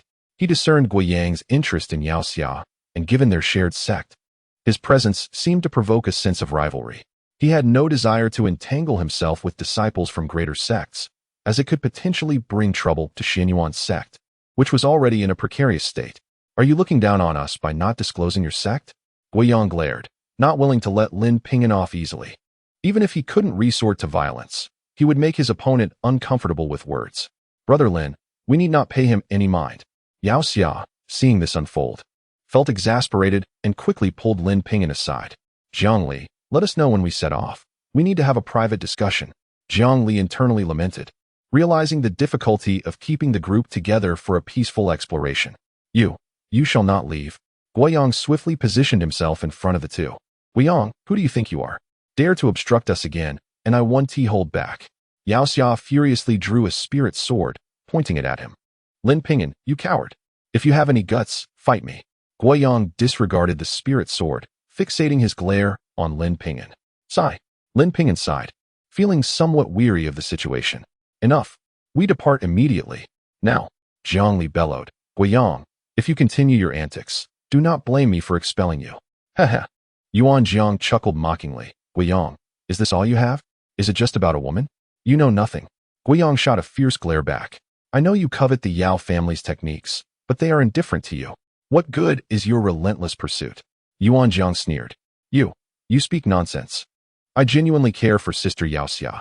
There's nothing ulterior. I swear. Gui Yang vowed, raising his hand to the heavens. Cut it out. What is the difference between your oath and flatulence? Yuan Jiang dismissed him, unimpressed. Lin Ping'an felt a bead of sweat trickle down his forehead, realizing joining this group might have been a grave mistake. The members were engaged in a web of intrigue, each wishing to outmaneuver the others. If they were to succeed, it could easily devolve into chaos, leaving only one survivor. He regretted bringing Yu Xiao along. Do not worry, Jiang Li can manage these individuals. Yao Xia seemed to read Lin Ping'an's thoughts, lowering her voice. Do not underestimate Jiang Li. He possesses many tactics and is fair-minded, which is why I chose to accompany him. Is that so? Lin Ping'an nodded slightly, considering Yao Xia's words. Anyone wishing to leave may do so now. If you wish to follow me, silence yourselves. We shall set off immediately. Jiang Li's voice resonated with authority, signaling his displeasure. Seeing Jiang Li's demeanor, the previously contentious duo fell silent. All right, we are all here for the secret location. Let our grievances be insignificant before absolute gain. Will you not apologize to Brother Jiang? Qiu Mingyan interjected, attempting to smooth things over. Yes, I was impulsive. Gui Yang quickly nodded. I shall refrain from such recklessness until our exploration concludes. I too shall hold my tongue. Yuan Jiang agreed, nodding. Let us move. Jiang Li maintained a serious expression, striding ahead.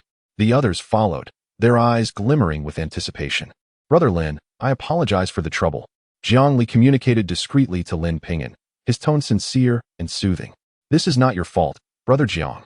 Lin Ping'an shook his head. Do you know why Jiang Li can command respect from these individuals? Yao Xia looked at Lin Ping'an. As the two walked at the end of the line, it was convenient for their quiet conversation. Is it due to his strength? Lin Ping'an recalled their encounter on the mountain peak. When Jiang Li revealed his name, the faces around them had reflected fear. It's because he has an exceptional older brother, Yao Xia revealed. What? Jiang family's top genius, the greatest talent in Zhangzhou. With a mutated wind and thunder spiritual root, Jiang Lei, a golden core realm expert at just 25 years of age. He is hailed as the hope of our generation. Jiang Li led them deeper into the vast ruins, ultimately stopping before a dilapidated grand hall. Is the secret location here? The group looked at the hall, puzzled. It is indeed here, but this hall was not originally here. It has been relocated, Zhongli explained. Could it be the Jiang family? Yao Xiao speculated. Precisely. A century ago, my ancestors of the Jiang family discovered this secret place. However, as the closure of the Linglong realm approaches, he relocated this grand hall to conceal the entrance to the secret. Zhongli did not withhold the truth, revealing the circumstances. If that is the case, why do you Jiang family members seek us out to explore? Yao Xiao inquired. The others nodded in agreement, sharing the same question. Because that ancestor is my grandfather. He did not wish for the treasures to fall into the hands of other family members. Zhongli sighed lightly. Within any prominent family, internal strife is inevitable, and it is particularly severe in my Jiang family. My brother, who possesses exceptional talent, has already encroached upon the interests of certain individuals. Were it not for the watchful eye of our ancestor, he might have been harmed by some family members during his breakthrough to the Golden Core stage. That is impossible. Lin Ping'an could hardly believe it. Shouldn't a family cherish and protect a super genius? Why would they seek to extinguish his potential? Alas, in Zhongzhou, our Jiang family is already a top-tier family. Even if my brother excels, it does little to alter the situation in Zhongzhou. His rise would not significantly impact the Jiang family as a whole. If he were to flourish, it could threaten the positions of certain individuals within the family. Jiang Li's expression darkened, and his words carried a heavy weight. Lin Ping'an was unaware of these dynamics. He had always assumed that the struggle for imperial power was the epitome of darkness. However, it now seemed that the competition within prominent families was even more intense and ferocious. The others shared similar sentiments, their faces reflecting a sense of helplessness. Yao Xia, in particular, appeared to have slightly reddened eyes, as if recalling a sorrowful memory. Let us proceed. As long as you cooperate with me, I assure you each of you will gain something. Zhongli quickly regained his composure and strode into the dilapidated hall. Inside, he cautiously uncovered several stone slabs, revealing a dark, gaping passageway below. A gust of wind and a peculiar fragrance wafted from the tunnel. Upon inhaling this strange aroma, everyone's eyes suddenly brightened. Miss Chiao, we shall enter first. You are in charge of this entrance. Zhongli directed his gaze towards Qiu Mingyan. Rest assured, my array techniques can completely conceal the aura here. Qiu Mingyan nodded earnestly. The group ventured into the passage, while Qiu Mingyan produced 4 palm-sized array flags that she placed at the 4 corners of the hall, enveloping the entire area in an array. Zhongli led the way, and they traversed the passage for several dozen miles, noticing the fragrance growing increasingly potent and a light appearing ahead. This scent contains 7 types of spiritual herbs, likely including Yunji Xianzhen, Do Ling Chao, Huan Hai Hua, and Mok Tung Yuan. Jiang sniffed the air and quickly discerned Yunji Xianzhen. Upon hearing this name, Lin Ping'an's eyes lit up. What? Do you wish to help someone embark on the path of cultivation? Yao Xia asked curiously. Yes. Lin Ping'an nodded. Don't worry. While these spiritual herbs are rare, their uses are quite limited. They probably won't be sought after. If you ask, it must be yours. Yao Xia reassured him. That's great. Lin Ping'an felt a surge of excitement. For this exploration of the secret place, as long as he could obtain the Yunji Xianzhen, he would be satisfied. This spiritual herb could be used by multiple individuals, allowing both his aunt and Mu Xiaoyu the opportunity to embark on the path of cultivation. This was, in truth, his true purpose for entering the Linglong realm. Chapter 41. The core of the Linglong realm. Upon exiting the passage, they found themselves in a valley, adorned with ethereal flowers and extraordinary herbs, and at its heart stood a magnificent peach tree. Its branches twisted like dragon tendrils, spanning over 100 acres. Yet, curiously, it bore no fruit, nor had it blossomed. This medicinal herb is a delightful bonus. Feel free to harvest if you wish. Zhongli nodded to the group before approaching the grand peach tree alone. Lin Ping'an soon spotted several stalks of spirit grass nearby, their vivid red roots protruding like carrots. But their leaves resembled pointed willow leaves, tinged with a soft lavender hue, the veining forming an enigmatic pattern. This was the Yunjizhen root, whose roots could be refined into a rather obscure elixir known as the Break Sea Pill. This pill aids practitioners in opening their chi seas. Yet any cultivator with a modicum of perseverance could achieve this independently. Only those with exceptionally poor aptitude or an aversion to pain would resort to such a remedy. Consequently, although the formula existed, few ever attempted its refinement. However, it was the purple leaves that truly paved the way for cultivation. Just 3 leaves could assist one individual. And with a total of 9 leaves per Yunjizhen root, Lin Ping'an required only one to satisfy his needs. Yunges en route, splendid. I shall take it. As Lin Ping'an stepped forward to harvest, Guiyang abruptly blocked his path, yanking out several yunges en roots without a second thought, crushing the leaves in his grasp. You. Lin Ping'an's anger ignited instantly. It was evident that Guiyang had overheard his conversation with Yao Xia, and this was undoubtedly intentional. These herbs are not yours. Whoever harvests them owns them. Guiyang sneered defiantly at Lin Ping'an. Guiyang, you have gone too far. Yao Xia glared at him, her face a mask of fury. Release the yunges and roots at once, or you will come to regret it. Lin Ping'an met Guiyang's gaze. Though his voice remained calm, the underlying menace was palpable. Do you dare to strike? I dare you. Guiyang scoffed mockingly, but in an instant, he let out a harrowing scream. A spray of blood erupted as Guiyang's arm severed cleanly away. Lin Ping'an's middle finger radiated with brilliant flames. Having recklessly unleashed a technique derived from one of the 33 divine abilities of the Linglong sage, which he had dubbed the 5 elements sword finger. With barely 3 feet between them, Lin Ping'an's execution of the 5 elements sword finger was utterly silent, leading to Guiyang's tragic miscalculation. Guiyang had underestimated Lin Ping'an, believing he would be too intimidated by Jiang Li to act on his rage. But he was gravely mistaken. Lin Ping'an cared not for such fears. Guiyang sought to obstruct him, and in turn, Lin Ping'an severed his life force.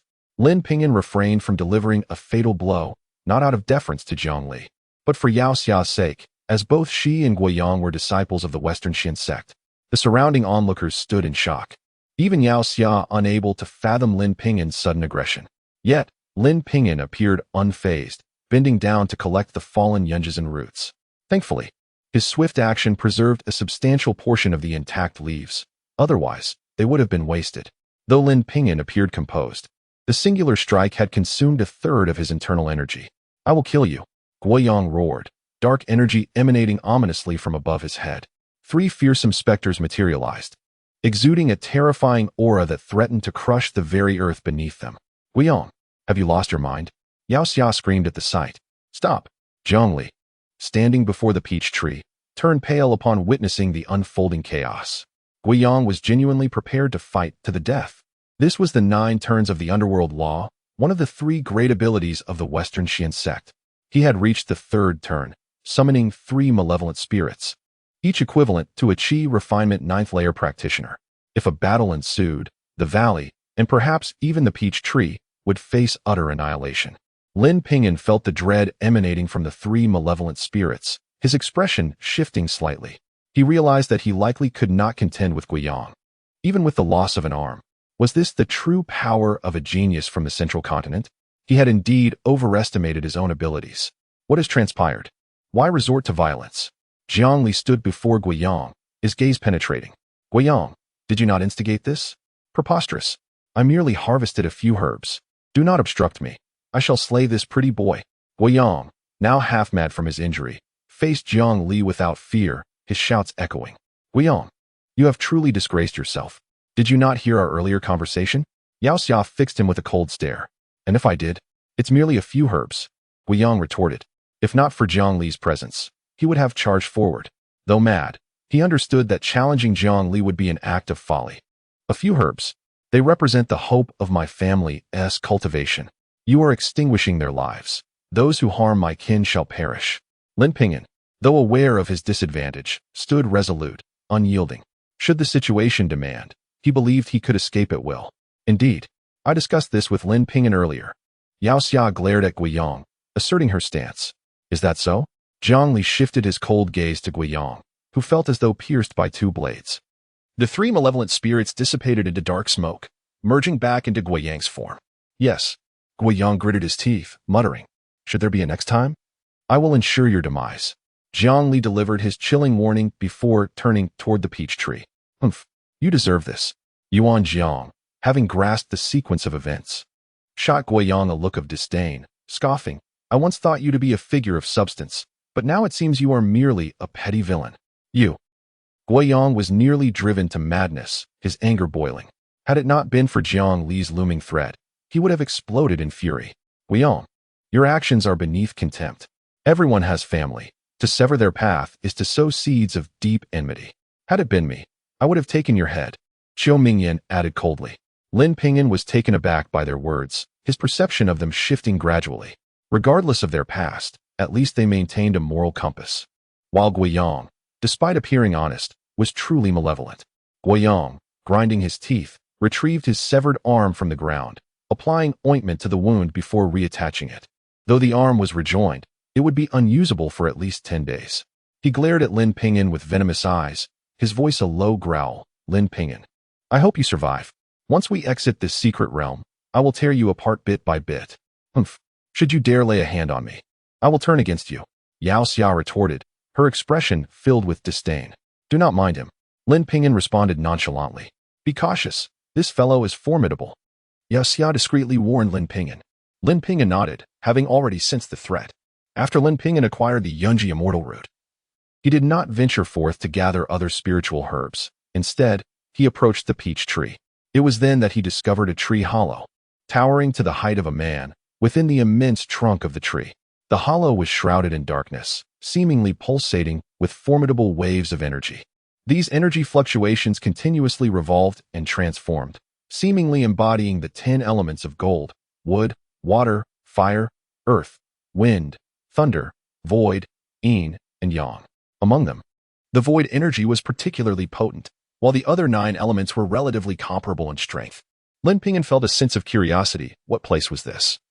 And why were there 10 distinct energies?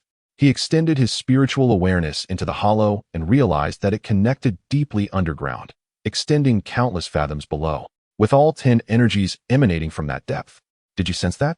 Jiang Li turned to Lin Ping'an. I did. What could be down there? Lin Ping'an inquired with intrigue. It is highly likely that we are near the core of the Linglong realm.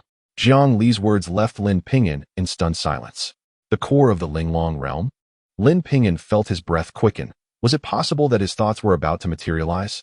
Previously, he had contemplated that if he could utilize the void attribute treasures to establish his foundation, the path he would pursue would be that of the void. At advanced levels of cultivation, he could traverse the river of time, perhaps even returning to the moment before his father's misfortunes, bringing him back to reality. This was the purpose of his cultivation and the ultimate goal he had set for himself. Now, if he could obtain the void attribute treasures, he would be one step closer to this aspiration. It could even be said that he was embarking upon a smooth path that led directly to his destination. Thump, thump, thump. Lin Ping'an felt his heart racing, and the blood within him surged uncontrollably. Chapter 42. Breaking the Great Formation. Lin appears quite excited. Jiang Li gazes at Lin Ping'an, a hint of confusion flickering in his eyes. Indeed, the excitement is palpable. Below may lie an unimaginable treasure of immense magnitude, and such exhilaration is only natural. Isn't it? Lin Ping'an feels a twinge of guilt. I hope there will be no conflict between us. Jiang Li's words, though somewhat nonsensical, leave Lin Ping'an feeling somewhat disheartened. Are you truly seeking the foundational items from below? Lin Ping'an inquires. Indeed, that is my objective. My target is that drop of primordial holy water. I require it to establish a complete foundation, and I am but a drop away from success. Jiang Li replies calmly. His tone, though even, carries an undercurrent of warning, for he senses that the water attribute dominates Lin Ping'an's spirit root. Lin Ping'an refrains from responding or making any promises, believing that doing so would imply fear of the other. The pride of a scholar prevents him from such admissions. Before long, the group has harvested all the valuable spiritual herbs in the vicinity and gathered around Jiang Li. I must clarify that below may be the core of the Linglong realm. If we damage the core, the entire realm may very well collapse, and you must seize the opportunity to escape. Jiang Li's words caused the group to pale instantly. They understand that within the core of the Linglong realm lies an abundance of treasures, each a true gem to them. Acquiring even one would render this expedition a resounding success. Yet, the risk of peril looms large. Is there truly no other way? Qiu Mingyan cannot help but furrow her brow, reluctant to embrace such grave danger. There are no alternatives unless a nascent soul true monarch intervenes. Otherwise, we must forcibly dismantle it. Jiang Li nods. Very well. Allow me to ponder this. Qiu Mingyan agrees. Jiang Li's lips move as if he is transmitting a message to Qiu Mingyan. Is what you say true? Qiu Mingyan's eyes widen in disbelief at what she seemingly hears. There is a 90% chance of success. Jiang Li nods earnestly. Excellent. I shall join. Qiu Mingyan assents without hesitation. Jiang Li then relays the same to the other three. Upon hearing, their faces are alight with excitement. Even Guiyang appears to have momentarily forgotten his enmity, his eyes gleaming with uncontainable greed. Lin Ping'an then carefully senses the cultivation auras of the other four. He discovers their attributes to be distinctly different. Guoyang emanates a truly chilling aura, likely possessing a spirit root primarily of the yin attribute, possibly even a heavenly spirit root. Yao Xia embodies the wood attribute. During their previous battle, Lin Ping'an sensed the vastness of her wood-based magical energy. Qiu Mingyan excels in the art of formations, having felt her array weaving. She is likely of the earth attribute. As for Yuan Jiang, his golden essence is unmistakable, radiating without concealment.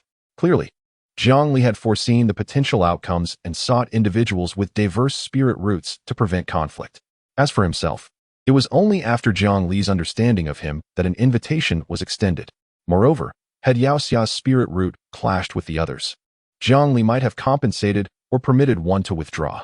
This individual acts with utmost caution. Should he become an adversary, he would be formidable. It is no wonder the others regard him with trepidation. Their fear is not solely due to his brother's influence, but also rooted in their understanding of his character. Lin, I am aware that you too possess a water attribute spirit root, yet the primordial holy water is but a single drop. However, if you assist me, I shall gift you a Hunyuan pill. The efficacy of such a pill requires no further elaboration. Jiang Li's voice reaches Lin Ping'an's ears. It's a deal. Lin Ping'an responds without hesitation. The Hunyuan pill is crafted from the chaotic essence absorbed by a nascent soul, true monarch. Each monarch can produce only one per year. The time invested by a nascent soul true monarch in crafting such a pill is invaluable. This pill is imbued with a vast reservoir of celestial power, and there are no restrictions on the cultivator S level for consumption. Should he reach the peak of his Qi Si and consume a Hunyuan pill, his cultivation would instantly ascend to the 9th level of Qi training. Such a pill is priceless, often appearing in auctions within the cultivation world, consistently commanding high prices and great demand, especially among prominent families who find it invaluable. It can save a gifted cultivator years of arduous training. Nevertheless, could I obtain the Hunyuan pill first? Lin Ping'an adds. Certainly, no problem. To Lin Ping'an's surprise, Jiang Li promptly produces a jade vial and hands it to him. Lin Ping'an uncorks the vial and discovers a golden pill, akin to a peanut in size, swirling within. A surge of rich, spiritual energy emanates from the vial, prompting Lin Ping'an to inhale deeply. Just that breath feels equivalent to 3 days of his usual cultivation work. He hastily corks the vial, exhilaration coursing through him. With this, he faces no bottleneck. As long as he prepares the requisite materials for foundation establishment, he can directly attempt to break through. Now, everyone has but one objective: to acquire the treasures below. I reiterate, should anyone harbor ill intentions during our efforts, I will not hesitate to eliminate them. This is my final warning. As he surveys the group, Jiang Li's gaze lingers on Guiyang. Rest assured, I am well aware of the stakes. Guiyang nods, able to discern the weight of his bright future against his current grievances. Onward. Jiang Li is the first to enter the tree hollow. Be cautious. If Guiyang dares to act against us, we shall join forces. Yao Xia holds Lin Ping'an back, ensuring they walk at the rear. I appreciate it. Lin Ping'an nods, a smile gracing his face. After all, you are my savior.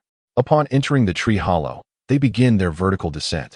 The further they descend, the more intense the various attribute auras become. The excitement among the group is unmistakable. After an indeterminate time, they begin to see a glimmer of light below. Soon, they land within a grand hall. The front of the hall is shrouded in thick mist, through which they can faintly discern the silhouette of a large cauldron, appearing to reach the heavens and exuding immense pressure. Qiu Mingyan, what do you think? Jiang Li inquires, eyeing the dense fog. This is a 9-cauldron refining god formation. Composed of 9 subformations that together create a colossal cauldron, it possesses boundless divine power. It is a master-level formation, and despite its current damage, it is beyond my capacity to dismantle. Qiu Mingyan shakes her head in disappointment, fearing that even my master would struggle to breach this formation. The group collectively sighs in disappointment. What if we add this?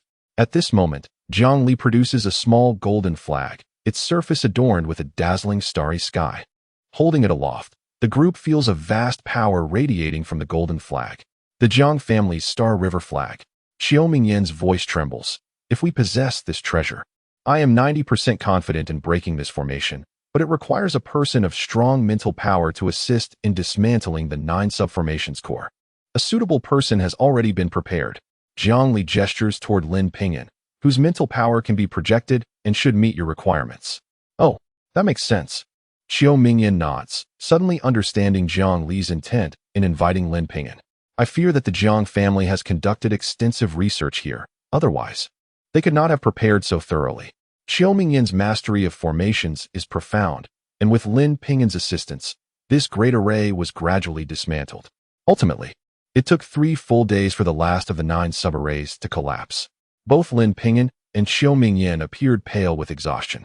Particularly, Lin Ping'an, having depleted his spiritual energy, felt a buzzing in his head, accompanied by a drowsy sensation.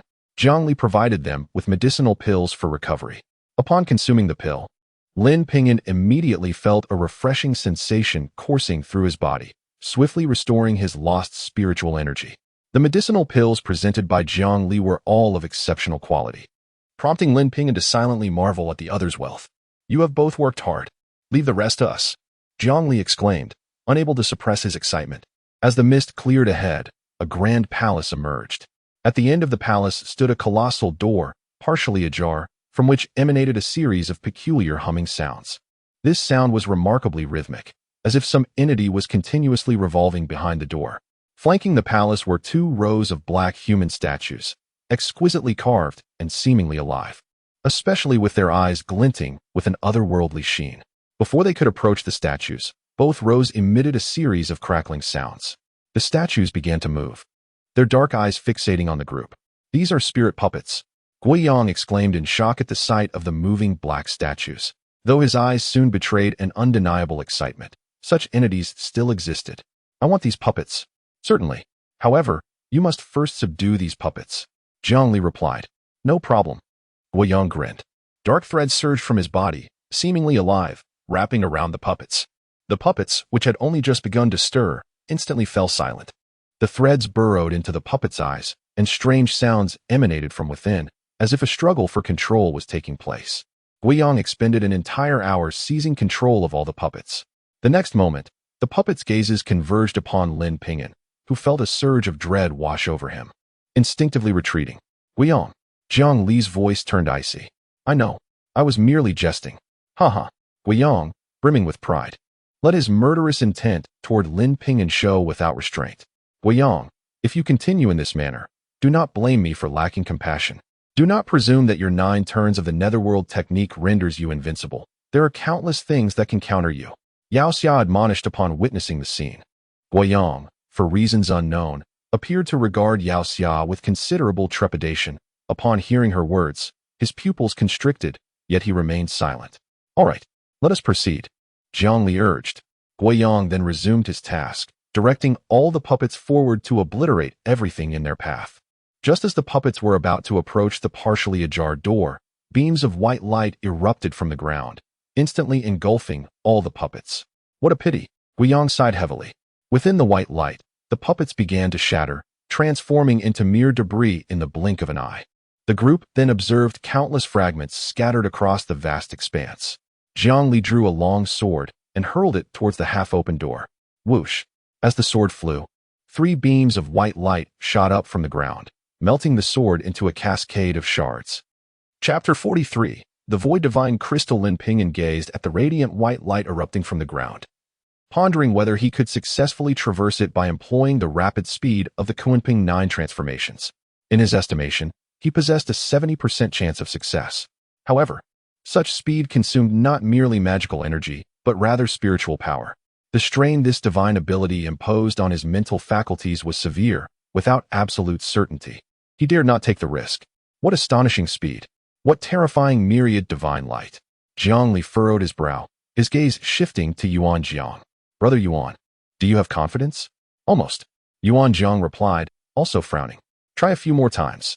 Zhongli hurled several treasures into the fray, all of which were reduced to mere fragments. This is the final barrier. Once we pass through, we will have achieved half our goal. Zhongli looked at Yuan Jiang. Once we get through and push open the great door, the myriad divine light will dissipate. I'll give it another try. Yuan Jiang, gravely serious, launched several more treasures. I understand. Yuan Jiang seemed to discern a pattern, his eyes suddenly brightening. After a few more attempts, he was ready to make his move. Brother Jiang, I have a request. Yuan Jiang turned to Jiangli. Please speak. Jiangli replied earnestly. If I perish, please deliver this storage bag to my sister. Yuan Jiang detached the bag from his waist and tossed it to Jiangli. Very well. I promise. Jiangli nodded solemnly. Lin Ping'an sighed inwardly. The path of cultivation was indeed ruthless. These individuals disregarded their lives in pursuit of foundational establishment. He too was no exception, having faced numerous dangers throughout this fleeting year of cultivation. Having received Jiang Li's affirmative response, Yuan Jiang exhaled in relief. Give me a few treasures. He extended his hand toward Jiang Li. Jiang Li handed over several ordinary magical artifacts to Yuan Jiang. Yuan Jiang stepped forward, casting the artifacts with infused magical energy towards the slightly ajar great door. With a whoosh, the white light surged forth, and the artifacts were quickly reduced to debris. Yet, in the very moment the white light dissipated, Yuan Jiang's body surged forward. He transformed into a streak of golden light, rushing toward the partially open door. The white light surged like waves, but Yuan Jiang seemed to have found a rhythm, narrowly avoiding the onslaught time and again. As he reached the entrance of the great door, everyone felt their hearts nearly leap from their chests. Yes, Jiang Li clenched his fist, his eyes sparkling with divine light. Yuan Jiang, pale-faced, finally recovered from his earlier shock. With all his might, he pushed against the door, which emitted a thunderous roar as it swung wide open. Jiang Li hurled another magical artifact, and this time, no white light surged forth. Ecstasy spread across everyone's faces as they rushed through the area, arriving at the threshold of the great door. Beyond lay a vibrant space, reminiscent of a miniature starry sky, where 10 stars hung in the firmament. These 10 stars displayed hues of gold, green, blue, red, yellow, cyan, silver, gray, black, and white. The arrangement was meticulous, with the gray star at the center, flanked by black and white, guarded by silver-gray, while gold, green, blue, red, and yellow occupied the cardinal directions. Lin Ping'an's gaze was instantly drawn to the central gray star, his heart swelling with indescribable joy and shock.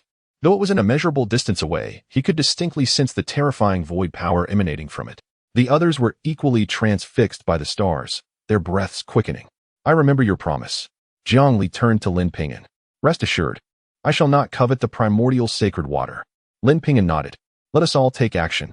But remember, this realm might collapse at any moment. Do not forget to shatter the exquisite jade talisman. Jiang Li warned the group. Everyone nodded, eager to proceed. Lin Ping'an, I hope we meet again in Zhongzhou someday. Yao Xia gazed at Lin Ping'an, a hint of reluctance in her expression. We shall certainly meet again. Lin Ping'an, unable to resist, playfully pinched her chubby cheek. Hey!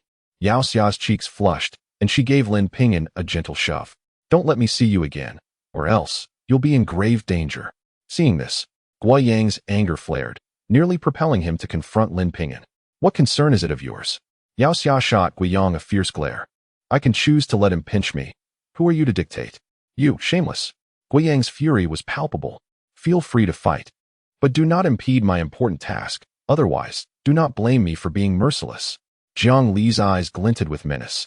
Guo Yang shuddered, hastily averting his gaze from the two and charging toward his objective. Let's go. Yao Xia pushed Lin Ping'an onward, following her own path. Everyone had their own targets. As did Lin Ping'an. He suppressed the ripples of emotion within him, his body transforming into a golden radiance that soared into the sky. Is he intending to? Jiang Li's eyes widened in disbelief as he beheld Lin Ping'an's trajectory. Lin Ping'an, do not act impulsively, without the appropriate attribute. If you forcefully attempt to claim it, you will be annihilated. Yao Xia shouted anxiously. This fool thinks he can covet the void divine crystal. He deserves to perish. Guo Yang laughed derisively, his face a mask of mockery. Wait, look at his speed. Yuan Jiang exclaimed in astonishment. He, the master of speed, felt Lin Ping'an's instantaneous burst of velocity surpass his own. What? The others finally took note of Lin Ping'an's speed, which had eclipsed everyone else's, placing him at the forefront. Though Lin Ping'an heard Yao Xia's cry, he had no time to respond. The speed derived from the Kunping 9 transformations was consuming his spiritual force at an alarming rate. He feared he might not sustain this velocity until reaching the gray star. Indeed, just as he approached within several dozen feet of the gray star, he felt his spiritual energy deplete entirely, leaving him powerless to maintain his swift movement. According to his prior calculations, his spiritual energy should have supported him for a distance of 100 feet. However, the 10 distinct energies swirling in this realm complicated matters significantly. He could feel his strength waning, and it seemed unlikely he would reach the gray star. He could now see clearly that the so-called gray star was, in fact, a fist-sized gray crystal. The crystal was riddled with countless intricate apertures from which the void power surged forth. Was he to fail at this crucial juncture? Lin Ping'an felt a twinge of regret. Haha, I have it. At that moment, a triumphant laugh echoed as Yuan Jiang seized the golden star in his grasp.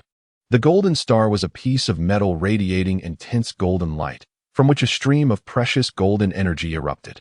The terrifying precious energy was so potent that even Yuan Jiang struggled to endure it, leaving him with deep cuts across his body. He hastily stored the metal within a palm-sized jade box, and instantly, the precious energy dissipated, allowing Yuan Jiang to breathe a sigh of relief. However, at that moment, the space suddenly trembled violently, and a colossal fissure appeared where the golden star had vanished, spreading ominously in all directions. Hurry, there is no time left. Collect the treasures and evacuate. At this moment, Zhang Li had already arrived before the blue star, raising her hand to cast a series of incantations to begin the collection. The others were also employing their respective techniques. Even Yao Xia had reached the green star and commenced her gathering. Although she was concerned about Lin Ping'an, she remained remarkably rational. At this juncture, she was unable to assist Lin Ping'an and could only strive to secure the greatest benefit for herself. No, she could not simply relinquish this opportunity. Lin Ping'an gritted his teeth, urging the copper coin for assistance. If this chance were lost, it would be unlikely that he could ever establish a foundation in the void again. Chapter 44. The Collapse of the Linglong Realm Buzz. He felt a surge of warmth emanating from his chest, as a formidable force surged into his body. Kuanping 9 transformations. Lin Ping'an's form radiated a brilliant golden light, as if he had transformed into a colossal golden rock, instantly appearing before the void divine crystal, grasping it in his hand. What? Witnessing this scene, everyone was left dumbfounded. Even Zhang Li, who was usually the most composed, could not conceal his astonishment. He understood the significance of Lin Ping'an's grasp. It signified that he possessed a void spiritual root. Moreover, with the void divine crystal in hand, he could undoubtedly establish a foundation in the void and cultivate the methods of the void. 30,000 years ago, a genius named Lin Tiancheng emerged, wielding a void spiritual root, dominating the central continent with unparalleled might. Within a mere 300 years, he achieved the harmonization stage and established the vast Lin family. However, Lin Tiancheng later vanished, and the Lin family was subsequently divided, leading to its gradual decline. Lin Ping'an also bore the surname Lin. Could he possibly be a descendant of the Lin family? Even if he were not, possessing such talent would surely lead to his meteoric rise in the future. Yao Xia seemed to have a close relationship with him. Perhaps I could glean something from her. Others were lost in their thoughts. Their gazes toward Lin Ping'an varied.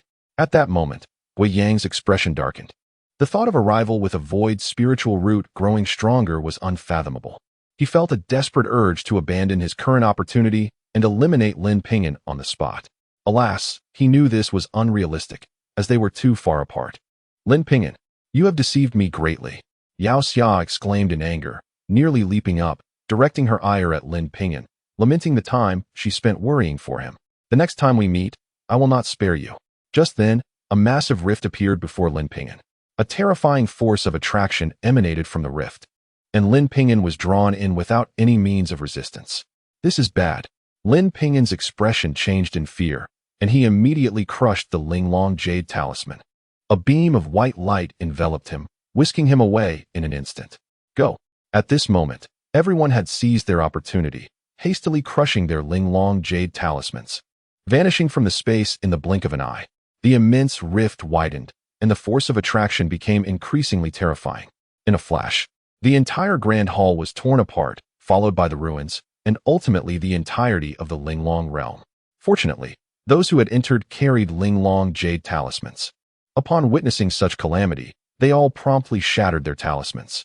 The originally 3-month-long Linglong realm ended prematurely, and it seemed to vanish entirely.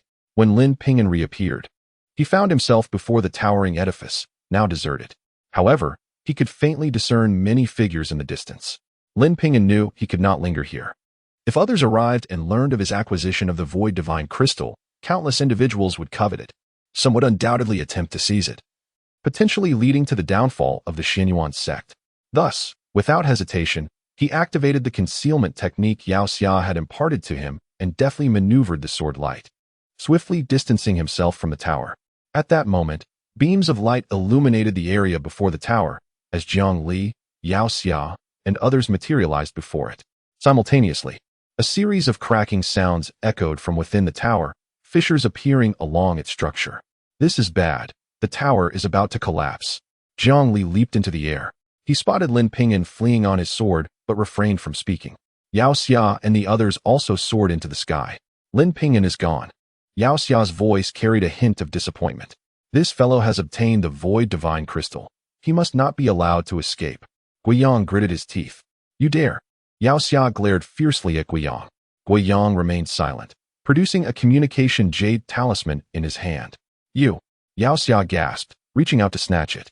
Unfortunately, Guiyang had anticipated her move and easily evaded her grasp. Why did you all arrive early? Just then, a black-robed elder appeared before them, his voice tinged with astonishment. Master Uncle. Guiyang beamed upon seeing the elder, eager to disclose Lin Ping'an's situation. Boom. The tower began to crumble. At that moment, countless beams of white light emerged before the tower, belonging to those who had sensed the disturbance and fled the Linglong realm. What has happened to the Linglong realm? The elder could hardly believe his eyes. Master Uncle, we destroyed the core of the Linglong realm and took the heavenly materials that constituted it, causing its collapse. Yao Xia hurriedly approached, lowering her voice. Master Uncle, if other sects learn of this, it will be disastrous. We must leave quickly. What? Upon hearing this, the black-robed elder's eyes widened in shock, and he turned to Jiang Li. Elder, that is indeed the case. I was the one who brought them in. Jiang Li nodded slightly, his tone measured. Let us depart. The black-robed elder swept his sleeve, enveloping Yao Xia and Guiyang, vanishing in an instant. Guiyang attempted to interject regarding Lin Ping'an, but found no opportunity. Jiang Li observed this scene, a smile gracing his lips. Friends, the mountains are high and waters deep. We shall meet again in the future. I hope that by then, we will have established our foundations. Take care, Brother Jiang. Lin Ping'an did not return to the courtyard of the Xinyuan sect, but instead dashed out of Linglong's sacred city. Upon sighting a tumultuous river, a smile broke out on his face. He plunged into the waters, drifting eastward with the raging current. Among the five, only Yao Xia was aware of his affiliation with the Xinyuan sect. While he believed Yao Xia would not divulge his origins, to be on the safe side, he decided to temporarily avoid returning to the Xinyuan sect and instead hide for a while. As Lin Ping'an floated downstream, the towering edifice in Linglong's sacred city completely collapsed, causing a significant portion of the city to sink inward, forming a colossal funnel. Countless cultivators soared into the sky, realizing that the Linglong realm had likely vanished forever. Simultaneously, news of a youth named Lin Ping'an acquiring the Void Divine Crystal spread like wildfire. Countless individuals were left astonished, unable to fathom the implications. To capture the Void Divine Crystal indicated that this youth possessed a void spiritual root with an unbounded future ahead of him. Although no one knew Lin Ping'an's origins, there existed a declining family in the central continent, the Lin family, whose ancestor Lin Tiancheng had once possessed a void spiritual root. The notion of spiritual roots being a unique constitution that could be inherited led the majority to believe that Lin Ping'an was indeed a descendant of the Lin family. With this understanding, many prominent sects and influential families in the central continent could no longer remain idle. If the Lin family were to rise again, it would undoubtedly rekindle old grievances, and thus Lin Ping'an must perish. In an instant, numerous powerful families and sects began to pursue Lin Ping'an, intent on eliminating him at the Qi refinement stage. Elder Wu, upon hearing this news, was struck dumb, barely able to believe his ears. A sense of dread crept over him, as if countless eyes were watching him. Surely, it cannot be our Lin Ping'an from the Xinyuan sect. It cannot be. Elder Wu shook his head repeatedly, insisting it must be a coincidence of names. He navigated through the crowd on his little red mount for quite some time. Yet he could not find any trace of his three disciples, causing doubt to seep into his heart. Could they all have perished? Yes, they must have. With that thought, he resolved to depart. Elder Wu no longer wished to linger and turned, directing his little red mount back toward the Xianyuan sect. Alas, the sect has met with misfortune. Not a single disciple has managed to escape. The voice of Xiao Hong resounded with a sorrowful lament, steeped in desolation. Chirp, chirp. Xiao Hong protested with indignation. Old man, Lin Ping'an is certainly not dead. I can sense he still lives. My ancestors, what I fear most is that he indeed survives. If he were to perish, that would be one matter, but if he lives, and someone discovers it, I fear our Xianyuan sect would be doomed. This lad, since he has not perished and remains absent, is evidently hiding to avoid implicating us. We must hasten our departure. Let us not complicate his predicament. Old man, Lin Ping'an should be safe, right? This clever lad is astute. He can handle himself. If we do not leave swiftly, we shall find ourselves in peril. Lin Ping'an is remarkably fortunate, for the opening of the Linglong realm only permits disciples at the Qi refinement stage to enter for training. Thus, the various sects have merely dispatched Golden Core cultivators to escort them. While Golden Core practitioners are formidable, they have yet to attain the nascent soul stage. Should a nascent soul, or even an out-of-body stage expert appear, with their spirit sense extending for hundreds of miles, Lin Ping'an would find escape impossible, even if he possessed wings. Chapter 45. Falling Star City. Lin Ping'an flowed downstream, and 3 days later, his mental strength detected a human city. He burst forth from the water and indeed saw a towering city wall in the distance. This grand city far surpassed that of Jizhou Prefecture, and within it, he sensed a powerful aura. He retrieved a set of clothing from his storage bag, altering his appearance to assume the guise of a scholarly gentleman before making his way toward the city. The city gate was guarded by soldiers who conducted strict inspections. However, Lin Ping'an, dressed in a pristine white robe and possessing an air of civility, was merely glanced at by the soldiers, who waved him through. As he entered, he noticed the 3 prominent characters hanging above the gate: Falling Star City. Falling Star City. Lin Ping'an was well acquainted with the territories of the Dayu dynasty and had never heard of such a grand city. Clearly, he had ventured beyond the borders of the Dayu dynasty. In truth, he had not anticipated that Xiao Hong had carried them through several days of flight, traversing dozens of nations at her speed. This place was not only outside the Dayu dynasty, but also far removed from the resource-poor southern regions. Upon entering the city, Lin Ping'an quickly discerned that many cultivators resided here. Occasionally, he even spotted practitioners soaring through the skies above the city, yet the ordinary citizens were unfazed, as if they were accustomed to such sights. The best places to gather intelligence were, of course, taverns and tea houses. Lin Ping'an casually selected a tea house, ordered a fragrant tea, and began to savor it thoughtfully. The clientele of taverns contrasted sharply with that of tea houses. Tavern-goers were often boisterous rovers, whose joviality turned into boastfulness when intoxicated, leading to the information they shared being a blend of truth and fabrication. In contrast, tea houses were frequented by scholars, gentlemen, and nobles, individuals who valued their reputation, thus rendering much of the information shared therein more credible. To his delight, Lin Ping'an overheard 2 young cultivators at the neighboring table engaged in hushed conversation. Have you heard? The Falling Star sect on Falling Star Mountain is about to recruit disciples. Is the tenure period up already? I thought we had another 2 or 3 years. Only 2 years and 3 months left. I've been counting the days. Why haven't I broken through to the foundation establishment stage? Isn't to join the Falling Star sect?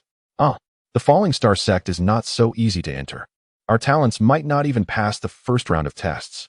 I heard the Falling Star sect has seemingly lowered the difficulty of the assessments this time. If we put in the effort, we should have hope. Who told you that? My family Falling Star sect? Lin Ping'an recalled the descriptions of the Falling Star sect from the cultivation world. Established a millennium ago, the sect's founder was an elder from the Xianyuan sect, the foremost sect in the central continent, situated beneath the Xianyuan sacred mountain. The sect boasted countless powerful figures, and throughout history, no other force had ever threatened its hegemony.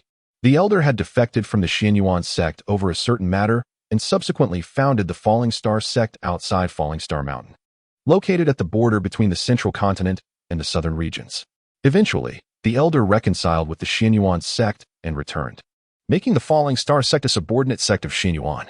Thus, entering the Falling Star sect would open the door to the foremost sect in the world, the Xianyuan sect. It is well known that the central continent is vast and fertile, spanning unfathomable distances, with nations as numerous as the grains of sand along the Ganges. Yet, within this immense territory, there exist only 3 great families and 6 major sects, comprising 9 superpowers in total. These 9 powers divide the land, each governing countless smaller sections. Countless cultivators strive to be a part of these 9 great forces. Joining the Falling Star sect and standing out among its ranks is one of the simplest routes to success. Therefore, the Falling Star sect recruits disciples every decade, and each recruitment is exceedingly rigorous. Have you heard? There has been an incident with the Linglong realm. It has been destroyed. I've heard. Apparently, this was caused by someone named Lin Ping'an, who seized the core, a void divine crystal, resulting in the realm's destruction. Major sects are now actively pursuing him. Just outside the city gate, a wanted poster with his likeness has been posted, and I hear there's a sky-high bounty. If only we could encounter him. Let us go take a look. As a few passers-by conversed on the street, Lin Ping'an's expression subtly changed. He had not anticipated that he would be wanted. His appearance had remained unchanged, and many had seen him moments ago, particularly the soldiers.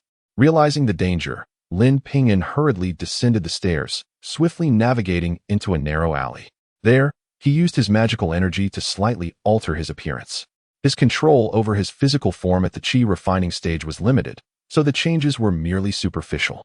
Upon closer inspection, similarities remained evident. A genuine transformation would require either the cultivation of specific techniques or attaining the nascent soul stage. He donned a Taoist robe, strapped a treasured sword to his back, tied his hair into a bun, and sharpened his features slightly. At that moment, he resembled a wandering Taoist, a stark contrast to his previous demeanor. As he stepped out of the alley, he heard distant shouts and the sound of horses neighing. Wanted, Lin Ping'an has entered the city. Immediately seal the city gates. No one is allowed in or out. A mounted figure galloped through the streets, continuously proclaiming the news. From a distance, he noticed powerful cultivators entering and exiting the tea house. Lin Ping'an's face twitched slightly, realizing that his earlier presence had been detected. Instead of fleeing immediately, he blended into the crowd to observe. Little Taoist, do you know what has happened? Someone grabbed his arm. Turning, he found an earnest-looking youth, around 18 or 19 years old. The boy's resemblance to Guiyang triggered an instinctive aversion in Lin Ping'an. Not at all. Lin Ping'an shook his head and attempted to walk away. Hey, little Taoist. The boy called out again. Do you need something? Lin Ping'an frowned. I find you quite familiar, little Taoist. Why not come with me? Otherwise, I might not be able to keep my mouth shut. The boy's innocent face bore a sly grin. Oh, Lin Ping'an scrutinized the boy more closely, and a shock coursed through him. Though the youth appeared to be merely 18 or 19, he was at the peak of the chi refining stage, exuding a powerful water element energy, seemingly on the verge of establishing his foundation. Such a level of cultivation should have been spent in seclusion. His wandering about was clearly aimed at Lin Ping'an. If you dare to flee, I will shout your name. But if you come with me, I only want your gains from the Linglong realm. The boy's confidence shone through his excited gaze. Oh, it seems you have me cornered. Lin Ping'an's smile turned cold and dangerous. Indeed, I have you cornered. A golden core expert is merely 10 zhong away. If I call out, you will undoubtedly meet your demise. You should know how to choose. The boy grinned ominously. Then I have no choice, Lin Ping'an sighed, a wry smile creeping onto his lips. Exactly. You should discern the importance of treasures versus life. Let us go. The boy gleefully seized Lin Ping'an's arm and began to pull him along. At that moment, a brilliant light erupted between Lin Ping'an's middle and little fingers, and 5 elemental sword energies surged forth. Though the boy was somewhat prepared, he had not anticipated that Lin Ping'an, a mere chi refining 8th-layer cultivator, would possess such capabilities. The radiant light pierced directly into the youth's body, and with a mere wave of Lin Ping'an's hand, the young man was cleaved into 3 parts. You gurgle. Just as he uttered a word, blood gushed violently from his mouth. His eyes, filled with resentment, remained fixed on Lin Ping'an. Possessing a unique pair of eyes that could unveil the facades of others, he recognized Lin Ping'an and realized he could claim the bounty. Yet, his avarice compelled him to seek to monopolize Lin Ping'an's spoils. Unfortunately, he misjudged Lin Ping'an's strength, leading to this tragic fate. You are dead. Lin Ping'an quietly retracted his 5 elemental sword aura, and with a swift motion, a blood-red dagger soared from his sleeve, severing the youth's head. Unperturbed, Lin Ping'an methodically collected the youth's storage bag before departing. He refrained from using any magical force to staunch the blood that erupted from the youth's body. leaving himself and his visage drenched in crimson, presenting a terrifying spectacle. Witnessing Lin Ping'an commit murder in broad daylight, none dared to approach him. In a nearby tea house, a golden core cultivator cast a glance at the youth's corpse, a slight frown creasing his brow. He was Zhang Diyuan, an elder of the Falling Star sect, dispatched by his sect to apprehend Lin Ping'an. Elder Zhang, should we not? The vice mayor of Falling Star City, a young cultivator of the Foundation establishment realm, also turned his gaze toward the street. Do not waste energy. Focus entirely on searching for Lin Ping'an. As for those two, they must have had prior enmity. Otherwise, they would not have engaged in open conflict. Dispatch a few disciples to handle it. Zhang Diyuan replied with a slight shake of his head. Understood. However, when several Qi refinement disciples were sent to track Lin Ping'an, they discovered he had long since vanished. Lin Ping'an realized that escaping the city would be a formidable challenge. Utilizing the concealment technique to mask his cultivation level, he donned a new set of ordinary clothing and exited the alley. This time, he exercised utmost caution. However, cultivators frequently appeared on the street, their keen gazes scanning the surroundings. Lin Ping'an's heart tightened as he began to contemplate a means of breaking free from this predicament. Chapter 46. Lin Ping'an. It was mentioned that the Zhang family in the eastern part of the city was selecting a companion scholar for their third young master. Your lad has attended private school for several years. Why not give it a try? Remarked Lin Ping'an. The Zhang family is renowned for its celestial lineage, and though it may seem like just a companion position, the selection process is exceedingly stringent. I have heard that among the candidates, there are even aspiring scholars aiming for fame. My son would surely be unable to secure a position there. Upon hearing this, Lin Ping'an's eyes sparkled with excitement. If he could infiltrate the Zhang family and become the third young master as companion, he might evade pursuit. Who would suspect that a cultivator at the later stage of Qi training would lower himself to serve a mortal? Yet, his appearance remained a concern. If he were to be seen by the wrong person, escape would be impossible. What should he do? As Lin Ping'an pondered, he suddenly felt a warmth in his chest. A technique entered his mind, known as the Wuzhuan Zhao Huaju. Though brief, this technique was profoundly intricate. Fortunately, Lin Ping'an was exceptionally intelligent and quickly grasped its essence.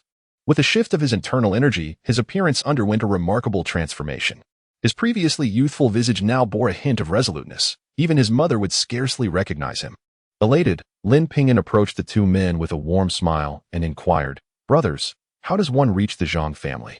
"Young man, do you also wish to compete for the position of companion scholar?"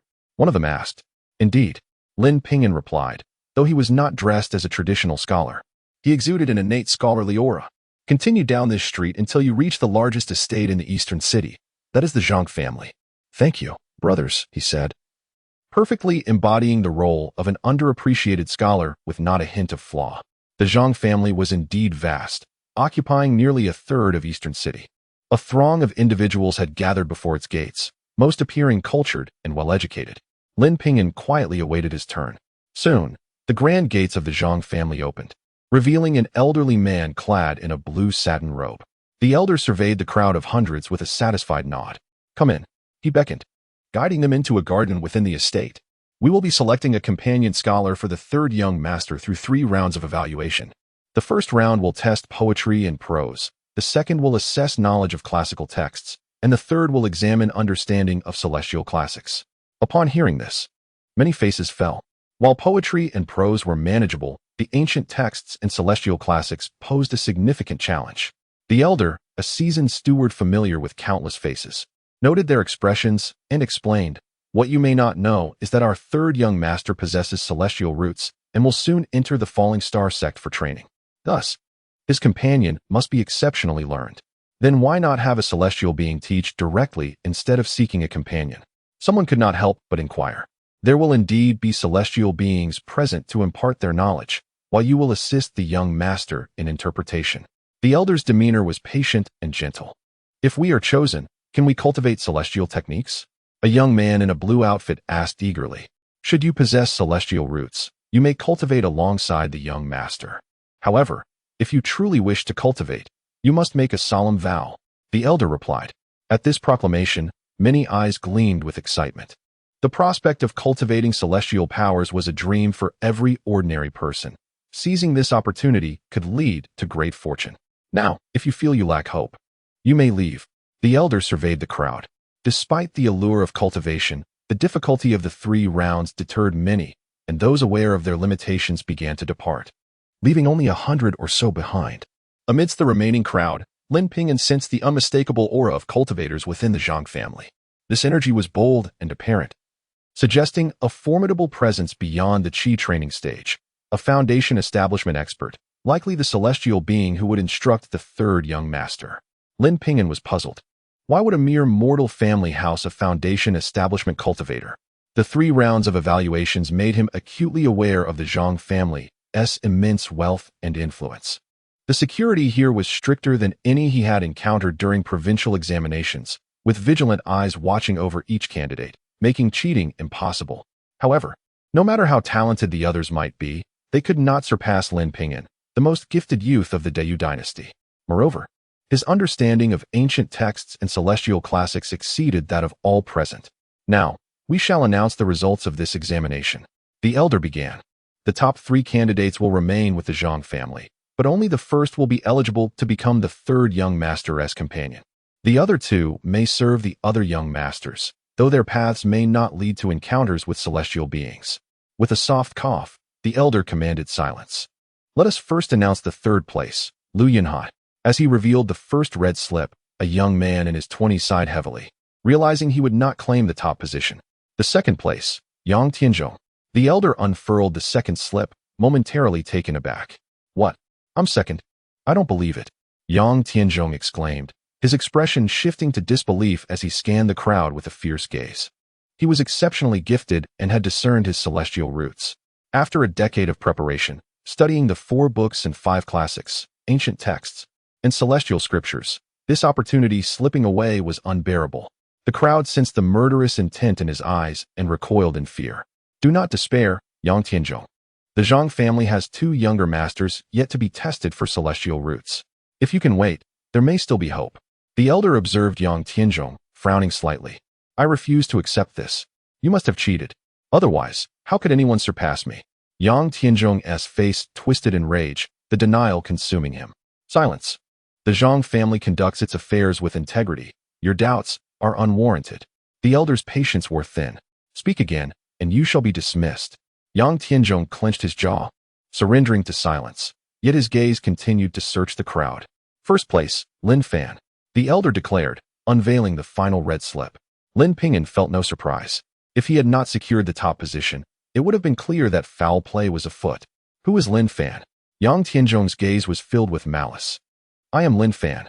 Lin Ping'an stepped forward, his eyes calm as they met Yang Tianzhong's fierce glare. You must have cheated. Tell me, how did you cheat? Yang Tianzhong advanced, his eyes brimming with murderous intent. I am superior to you. How can you claim I cheated? What kind of reasoning is that? Lin Ping'an stood tall, hands clasped behind his back, his chin slightly raised, exuding the pride and spirit of a scholar. Humph. You are merely 16 or 17. Having only studied for a few years, while I have toiled for a decade. How could you possibly surpass me? If you didn't cheat, how could you have outperformed me? Yang Tianzhong scoffed. According to your logic, the older one is, the more knowledgeable they become. Why bother with examinations at the Zhang family? They might as well summon a few venerable scholars to tutor the 3rd young master. Lin Ping'an retorted disdainfully. You, how dare you speak to me like that? Yang Tianzhong bellowed in anger. What? Is your status more illustrious than mine? Then why do you even come to the Zhang family to compete for a mere position as a companion scholar? You could simply wield your influence at the Yang family. Lin Ping'an dismissed him even further. I'll kill you. Yang Tianzhong was now directly before Lin Ping'an, throwing a punch aimed at his face. The strike was swift and fierce, accompanied by a terrifying rush of wind, indicating that Yang Tianzhong had indeed practiced martial arts. If struck, an ordinary person would likely be killed instantly. Stop! The elder, witnessing this scene, shouted sternly, Yang Tianzhong, do you dare harm someone in the Zhang family? If I kill him, I will be the first. That position as a companion scholar will be mine. Yang Tianzhong did not relent, instead grinning coldly. He understood that in such esteemed families, the outcome mattered more than the process. If Lin Ping'an were to be killed, he would claim victory. He sneered, anticipating Lin Ping'an's demise. However, his calculations were flawed. Lin Ping'an's current strength was such that even 100 ordinary men like Yang Tianzhong could not prevail against him. To Lin Ping'an, Yang Tianzhong's punch appeared to be in slow motion. Yet, Lin Ping'an chose not to attract undue attention, merely sidestepping the blow before retaliating. Ah! Yang Tianzhong screamed, flying backward. Lin Ping'an's punch had knocked out all his teeth, blood spraying from his mouth as he fell. The onlookers were astonished, unable to fathom the unfolding drama. Who are you? Yang Tianzhong fell to the ground, struggling to rise, trembling as he pointed at Lin Ping'an, his face twisted with resentment. Lin Fan, Lin Ping'an declared proudly, raising his chin and no longer casting a glance at Yang Tianzhong. Chapter 47. The decision of the Xianyuan sect excellent. Truly deserving of the top position. From this day forth, you shall be the companion scholar of the third young master. The elder clapped his hands repeatedly, his face radiant with joy. The others looked on with disappointment, their gazes towards Yang Tianzhong filled with derision. Very well, you are all quite impressive. Yang Tianzhong's expression was one of deep resentment. Yang Tianzhong, if you do not wish to remain in the Zhang family, you may leave at once. The elder cast a cold glance at Yang Tianzhong, speaking indifferently. I shall remain. Yang Tianzhong replied without a hint of hesitation. I shall remain as well. A young man named Lu Yunhai quickly interjected. Expel the others from the estate. Escort these two to the family academy. As for Lin Fan, follow me. I will take you to meet the third young master. The elder's expression softened as he looked at Lin Ping'an, knowing that from this moment on, Lin Ping'an's status within the Zhang family would rise dramatically, even garnering respect from the family steward himself. Thank you for your trouble. Lin Ping'an responded courteously. Soon, he encountered the third young master. A chubby boy of around 13 or 14 years, with large eyes that darted about mischievously, exuding an air of cunning. Lin Ping'an sensed a lively aura emanating from the boy, realizing he likely possessed innate spiritual roots. However, he also detected an exceptionally unique and chilling presence within him. Distinct from the water's spiritual roots. This child has yet to cultivate, yet possesses such an anomaly. Could it be that the third young master has mutated ice spiritual roots? He was astonished, for mutated spiritual roots surpassed even the celestial roots. He wondered whether the Falling Star sect had already discovered this spiritual lineage. Soon, he found himself chuckling. The Falling Star sect was far more formidable than the Xianyuan sect. How could they possibly overlook it? The fact that they had dispatched a foundational stage expert to oversee the Zhang family indicated their significant investment in the third young master. Zhubo, is this my companion scholar? The chubby boy scrutinized Lin Ping'an with curiosity. Indeed, third young master, this is your companion scholar, Lin Fan. He achieved perfect scores in all 3 exams, and even the master and madam have praised him highly. The elder nodded eagerly, his expression one of deep respect. Oh, if my mother praises you, then you must indeed possess talent. The third young master, initially indifferent, widened his eyes in surprise upon hearing the elder's words. Lin Fan pays his respects to the third young master. Lin Ping'an slightly bowed, left hand forward, right hand behind, performing a scholar's salute. Please take care of me.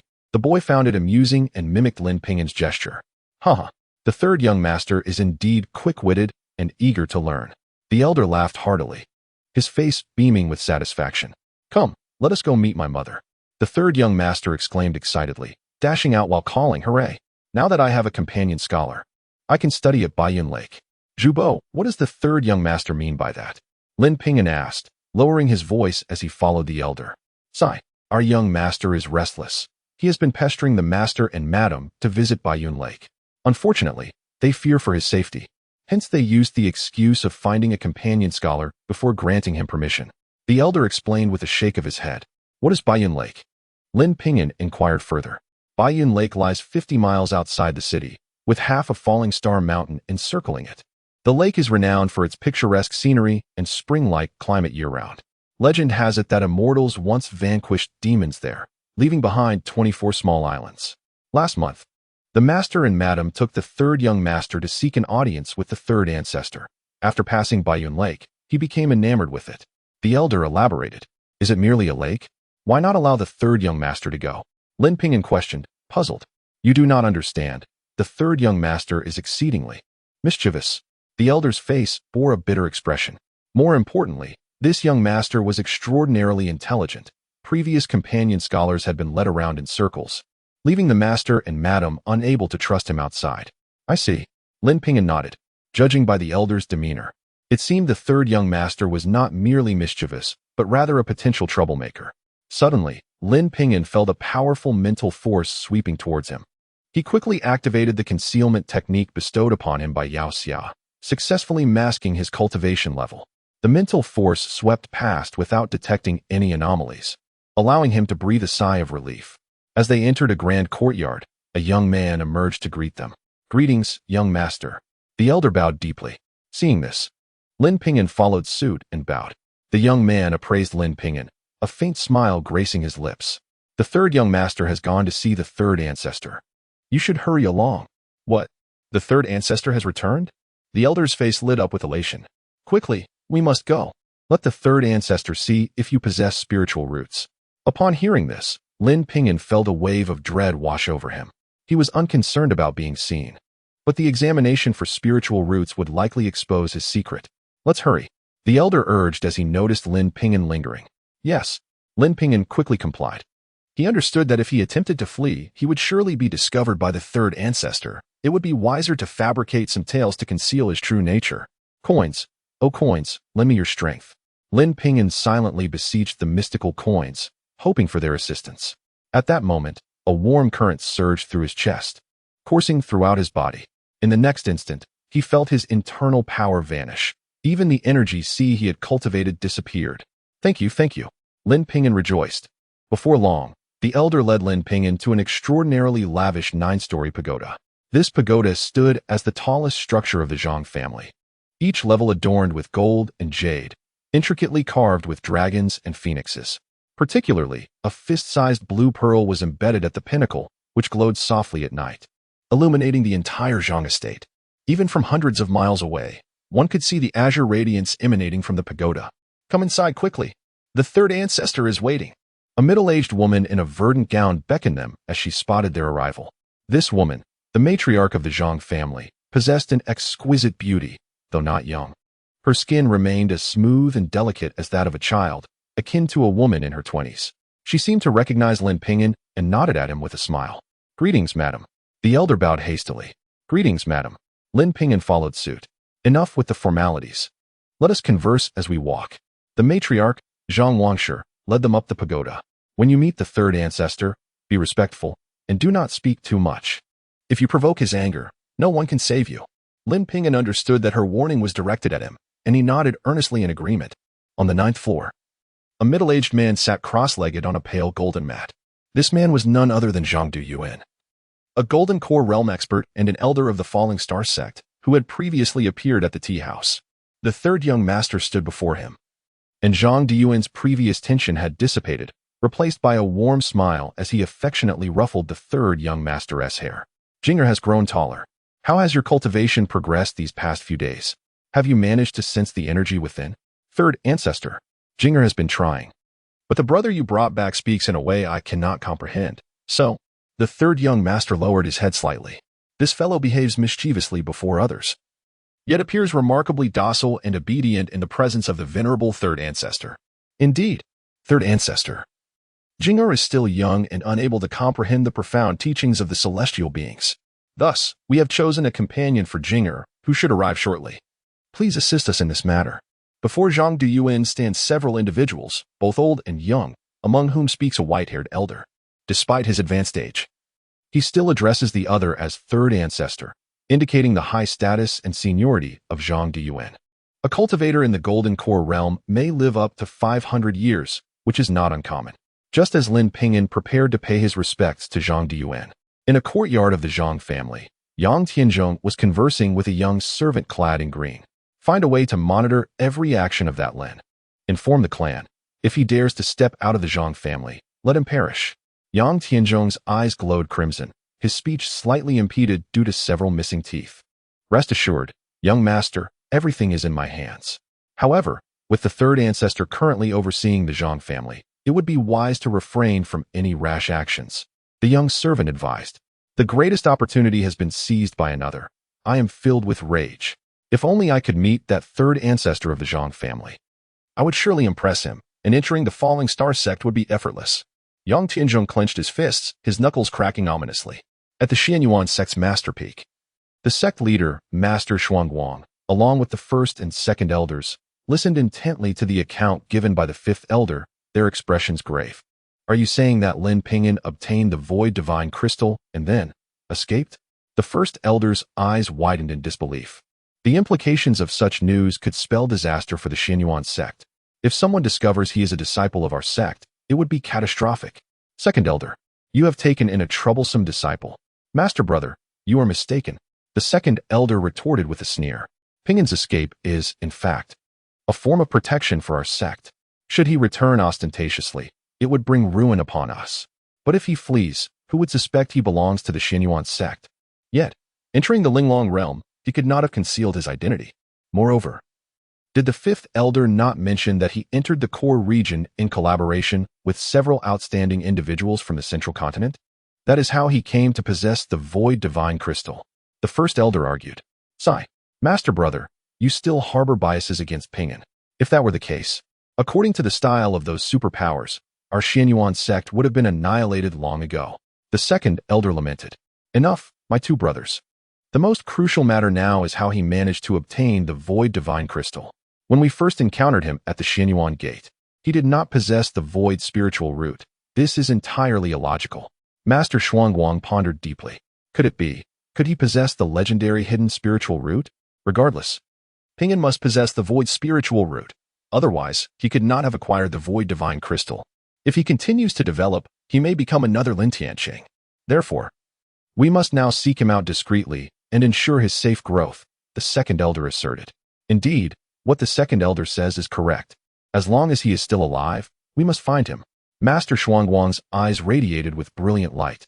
However, too many within the sect are aware of Lin Ping'an's journey to the Linglong realm, especially Li Yunfei of the Li family. Following the demise of his subordinates within the Linglong realm, should he receive word of this, the matter would inevitably be exposed. The first elder warned. I will personally visit the master uncle and request his assistance in employing concealment techniques to intercept all information reaching the Xianyuan sect. We must delay for as long as possible, the second elder declared. You, second elder, discreetly send someone to protect Lin Ping'an's family. No, you shall go yourself. Ensure the safety of his entire family.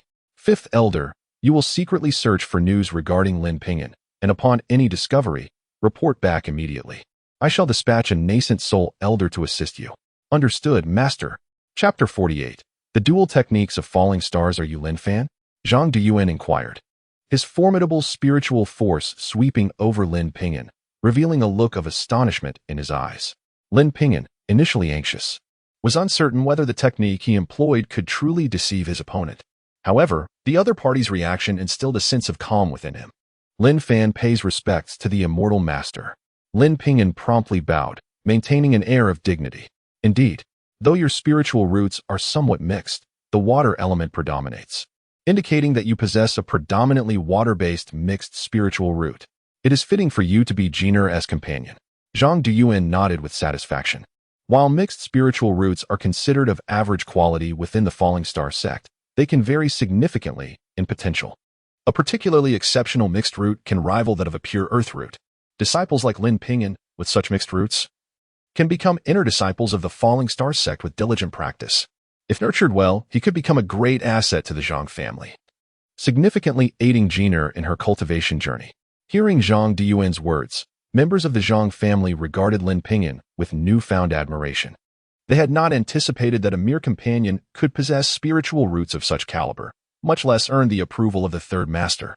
The Zhang family shall rise, Zhang Duyuan declared with a beaming smile. Lin Fan, I assign you a task. Ensure that within 2 years, Jiner reaches the 3rd level of Qi refinement. If you succeed, I will personally accept you as my disciple, allowing you to join the Falling Star sect. What? The crowd gasped, disbelief etched on their faces. Thank you, immortal master. Lin Fan shall exert every effort. Lin Ping'an, caught off guard, felt a whirlwind of emotions. His intent was merely to seek refuge, not to commit to 2 years within the sect or to become its disciple. Excellent. My disciple shall impart Jiner as cultivation techniques to you. Feel free to ask him anything, no matter how trivial, as everything revolves around Jiner as training. You may also cultivate alongside her. As for resources, I shall provide you with 10 low-grade spirit stones each month, Zhang Duyuan stated. Lin Ping'an was taken aback by this revelation. He could discern that this third master must possess an extraordinary spiritual root. as offering 10 low-grade spirit stones monthly was akin to the treatment afforded to inner disciples in the Xianyuan sect. Of course, it was also possible that this third master was simply generous. Others in the Zhang family stared in shock at the privileges Lin Ping'an was being granted. Why not allocate such resources to their own kin? They gazed at Lin Ping'an with a tinge of envy. Enough. You may disperse. Zhang Diyuan waved his hand, and a gust of wind swept through, leaving everyone outside the pagoda dazed. The news of Lin Ping'an's recognition by the third master spread rapidly throughout the Zhang family, igniting envy and admiration among many. Particularly, Yang Tianzhong, upon hearing the news, nearly collapsed in disbelief. 10 low-grade spirit stones represented immense value in Falling Star City. One could exchange a single stone for a residence. Wealthy merchants fervently sought spirit stones, as they were the only means to acquire elixirs from the immortal realm. For instance, a single spirit stone could procure multiple yuan shodan. Lin Fan, you have stolen my opportunity. Just wait. I will personally make you suffer. Yang Tianzhong howled, akin to a wounded wolf. Lin Ping'an, however, did not place much significance on the 10 low-grade spirit stones. His storage bag contained hundreds, acquired from the Linglong realm and the spoils of vanquished foes, valued in the thousands. Yet, he feigned excitement over the 10 stones. Focus on your cultivation. Do not let your master down. Zhang Diyuan's disciple, a young man in his late 20s named Luo Qing, appeared slender and somewhat fragile. Yet, Lin Ping'an sensed a powerful force within him, a vitality that surpassed even that of the third senior brother, Yu Qinghong. Lin Ping'an was secretly astounded. Although Luo Qing's powers reached a high level, he did not display the typical characteristics of a foundational cultivator, such as an overflow of elemental energy. After establishing a foundation, one would exhibit various extraordinary traits depending on their elemental affinity. However, Luo Qing exhibited none of these overt signs, indicating he had yet to reach the late foundational stage. Nonetheless, Luo Qing's strength exceeded that of Yu Qinghong, which was truly alarming. As one progresses in the cultivation realm, challenges become increasingly formidable. Each advancement presents daunting obstacles. And to excel in one's realm is the hallmark of a prodigious talent. To challenge beyond one's realm requires several preconditions: a disparity in talent, differences in cultivation techniques, and the use of superior treasures. Luo Qing's superiority over Yu Qinghong clearly stemmed from the advantages in cultivation techniques. Lin Ping'an surmised that the Falling Star sect was exponentially more powerful than the Xianyuan sect, perhaps even housing true deities among its ranks. Thank you for your guidance. Immortal Master. Lin Ping'an quickly nodded. Brother Luo, what will you teach me today? Third young master Zhang Yunjing slumped in his seat, displaying a countenance devoid of hope. Today, I will formally impart to you the dual techniques of falling stars. These techniques are derived from the Falling Star Divine Canon, encompassing two fundamental arts, the Star Body Refinement Technique and the Yuan Star Technique. One focuses on qi cultivation, the other on body refinement, one for day, the other for night. Luo Qing explained. Both day and night. When will I have time to play? Zhang Yunjing's round face fell in disappointment. Zhang Yunjing, your sole task is cultivation. If you can reach the third level of qi refinement when the Falling Star sect recruits disciples, you will bypass numerous inconveniences and directly become an inner disciple. Your current laziness is a disservice to your master's efforts. Luo Qing admonished sternly. Understood, understood. Brother Luo, must you always repeat the same lecture? Can't you switch it up a bit? Zhang Yunjing yawned, exuding a nonchalant demeanor. You sigh? Luo Qing sighed deeply, resigning himself to the situation. Since you now have a companion, if you refuse to listen, I shall teach him instead, and he can instruct you. Luo Qing glanced at Lin Ping'an and swiftly conveyed the dual techniques of falling stars to him. As anticipated, Lin Ping'an discovered that these techniques were merely foundational cultivation methods, accessible to ordinary disciples of the Falling Star sect. Their utmost potential lay in the qi refinement stage, and the further one advanced, the more arduous their cultivation became. He deduced that these techniques represented the starting point of all methods within the Falling Star sect, with more potent techniques to be imparted upon reaching the foundational stage. Nonetheless, even these basics thrilled Lin Ping'an. The Yuan Star technique was commendable, but the Star Body Refinement technique was the coveted method he had long yearned for. Since witnessing the formidable figures of the Shenshao sect within the Linglong realm, he had recognized the immense power of body refinement, especially the giant among them, who seemed impervious to ordinary techniques. Should he cultivate such a powerful physique, combined with the terrifying might of the five elements sword finger. He could even pose a threat to those newly entering the foundational stage. All right, I have imparted the teachings to you. The rest is up to you. Luo Qing observed Zhang Yunjing, who had already succumbed to boredom and drifted off to sleep. Struggling against his frustration, he issued a final instruction before departing. Lin Ping'an disregarded Zhang Yunjing's antics, focusing instead on memorizing the two techniques and commencing his practice of the Yuan Star technique. The copper coin had sealed his internal powers, and it felt as though he was starting anew in his cultivation journey. Within the secluded courtyard of the third young master, a diminutive gathering formation was meticulously arranged, drawing forth the spiritual energy from a radius of 100 paces, making cultivation here remarkably efficient. After an hour, Lin Ping'an opened his eyes, having successfully condensed a trace of stellar energy within himself.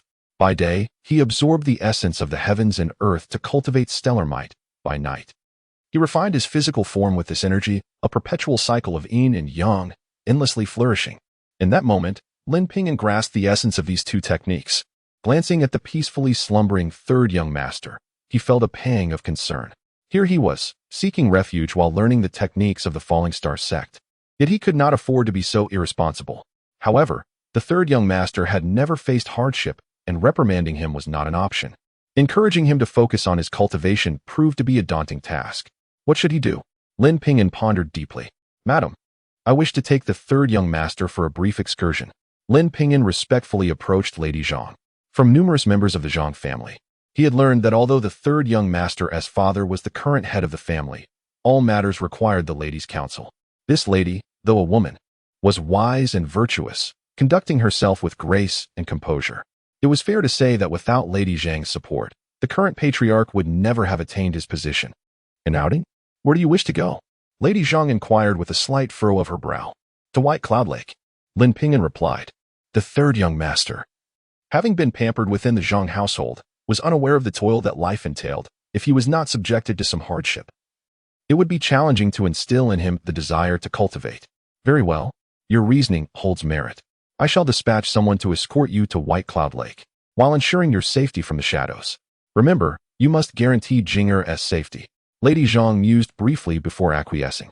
Please, madam, do not inform the third young master of this plan. Allow me to convey it personally. Lin Ping'an added. Agreed. As long as it is for Jinger's benefit. I will comply with your request. Lady Zhang nodded in agreement. Madam, Jinger has never been away from us. I am concerned for him. The patriarch emerged from the inner chambers, his face etched with worry.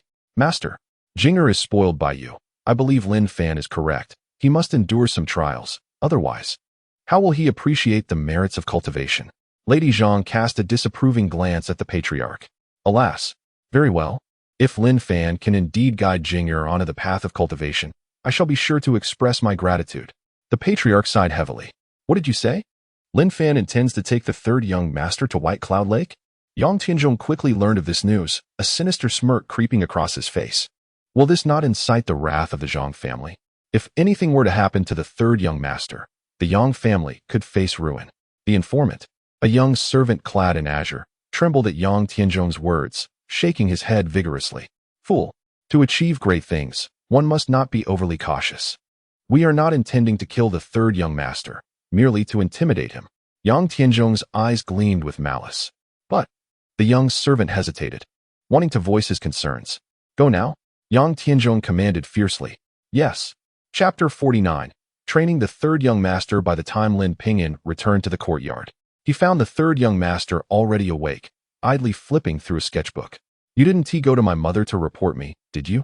Zhang Yunjing pouted. That would be futile. My mother dotes on me. She wouldn't listen to you. No, I merely thought the third young master must be quite bored confined at home. So I sought the lady's permission to take you to Baiyun Lake. Lin Ping'an replied with a slight smile. What? Are you serious? Zhang Yunjing's eyes widened in disbelief. Why would I deceive the third young master? Lin Ping'an chuckled. Did my mother agree? Zhang Yunjing exclaimed, jumping up and eagerly clasping Lin Ping'an's hand, shaking it vigorously. The lady agreed, but Lin Ping'an deliberately elongated his tone. But what? Zhang Yunjing asked, eyes gleaming with anticipation.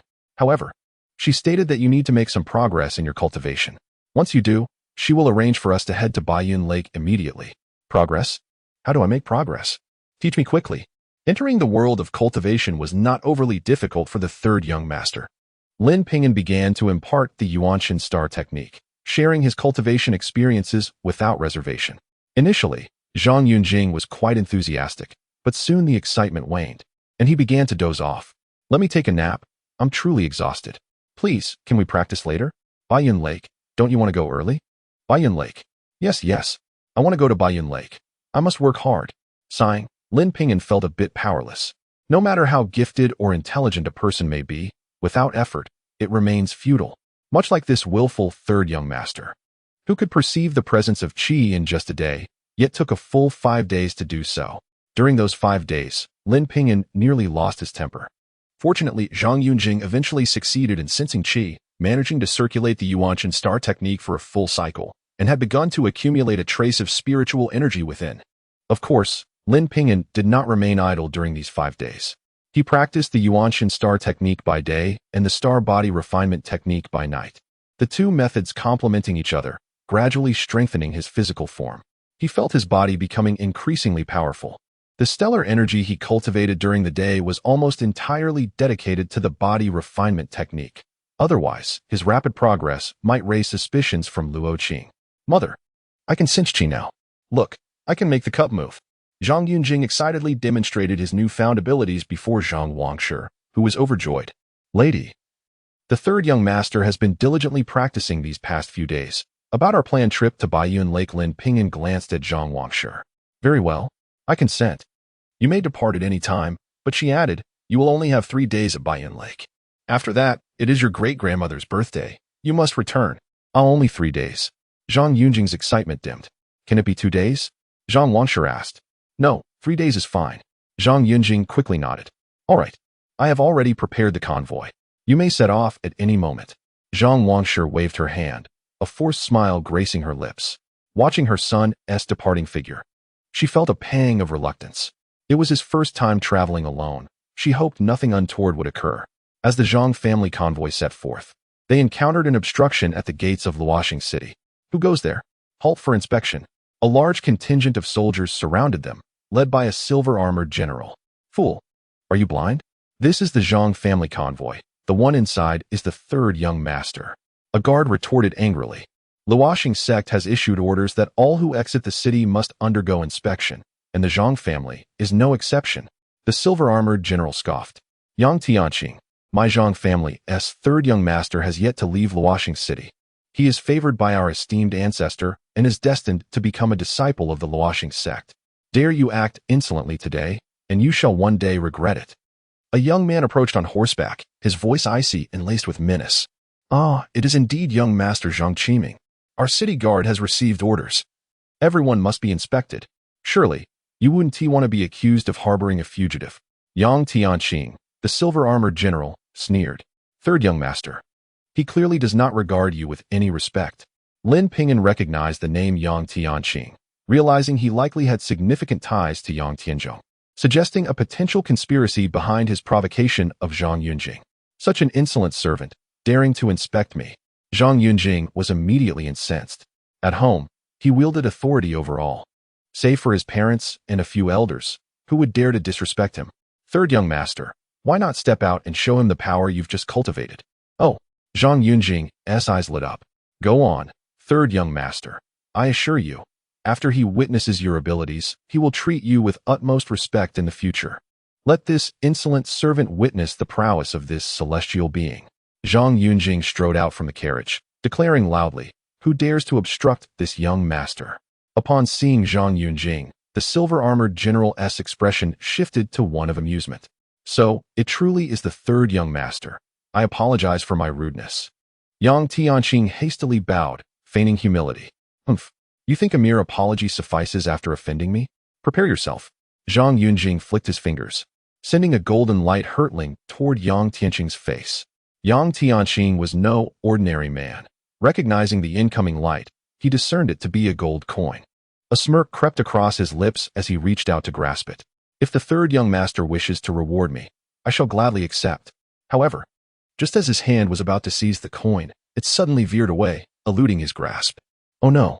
Before Yang Tianqing's grin could fade, the coin grew larger in his sight. Crack! He felt a sharp pain in his front tooth as the coin collided with it, shattering one of his teeth completely. After the impact, the coin spun back and returned to Zhang Yunjing's hand. "Oh, that is disgusting. I bestow this coin upon you." Zhang Yunjing, repulsed by the blood on the coin, tossed it at one of the Zhang family guards. "Thank you, third young master. Thank you, third young master." The value of the coin equated to 10 taels of silver, a substantial sum for an ordinary family, enough to cover a year's expenses. The soldier, upon receiving it, bowed repeatedly in gratitude. Yu Yang Tianqing gazed at the retreating figure of Zhang Yunjing, fury brewing within him, yet he dared not retaliate. The convoy gradually exited Luoxing City, and Yang Tianqing signaled to a soldier behind him. The soldier hastily made his way toward the Yang family in the west. "Tianzhong, this is all I can do for you, so you must strive to succeed," Yang Tianqing murmured under his breath. "Haha, this charm truly is marvelous. Did you see that fellow's expression just now? His eyes, it was utterly hilarious." Zhang Yunjing erupted into laughter upon returning to the carriage, shaking with mirth. "How do you find this celestial technique, third young master?" Lin Ping'an observed his exuberance, though internally he sighed, maintaining a composed exterior. "Excellent. Truly splendid." Zhang Yunjing's smile was uncontainable. It could indeed be even better. Lin Ping'an made a gesture, pointing at Zhang Yunjing. "What are you doing?" "I'm actually flying." Zhang Yunjing gasped, astonished at his newfound ability to soar. Zhang Yunjing felt a sudden loss of control over his body, as an unseen force lifted him off the ground, causing him to float within the carriage. This unexpected occurrence filled him with terror. Although Zhang Yunjing was a frivolous youth, he was also remarkably astute and quickly deduced the nature of the situation. "Your ability to manipulate objects has grown astonishingly strong. Does this mean you can fly?" Zhang Yunjing gasped in astonishment. "Our magical prowess is still rather limited. I can barely lift objects of the third young master's weight. We are still light years away from true flight. However, with diligent effort, I believe we could achieve flight within a year." Lin Ping'an spoke without exaggeration. He had diligently practiced for a year and had reached the point of flying with ease. Yet, due to limitations in his magical and mental energies, the distance he could cover while flying remained constrained. Revealing such power at this moment was somewhat perilous, but he felt compelled to do so. A year to achieve flight? Could I truly become an immortal? Zhang Yunjing's breath quickened. 1 year of hard work is required, but if the third young master does not exert himself, it may take 3 to 5 years. Lin Ping'an gently lowered Zhang Yunjing back to the ground, his face flushed, a clear sign of exhaustion. Henceforth, even if Zhang Yunjing divulged this incident, it would not be deemed overly shocking. Zhang Yunjing's expression fell. "So, third young master, if you work diligently for a year, you can soar through the skies without needing to consult the master and mistress, flying dozens or even hundreds of miles in no time." Lin Ping'an encouraged him. "But a year is too long. Could it be done in a month?" Zhang Yunjing stammered. "Certainly, if the third young master applies himself, it is possible to fly within a month. However, you might only manage to ascend just beyond the Zhang family's territory." Lin Ping'an replied. "That suffices, as long as I can evade my parents' watchful eyes." Zhang Yunjing clenched his fists, determined. Lin Ping'an sighed inwardly. He suspected that this young man would only maintain his fervor for a fleeting moment. It would be a miracle if he could persevere for even a day, let alone a month. As the Zhang family's entourage exited the city, they quickly increased their pace. The distance of 50 miles was covered in merely half an hour. Upon disembarking, Lin Ping'an was greeted by the sight of a vast, boundless lake. Towering pines and verdant cypress fringed its banks, while islands shimmered in the distance. The water was crystal clear, revealing various fish swimming leisurely beneath the surface. A familiar and comforting aura emanated from the lake. I have indeed arrived at Baiyun Lake," Zhang Yunjing exclaimed, dashing from the carriage toward the shoreline. Lin Ping'an observed a group of boys, around 13 or 14 years of age, gleefully leaping into the water, laughing and playing. Hey, come over and play with me," Zhang Yunjing shouted, waving frantically at the boys on the shore. Witnessing this scene, Lin Ping'an experienced an epiphany. Zhang Yunjing resembled a flower nurtured in a greenhouse, shielded from the sun and untouched by the trials of nature. Yet, he was merely a youth, naturally inclined to seek fun and companionship, yearning to play and grow alongside friends. However, the Zhang family acted as an immense greenhouse, enveloping him entirely. It was no wonder he exhibited such mischief. It was a form of rebellion against the constraints of his family. Lin Ping'an could not help but feel a pang of sympathy for the third young master. Please go ahead. Lin Ping'an stepped out of the carriage, waving farewell to the Zhang family. The family members, having received the mistress's instructions, promptly turned back, knowing they could not stray far but would remain as silent guardians. Zhang Yunjing called out for some time, yet the boys paid him no mind, continuing their frolic in the water. Lin Fan, they are ignoring me. How dare they not acknowledge me? I am the third young master. Zhang Yunjing sat by the lakeside, his face a mask of fury, his voice tinged with tears. I shall capture them all and make them play with me. Chapter 50, The Transformation of the Third Young Master. Third Young Master. This world does not belong to the Zhang family, and those young men are not the servants of the Zhangs. They are under no obligation to heed your words. If you wish to play with them, you must learn to respect them. Only then will they be inclined to befriend you. Lin Ping'an stated calmly. But I don't know how to respect them, Zhang Yunjing lamented. His head bowed as he scooped up a handful of dirt and tossed it into the water, his face a mask of despair. It is quite simple. Just listen to me, third young master, Lin Ping'an declared, removing his shoes and then stripping off his clothes, neatly folding them on the shore. Do you wish to learn how to swim? I will teach you. Swim? Of course, but my mother. Zhang Yunjing hesitated. His mother was not present, and he had no intention of informing her about this endeavor. Are you afraid, third young master? Lin Ping'an leaped into the water, splashing a wave that soaked Zhang Yunjing's clothes. Who says I'm afraid? Zhang Yunjing clenched his teeth, quickly shedding his garments and hurling them aside before plunging into the water. Ah, help me. Save me. As soon as he entered, he felt his body lose control, the lake water rushing into his mouth and nose, choking him as tears streamed down his face. Ah, third young master, Baiyun Lake does not belong to the Zhang family. The water will not heed your commands.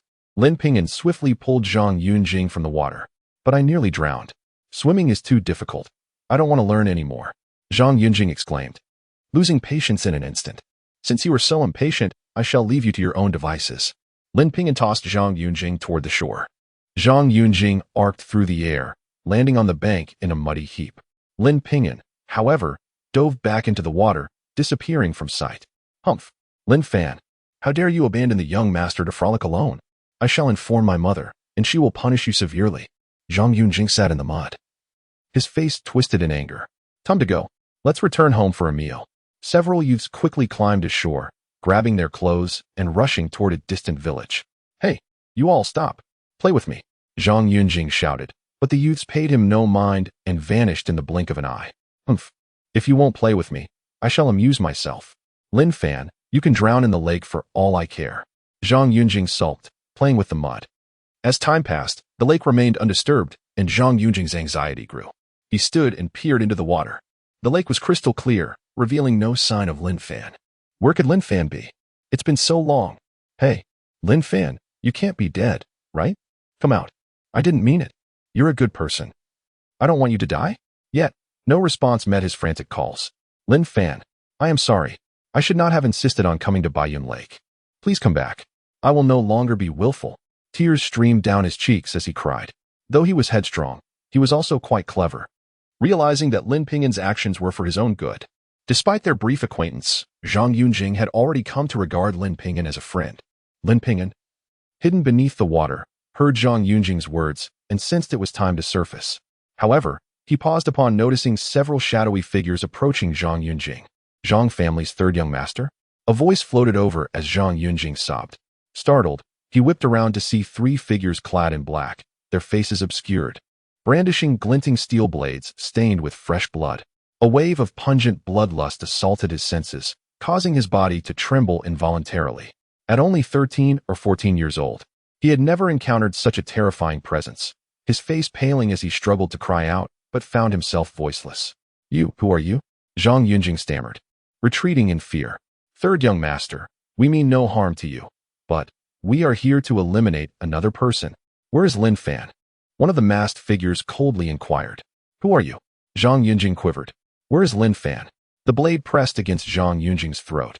Feeling the cold steel, he nearly lost control of his bladder, regret flooding him for his previous defiance. If only he had taken his studies in martial arts more seriously. Had he possessed Lin Fan's strength, he could have effortlessly dispatched these intruders. He is in the water. He may have drowned. If you seek him, why not dive in to save him? Do you take me for a child? A martial arts master like him cannot so easily perish. He is surely hiding beneath the surface. The assailant sneered. Lin Ping'an, come out immediately, or I will slay him. The blade drew a thin line of blood along Zhang Yunjing's neck, crimson droplets staining his clothes. Wah, you dare treat me this way? My mother will never let you off. Zhang Yunjing wailed. My ancestor is an immortal, a true immortal. If you dare to kill me, it won't matter if you flee to the ends of the earth. Upon hearing this, the masked figures shuddered. The Zhang family's ancestor was a formidable figure, having once eradicated a rival clan with a mere flick of his wrist. The memory of that day lingered vividly in their minds. They quickly withdrew the blade from Zhang Yunjing's throat, seizing his collar instead. I am now half an immortal. If you dare insult me, I shall exact my revenge when I fully ascend. Zhang Yunjing declared boldly, sensing their fear. Brother, let us eliminate this brat now. I do not believe Zhang Diyuan can track us down, one of the assailants suggested, fervor igniting in his eyes. Indeed, this little wretch dares to threaten us. Let us dispose of him. Another echoed. Enough. Zhang Diyuan is indeed a fearsome figure, but this boy is merely beginning his cultivation. He poses no threat to us for at least 3 to 5 years. By then, we will be long gone, and he will never find us. The leader asserted. What shall we do now? First, we capture him. Lin Ping'an will surely follow if he is nearby. Then we can deal with him. The leader replied coldly. Let me go, you scoundrels. Zhang Yunjing realized they were hesitant to harm him, emboldening him to kick and punch at the masked figures. However, his strength was insufficient to cause any real harm, merely tickling them. In desperation, he sank his teeth into one of their hands, rage fueling the bite that tore away a chunk of flesh. The assailant roared in pain, fury igniting as he struck Zhang Yunjing across the face. The blow, fueled by anger, sent Zhang Yunjing flying, landing directly in the lake. You dare strike me? Help, help, he cried, attempting to utter more threats. But a mouthful of water choked him, plunging him into panic as he screamed for aid. You little brat, you dare bite me. Today, I shall drown you. The figure clad in black let out a furious roar. Zhang Yunjing floundered in the water for a while, swallowing a considerable amount, and thought to himself that he might truly be on the brink of death. Father, mother, I am so sorry. Jingo has failed you. Third grandfather, I can no longer bring honor to our family. Regret washed over Zhang Yunjing. He should have heeded your words. At that moment, his mind was consumed by guilt as his body slowly sank beneath the surface. What, brother, you cannot genuinely wish for his demise. Our mission will fail, and the Yang family will surely refuse to compensate us. Indeed, brother, let us save him. Humph, you wretched brat, dare to bite me. The figure in black's eyes gleamed with menace, but he soon sighed. Very well, you may go and rescue him. Third young master, do you wish to survive? Suddenly, a voice pierced through Zhang Yunjing's ears. Lin Ping'an. Hope surged back into Zhang Yunjing's heart. He abruptly opened his eyes, only to see Lin Ping'an smiling before him. Safe. As he spoke, water rushed back into his mouth. Lin Ping'an smiled slightly, and with a flick of his finger, a large bubble enveloped Zhang Yunjing. Wow. Within the bubble, Zhang Yunjing expelled a significant amount of lake water, his eyes wide with the shock of having escaped death. Lin Ping'an, where have you been? Why did you arrive so late? The young master was nearly killed. Zhang Yunjing cried out in anguish. Third young master, do you not realize your mistakes? Lin Ping'an gazed at him.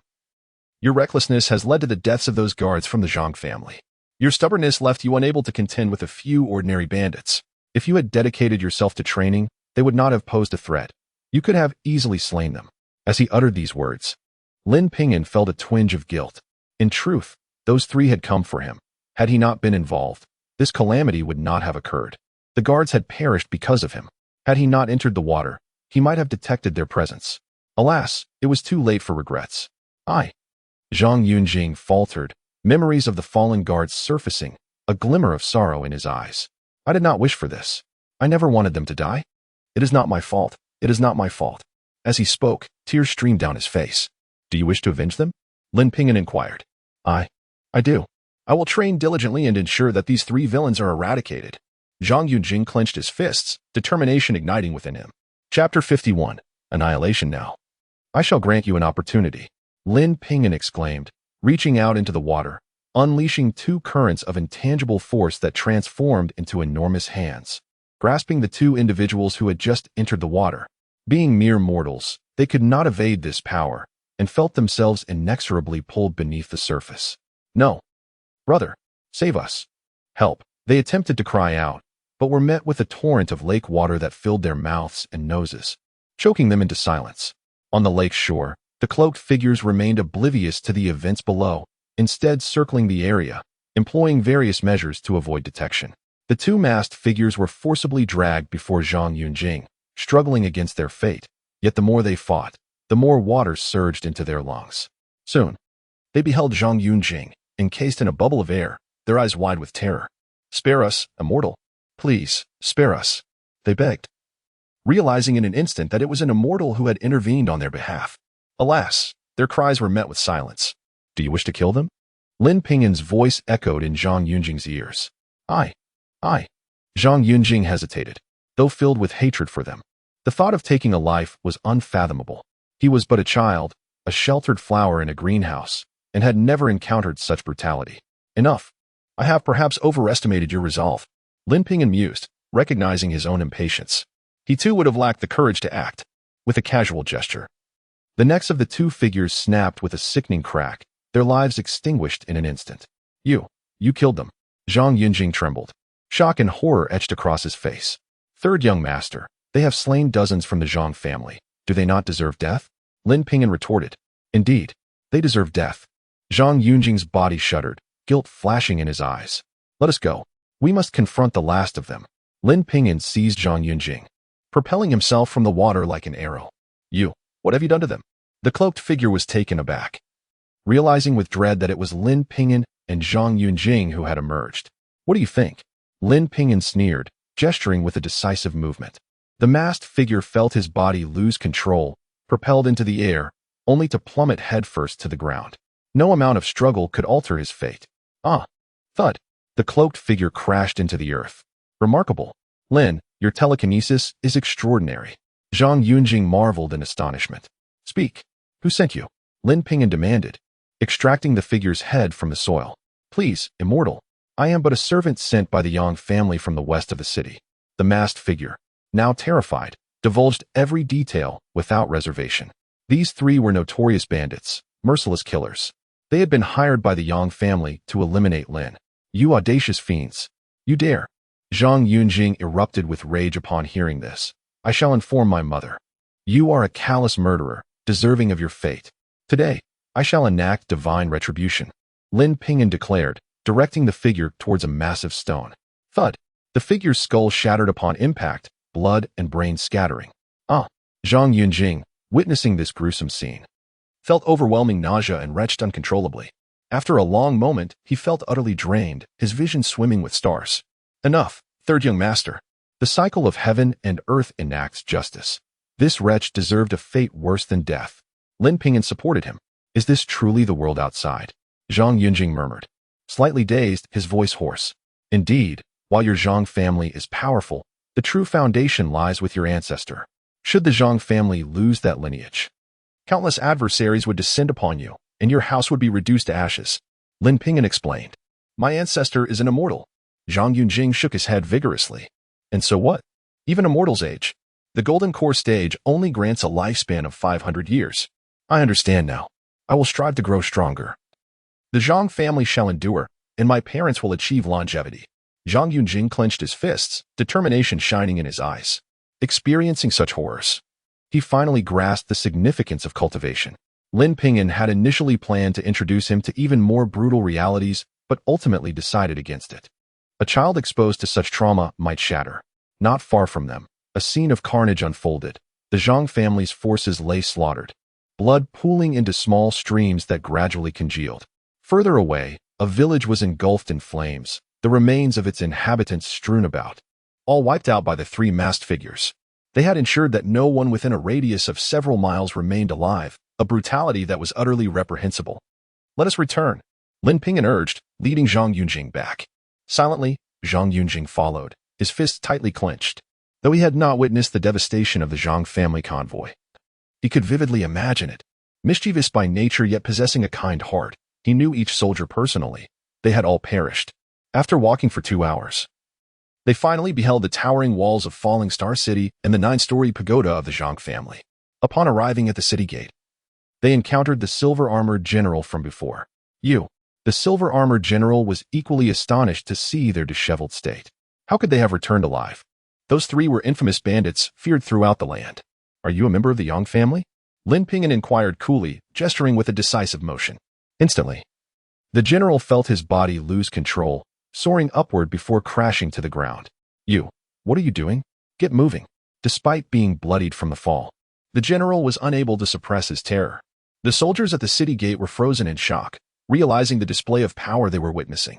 To confront an immortal was tantamount to seeking death. The Yang family colludes with bandits, slaughtering the innocent. Anyone who intervenes is complicit in their crimes, and the Zhang family shall not spare you. Lin Ping'an's voice rang out, commanding authority. The soldiers, hearing this, hastily retreated. Come, you will accompany me to the Zhang family to answer for your transgressions. Lin Ping'an seized the general by the neck, lifting him effortlessly. Zhang Yunjing observed in silence, filled with yearning, wishing he could be the one to vanquish their foes. Who dares to wreak havoc in Falling Star City? A figure descended, wielding a sword of light, landing before Lin Ping'an and Zhang Yunjing. Lin Ping'an glanced at the newcomer, appearing to be in his late 20s, with cultivation that seemed to have recently reached the latter stages of qi refinement. This individual has colluded with the Yang family to plot against the Zhang family's third young master. I am here to fulfill my duty and hope you will not obstruct me. Lin Ping'an replied calmly. What? The figure's countenance changed dramatically upon hearing this. He was acutely aware of the implications represented by the third young master of the Zhang family, should anything happen to him. It would likely spell disaster for the entire Falling Star City. I shall return to report to the city lord at once. I believe he will soon visit the Zhang family. I implore you, young sir, to refrain from taking his life for the time being. With a respectful nod towards Lin Ping'an, he hastily soared away on his sword light. Before he could reach the Zhang residence, he spotted a large contingent hastening towards him from the distance. Jinger, at the forefront, astride a magnificent steed, was the head of the Zhang family. Upon seeing the disheveled Zhang Yunjing behind Lin Ping'an, he leapt down from his mount in an instant. Jingo, the lady in the carriage, also rushed forward, tears streaming down her face, dismounting with a speed that rivaled her husband's. It was evident that this lady was no ordinary person. Dad, Mom. Zhang Yunjing's voice was hoarse as he dashed into the embrace of the Zhang matriarch, weeping uncontrollably. I was wrong. I will cultivate diligently and will no longer be willful. Good child, good child. Zhang Wangshe tenderly stroked her son's head. Zhang Laoyi, unable to intervene, directed his gaze towards Lin Ping'an. A frown of fury etched upon his face. What on earth transpired? Perhaps you should hear it from me, Lin Ping'an replied, casting Yang Tianqing aside. Zhang Laoyi. Spare me. This was all Yang Tianzhong's scheme. I was not involved. Yang Tianqing rushed to recount the events in their entirety. Zhang Laoyi's expression grew darker with each word, his eyes almost ablaze with wrath. Yang family, you have gone too far. The Yang family, notorious for their malevolence, would face justice today. Just then, a voice resonated ominously from the Zhang family's tower, echoing throughout the city. A colossal palm descended from the heavens, engulfing the entire Yang family estate. No. Yang Tianqing screamed in despair at the sight. Boom. But alas, it was too late. The Yang family was obliterated beneath at hand, and with the city lord's relentless pursuit, all 371 members of the clan perished without exception. Lin Ping'an sighed softly. While some within the Yang family deserved their fate, it hardly warranted the annihilation of an entire lineage. The actions of the third master of the Zhang family were excessive. Yet, this was the law of the jungle. On the 9th floor of the tower, Lin Ping'an stood alone before Zhang Diyuan. Speak. Zhang Diyuan's voice was frigid, laden with intent to kill. I merely sought to use this opportunity to enlighten Zhang Yunjing about the harshness of reality and the importance of cultivation. I believe that is not an unreasonable endeavor, Lin Ping'an responded. He articulated these thoughts with a hint of trepidation. For the erratic nature of the Falling Star sect steward was well known. He had extinguished hundreds of lives without a flicker of emotion. Should this man desire his death, no justification would be necessary. And what of your cultivation? Do not tell me you have achieved the first layer of qi training in just a few days. What is your true purpose in the Zhang family? Speak. Zhang Diyuan commanded sharply. Lin Ping'an felt an overwhelming aura of murderous intent enveloping him. Should he falter in his response, it was likely that his life would be forfeit without hesitation. Chapter 52. Night Raid. Indeed, I have practiced, albeit only for half a year. That year, Lin Ping'an recounted a meticulously fabricated tale, presenting himself as a scholar who fortuitously encountered celestial fortune. weaving a narrative so seamless that it was almost flawless. He established his origins in the Great Yu dynasty.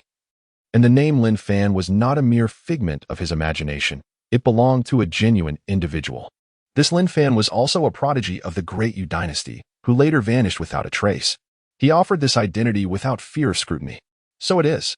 Although you entered my Zhang family with ulterior motives, you have genuinely aided Jing'er. Well done. This is your reward. With that, Zhang Duyuan tossed him a jade vial containing a dozen qi condensation pills. If you sincerely serve my Zhang family, you shall have the opportunity to join the Falling Star sect in 2 years and become one of its disciples. Thank you, esteemed senior. Lin Ping'an bowed deeply, his demeanor a blend of exhilaration and trepidation. Go on. Zhang Duyuan waved his hand. Lin Ping'an felt as if he had been granted a reprieve and hurriedly retreated. Hailing from the Great Yu dynasty, how did he traverse such vast distances alone? This matter requires investigation. Zhang Duyuan furrowed his brow slightly. Luo Qing, what are your thoughts? Master, I find this individual to be credible, Luo Qing remarked, observing Lin Ping'an's vanishing figure. Everyone has their own self-interest. His joining the Zhang family as a companion scholar clearly indicates his desire to seize this opportunity to embark on the path of immortality. Having self-interest is inconsequential. What matters is that he treats Jing'er well. His actions thus far have demonstrated his earnest efforts to assist her. I believe that is sufficient. Indeed, you are correct. However, an investigation must still be conducted. Arrange for someone to verify the truth of his claims in the Great Yu dynasty. Zhang Duyuan nodded. Understood, master. In the ensuing days, Zhang Yunjing truly began to immerse himself in his cultivation. His innate talent was remarkable, and within a mere span of days, bolstered by ample resources, he ascended to the first layer of qi condensation. Haha, I have finally reached the first layer of qi condensation, Zhang Yunjing exclaimed, clenching his fists in excitement and laughing heartily within the courtyard. Lin Ping'an's progress was even more astounding. During these days, he cultivated alongside Zhang Yunjing. He did not intentionally seek to elevate his own cultivation, but rather used the absorbed spiritual energy to refine his physical body. The starry body refinement technique, the foundation of the Falling Star sect, proved to be remarkably effective, leaving Lin Ping'an astonished.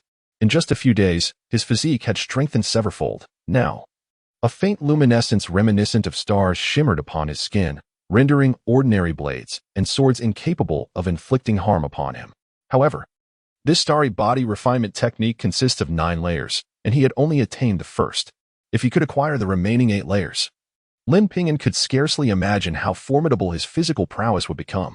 He had also heard from Luo Qing that to date, the strongest practitioner within the Falling Star sect had only cultivated the technique to its 5th layer, yet even so, they could easily vanquish enemies of the same rank. Furthermore, he learned that the Falling Star sect derived its name from the legendary founder, who, in a fit of rage, departed from the Xianyuan sect and inadvertently discovered an ancient cave dwelling within Falling Star Mountain. The inheritance within that cave, left by a formidable ancient warrior, was the starry divine canon, from which all techniques and powers of the Falling Star sect originated. Upon returning to the Xianyuan sect, the founder presented this sacred text to the sect, earning accolades even from the sect's sages, who proclaimed its worth to be on par with their own teachings. Consequently, countless prodigies aspired to join the Falling Star sect to learn from this canon. Even other superpowers would discreetly send agents to infiltrate the Falling Star sect. Thus, the sect's 10-yearly recruitment ceremony was conducted with profound grandeur and rigorous standards. Nevertheless, Lin Ping'an had no intention of joining the Falling Star sect. He was merely seeking refuge here. He believed that after some time, no one would pursue inquiries into his background, allowing him to quietly depart and return to the Xianyuan sect. Lin Fan, Jing'er, it seems we must part ways. My master has received a missive from the sect and will be returning. I will leave tomorrow. I hope you both diligently cultivate and do not become complacent. In 2 years, we shall meet again at the Falling Star sect, and I trust you will both become disciples of our sect. Luo Qing gazed at the two with high expectations. Brother Luo, we will strive to do our best. Zhang Yunjing was no longer the mischievous youth he once was. Though only a few days had passed, he seemed fundamentally transformed. Farewell, Brother Luo. Lin Ping'an also felt a twinge of reluctance. Despite Luo Qing's stern demeanor, he was gracious and courteous, readily addressing their inquiries without a hint of impatience. Over the days they spent together, they had formed a bond. After I depart, You must protect the Zhang family. I fear that some malevolent beings may resort to desperate measures. Luo Qing's expression grew grave, as if he knew something foreboding. What could happen? With the protection of our ancestors' might, who would dare to threaten the Zhang family? Zhang Yunjing questioned. This recall is quite peculiar. My master has been dispatched to guard the Demon Emperor Mountain, which is tens of thousands of miles from Falling Star City. Should any incident arise, my master would be unable to intervene. Moreover, having not returned to the sect for 3 months, I received a warning. He suspects that there is an underlying conspiracy. However, there is no need for you to worry. A senior brother will soon arrive to take my place. Despite Luo Qing's reassurances, a hint of worry remained on his face. Lin Ping'an sensed that matters were far more complicated than they appeared. After Luo Qing's departure, the Zhang family fell into a deep silence. Yet within this silence, Lin Ping'an detected an unsettling aura. That night, he felt an instinctive unease and released his spiritual energy, surveying the expanse above the Zhang family estate. The voices of many within the estate surged into his ears. Senior brother, is the intelligence accurate? Have the Zhang family's old ghost and his disciple truly departed? They have left. Only a companion scholar and Zhang Yunjing at the first layer of qi condensation remain in the Zhang family, posing no threat to us. If we truly massacre the Zhang family, would the old ghost not go mad? If it is discovered that we are responsible, we would not meet a good end. Fear not. Arrangements have already been made with our master.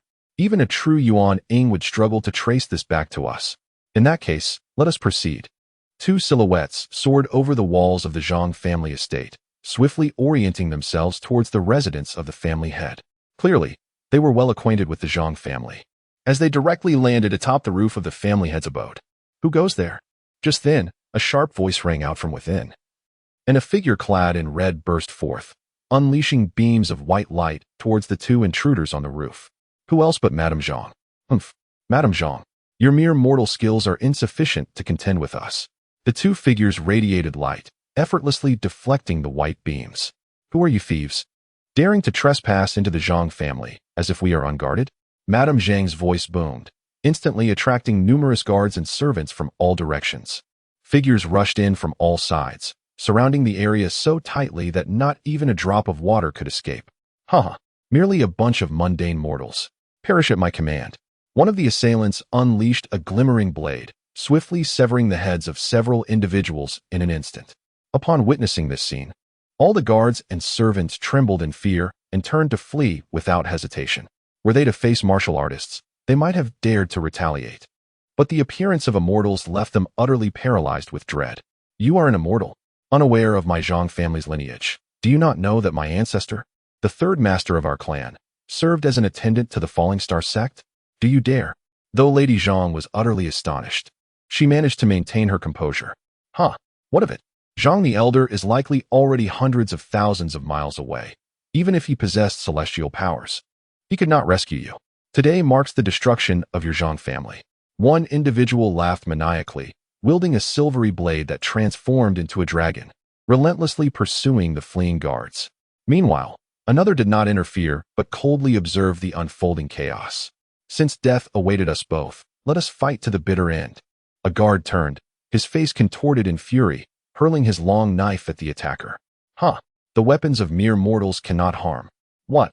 The man, reveling in his arrogance, was taken aback as the knife, upon closing in at a distance of 3 zhang, accelerated with such swiftness that it left him aghast. Thud. Before he could react, the long knife brutally pierced his chest, transfixing him. His body tumbled from the rooftop, crashing to the ground below. A murderous glint flickered in Zhang Wang's eyes as he rushed forward, severing the man's head with a swift stroke of his sword. Who? The other, witnessing this scene, was instantly alarmed. He fixed his gaze upon the guard, raising his hand to unleash a dark beam. Thud. The beam penetrated the guard's forehead, exploding his skull. At that moment, he felt a chill envelop him, a terrifying sense of impending doom creeping up from behind. He spun around, only to see a streak of crimson light piercing his brow. Blood gushed forth, and disbelief marred his features. Was it not said that the Zhang family no longer had cultivators in residence? His body rolled from the rooftop, collapsing to the ground. Cleaned the scene, leaving no trace. Zhang Wang exhaled deeply, then signaled to the distant guards and servants. I do not hold it against you for retreating in the face of danger. But remember this, my Zhang family is not to be trifled with. Anyone who dares speak of tonight's events shall face annihilation. None dared respond, their faces etched with terror. Zhang Wang selected 2 loyal confidants, taking the 2 corpses, and hurried toward Zhang Yunqing's courtyard. Upon arriving outside the small courtyard, Zhang Wang observed her husband and several armored guards standing vigil at the entrance. "My lord, how goes it?" Though she anticipated the answer, she could not help but inquire. "Jing is unharmed," Zhang the elder replied. "Quickly, go check on Liang and Qing," Zhang Wang urged. "Very well, follow me." Zhang the elder nodded, hastily leading several guards away. "Knock, knock." Zhang Wang rapped on the door. "Who is it?" A voice from within, belonging to Lin Ping'an, responded. "It is I," Zhang Wang whispered. "Ah, it is the lady." "Free young master, the lady has arrived." Lin Ping'an smiled slightly, rousing Zhang Yunqing from his meditation. "My mother has come." Zhang Yunqing was bewildered, unsure of the circumstances. The door swung open, and Zhang Wang gestured for her 2 confidants to drop the corpses upon the ground before stepping back and closing the door. "Mother, why did you bring 2 dead bodies?" Zhang Yunqing exclaimed, retreating in shock. "Are you Lin Ping'an?" Zhang Wang disregarded her son's question, instead focusing her gaze on Lin Ping'an. Chapter 53, The Path of Ruthlessness, It Is I. Lin Ping'an gazed into the piercing eyes of the other party, and, after a moment of contemplation, could only nod with a wry smile. "I believe I have not revealed any flaws. How did the madam discern it? Alas, I have been reckless. Please do not take offense, young Master Lin. If it were not for you today, my Zhang family would likely face annihilation. Allow me to pay my respects." Zhang Wangsher exhaled deeply and sincerely bowed to Lin Ping'an. Not only Lin Ping'an, but even Zhang Yunjing was momentarily taken aback. What has come over mother today? And who is Lin Ping'an? Why is mother so anxious? When did she discover the truth? Lin Ping'an forced a smile. "From the moment you entered the estate, I sensed you were no ordinary person. Although the 3rd elder assured me of your integrity, my intuition suggested that you might indeed be Lin Ping'an. Of course, that was merely a suspicion," Zhang Wangsher explained. "When did the madam become certain?" Lin Ping'an inquired curiously. "You killed those 3 bandits and returned with Jing. Although you concealed your actions well, you still revealed many flaws." Zhang Wangsher continued. "Had I not already harbored doubts, your disguises would have been deemed flawless. Yet, once suspicion arises, one will go to great lengths to uncover the truth. Why did the madam not expose me? Surely revealing my identity would bring greater benefits to the Zhang family." Lin Ping'an was genuinely intrigued. "To me, everything pales in comparison to Jing. You have aided him. How could I possibly repay kindness with malice? Moreover, the 3rd elder had informed me beforehand of your impending departure.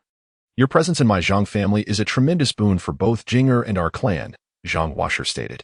"Are you not afraid I harbor ulterior motives?" Lin Ping'an asked.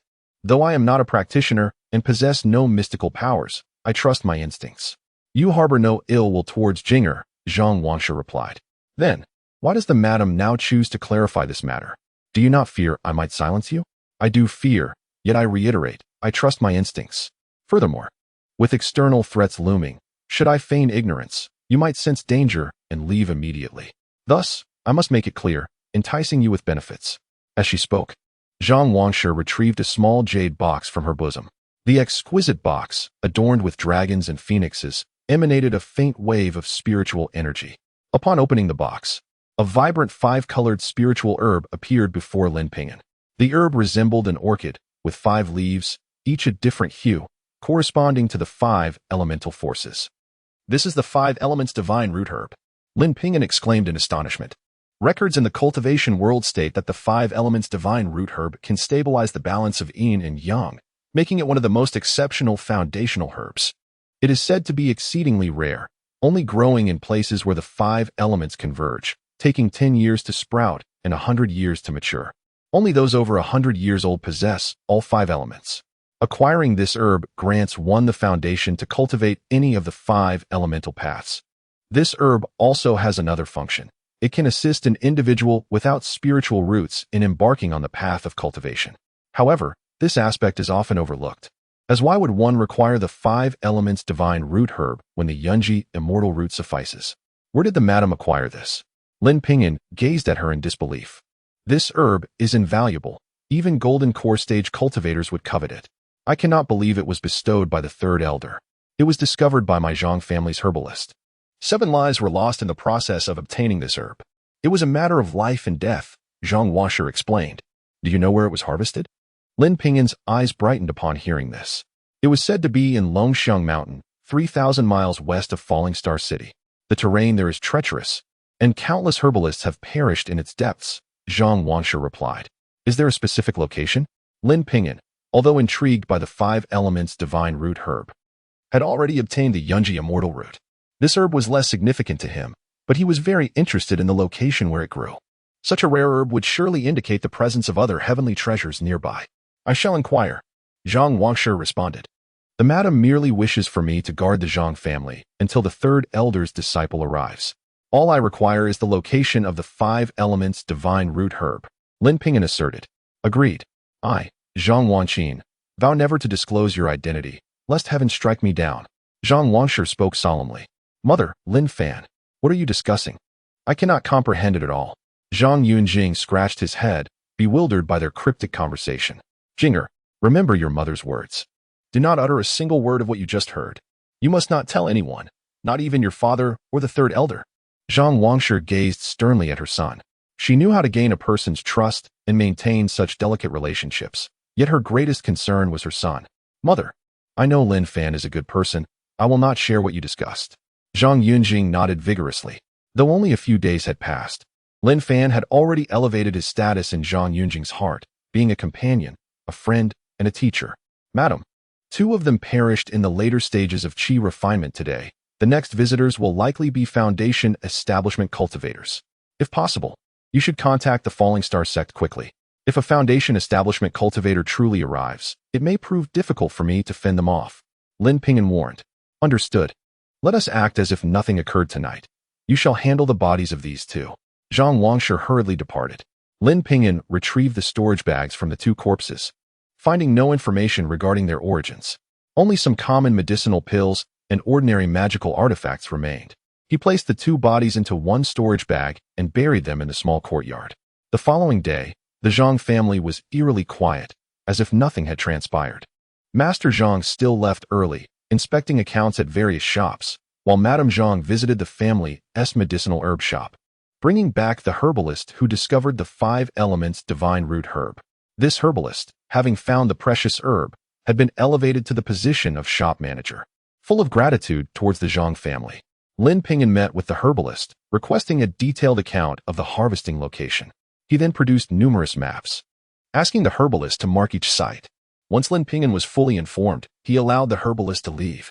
According to the herbalist, the 5 elements divine root herb grew in a cave within a cliff where a giant python resided. The herbalists employed various methods to lure the python from its lair, finally managing to harvest the herb. However, the enraged python pursued them mercilessly, leaving them with no escape. Ultimately, the herbalist lost his footing and fell into the ravine.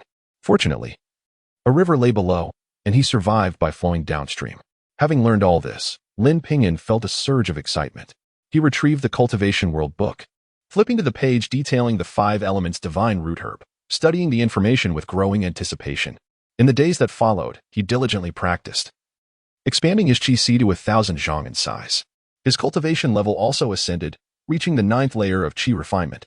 As he was about to consume the primordial pill and directly break through to the pinnacle of the 9th level of qi cultivations, he suddenly realized that his qi had not yet reached its limit. He recalled the teachings from the Tongxian Classic, which delineated the 12 levels of qi cultivation. Initially, he had dismissed this information, but now it resonated with clarity. After practicing the Tongxian Classic, he understood that the 9th level was merely ordinary, while the 12th level represented perfection. He persevered in his cultivation, and through a day of diligent practice, he could expand his capacity by several tens of feet. Following the assassination that fateful night, 7 days passed without any further assaults on the Zhang family. On this particular evening, as he absorbed the celestial energies to refine his physical form, he suddenly felt a surge of unease, a growing sense of foreboding, as if danger loomed nearby. He stepped out of his courtyard, activated his concealment technique, and ascended to the rooftop. After waiting for an extended period, he detected no immediate threat. Nevertheless, Lin Ping'an exhibited remarkable patience, remaining vigilant until the dawn light began to break, at which point he observed a dark light streaking from a distant grand edifice towards the Zhang family estate. Lin Ping'an's pupils constricted, He recognized that the towering structure was none other than the City Lord's mansion. Could it be the City Lord himself? His heart raced. The City Lord of Falling Star City was a mid-stage Foundation establishment cultivator. If this individual chose to act against him, he feared he would be powerless to resist. Lin Ping'an discreetly conveyed a warning to the Zhang family. Since the arrival of formidable foes, the key figures of the Zhang family had gathered together, retreating to the 9-story treasure tower at the first sign of danger. Although Zhang Diyuan was not well versed in the intricacies of formations, he remained a formidable Golden Core realm cultivator. He had nonetheless set up a formation within the tower, which, while somewhat strained against foes of comparable strength, could prove immensely effective against Foundation establishment adversaries. Upon receiving Lin Ping'an's alert, the Zhang family swiftly rushed towards the treasure tower. Meanwhile, the dark light had already arrived above the Zhang estate. Indeed, there were still cultivators within the Zhang family. However, at best, they were merely late-stage qi cultivators, utterly incapable of halting my advance. As the dark light dissipated, it revealed a young man clad in black. He did not conceal his visage. It was the City Lord of Falling Star City. Indeed, it is you. Zhang Wangshi halted, gazing at the figure before her. We, the Zhang family, have not provoked you. Moreover, my family's third master has always treated you with kindness. Why is this? Madame Zhang, you speak truly. Zhang Zhishir has indeed shown me considerable favor, and my ascension to the City Lord of Falling Star City is partly due to his support. Yet, what does that matter? In the face of absolute interests, these considerations are trivial. A cultivator must advance with relentless determination, seizing every opportunity to break through adversity and ultimately achieve the Tao. The City Lord's tone was calm, yet his words sent a chill through the hearts of those present. He practiced the path of ruthlessness, yet had deviated into a path of absolute coldness. Heartless and devoid of emotion, all that mattered to him was success. This was not the path of detachment, but a path of utter desolation. The path of detachment leads to the Tao, while the path of absolute coldness descends straight into the abyss. Lin Ping'an felt a sense of disdain within him. Very well. If the City Lord wishes to kill, then let him come. Madame Zhang brandished her longsword, unflinching in the face of danger. Chapter 54. The ghost sect you intend to serve as bait, luring me into action, only to have hidden assailants strike me from the shadows. Such a scheme is futile. I will draw you all into the tower, eliminate the one lurking in the dark, and then seek you out. However, the Lord of Falling Star City paid no heed to the Zhang family, his gaze sweeping over them and surveying the surroundings. Witnessing this, the Zhang family member sighed inwardly and hastened towards the 9-story pagoda. Lin Ping'an understood that the Lord of Falling Star City likely possessed knowledge of formations. Should he be killed, it would pave the way for the unraveling of the formation, leaving the entire Zhang family vulnerable. Nevertheless, he had confidence in his concealment technique. If he chose not to reveal himself, the opponent would not detect his presence. He stealthily approached from behind, intending to launch a surprise attack. Yet, he underestimated the might of the Foundation establishment realm. Before he could close the distance of 10 zhang, he sensed an overwhelming surge of power. Alarmed, he realized too late that it was already too late to retreat. The Lord of Falling Star City struck with a swift palm aimed at Lin Ping'an. I have you now. His voice was chilling, sending shivers down one's spine. Boom. Lin Ping'an heard a deafening roar, akin to a crashing tsunami. Under that palm strike, the very heavens seemed to transform into a vast ocean, monstrous waves crashing toward him with relentless force. Lin Ping'an found it difficult to breathe, his body immobile. Bang! The waves enveloped him, and he felt as if he were a mere leaf tossed in a tempest, swept away by an overwhelming power. He gasped, expelling a fountain of blood, his complexion turning ghostly pale. Such a single strike had left him gravely wounded, nearly devoid of combat capability. Crash! His body slammed to the ground, despair evident in his eyes. Alas, the difference in power was insurmountable. Lin Ping'an lamented internally, struggling against the agonizing pain surging within him, rolling on the ground while activating his concealment technique to vanish into the night. Indeed, he possessed some means. But do you think that hiding your form will prevent me from capturing you? The Lord of Falling Star City smirked mockingly. A greenish light glimmered in his palm as he countered with another strike toward Lin Ping'an's vanished location. Upon reaching the Foundation establishment realm, various techniques no longer required intricate hand seals or gestures. They could be executed at will. With this strike, he manifested a colossal hand formed from flowing water, spanning several acres. Boom! A massive palm imprint appeared over the Zhang family estate, obliterating several structures into dust. The terrifying might of this attack instilled despair in the hearts of those who had just entered the 9-story pagoda. Lin Ping'an. Zhang Yunjing's eyes reddened as he clenched his fists. Jinger, it's all right. He will surely be fine. Zhang Wangshe spoke words of comfort, though she herself struggled to believe them. Ah, you truly possess some skill. The Lord of Falling Star City, noticing that his strike had not obliterated Lin Ping'an, was mildly astonished. It seemed he would indeed need to exert considerable effort. As he spoke, a flicker of black light danced in his hand, producing 6 palm-sized black flags. Upon their emergence, a chilling wind howled, filling the air with the wails of the damned, as if thousands of vengeful spirits were about to devour human souls. This is a precious artifact I have painstakingly acquired. To perish by its hand would be an honor. The Lord of Falling Star City gazed at the flags with fervor. Infusing his power into them, the 6 black flags soared toward the 6 directions surrounding the Zhang family. The flags expanded dramatically, reaching heights of 100 zhang, firmly planted in their positions. Activate the Black Wind Hell formation, he commanded, raising his hands. A tempest of darkness enveloped the Zhang family estate, the air reverberating with the anguished cries of vengeful spirits, sending the inhabitants of the 9-story pagoda into a frenzy of terror. However, numerous guards, servants, and retainers had not yet made it into the pagoda. They were roused, rushing out to witness the horrifying scene, their faces drained of color. Haha, go forth. The Lord of Falling Star City sneered. He traced his fingers in the air, sending forth shadows from the 6 ominous flags. These shadows were none other than terrifying specters, racing downwards with chilling howls. No. Many voices erupted in anguished screams. Yet, they were mere mortals, unable to escape the pursuit of the vengeful spirits. The ghosts descended upon them, siphoning the very essence of life from their bodies, leaving behind lifeless husks in mere moments. Hidden in the shadows, Lin Ping'an watched this scene unfold, nearly grinding his teeth in frustration. What transgressions had these servants of the Zhang family committed to deserve such unwarranted calamity?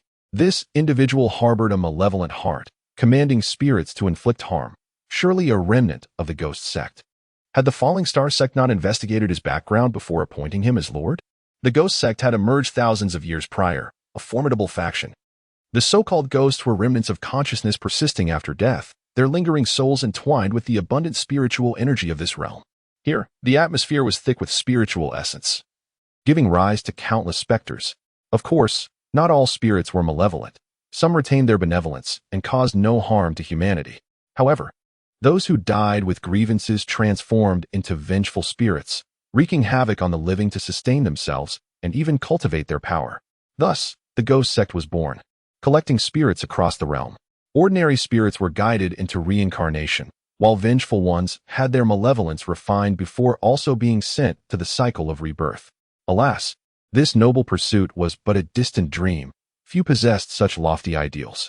The ghost sect ultimately deteriorated, manipulating spirits for combat, harnessing their strength to bolster themselves, and ultimately preying upon innocent humans, transforming them into vengeful spirits. Though the cultivation world was rife with competition, it still adhered to certain principles. For instance, disputes among cultivators should not involve innocents. The 6 great sects and 3 prominent families united to obliterate the ghost sect. Such events were chronicled clearly in the annals of the cultivation world. Undoubtedly, the current Lord of Falling Star City was a remnant of the ghost sect. Why would they risk exposure to assault the Zhang family? Their elaborate efforts to eliminate Zhang Duyuan and his disciples could not have been merely to annihilate the Zhang family. Could it be due to Zhang Yunjing? With exceptional talent, Zhang Yunjing had been earmarked as a disciple of the Falling Star sect. In 2 years, he would enter the sect directly, bypassing any examination. Perhaps Zhang Yunjing had obstructed someone's path, possibly a remnant of the ghost sect.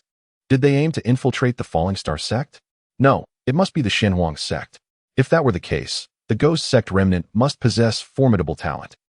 The more Lin Ping'an pondered, the more alarmed he became, feeling ensnared in a vast web of conspiracy from which he could scarcely escape. Distraught, he quickly sought a means of resolution. Neither the Falling Star sect nor the Shenhuang sect concerned him. He should flee at once. But no, the Zhang family had shown him kindness. How could he abandon them? You are no match for this individual. Remaining would only lead to your demise. It would be wiser to survive and relay a message to Zhang Diyuan. No, such an act would betray my principles. I cannot allow myself to be so. In his heart, a dialogue unfolded between two personas, yet he soon solidified his conviction. Although his opponent was a formidable cultivator at the Foundation establishment stage, the continuous execution of such potent spells and the manipulation of an extensive formation demanded a considerable toll on their spiritual energy, perhaps presenting him with an opportunity. The Zhang family was engulfed in the relentless wails of vengeful spirits, yet they could not ascertain Lin Ping'an's whereabouts. The Lord of Falling Star City grew increasingly anxious, pondering the possibility of Lin Ping'an's escape. Should Lin Ping'an flee, it would undoubtedly attract the attention of the cultivators from the Falling Star sect, jeopardizing the success of his mission. While eliminating Zhang Yunjing was a simple task, diverting the Falling Star sect's suspicion away from the Ghost Path sect proved to be a far more daunting challenge. If the Falling Star sect became alert, the meticulously crafted scheme could unravel. Fearing retribution from above, they might find themselves consumed by vengeful spirits, facing a fate worse than death. Shatter, shatter, shatter, commanded the Lord of Falling Star City, as a vibrant azure radiance flickered in his grasp. With sweeping motions, colossal azure hands descended, reducing the Zhang residence to mere ruins within a few breaths, leaving only the towering 9-story pagoda intact amidst the devastation. Fortunately, the Lord had mastered the water path and wielded a formidable water-based technique. Lin Ping'an, possessing a robust mental fortitude and an innate affinity for water attributes, adeptly evaded the onslaught time and again. Despite being a Foundation establishment cultivator, the Lord of Falling Star City could not withstand such relentless expenditure. The 6 small flags had established a grand formation that confined the space, restricting the influx of external spiritual energy, leaving him bereft of resources. He swallowed a pill, his eyes turning a fierce crimson. Spirit extraction technique. The Lord bellowed, producing a small silver bell. As he shook the bell, an eerie chime resonated through the space. The sound summoned shadowy specters, who began to screech in response. The haunting cries pierced Lin Ping'an's ears, instilling a tremor within him and disrupting his composure. The wails grew increasingly mournful and terrifying, casting a pall over Lin Ping'an's countenance as he felt his heart racing uncontrollably, rendering him incapable of activating his concealment technique. "Ah, so you are here. Prepare to die?" The Lord of Falling Star City sneered, pinpointing Lin Ping'an's location with ruthless precision. With a flick of his finger, countless specters surged toward Lin Ping'an with ferocious intent. Realizing the peril, Lin Ping'an attempted to invoke his stealth technique, but time had run out. He could only hasten toward the direction of the 9-story pagoda, sensing an aura of intimidation emanating from it that seemed to deter the vengeful spirits from approaching. Once he reached the pagoda, he could once again employ his concealment technique. "You cannot escape," the Lord of Falling Star City scoffed, flipping his palm to release an azure shadow. A palm-sized azure building emerged, rapidly expanding to several zhang in size, descending upon Lin Ping'an with oppressive force. The swiftness of the azure edifice left Lin Ping'an with no means of evasion. Chapter 55. A gruesome battle with gritted teeth. He unleashed a radiant golden beam. The 9 Palaces Golden Pagoda. As it soared forth, the pagoda emanated boundless golden light, instantly illuminating the entire expanse. The 9 Palaces Golden Pagoda collided with the Azure Pavilion, producing a resounding crash. The 9 Palaces Golden Pagoda was a treasure originating from the Li family. Although a rudimentary one, only golden core cultivators were worthy of possessing it. What? The city lord of Falling Star City could scarcely believe his eyes. His azure cloud pavilion shattered. It was a treasure he had meticulously refined for years. And even though it was merely a superior-grade magical artifact, it was still exceptionally rare. However, his eyes soon brightened with avarice. A treasure capable of shattering the azure cloud pavilion. Could it be a magical treasure? The mere thought quickened his breath. A magical treasure. If I acquire this treasure, my strength will ascend to a new echelon, and my standing within the sect will correspondingly soar. The magical treasure is mine. The city lord of Falling Star City was ecstatic. His form transformed into a streak of aquatic light as he lunged towards Lin Ping and observing this spectacle. Lin Ping'an's heart stirred. Instead of fleeing, he manipulated the 9 Palaces Golden Pagoda to collide with his adversary.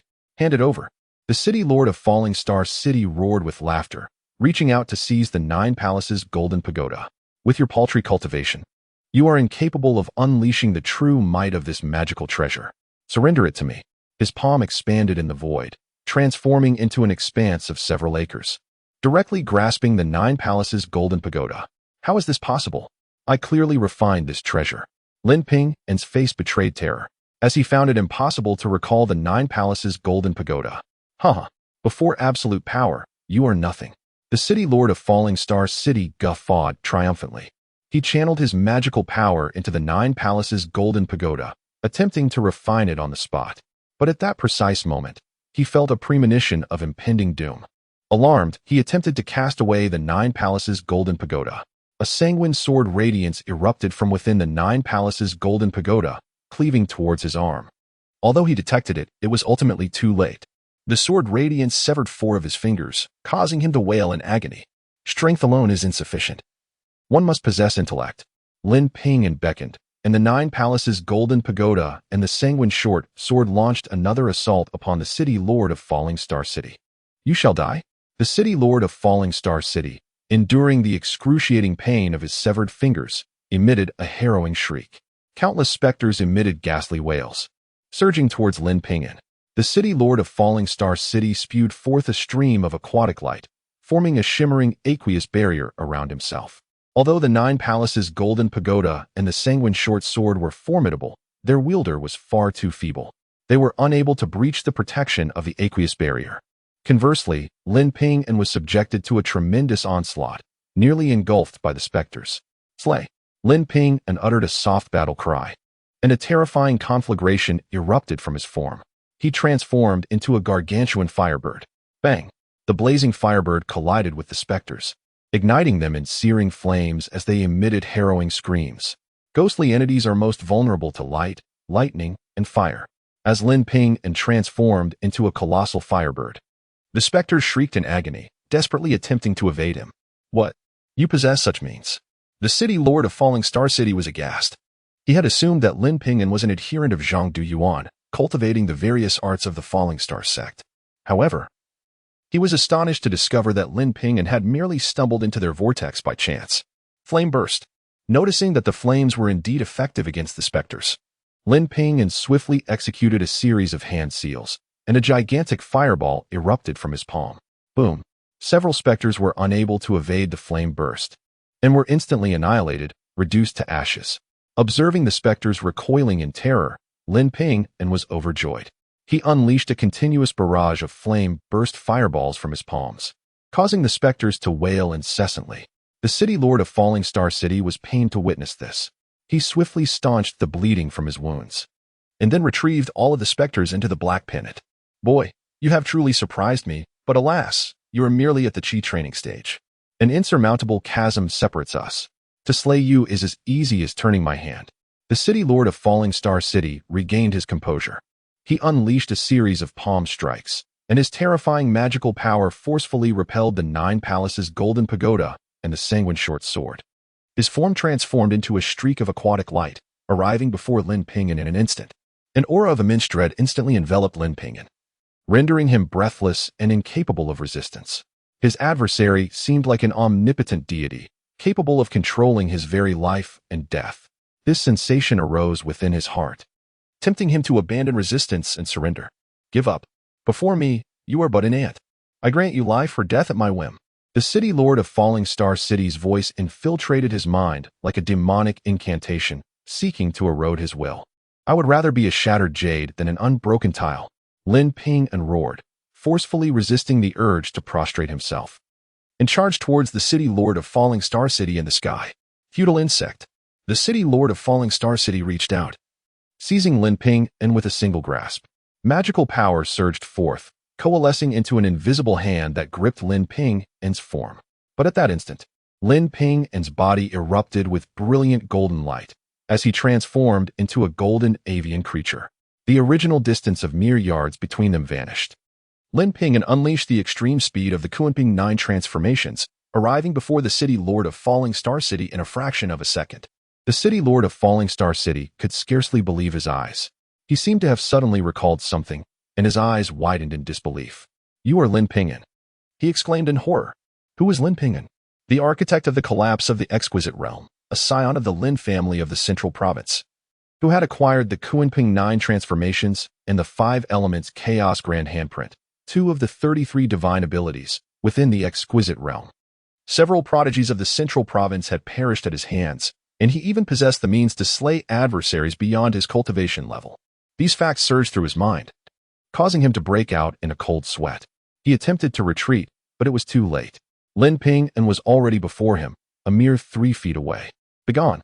He had but one recourse, to unleash his formidable magical power and repel his adversary. Boom. As his formidable magical power erupted, the city lord of Falling Star City spewed forth a stream of dark light. The dark light manifested as a blurred human figure, hideous and malevolent, which lunged towards Lin Ping'an's brow. It was an exceedingly peculiar specter, devoid of the murky and tainted aura of ordinary ghosts, but possessed of an unparalleled malevolence. Lin Ping'an, having committed himself entirely, did not attempt to evade. In the instant before his adversary's magical power erupted, his hand had already reached his adversary. Azure and crimson lights erupted from his middle and little fingers. Without resistance, the flesh of the Foundation Establishment cultivator was pierced by these 2 beams of light. In that instant, his palm twisted violently, and a fist-sized hole appeared in the City Lord of Falling Star City's chest. Ack! The City Lord of Falling Star City emitted a harrowing shriek as the magical power within his body surged forth, propelling Lin Ping'an backward. At that same moment, the black shadow plunged into Lin Ping'an's brow. Lin Ping'an felt as if a hand were churning within his mind, causing him excruciating pain. Boom.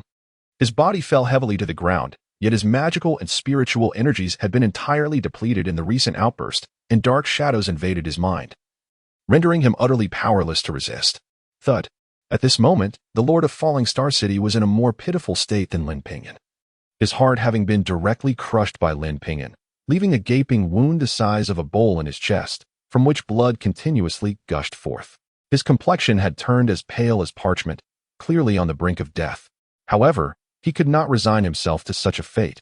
With great difficulty, he retrieved a spiritual elixir from his storage bag and hastily shoved it into his mouth. Alas, at this point, no matter what he ingested, it was merely a drop in the bucket. A shattered heart equated to a destroyed source of life. Unless he reached the golden core stage and coalesced his own golden core, he would remain doomed.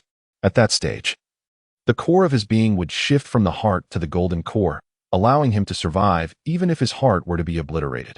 Unfortunately, the Lord of Falling Star City was merely at the Foundation Establishment stage, rendering all his efforts utterly futile. Meanwhile, the dark shadow had begun to gradually seize control of Lin Ping'an's body. He felt like nothing more than a bystander, witnessing his own body stagger to its feet and unsteadily move towards the 9-palace golden pagoda. The shadow was manipulating his form to assassinate the Zhang family members within the pagoda. "This is my body," Lin Ping'an roared, engaging in a fierce struggle with the dark shadow using the remnants of his mental strength. Regrettably, his spiritual energy had been nearly exhausted, leaving him incapable of overcoming the dark shadow, and he was slowly losing control over his own body. "Copper coin, help!" In utter desperation, Lin Ping'an could only call out. It seemed that Copper Coin had been awaiting his plea. The moment his voice faded, a powerful force erupted from it. That force surged into his mind, instantly restoring his depleted spiritual energy. His mental strength surged like a tidal wave, enveloping the dark shadow and suppressing it in an instant. How could this be? The Lord of Falling Star City croaked, his face gradually turning ashen, a sign that his blood was nearly drained. Well, if that is the case, then we shall die together." He pointed at a small black flag, which erupted with a terrifying tempest as its core was ignited by his will, seemingly on the verge of exploding. "Quickly, kill him." Lin Ping'an, devoid of any strength and with his spiritual energy focused on suppressing the dark shadow, could not muster the power to intervene, rasped towards the nearby 9-tiered pagoda. "Kill." Zhang Wangshi, witnessing this scene, understood that if she did not act, Lin Ping'an would perish before her eyes. Before marrying into the Zhang family, she had been a renowned hero in the martial world, and out of gratitude for the Zhang family's immense kindness, she had devoted herself to them. To watch her savior die before her was something Zhang Wanqin could not bear. In the astonished gazes of the Zhang family, she dashed forth from the 9-tiered pagoda without hesitation, her form transforming into a red shadow that reached the Lord of Falling Star City in an instant, striking at his neck with her sword. Chapter 56. Longxiang City, the lord of Luoxing City, emitted an unwilling roar, raising his hand to strike at Zhang Wangshi. With a thud, the lord's head was severed, while Zhang Wangshi was sent flying by the force of his blow. Fortunately, the lord's magical energy had been depleted. Although the strike was formidable enough to kill an ordinary person, Zhang Wangshi, being a skilled martial artist, had diligently trained after joining the Zhang family. And with the aid of various medicinal herbs, her physique far exceeded that of a regular human. The blow merely displaced her internal organs without inflicting any critical harm. As the lord's head took flight, the 6 black flags under his control fell to the ground. The Zhang family's seal was broken, revealing the gradually brightening sky outside. Witnessing this scene, Lin Ping'an exhaled deeply. The fact that he had managed to force his opponent into such a predicament was largely due to the latter's underestimation. Had they sought to kill him from the outset, he would have had no chance of survival. Furthermore, the Zhuke calamity he had learned wielded a significant restraining power over malevolent spirits. Without it, the relentless ghosts could have easily drained him of life. Lastly, the copper coins played a crucial role. Without their aid, his mind would have already been consumed by the dark shadow, resulting in the loss of his very self. Mother, Madam, the members of the Zhang family rushed to Zhang Wangshi's side. I am fine. I am fine. Quickly, check on Lin Fan. Zhang Wangshi struggled to her feet, her complexion pale, yet her eyes shining with unmistakable excitement. The Zhang family was finally safe. Lin Fan. Upon seeing his mother unharmed, Zhang Yunjing rushed to support Lin Ping'an. I am well, merely exhausted from depleting my magical and mental energy, Lin Ping'an replied. At that moment, his mind was engaged in a fierce struggle to suppress the dark shadow, locked in a relentless battle. The survival of the Zhang family rests entirely upon you, young friend. Zhang Wangshi, with the support of Zhang Leoi, approached Lin Ping'an and bowed deeply. Thank you, young friend. Zhang Leoi echoed her gratitude hastily. Without Lin Fan's intervention, the entire Zhang family would have faced certain death, with no possibility of escape. After all, I am but a companion of the third young master. It is only right that I assist, Lin Ping'an said, feeling a surge of warmth at the sincerity of the Zhang family. As the sun rose, illuminating the nearly ruined Zhang family estate, its members felt a profound sense of exhaustion after narrowly escaping death. Quickly check if there are any survivors. If so, attend to their needs. Furthermore, regarding today's events involving Lin Fan, no one is permitted to speak of it. Otherwise, they shall face my wrath. Zhang Wangshi surveyed her family. When she referred to herself as Zhang Wang Qinyun, it was her most solemn moment. The Zhang family, well aware of her character, nodded in unison. Rest assured, madam, we shall remember your words. Even the elders of the Zhang family nodded earnestly, a testament to Zhang Wangshi's authority surpassing that of Zhang Leoi, the patriarch. With the Zhang family estate in ruins, its members could only temporarily reside within the 9-tiered pagoda. Thankfully, the ample space within prevented them from enduring hardships. The Zhang family promptly reported the attack to the Luoxing sect. Several Golden Core experts from the sect descended to assess the devastation of the Zhang estate. Upon seeing the 6 black flags, their expressions shifted dramatically. The Luoxing sect swiftly searched the Lord's manor, apprehending nearly 1,000 individuals associated with it. The remnants of the Ghost Path sect had stirred a hornet's nest by targeting a talented disciple favored by the Luoxing sect's elders. Following the trail, the sect dismantled several hidden strongholds of the Ghost Path sect within its territory and conducted internal investigations, ultimately uncovering an elder who had colluded with the Ghost Path sect for personal gain. As a Yuan-ing true monarch, he could not be executed outright. However, while he was spared the death penalty, he was assigned to guard the 10,000 Ghosts Cave.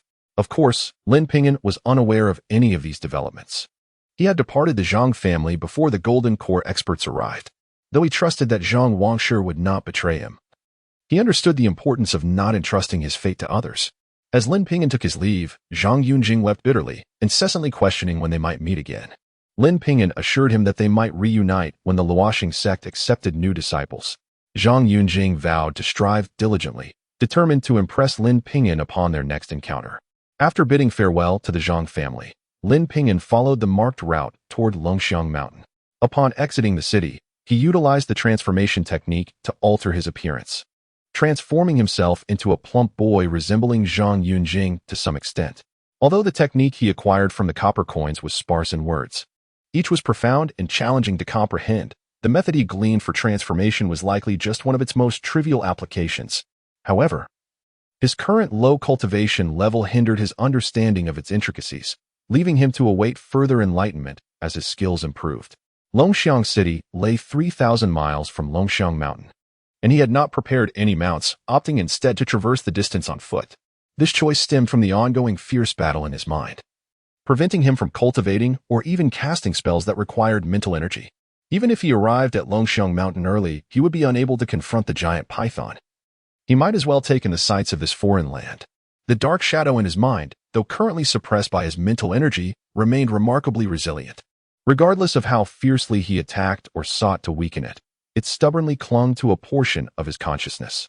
While Lin Ping'an struggled to conquer that region, the ongoing conflict with the shadow surprisingly enhanced his mental prowess, elevating his understanding of various mental techniques to a new height. He surmised that the copper coins were not incapable of dispelling the shadow. Rather, they were allowing him to hone his mental skills through this trial. A month later, he beheld Longxiang Mountain. By this time, the dark shadow in his mind had grown faint. In truth, he could easily crush the shadow if he wished, yet he hesitated, reluctant to lose the rapid growth of his mental energy that came from this struggle. He resolved to master several mental attack techniques before ultimately obliterating it. Longxiang Mountain resembled a grand ship braving the waves, with a mighty river coursing beneath it, evoking the image of a vessel navigating through turbulent waters. Due to its towering peaks and treacherous terrain, the mountain attracted many visitors. Upon reaching the foot of the mountain, Lin Ping'an discovered a small city named Longxiang City. Although the city was modest in size, it bustled with activity. As he entered the city, he noticed a bounty poster bearing his likeness at the city gate, offering a reward of 10,000 low-grade spirit stones, a mid-grade magical artifact, and an opportunity to enter the sect for cultivation. He could not help but sigh inwardly at their persistence. Even after such a long time, they were still hunting for him. Casting a casual glance, he discreetly departed. It appeared that a grand event was underway in the city, with vendors lining the streets, most selling local specialties from the mountains, and occasionally herbs could be found. Numerous cultivators meandered through the city, seemingly on the lookout for treasures among the stalls. Lin Ping'an spotted a rare spirit herb being sold at a stall, and the seller, clearly a herbalist, was oblivious to its true value, having sold it to a cultivator for a mere 300 taels of silver. "Young man, take a look at my wares. All are herbs gathered from the Dragon's Roar Mountain," an elderly man with a wrinkled face called out, attempting to peddle his goods. Lin Ping'an glanced over, only to find an assortment of ordinary herbs, devoid of any worth to a cultivator. He shook his head, intending to leave, but the old man grasped his arm, reluctant to let him go. "Could it be that you are a cultivator?" the old man whispered, lowering his voice. "Indeed. How did you discern that, elder?" Lin Ping'an replied, puzzled. The demeanor of the people here seemed different from elsewhere, as they did not refer to cultivators as immortals nor displayed excessive fear. "Young man, your gaze speaks volumes about your intentions towards these herbs." The old man chuckled, swiftly tidying up his stall. "If you seek rare herbs, follow me. I assure you will be satisfied." Curiosity piqued, Lin Ping'an hurriedly followed him. The old man led him through the bustling streets of the city until they arrived at an opulent courtyard, clearly belonging to a wealthy family, which seemed incongruous with the old man's appearance. From within the courtyard, Lin Ping'an could hear a cacophony of voices, with someone shouting loudly amidst the lively atmosphere. Unfortunately, his spiritual sense was currently limited, preventing him from probing further.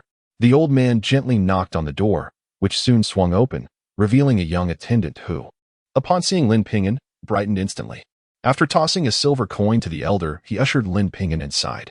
The auction item is a purple smoke fruit, with a starting bid of 100 low-grade spirit jades.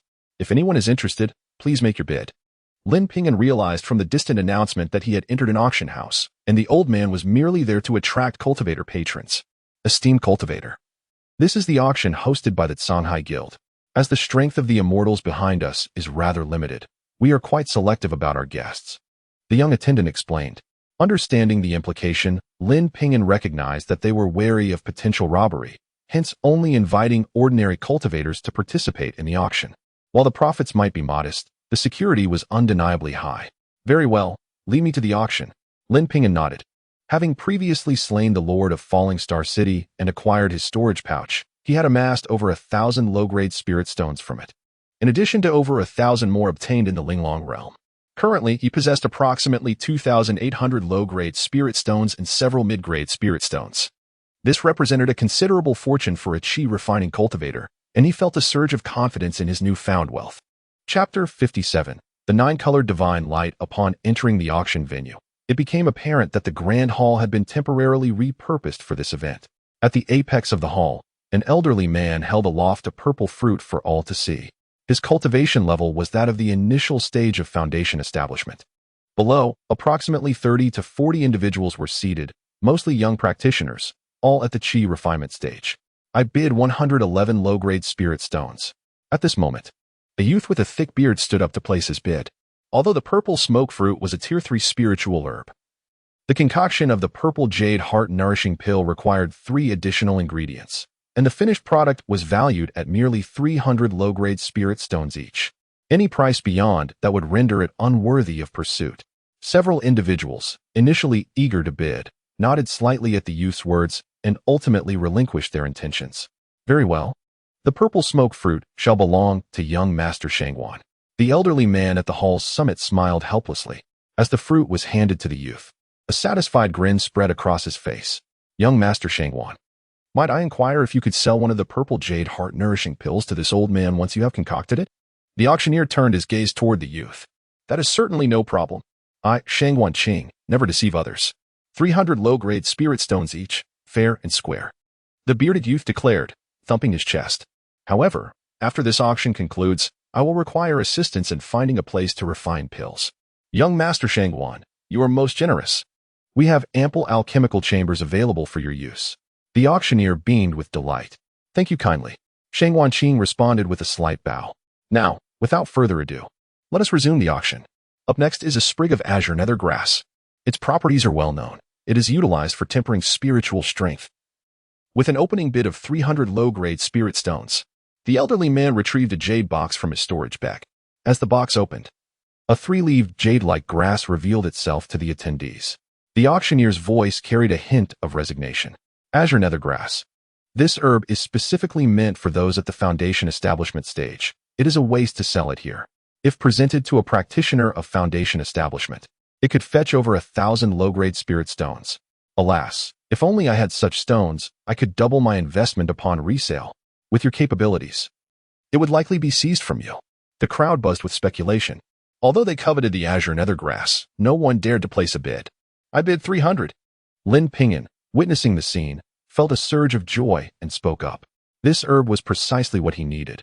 If he could use it to temper his spiritual strength, it might significantly enhance his abilities. 310 low-grade spirit stones.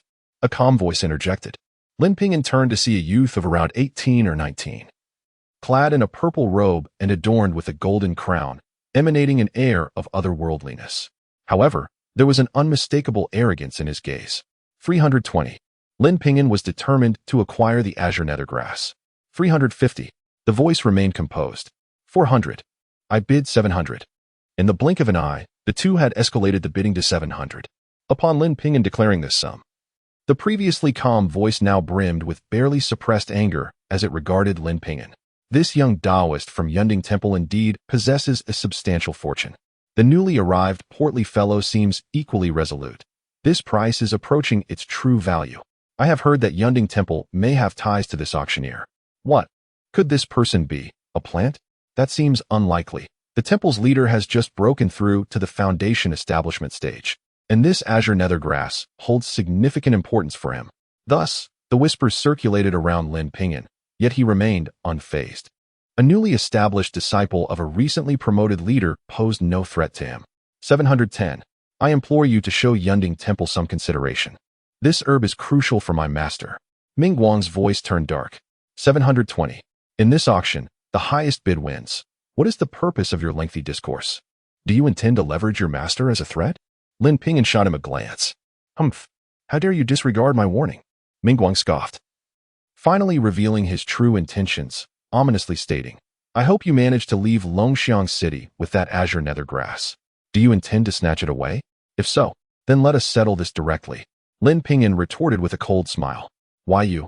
Ming Guang attempted to respond. Enough, Ming Guang. This is an auction. Do not speak nonsense.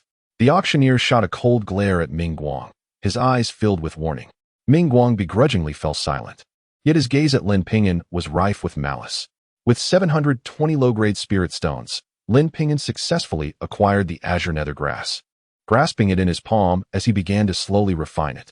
Although the atmosphere was somewhat noisy here, it appeared devoid of danger. The organizers seemed cautious about the auction, ensuring that none would dare disrupt the proceedings given their formidable presence. As the auction continued, Lin Ping'an shifted his attention away. Crack. An hour later, Lin Ping'an heard a sound akin to that of an egg cracking. When the dark shadow in his mind was fully refined, a violet radiance emerged within his consciousness. In this violet glow, he vaguely perceived a grand and magnificent hall, resplendent with 9-colored divine lights. This is... Lin Ping'an was momentarily stunned. This must be the legendary Purple Mansion. However, the Purple Mansion is merely a spatial realm. Why does mine resemble a grand hall? And what are those 9-colored divine lights? Could they represent my spirit roots? Do I possess 9 attributes of spirit roots? Lin Ping'an's breath quickened, barely able to fathom the revelation. He instantly understood the intentions behind the copper coin. If his spirit roots were discovered, it could lead to tumultuous chaos. Only by entering the Foundation establishment stage could one unlock the Purple Mansion. What was his current situation? He felt a sense of confusion. No. The azure nether grass has allowed it to manifest early. I remain at the chi refinement stage, but can wield a fraction of the Purple Mansion's power. I have effectively attained the strength of a half-step Foundation establishment practitioner. Excitement gradually settled within Lin Ping'an as he opened his eyes to survey his surroundings. The moment he did, he sensed a subtle shift in the world around him. The density of spiritual energy, previously discernible only through cultivation, now appeared visible in the air. Extending his spiritual awareness outward, he enveloped the entire courtyard in the blink of an eye, continuing to extend his reach until he had covered a radius of 500 feet, which he deemed his limit. The ability to monitor 1,000 feet around oneself was an extraordinary feat, achievable only at the pinnacle of Foundation establishment. Just as Lin Ping'an prepared to retract his spiritual awareness, he noticed 3 figures lurking outside the courtyard. 2 men and a woman, all at the Foundation establishment stage. The woman was a middle-aged beauty, alluring to the core, and her words evoked tantalizing thoughts. The 2 men were both middle-aged. One was burly, wielding a blood-red long knife, while the other, with a bushy beard, gripped a long staff tightly. These 2 were evidently practitioners who focused on physical cultivation. Many rogue cultivators in this realm prioritize physical training, forging powerful physiques that grant them formidable combat prowess even at lower cultivation stages. Within the esteemed Xinyuan sect, Lin Ping'an and his companions found themselves restrained from venturing out during the initial stages of qi cultivation. This limitation stemmed from their relatively feeble magical prowess, rendering them incapable of self-defense. It was only upon reaching the mid-level of qi cultivation, when their internal spiritual energy began to solidify, that they could wield various spells for combat. At this juncture, the true advantages of qi cultivation would manifest. The trio engaged in hushed discourse. Old 3. Surely, you can manage that old fellow, right?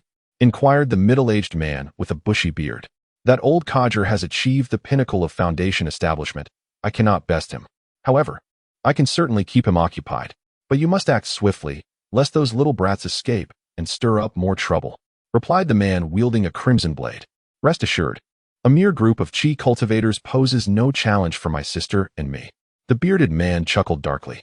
The auction had been underway for 2 hours, and the middle-aged woman speculated that transactions had already surpassed 10,000 inferior spirit stones.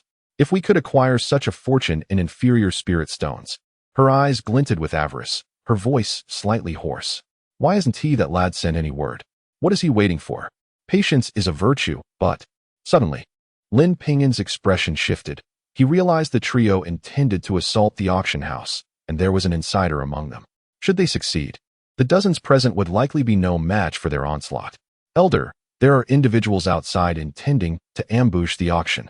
They are situated at the northwest corner of the courtyard, Lin Ping'an discreetly conveyed to the elderly auctioneer through a mental message. The elder, possessing strength superior to that of the trio, could potentially turn the tide if prepared in advance.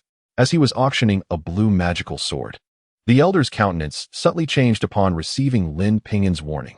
A seasoned individual, he swiftly regained his composure and continued the auction, though a sliver of his spiritual awareness began to probe in the indicated direction. Indeed, he detected the presence of concealed energy symbols. Yet the trio's voices were not overly muffled, allowing him to instantly ascertain their identities. They were notorious figures, infamous for their arson, murder, and plunder. However, they had prudently avoided provoking sect disciples, which allowed them to persist in their nefarious ways for years without being eradicated. Though the elders' cultivation surpassed theirs. Two of the trio were body cultivators. Should they join forces, he feared he might not prevail. Contemplating this, the elder furrowed his brow in concern. Should he flee at once, or covertly devise a counter-strategy? His gaze swiftly traversed the crowd until it landed upon Lin Ping'an. Recognizing the voice from earlier, he understood why Lin Ping'an had successfully acquired that Qing Ming herb. His spiritual awareness had evidently reached the stage of external projection. This individual was likely a disciple from a significant sect.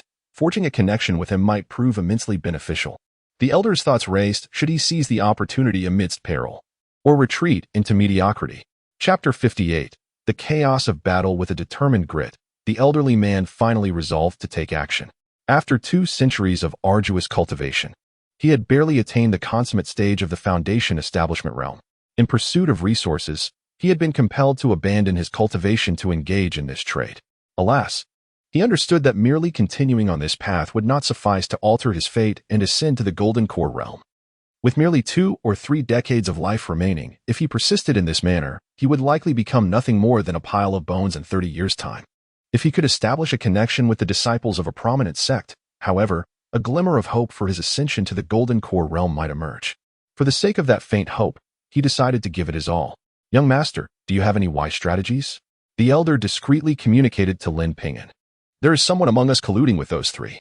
If the elder wishes to resolve our current predicament, we must first identify that individual. Lin Ping'an replied. I know who that person is, the elder mused before exclaiming, it must be Mingguang, the head of Yunding Temple, who has close ties with that enchantress. Then let us first apprehend the traitor, and subsequently deal with the 3 outsiders. Lin Ping'an understood the elder's intentions and declared, I will take care of the traitor. You can launch a surprise attack on the 3. That should allow us to seriously injure one of them. Then we can rally everyone to assault them together. Agreed. The elder concurred. As the auction draws to a close, I still have 3 treasured items left. With a beaming smile, the elder left the crowd with a parting glance as he retreated towards the back of the hall. At that moment, Lin Ping'an positioned himself just behind Mingguang, poised to strike. Observing the elder's retreating figure, Mingguang's face betrayed a flicker of hesitation. He sensed something amiss, having attended numerous auctions. He had never witnessed an elder depart midway. Had the elder discovered something? Mingguang thought anxiously, realizing that if the elder escaped, all would be for naught. Resolving not to linger in doubt any longer, he retrieved a jade talisman from his storage bag. Just as he was about to shatter the talisman, an overwhelming sense of danger enveloped him from behind. Panic-stricken, he opened his mouth to shout, but a terrifying wave of mental pressure gripped him, rendering him speechless and leaving his face contorted in horror. In that instant, Lin Ping'an seized his hand, snatching the talisman away. Brother Mingguang, why must you keep me at arm's length? Though we have had misunderstandings, they are not insurmountable. Lin Ping'an said with a smile. Cooperate with me, or I shall end your life. Lin Ping'an's voice was icy and resolute, resonating in Mingguang's ears. Turning to face Lin Ping'an, Mingguang could scarcely believe his eyes. On the surface, Lin Ping'an appeared to be amiable, but Mingguang felt the chilling aura of impending death firmly locking onto him. He understood that any hint of non-cooperation would seal his fate.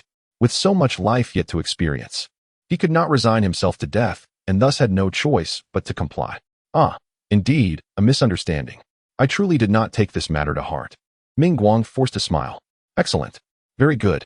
Lin Ping'an nodded in satisfaction, glancing around at the onlookers and exclaiming, see how Brother Mingguang embodies a reasonable and understanding individual.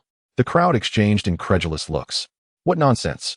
This man, emboldened by his master's status as a foundation establishment cultivator, had committed countless misdeeds beneath Longxiang Mountain. If he were truly reasonable, there would be no such thing as a villain. However, these individuals were all rogue cultivators, wary of offending Mingguang, and thus they chuckled awkwardly. Indeed, Brother Mingguang is a reasonable and kind-hearted person. Several voices chimed in, eager to curry favor. You petty sycophants, if you wish to ingratiate yourselves with me, then eliminate this brat. Mingguang's outward smile belied the turmoil within. He sensed that something dire was about to unfold. Suddenly, a thunderous crash echoed from afar. Old three, you old fool, you knew all along. If you dare to kill old 3, I will slay you." Upon hearing this, Lin Ping'an's eyes glinted with murderous intent as he struck Ming Guang on the head, causing a violent explosion of blood. "Everyone, listen to me," Lin Ping'an bellowed, silencing the chaos.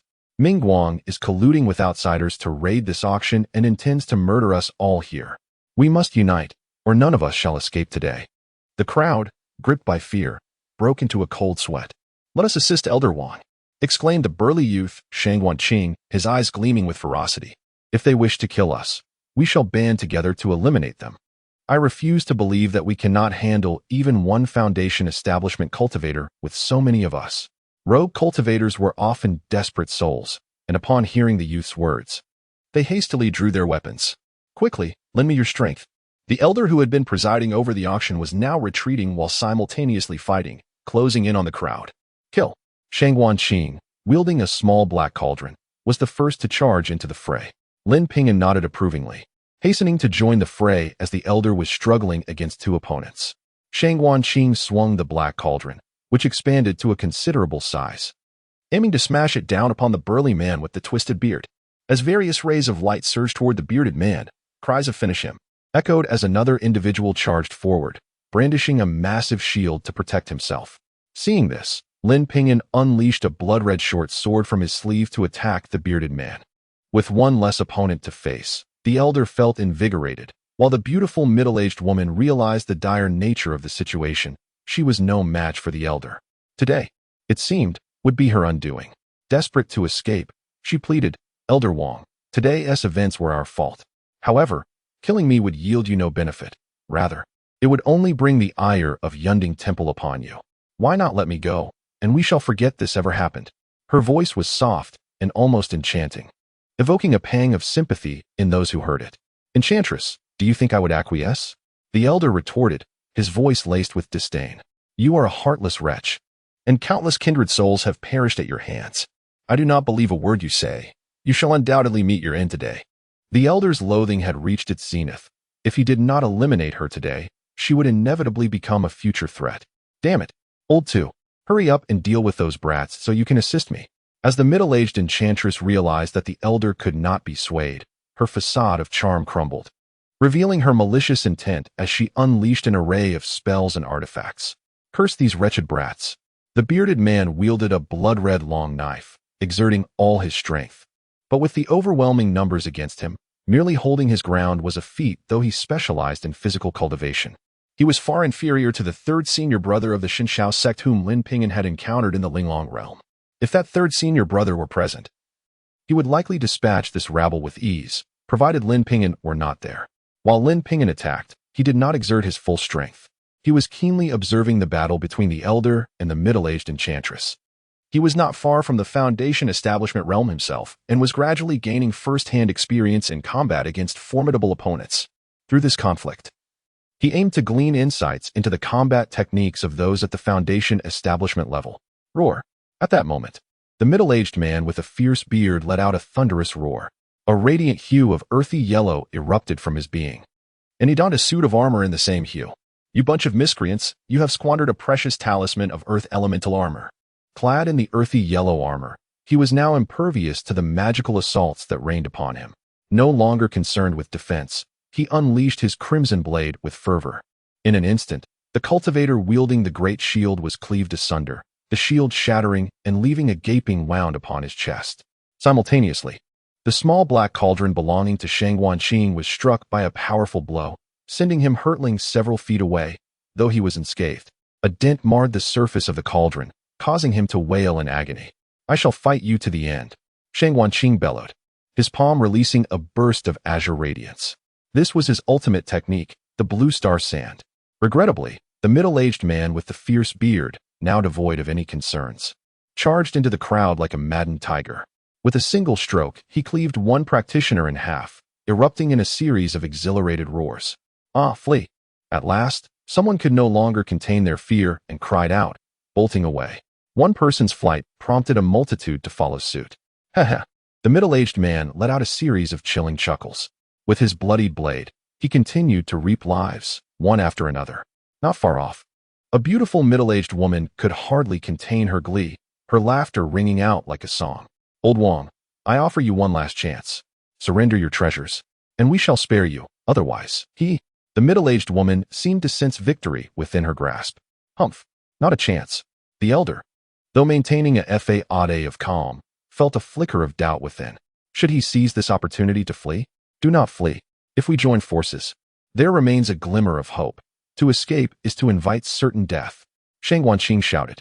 Yet, in this moment of peril, few heeded his words, leaving only 4 to persist. Lin Ping'an had not anticipated the situation to deteriorate so swiftly. By the time he regained his composure, the others had scattered. With a silent sigh, he accelerated the speed of the blood-red dagger he controlled tenfold. With a swift thrust, a gaping wound appeared in the chest of the middle-aged man with the fierce beard. What? In disbelief, the man widened his eyes, feeling his internal strength rapidly dissipating.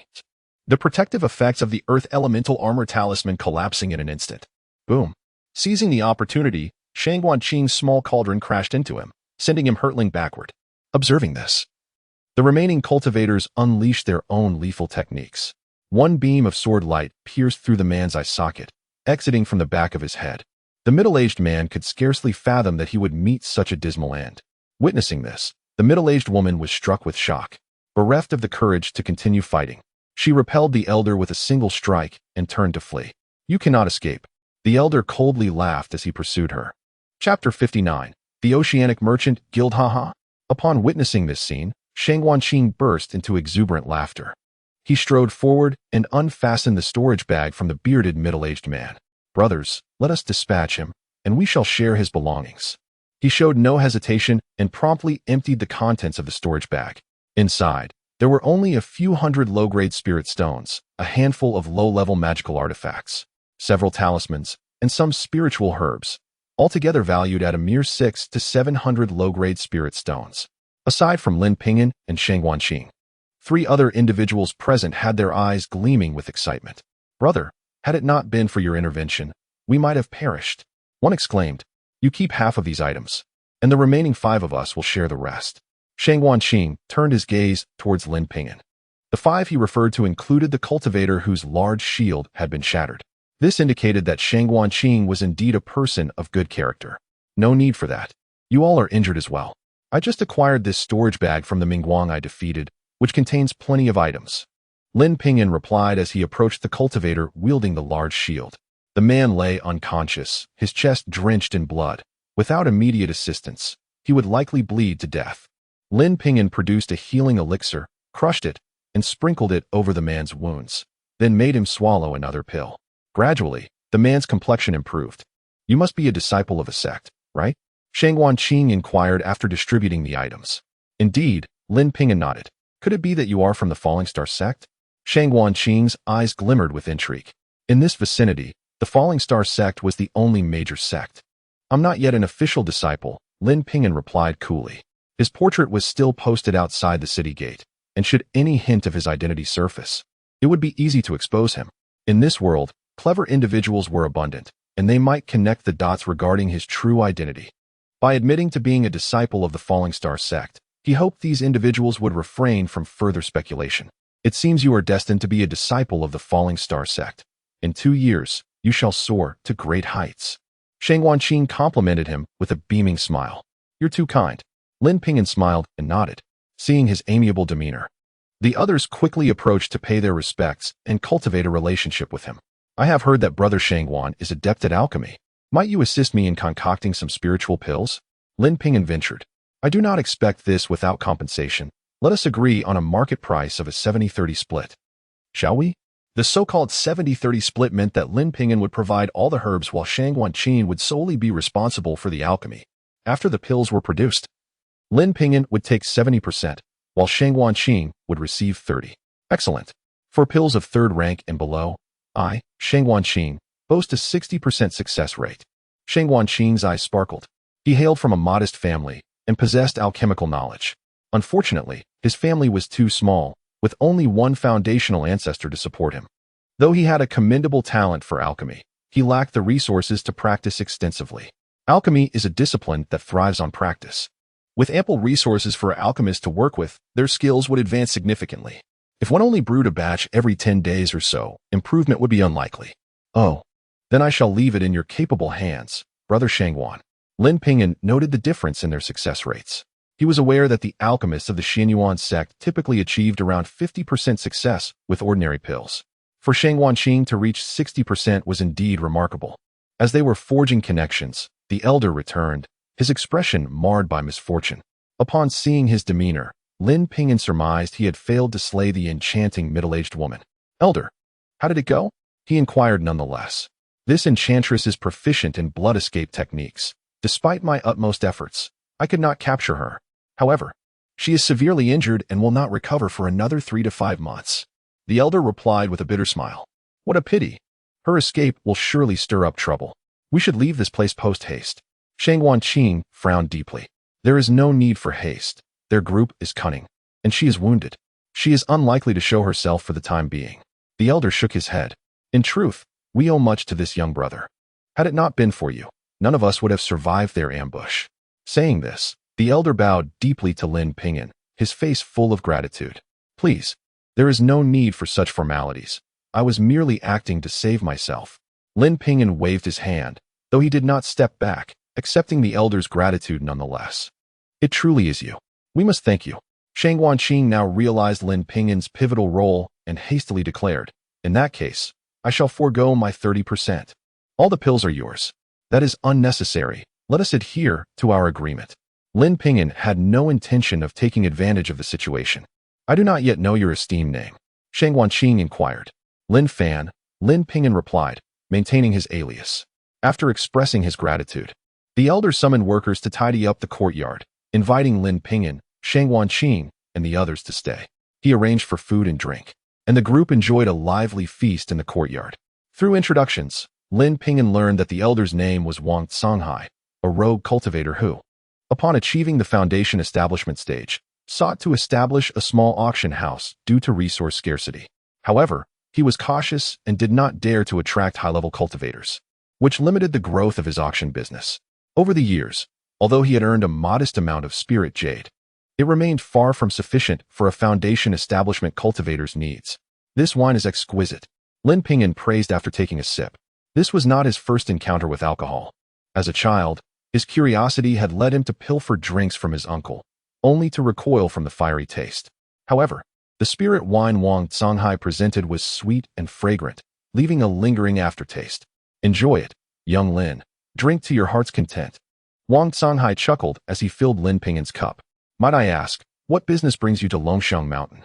Surely it is not solely for the sake of the fairy Lingbo? After a few cups, Shangguan began to converse freely. Fairy Lingbo? Lin Ping'an's curiosity was piqued as he regarded Shangguan. Haha, you are unaware. Fairy Lingbo is to arrive at Longxiang Mountain in 3 days to pay homage to her ancestors. This news has spread far and wide. Just look at the throng in Longxiang City. 99% are here to catch a glimpse of her beauty. Shangguan grinned widely. Indeed, Fairy Lingbo is one of us from Longxiang City. Her exceptional talents caught the eye of a true monarch from the Lingbao sect, who took her back as a disciple. Within a few short years, she has ascended to become the most celebrated beauty in the Central State, known as one of the 3 beauties of the Central State. Her cultivation has reached the late foundation establishment stage, and she is preparing to condense her core. It is said that she possesses a mutated spiritual root, a once-in-a-millennium genius. What? A mutated spiritual root? Lin Ping'an was astounded. Yes, indeed. A mutated spiritual root with ice attributes. Lin Ping'an too wished to behold the true visage of Fairy Lingbo, eager to witness the splendor of the most beautiful woman in the Central State. Over the next few days, Shangguan assisted him in refining several batches of pills. Although they were merely second-grade spiritual pills, Lin Ping'an held a newfound respect for Shangguan. The man had an impressive success rate and produced pills of commendable quality. If he could bring Shangguan back to the Xianyuan sect, he would surely be a valuable addition as an alchemist. However, that was merely a fleeting thought, as bringing him back could potentially stir up trouble for the sect. During this time, Wang Songhai endeavored to forge a partnership with Shangguan and the others, hoping to establish a small merchant guild together. The proposal piqued their interest, especially Shangguan, whose eyes lit up at the suggestion. He wished to inquire whether the Shangguan family could be included, but Wang Songhai, without a moment's hesitation, outright refused. If the ancestor of the Shangguan family were present, what place would Wang Songhai occupy? Nevertheless, after much deliberation, they managed to gather only 8,000 low-grade spirit stones. Wang Songhai alone possessed 6,000, and the others, all merely at the qi refinement stage, had struggled to contribute 2,000, which was no small feat fortunately. Being at the foot of Longxiang Mountain allowed them to harvest a considerable amount of spiritual herbs, thus affording them such wealth. Comparatively, Lin Ping'an and his companions within the Xinyuan sect, even in the late stages of qi refinement, might not possess such a fortune in spirit stones. How many more do you lack? Lin Ping'an asked, noticing the eager gazes of the group. Let me calculate. Renting a shop for a year requires 2,000. And since we are a large group, we won't need to hire assistants, which saves us that cost. We must also procure some magical tools, talismans, materials, and spiritual herbs. All told, we will need about 8,000, not to mention the social obligations. So approximately 11,000 low-grade spirit stones should suffice.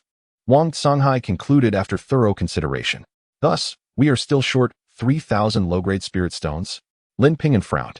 He currently possessed only 2,000 low-grade spirit stones, and, despite having 12 medium-grade ones, he was reluctant to use them, fearing they might prove crucial in a dire situation.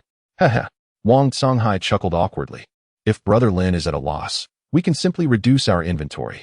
Initially, Lin Ping'an did not wish to get involved, but upon reflection, he realized that this place might indeed become a refuge in the future. Should he find himself unable to survive in the Xinyuan sect, he could bring his mother and uncle here. Very well, I shall also join. However, I do not possess spirit stones, but I do have numerous magical tools, talismans, and materials. Lin Ping'an produced a storage bag and tossed it to Wang Songhai, saying, "Take a look and estimate its worth." Lin Ping'an had gathered a wealth of items within the Linglong realm, now all stuffed within this storage bag. This Wang Songhai's eyes widened as he examined the contents of the bag, soon revealing a look of ecstatic joy. These items were evidently of exceptional quality and craftsmanship. With such a foundation, our trading company will undoubtedly attract more customers. Let me see. Shang Wanqing hurried forward to inspect. Let us take them out for everyone to see. The other four joined in eagerly. Among them were 3 men and 1 woman, 2 of whom were brothers, the elder named Ho Zhengquan and the younger Ho Zhengdong. One man, Feng Wuqing, was originally a martial arts hero who had fortuitously embarked on the path of cultivation. The lone woman, Lu Bauer, aged around 23 or 24, was not conventionally beautiful. Rather, she possessed a somewhat rugged, masculine charm. Yet, she was exceptionally brave, fiercely loyal, and fought with abandon, earning the affection of the group. Wang Songhai unveiled the items within the storage bag, instantly dazzling everyone present. I adore this great hammer. May I? Lu Bauer exclaimed, her eyes lighting up at the sight of the immense hammer acquired from the Yunshui sect. Naturally strong, she wielded a magical iron rod, and upon grasping the great hammer, she swung it lightly, generating a formidable gust.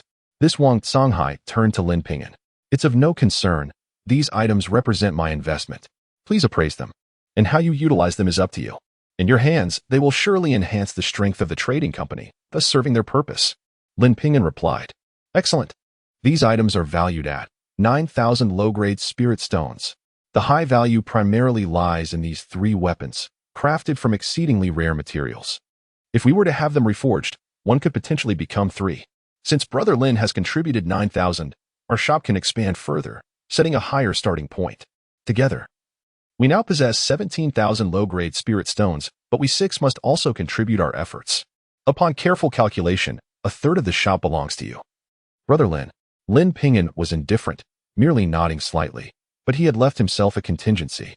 The group was elated, and they ultimately inscribed their names on a jade board, known as a contract board. This was used by low-tier cultivators to formalize agreements, where each would issue a vow, should they break their oath. They would be tormented by heart demons.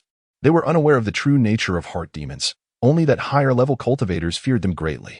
Breaking a heart demon's vow could lead to a treacherous path in cultivation, ultimately resulting in demise at the hands of heart demon tribulations. Thus, once a contract was signed, it was rare for anyone to break it. They ultimately named their trading company the Songhai Trading Company, with Wang Songhai contributing both funds and effort, combined with his extensive experience, to become the president. Shang Wanqing excelled in alchemy. The Ho brothers hailed from a family skilled in herb identification.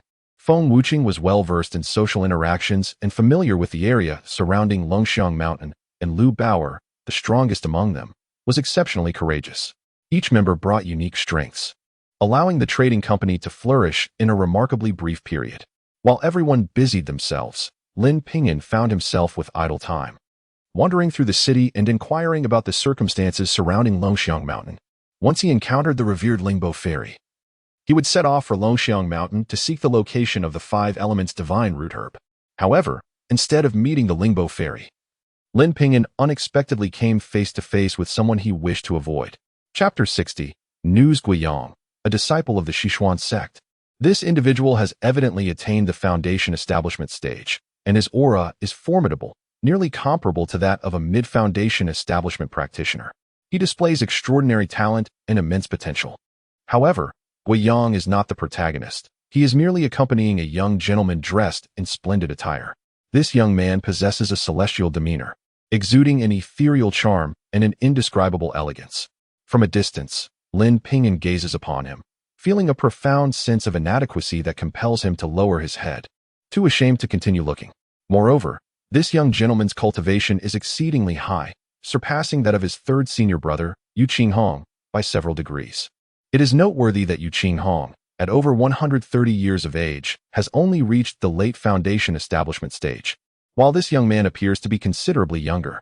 Clearly, he is a prodigious talent from the Sichuan sect, likely here for the illustrious Lingbo Fairy. The two walk side by side along the bustling streets of Longxiang City. While Guiyang displays a fierce and ostentatious demeanor in front of others, he behaves submissively, akin to a lapdog, in the presence of this young gentleman. He speaks with a slight bow, reminiscent of the little eunuch Wei Xian beside the 9th prince. Brother. Regarding the matter of Yao Xia, Guiyang inquires cautiously, a smile plastered on his face. Enough. We must not rush the situation with the Yao family. Although they have fallen from grace, a starving camel is still larger than a horse. They still have a respected elder among them. Do not press them too hard, or they may resort to desperate measures. I shall apply some pressure, but that respected elder, I have heard that the Yao family has been seeking the Zixue Tianji and the Dixin Lingzhong herbs, seemingly intent on refining the Jiuzhuan Huitian Dan. It appears that their elder's lifespan is nearing its end. I have already dispatched someone to procure these 2 herbs at a high price. They are unlikely to find them. But stop stammering and learn from your brother. If you continue like this, return home immediately. Yes, I understand my mistake, young master. Standing quietly by the roadside, Lin Ping'an listens to their conversation, a surge of anger welling up within him. He wonders how Yao Xia is faring at this moment. If that elder from the Yao family were to perish, it could spell disaster. At this juncture, Lin Ping'an finally feels a sense of urgency. He longs to find Yao Xia and inform her of their conversation. Yet he finds himself helpless. In that moment, thoughts of his family pierce his mind. He cannot afford to waste any more time here. Months have passed, and he worries about his family's well-being. Have they been spared from the turmoil surrounding him? Will the sect provide them with adequate protection? With a heavy heart, Lin Ping'an turns away from his aimless wandering and heads toward the Shanghai Chamber of Commerce. You wish to send a message to the Sichuan sect? Wang Shanghai furrows his brow upon hearing Lin Ping'an's request. It is certainly possible, but it will take some time and incur considerable expense. Oh, Lin Ping'an's eyes light up. Please, tell me what I must do. How many spirit stones are required? The Sichuan sect lies a great distance from here. For an ordinary person, it may be impossible to reach in a lifetime. Even for practitioners like us, the journey could take decades. What? So far? Lin Ping'an's eyes widen in astonishment. However, with spirit stones, this is not an insurmountable issue. Every major sect possesses its own teleportation array, allowing access to various locations in the central continent. Of course, the cost to activate the teleportation array is beyond our means. However, there exists a merchant association that specializes in such services, the Jifeng Chamber of Commerce. They have branches in every major city, providing services for sending messages, transporting goods, and even relocating individuals, though the prices can vary significantly. The cost for transporting goods begins at 1,000 low-grade spirit stones, while transporting a person requires 100,000 low-grade spirit stones, equivalent to 10 high-grade spirit stones. Such a merchant association exists? Lin Ping'an is taken aback. They must be making a fortune. With a sufficiently large storage bag, one could carry an astounding amount of goods. Indeed, they embark on their journeys once a month. and the next departure is in half a month. If you wish to send a message, you must act swiftly. Please assist me in sending this. Lin Ping'an quickly hands a letter along with 1,000 low-grade spirit stones to Wang Songhai, emphasizing that it must be delivered into Yaxia's hands at the Sichuan sect. Certainly, you need not worry. The Jifeng Chamber of Commerce has an excellent reputation, and once entrusted with your message, there will be no mishaps. By the way, there is another matter. I have a friend who has ventured to the southern region. Is there a way to inquire about news from there? Lin Ping'an expresses, his heart beginning to race. That is even simpler.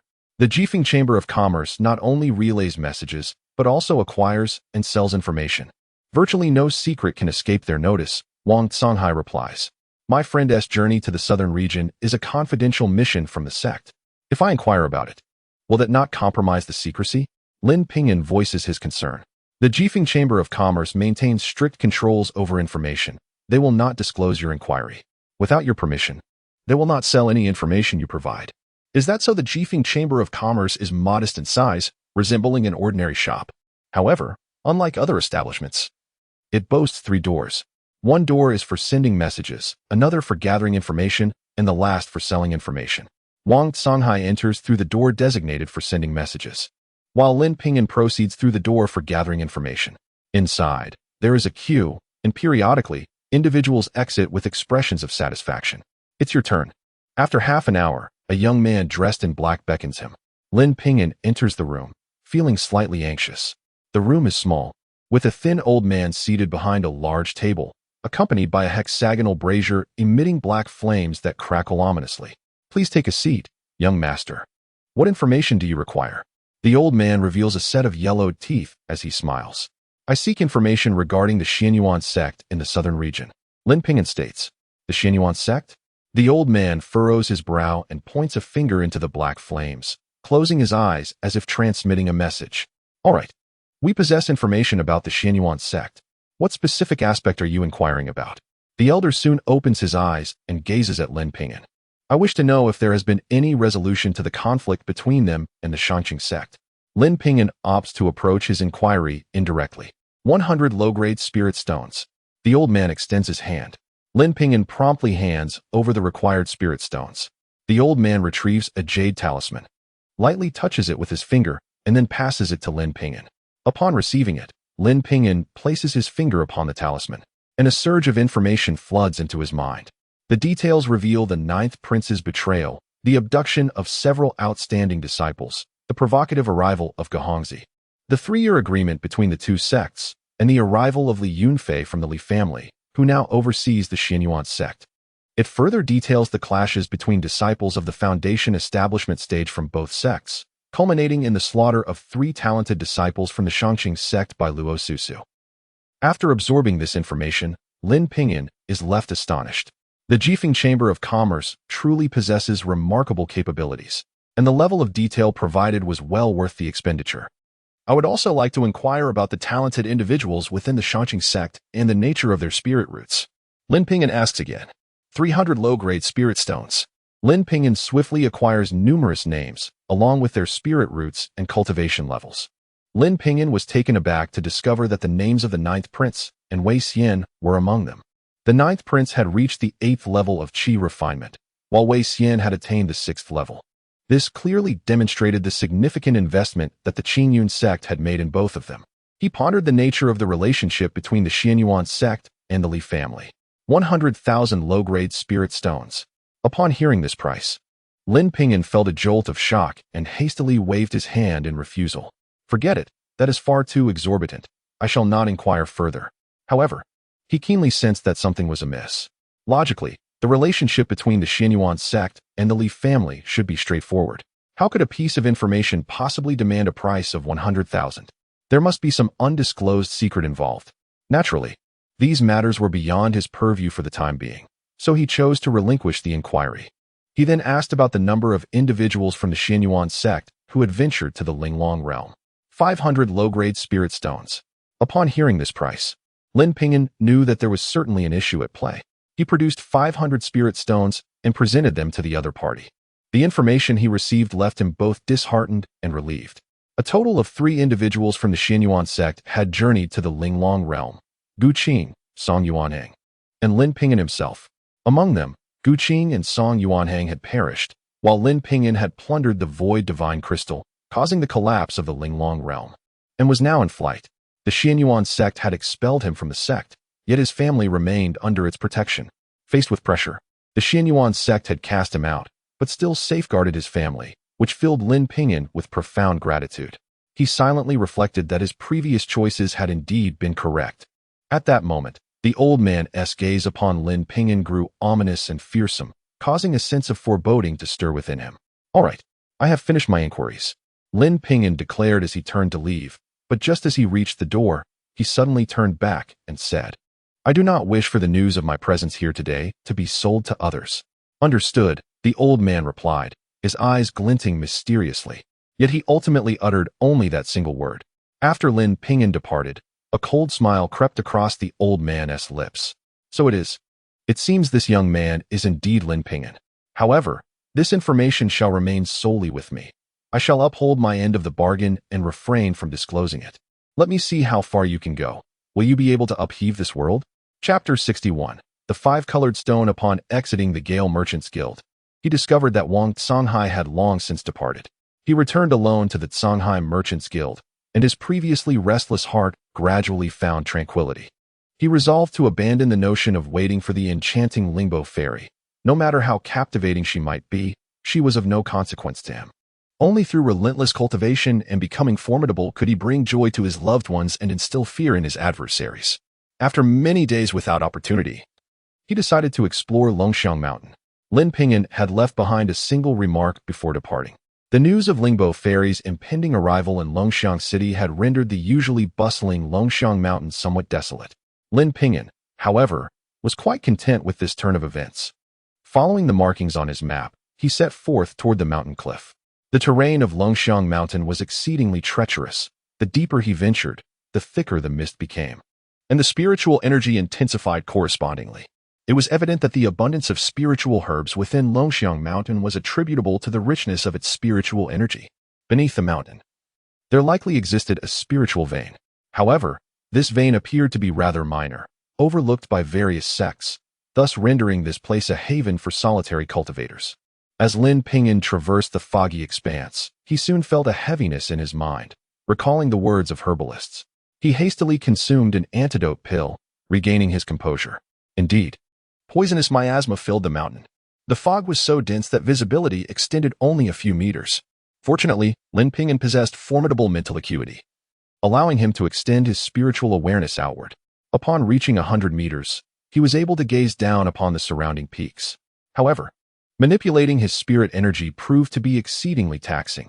After merely half a day's journey, he was already weary, stars dancing before his eyes. He now understood why herbalists could carve out a niche for themselves in Longxiang Mountain. Before attaining flight, cultivators were often outmatched by those familiar with the terrain. After a day of intermittent travel, Lin Ping'an finally arrived at the immense cliff. Below lay a shroud of white mist, and as he probed downward with his spiritual awareness, he found no bottom to the abyss. Yet, on the cliff face, he discovered the cave described by the herbalist. The cave was 100 feet from the summit, with an entrance roughly 10 feet wide, leading into unfathomable depths, accompanied by a faint, haunting wind. A pungent, rancid odor emanated from within, perceptible even from above the cliff. On a large stone nearby, Lin Ping'an spotted discarded ropes and dried, dark stains of blood, along with peculiar indentations on the stone surface. This had to be the place. He replenished his magical and mental energy, took a deep breath, and leapt into the abyss.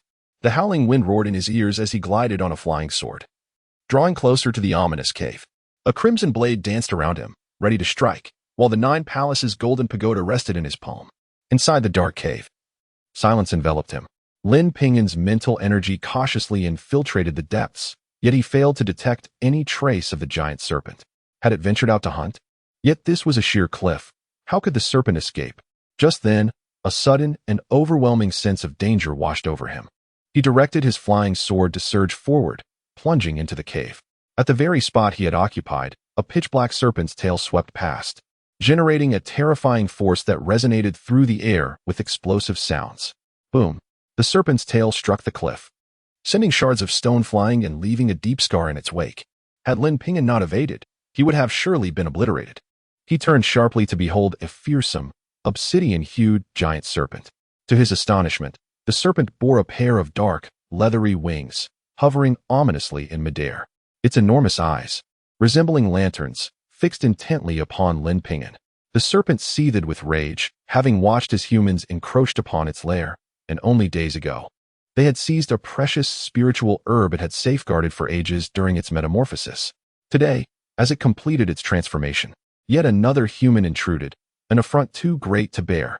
The serpent roared in fury, vowing to swallow this human whole. This is a celestial serpent. Lin Ping'an gasped in horror, scarcely believing his own eyes. No, it was not a celestial serpent, but rather a giant serpent possessing celestial serpent blood.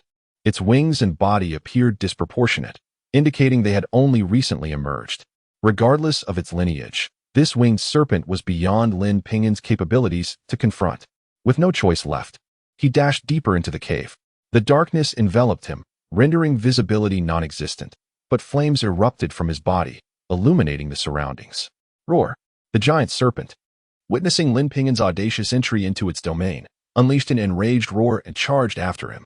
Its massive form rendered the cave exceedingly cramped, as it effectively blocked the passage, making Lin Ping'an feel like a mere insect trapped in a bottle. Suddenly, Lin Ping'an heard a hissing sound behind him and instinctively ignited a talisman. A white barrier materialized, enveloping him entirely. A jet-black liquid splattered upon the barrier, rapidly corroding it with countless holes. Drawing upon his internal magical energy, he formed a protective shield that temporarily staved off the corrosive liquid's assault. With a sharp command, Lin Ping'an unleashed his magical energy, sending the black liquid splattering against the stone wall. Hiss! The liquid, upon contact with the stone, created numerous pockmarks. Suddenly, Lin Ping'an comprehended the origin of the indentations on the cliff. Faster! I must go faster, he urged, propelling his flying sword to its utmost limit. The serpent's pursuit quickened, now less than 10 feet behind him, and Lin Ping'an could even sense the foul, rancid breath emanating from its maw. Was he destined to be devoured by this serpent today? Turning back, he glimpsed the serpent's gaping jaws lined with menacing teeth, its long, scarlet tongue darting toward him in an instant. With a swift motion, Lin Ping'an commanded the crimson blades to sever the serpent's tongue. Roar! As expected, the tongue was effortlessly cleaved, and a torrent of black blood erupted, filling the cave with a dizzying stench.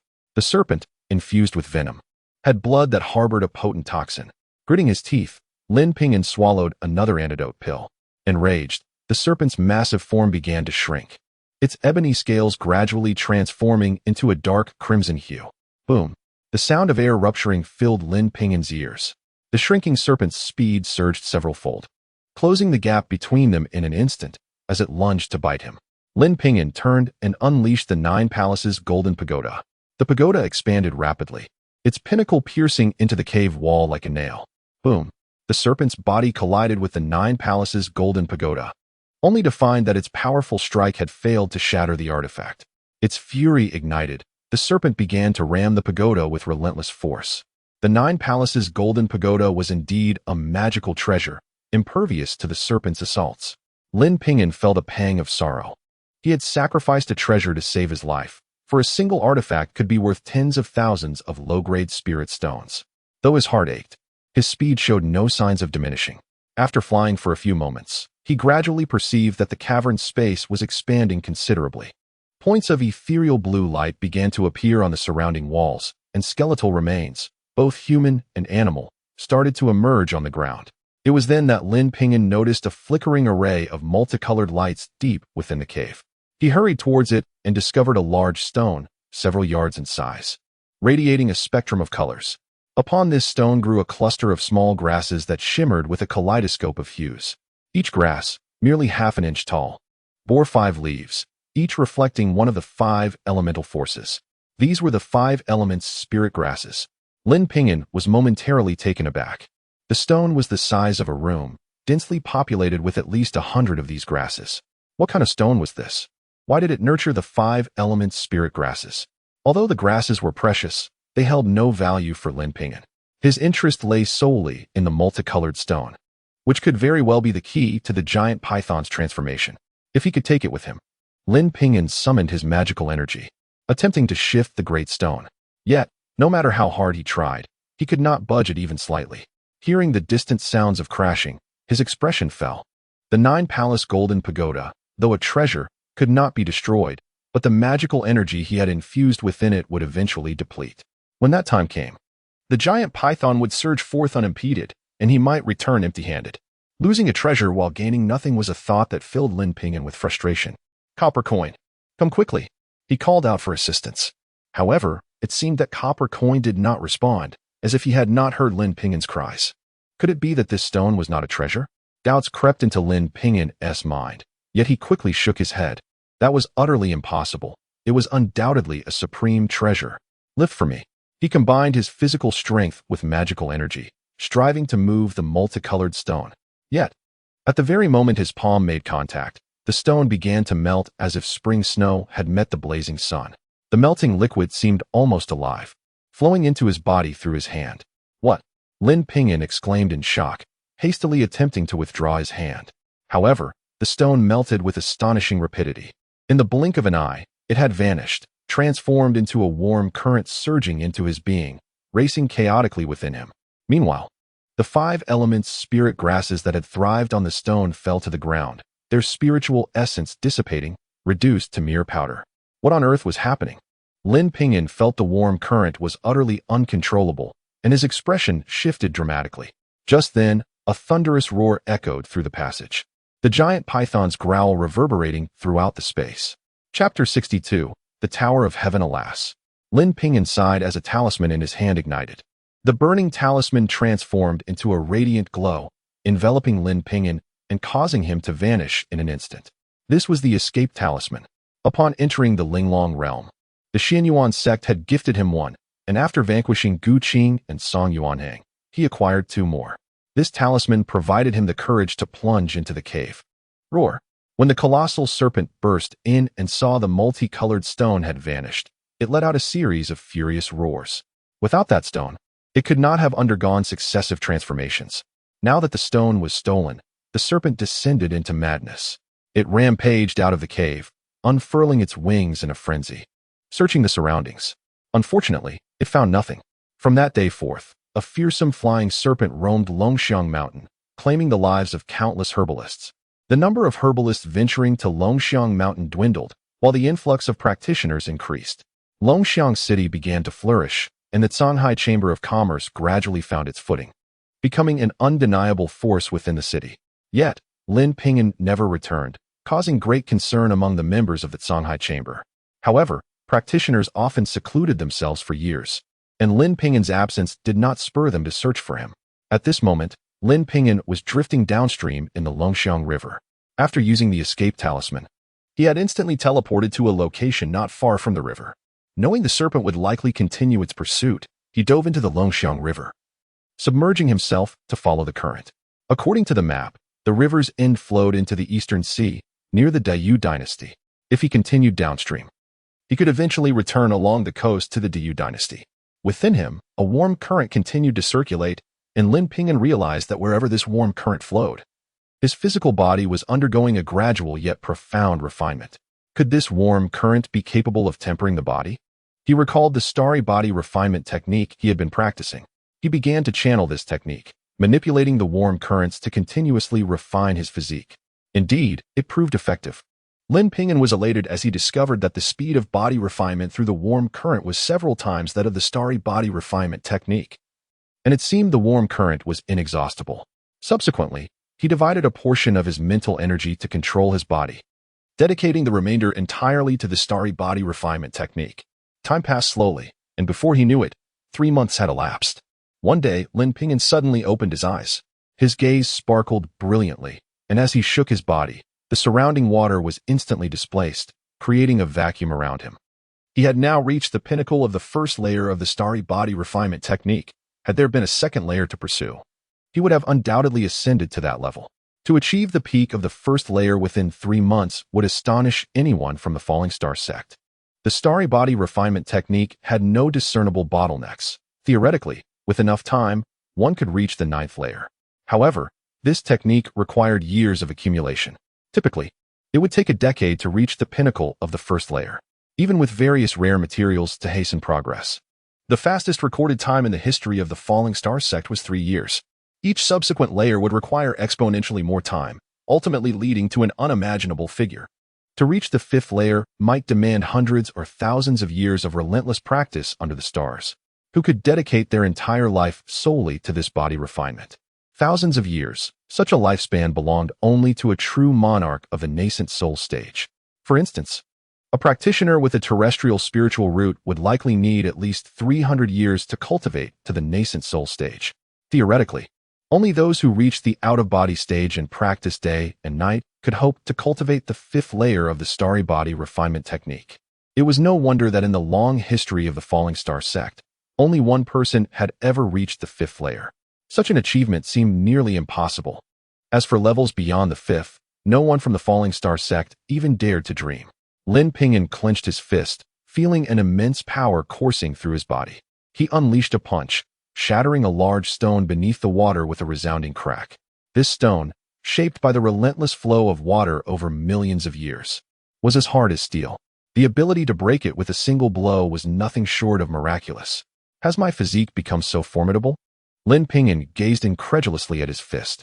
No, this fist seems too large. His body, no. Lin Ping'an was horrified to discover that he had grown tall and robust, his muscles rippling. The clothing he had previously worn had been torn apart, leaving him clad only in strips of cloth, his powerful physique exposed. Fortunately, he was submerged in water.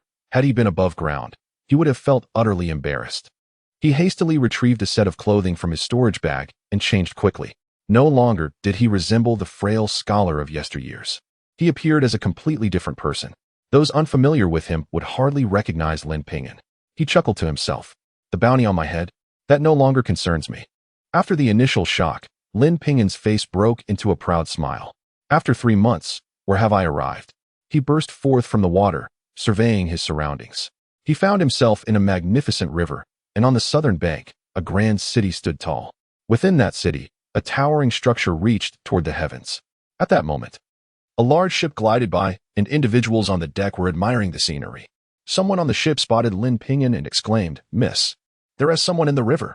It must be an unfortunate swimmer who fell overboard. Quickly, we must rescue him." As Lin Ping'an was about to explain, he saw a large net descending upon him. After a brief contemplation, he offered no resistance, allowing the net to envelop him as he was drawn aboard the ship. On the deck, he surveyed his surroundings and noted the ship's opulent decor, indicating its owner was either wealthy or noble. "Young man, how careless of you. Had it not been for our kind-hearted young lady, you might have drowned." An elderly man pulled him from the net and gestured toward a few individuals nearby. "Come, pay your respects to our young lady."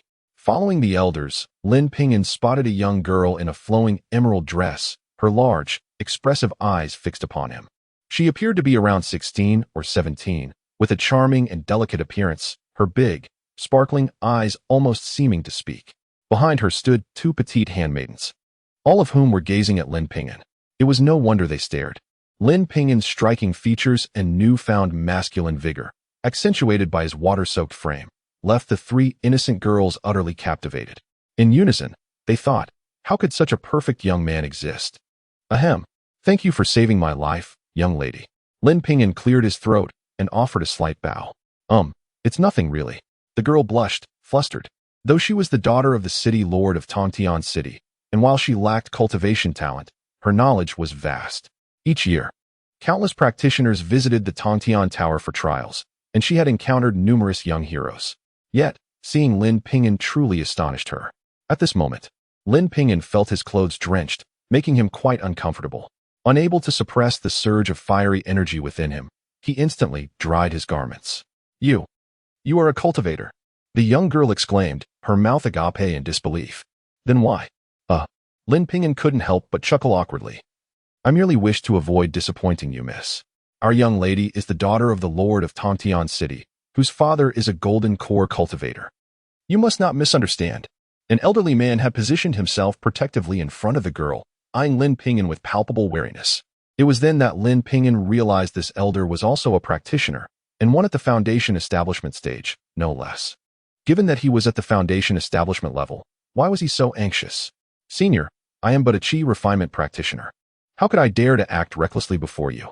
Lin Ping'an said with a wry smile. Chi refinement, indeed. So it is true. The elder scrutinized him closely, finally exhaling in relief. Lin Ping'an's aura was so restrained that, had it not been for the elder's careful examination, one might not have discerned his status as a cultivator. The elder had initially assumed Lin Ping'an's cultivation far surpassed his own, hence his earlier apprehension. Then why did you enter the water? The elder inquired, suspicion etched across his face. Did you know my young lady possesses a kind heart, and thus sought to draw near her? Not at all. I actually practice a water-attributed technique. Lin Ping'an formed a hand seal and pointed toward the river. With a roar, a colossal water dragon surged from the depths, twisting and turning around the great ship, lifting it gently several feet above the water's surface, completely elevating the vessel. What exquisite control! What profound magical power! The elder was taken aback by the sight of the water dragon. Even if he attempted to perform the water dragon technique, he could not match Lin Ping'an's finesse. Remarkable! The young girl clapped her hands repeatedly, her eyes sparkling with excitement. The others on the ship stood frozen in awe. Though they had encountered practitioners before, they had never witnessed such extraordinary sorcery. In truth, Lin Ping'an was merely testing his capabilities after extensive practice. His water dragon technique had undergone a qualitative transformation, rivaling even the mightiest of spells. Thank you, Mississippi. If there is nothing else, I shall take my leave. Lin Ping'an said, bowing slightly. Wait, it seems you have come for the Tongtian Tower, am I correct? Since it has yet to open, there is no point in arriving early. Why not stay and converse with me? I am quite curious about the outside world. The girl's voice grew softer as she spoke, her cheeks flushed with a rosy hue. The mention of the Tongtian Tower caused Lin Ping'an to pause momentarily.